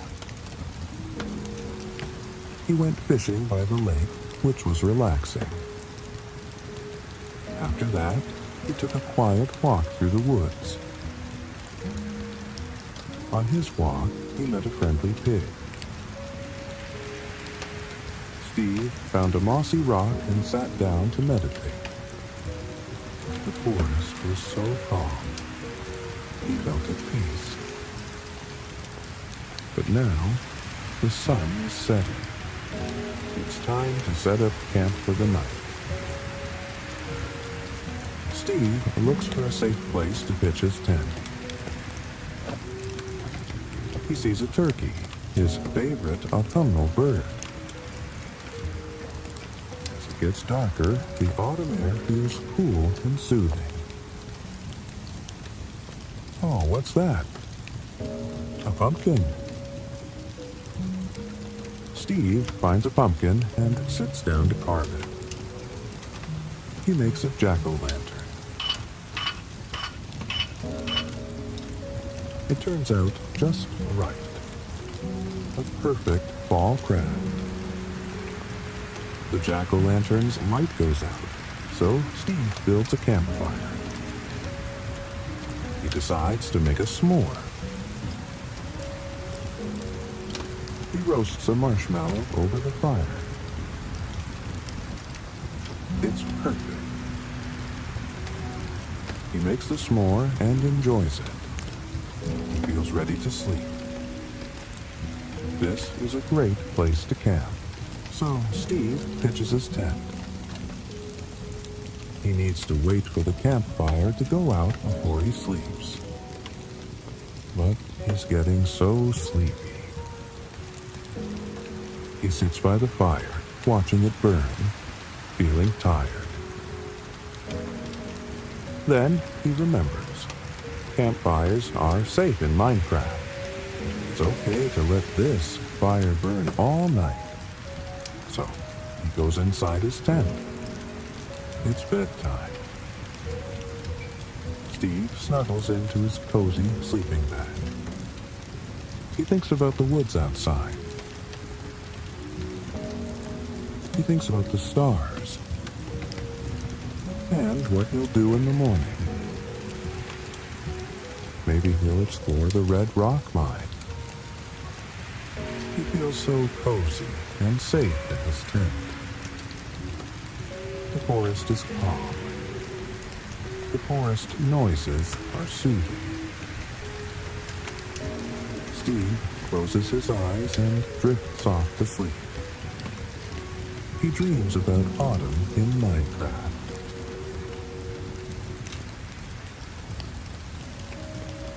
In a quiet corner of the Minecraft overworld, where the grass glowed softly under a starry sky, there stood a cozy little shack made of smooth oak planks and glowing lanterns. This was no ordinary shack. It was Steve's sleepy lava chicken shack, a magical place where the air smelled of warm, toasty feathers and the gentlest hum of adventure. Steve with his kind eyes and a beard that danced in the breeze, loved this shack more than anything. It wasn't just a place to cook his famous lava chicken. It was a place where tired travelers, curious villagers, and even sleepy chickens came to rest. The shack sat by a bubbling brook, its waters sparkling like tiny diamonds under the moonlight. Nearby, fluffy sheep snoozed in a field, their wool puffing up like clouds, and a family of blocky turtles waddled slowly toward their cozy beach beds. Inside the shack, everything was soft and warm. The walls were lined with shelves of golden wheat and carrots, and a small furnace glowed with a gentle orange light. In the center stood Steve's special contraption, a funny whirring machine that looked like a mix of pistons, redstone, and a big shiny bucket. But this wasn't a loud, fiery machine. Oh no. This was the dreamy lava cooker, a magical invention that used the softest, warmest lava glow to make the coziest meals in all the overworld. As you close your eyes and imagine this peaceful place, picture yourself walking through the overworld. Your bare feet feel the cool, squishy grass beneath you, and a gentle breeze tickles your cheeks. You hear the cluck-cluck of a fluffy chicken waddling nearby, its feathers puffing out like a tiny pillow. You follow the chicken toward the shack, where a warm golden light spills out from the windows, inviting you closer. Steve sees you and waves, his smile as bright as a freshly crafted torch. "Welcome, little adventurer," he says in a soft, sleepy voice. "You're just in time for a special bedtime treat." He leads you inside, where the air feels like a warm hug. The dreamy lava cooker hums quietly, and you notice a single happy chicken perched on a cushion, clucking contentedly. Steve chuckles. "This is Clara, our sleepiest chicken. She loves helping me make the coziest lava chicken in the world." You sit on a soft woolen bench, feeling the cushions sink just a little under you. Steve begins to work his magic. He pours a tiny bucket of glowing syrupy lava into the cooker. Not hot or scary, but warm and twinkly. Like liquid starlight, the lava swirls gently, casting dancing shadows on the walls that look like fluffy clouds and sleepy trees. Clara the chicken hops closer, and with a little poof, the cooker sprinkles a handful of sparkly redstone dust. The air fills with the scent of warm bread and roasted herbs, so calming that you feel your eyelids growing heavy. "Now listen closely," Steve whispers, his voice like a lullaby. "The secret to sleepy lava chicken isn't just the ingredients. It's the love we put into it. Every cluck, every sparkle, every warm glow is a wish for sweet dreams." The cooker chimes softly, like a distant music box, and out comes a plate of the most beautiful lava chicken you've ever seen. It's golden and fluffy, shaped like a perfect little cube, with a tiny shimmer that makes it look like it's glowing from within. Steve hands you a piece, but it's not for eating tonight. It's for dreaming. "Hold this close," he says, "and let its warmth carry you to the land of dreams." You clutch the soft, warm chicken cube to your chest, feeling its gentle heat spread through you like a cozy blanket. The shack grows quieter, the lanterns dimming to a soft flicker. Clara the chicken curls up in a nest of hay, her clucks fading into tiny snores. The brook outside babbles its sleepy song, and the stars above twinkle like they're winking just for you. As you sink deeper into the woolen bench, Steve begins to hum a gentle tune, softer than the wind in the trees. La la la la la, chicken, he sings, but it's slow and dreamy, like a song from a faraway memory. Sleepy lava chicken, yeah, it's cozy as can be. Oh, little dreamer, now you're drifting off with me. His voice wraps around you like a warm scarf, and you feel yourself floating, lighter than a feather, into a world of soft blocks and endless skies. In your dreams, you wander the overworld, where every tree is a pillow, every cloud is a bed, and every chicken clucks a lullaby. The lava chicken glows in your hands, guiding you to a meadow where you lie down, the grass cradling you like a hug from the earth. The stars above spin slowly, forming pictures of Steve, Clara, and the sleepy lava chicken shack, all watching over you as you sleep. And as you drift deeper, you know that tomorrow you can return to the shack whenever you need a cozy escape.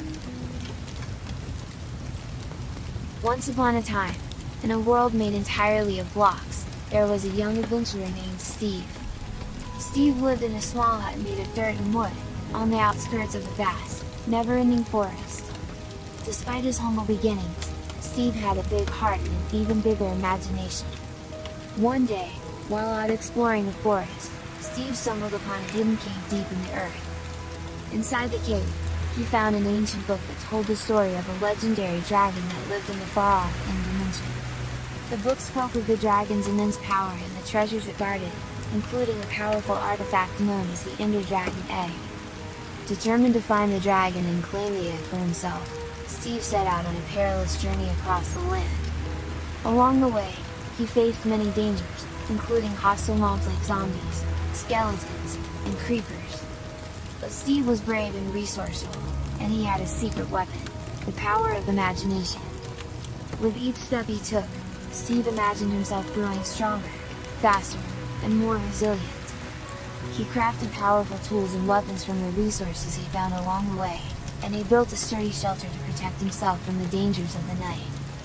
Finally, after many days of travel, Steve arrived at the portal that led to the end. With a deep breath, he stepped through the portal and found himself in a strange and hostile world. The dragon was waiting for him, its massive wings blocking out the sky. But Steve was ready. With all his strength, he drew his sword and bow and charged at the dragon. The battle was long and fierce, but in the end, Steve emerged victorious. The dragon lay defeated, and the Ender Dragon Egg was his. As Steve returned home, he realized that his journey had taught him something important. It wasn't just about defeating the dragon and claiming its treasures, it was about the power of imagination, the strength of courage, and the value of hard work. And with these lessons, Steve knew that he could conquer anything that lay ahead. Emie and Birch were jumping on their beds, trying to decide what their next adventure in the world of Minecraft would be. Jumping on beds was fun, Birch said. He wanted to go even higher. I have an idea, said Emie. Emie's idea was to gather 16 slime blocks. She set them on the ground like a great green trampoline. Emie jumped first. She hit the trampoline and bounced into the air.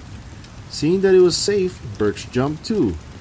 Emie and Birch bounced higher higher than ever before. But it was not high enough for Birch. He wanted to fly like a parrot. I have another idea, said Emie. In her room, Emie had a treasure chest. Inside the chest, she kept all her strange and marvelous Minecraft loot. Alas, Emie found out what she was looking for. She showed Birch a pair of wings called Elytra. With these on your back, you will be able to fly, she said. Birch put on the wings right away. He was very excited to fly. He leaped off the cliff before Emie could warn him that there was a problem.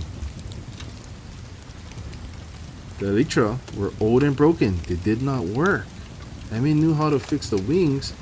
They would need to find a phantom and stay awake for 3 days. Silly Birch thought smashing their beds would do the trick. To stay awake, Emie and Birch went on an adventure underground.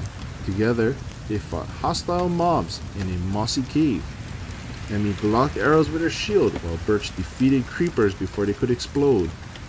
Bite made sure any cute animal mobs were safe from harm. On their second night without sleep, they climbed back up to the surface. In a creepy swamp, they fought slimes in the mud. Despite the battle, Emie was able to add some blue orchids from the swamp to other flowers in her inventory. On the third night, Emma used a crafting table to make fireworks out of gunpowder and paper. Birch used a furnace to cook steaks. He gave the first steak to Bite. The tame wolf loved it.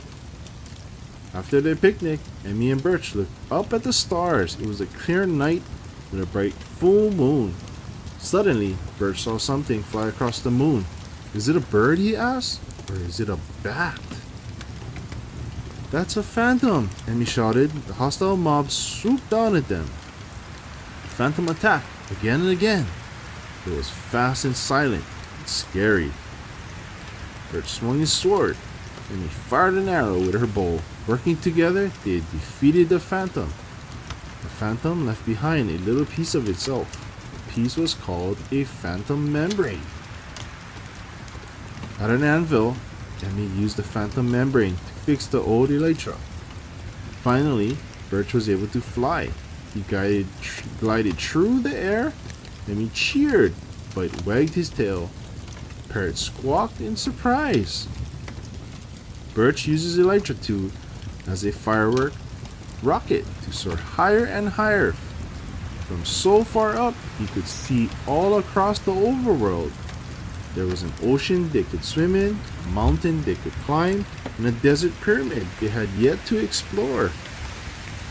Birch told Emie about everything he had seen. Are you ready for another adventure, he asked. Always, said Emie. Let's go! Axel and the Diamond Moon, the mysterious night. In the blocky world of Minecraft, where the sun dipped below pixelated mountains and the sky began to twinkle with stars, there lived a young adventurer named Axel. On a peaceful night, with a gentle breeze ruffling through the leaves of pixelated trees, Axel prepared to set off on an exploration. The world was his canvas, filled with countless possibilities, but tonight felt different. As the last rays of sunlight surrendered to the horizon, Axel noticed something peculiar. Instead of the usual calm of night settling in, a strange glowing light flickered in the distance. It pulsed rhythmically, casting an enchanting shimmer over the landscape. Axel's heart raced with curiosity. What could that be? He grabbed his trusty diamond sword, not because he expected danger, but because he wanted to be ready for whatever wonders awaited him. Clipping his exploration map into his pocket, Axel began to run, his footsteps echoing softly on the grass as the cool evening air brushed against his cheek.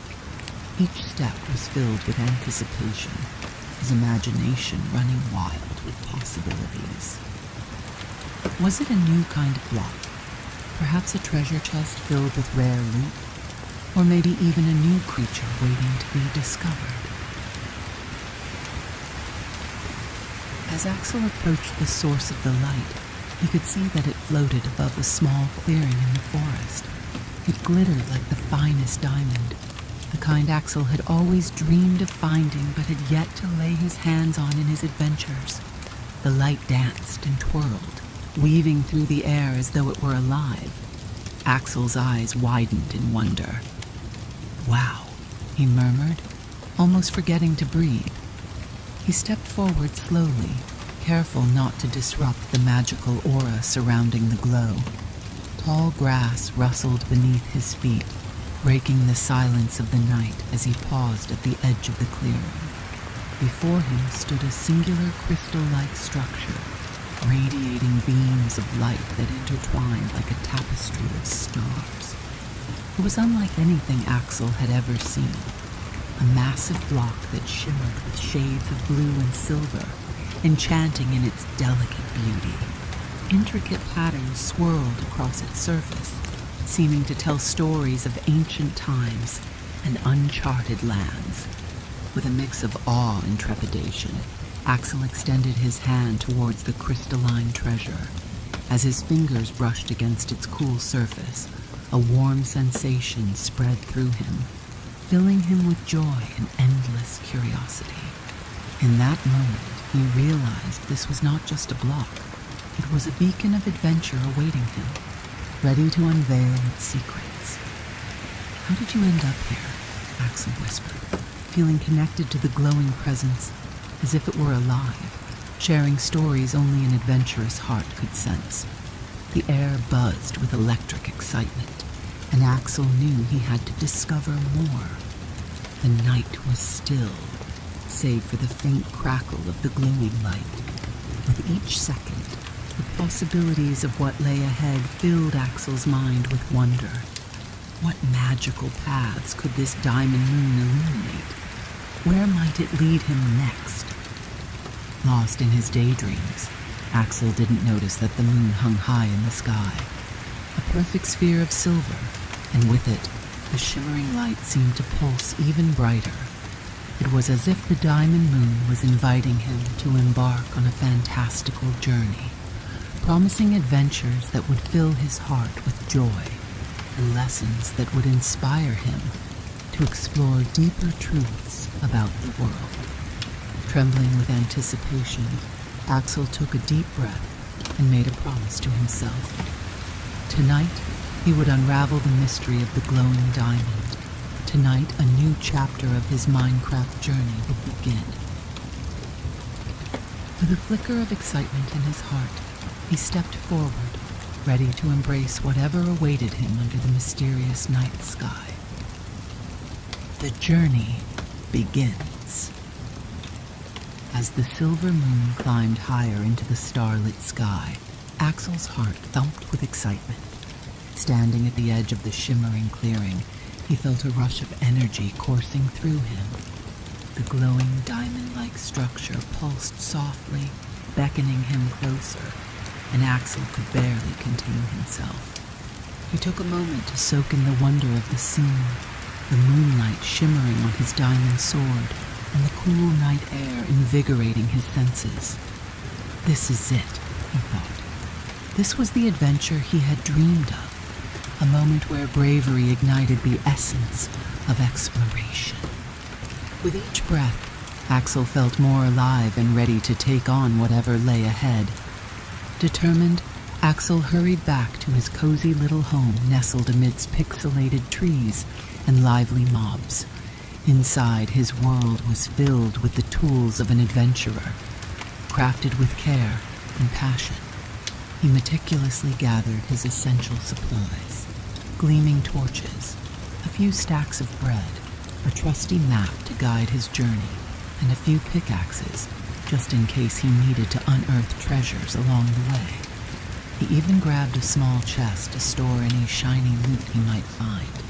With his inventory bursting with excitement, Axel paused for a moment to gaze into a small mirror made of glass blocks. He saw not just the reflection of a young boy, but the spirit of a true adventurer. His blue eyes sparkled with determination, and his tousled hair seemed to dance with enthusiasm. Tonight, I will discover something amazing, he whispered to himself, squeezing the handle of his sword with newfound courage.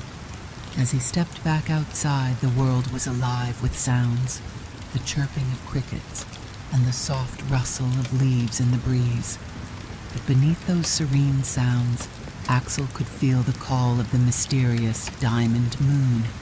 With a thrilling blend of bravery and excitement swirling within him, he set off toward the glowing beacon once more. The further he walked, the more Axel felt like a hero in a storybook. Each branch that cracked underfoot, and each flicker of light from his torches, painted his journey with vibrant colors of potential and adventure. He climbed over mossy boulders and crossed small streams that giggled as the water danced over smooth stones. As he moved deeper into the forest, the air grew thick with magic. It tingled against his skin, sending shivers of anticipation through his bones. Axel bravely pressed on, his heart racing with every step, partly from the thrill of the unknown, and partly from the joy of living this exciting moment. What will I find? What magical creatures or hidden treasures await me? He wondered, his imagination unleashing a flurry of wondrous thoughts. After what felt like an eternity of wandering, Axel finally found himself standing once more before the magnificent glowing structure. Its dazzling light wrapped around him like a warm embrace, and he felt a surge of inspiration. The patterns on the surface began to shimmer brightly, and Axel realized that they were shifting, forming images that danced to tell a story only he could witness. In those radiant shapes, he saw glimpses of enchanted forests, shimmering caves, and dazzling mountains filled with glittering gems, all places waiting to be explored, all adventures waiting for a brave heart like his. He exhaled, the weight of the world dropping away as he felt connected to this magical essence. Axel tightened his grip on his sword, courage blazing like a campfire in his heart.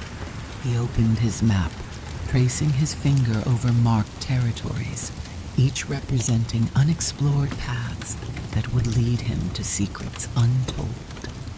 Tonight was just the beginning, and he could already sense that this diamond moon would be his guide through thrilling quests beyond his wildest dreams. With excitement sparking in his steps, Axel took a deep breath, looked up at the glowing gem, and whispered, "I'm ready. Let our adventure begin." The diamond moon pulsed brighter as if in agreement, and with a heart full of bravery and wonder, Axel stepped forward into the portal of destiny, ready to discover the unknown. And so, under the watchful gaze of the diamond moon, the incredible journey unfolded, bursting with adventures that would forever weave tales of courage, friendship, and mystery through the tapestry of Axel's life.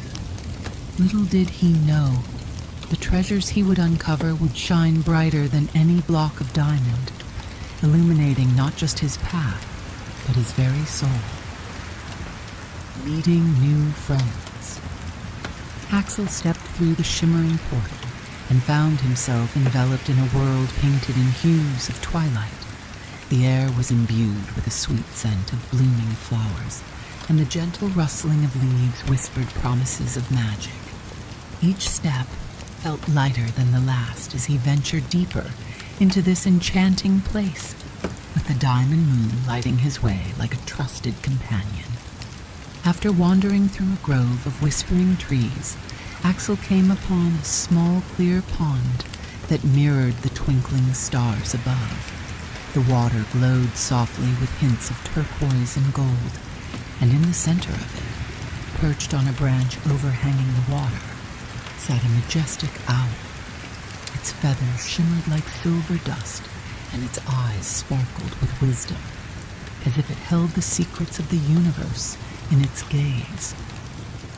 "Hello, little adventurer," the owl hooted in a voice that resonated like a calming breeze. Axel felt a warmth spread through him at the greeting. What brings you to this wondrous place beneath the diamond moon? I'm Axel, he replied, trying to contain his awe. I'm on a quest to learn about the diamond moon and uncover its mysteries. The wise owl blinked slowly, a hint of a smile forming at the corners of its beak. Oh, the diamond moon. It shines brighter than any other, for it is a symbol of hope and inspiration. Many have sought its power, but few understand the true magic that lies within. Axel felt a flutter of excitement in his chest. What do you mean? How can something so beautiful hold magic? The owl spread its wings majestically, as if embracing the night. You see, young Axel, the diamond moon has the ability to reveal your true self and your hidden potential. It shines brightest for those who dare to dream, to explore, and to believe in the possibilities that dance around them. Axel listened intently, his heart swelling with hope. But what if I fail? What if I can't find what I'm looking for?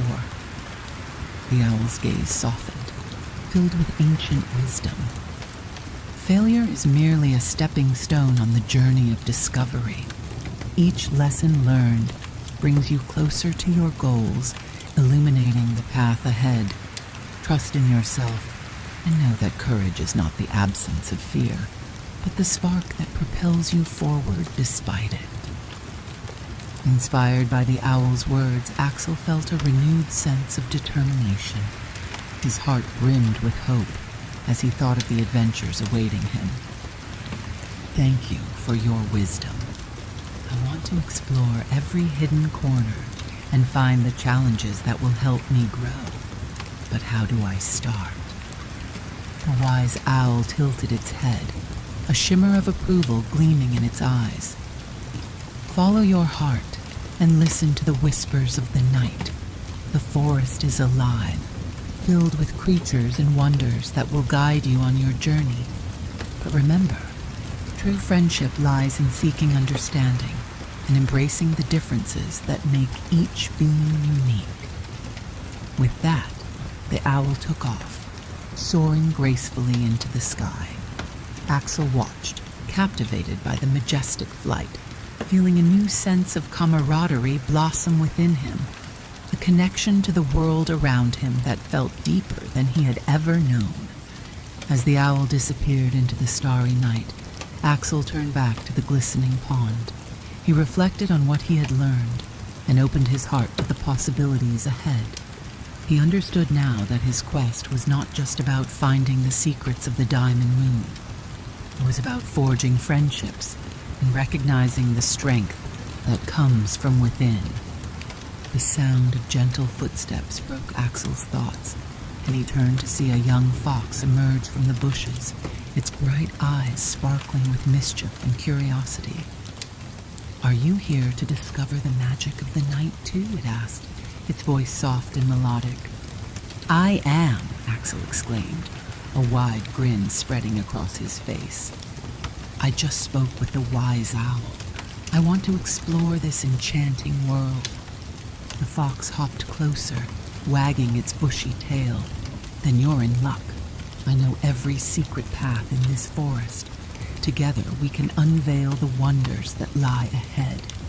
Filled with excitement and a renewed sense of purpose, Axel nodded eagerly. I'd love that. Let's go on an adventure together. As they ventured forth, the warm glow of the diamond moon bathed them in light, wrapping around them like a protective cloak.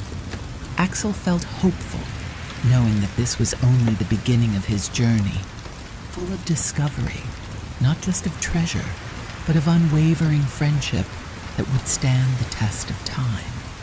Together, alongside the wise owl's guiding words, they stepped into the unknown, ready to face whatever challenges awaited them, heartened by the possibilities that shimmered just beyond the horizon. And so, under the watchful glow of the diamond moon, Axel and his newfound friend took their first steps into a world filled with wonders and adventures, their spirits intertwined in a dance of hope and inspiration. that would light their path forever. Facing challenges, with the diamond moon casting a shimmering pathway above them, Axel and the fox, whom he had named Flick, left the tranquil grove behind, stepping deeper into the heart of the forest. The atmosphere shifted from peaceful serenity to a palpable tension. The trees here grew thicker, their gnarled branches intertwining like fingers, holding secrets, and the air hummed with an electric charge. As they walked, Axel felt a flicker of unease. "Flick," he whispered, glancing around. "Do you sense it too? Something feels different." The fox paused, his ears perked, tuning into the sounds of the night. "I do. This part of the forest holds its challenges, young Axel. Stay close to me, and let's be vigilant." They pressed on, and soon they found themselves at the edge of a shadowy glade, where the moonlight barely pierced through the dense canopy. Suddenly, a rustle came from the bushes ahead, and out leaped a swarm of startled creepers. Their eyes were wide with mischief, and sparks of green energy crackled around them, ready to explode. Axel's heart raced in his chest as he instinctively stepped back. "What are those?" he gasped, fear gripping his voice. "Creepers," Flick yelped, darting to Axel's side. "They can be tricky. Stay calm and think before you act." Axel swallowed hard, his palms growing clammy. The tales of creepers whispered through his mind, how they could turn the most exciting adventure into a disastrous ordeal with just one tiny step. "Remember what the owl told you," Flick nudged Axel gently. "Courage doesn't mean you aren't scared. It means you choose to move forward anyway." Taking a deep breath, Axel tried to still the thundering of his heart. He knew he couldn't allow fear to paralyze him. He had to protect Flick, protect himself, and face this challenge head on. Axel eyed the creepers, watching their movements closely. "Okay," he murmured. "Let's think strategically." He scanned the area and spotted a cluster of tall grass nearby. If we can distract them, we might have a chance to sneak past. "Can you create a diversion, Flick?" "Leave it to me." Flick let out a soft growl and darted into the patch of grass, making a ruckus that drew the creepers' attention. As they hopped toward Flick, oblivious to Axel's quiet movement, the boy seized his moment. With all his focus, Axel dashed past the creeping dangers, his heart hammering, but his spirit ignited by determination. Together, they raced across the glade until they reached the safety of the trees on the other side, breathless and exhilarated. "We did it!" Axel exclaimed, his voice a mixture of relief and triumph. "Your distraction worked perfectly, Flick. Always trust your instincts," Flick grinned, his eyes sparkling with pride. "Now remember, the forest may hold more challenges, but together we're stronger." As they ventured deeper into the woods, Axel's shoulders began to lighten with each step. But as they crossed a wooden bridge over a bubbling brook, the ground suddenly trembled beneath them. A hulking figure emerged from the shadows, a ghastly Enderman with its glowing purple eyes fixed upon them, towering and silent. Fear gripped Axel once more, freezing him in place. He recalled the stories of Endermen, mystical beings who could teleport and were notoriously protective of their realms. "Don't look it in the eyes," Flick hissed, and Axel immediately diverted his gaze, focusing instead on the ground as the Enderman loomed closer. With heart pounding, Axel remembered the owl's lesson. Perseverance is about facing fear with trust in oneself. Swallowing hard, he realized that the very thing he feared could be traversed with a creative idea. "Flick, we need to move when the Enderman shifts its focus," Axel whispered, formulating a swift plan. "On the count of 3, let's run toward the trees on the left." "Got it," Flick responded, his tail swishing nervously. 1, 2, 3. At Axel's cue, they sprinted together, avoiding the Enderman's ghastly gaze. To their surprise, the Enderman was caught off guard by their sudden movement and, with a flicker of confusion, it turned its head, allowing Axel and Flick to dash past unharmed. Just as they reached the safety of the thick underbrush, Axel let out a breath he didn't realize he had been holding. That was so close. Axel laughed nervously, exhilarated by the close call. He could feel the adrenaline coursing through his veins. "You did it!" Flick cheered, bouncing with excitement. "You faced your fear and persevered. Each challenge you overcome makes you stronger." With each passing trial, Axel discovered a newfound strength within himself. He learned that fear could be navigated, that perseverance was a treasure in his own heart, shining as brightly as the diamond moon above. As they strolled forward, glanced back at the trials they had faced, a sense of warm determination enveloped Axel. He began to realize that every creature and every challenge was not just an obstacle, but a guide, each experience leading him closer to the secrets of the diamond moon. Emboldened by the knowledge that courage ignited perseverance and led to triumph, Axel, with Flick by his side, pressed onward into the unknown, ready to uncover the wonders this world still held, one challenge at a time. The light of the diamond moon. As dawn broke gently over the horizon, bathing the landscape in hues of pink and gold, Axel and Flick stepped cautiously out of the thick woods. The whispers of the night faded, replaced by the cheerful chirping of birds and the rustle of small creatures stirring to life. Yet in Axel's heart, there was a rhythm that pulsed louder than all the sounds around him, the exhilarating beat of determination.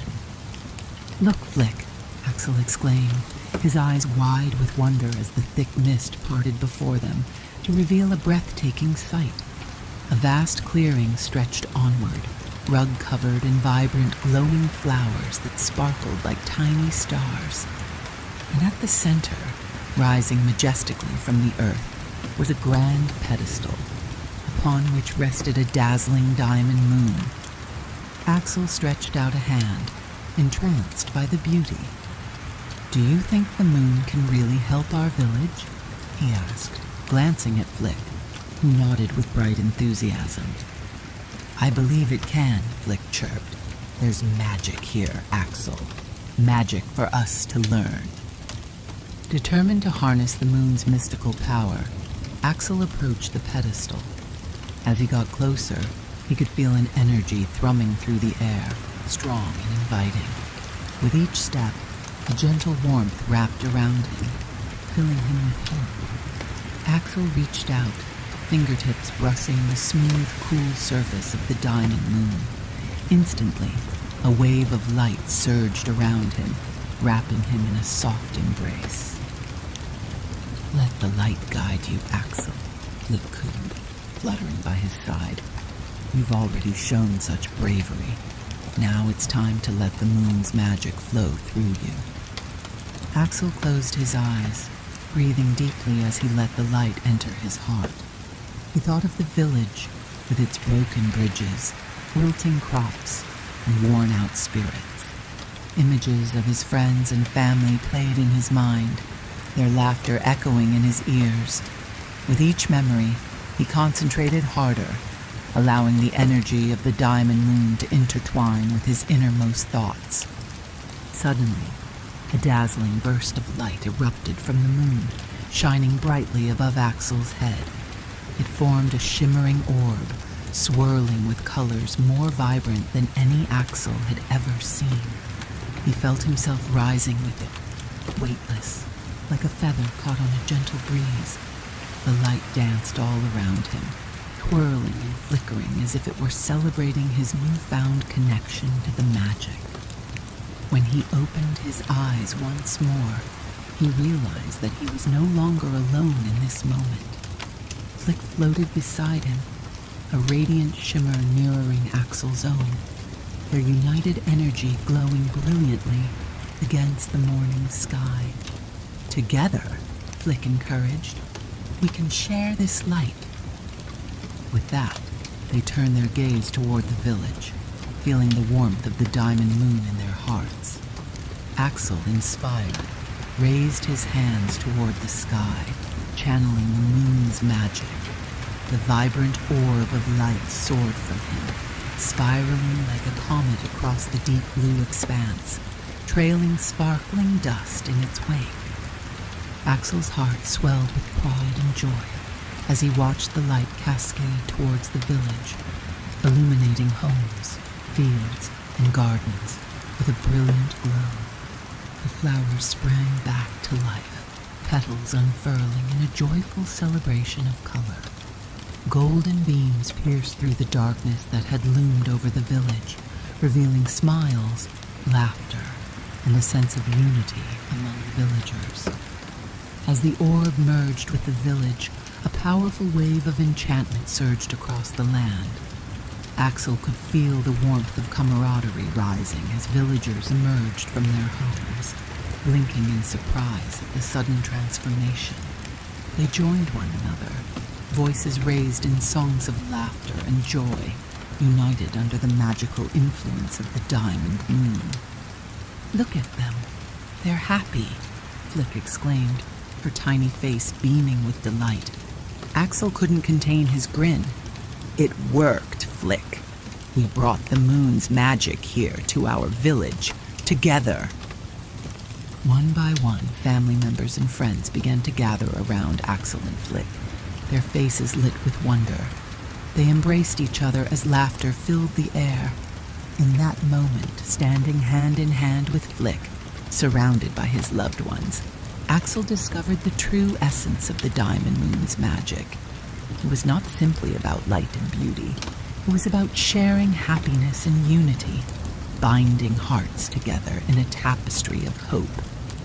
From this day forward, Axel proclaimed with joyful enthusiasm, "The magic of the diamond moon will shine in our hearts and homes. We will face every challenge together." A chorus of agreement echoed through the crowd, and united in their collective joy, the villagers welcomed the new day, swept along by the moon's light and the promise that together they could create a brighter future. Axel felt an overwhelming sense of purpose. The diamond moon had gifted them more than magic. It had gifted them the strength of togetherness. As the sun climbed higher into the sky, Axel and Flick knew the adventure was just beginning. But this time they would face it as a united village, bound by the brilliance of the diamond moon and the happiness it had ignited within their hearts. As the first rays of dawn broke over the village, casting a golden hue on the once dim surroundings, Axel stood at the threshold of his home. His heart raced with anticipation as he took a moment to absorb the transformations that had unfolded. The flowers in the garden danced with color, their petals glistening like jewels kissed by the sunlight. The sounds of laughter echoed through the air, mingling with the sweet chirping of birds warming up for the day, creating a beautiful symphony of joy. "Look, Axel," Flick exclaimed, fluttering excitedly by his side. "Isn't it wonderful?" "It's incredible," Axel whispered, his voice thick with emotions. He stepped forward, feeling the firm earth beneath his feet, a grounding reminder of where he belonged. The village felt alive, a community reborn, vibrant with energy and laughter. As he walked through the familiar streets, he could see his neighbors emerging from their homes, their faces radiant with newfound hope and happiness. Mrs. Bramble, the baker, was already setting up her stall with a fresh batch of rainbow pastries that emitted an enchanting aroma. Axel's stomach rumbled, and he smiled. The sweetness of life had returned in full force. "Axel, is that you?" a voice called.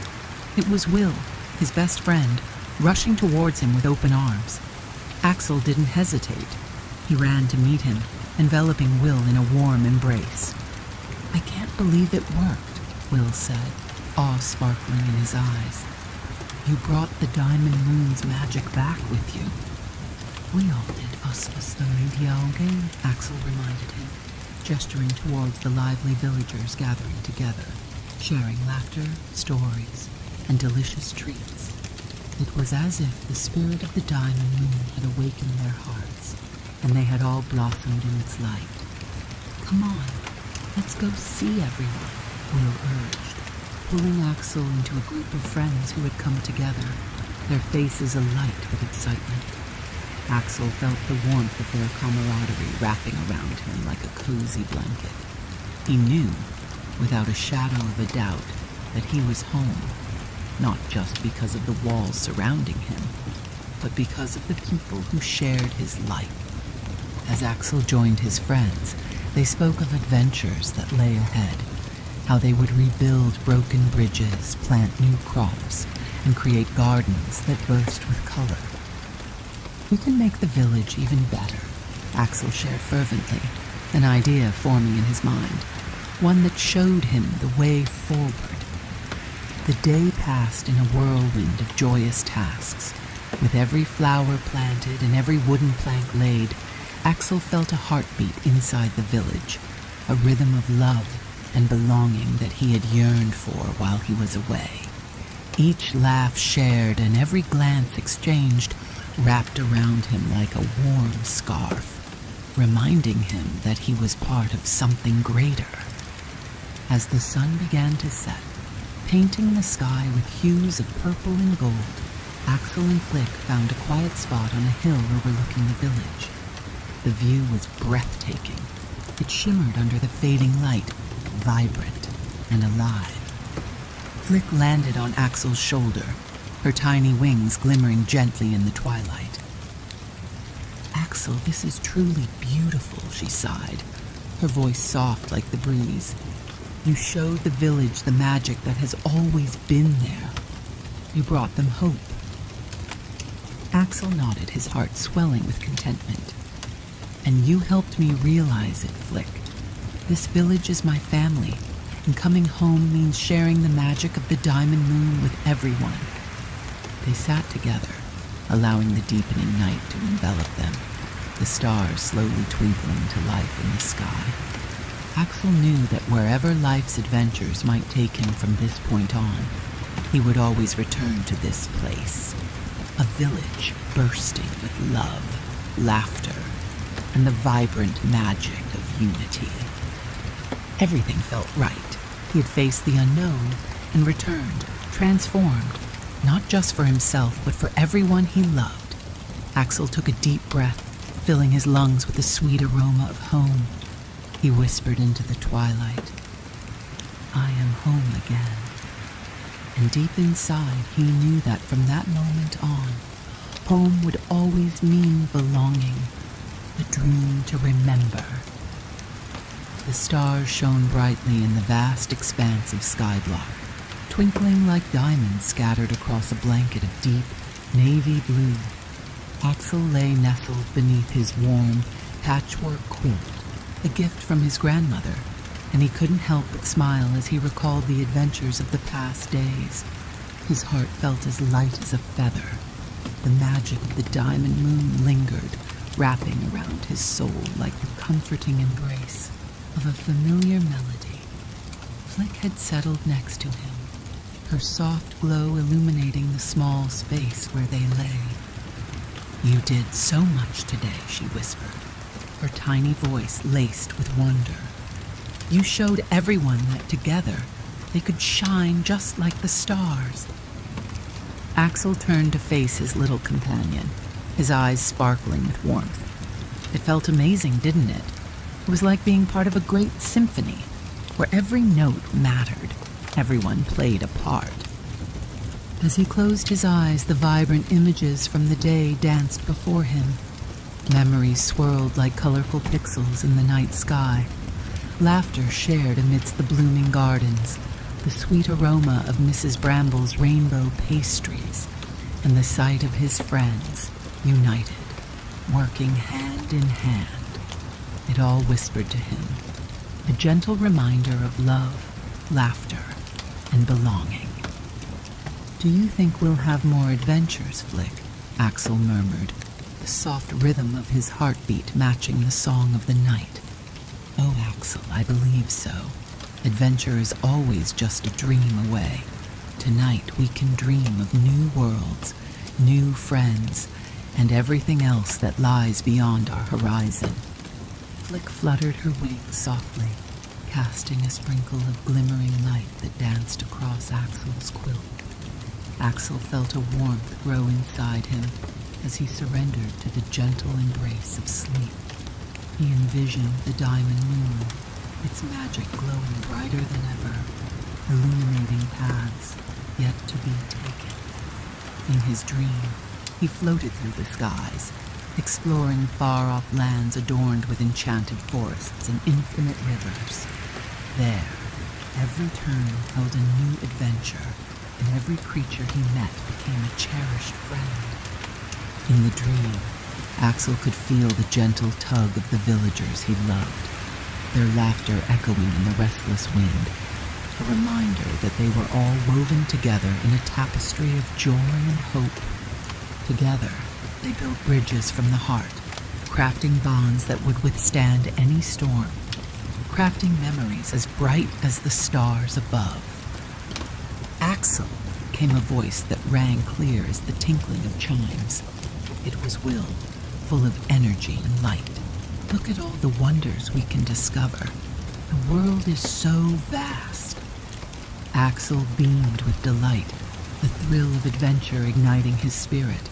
They ventured through breathtaking landscapes, valleys draped in sparkling flowers, mountains crowned with fluffy clouds, and rivers that shimmered like liquid glass. Each step they took filled him with a sense of wonder. Each whisper of the wind reminded him of home.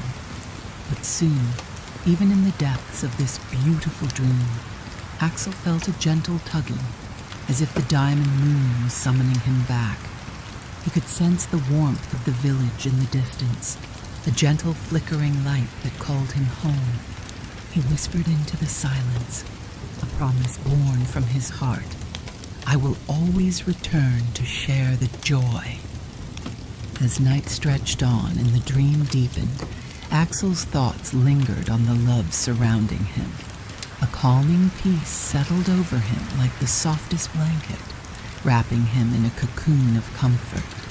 The promise of tomorrow danced on the horizon, a promise that included laughter, building, dreaming, and loving. And in that serene moment, as the magic of the diamond moon twinkled playfully in his dreams, Axel finally let go. He surrendered to the dream, ready to hold on to it forever, wrapped snugly in his quilt, surrounded by stars and cherished by the warmth of home. With a heart full of joy, he whispered softly, "This is a dream to remember." And under the sparkling canopy of night, Axel drifted deeper into slumber, knowing that in dreaming and waking, he was never truly alone. Home was not just a place, it was the love he carried with him, lighting every adventure along the way. The end.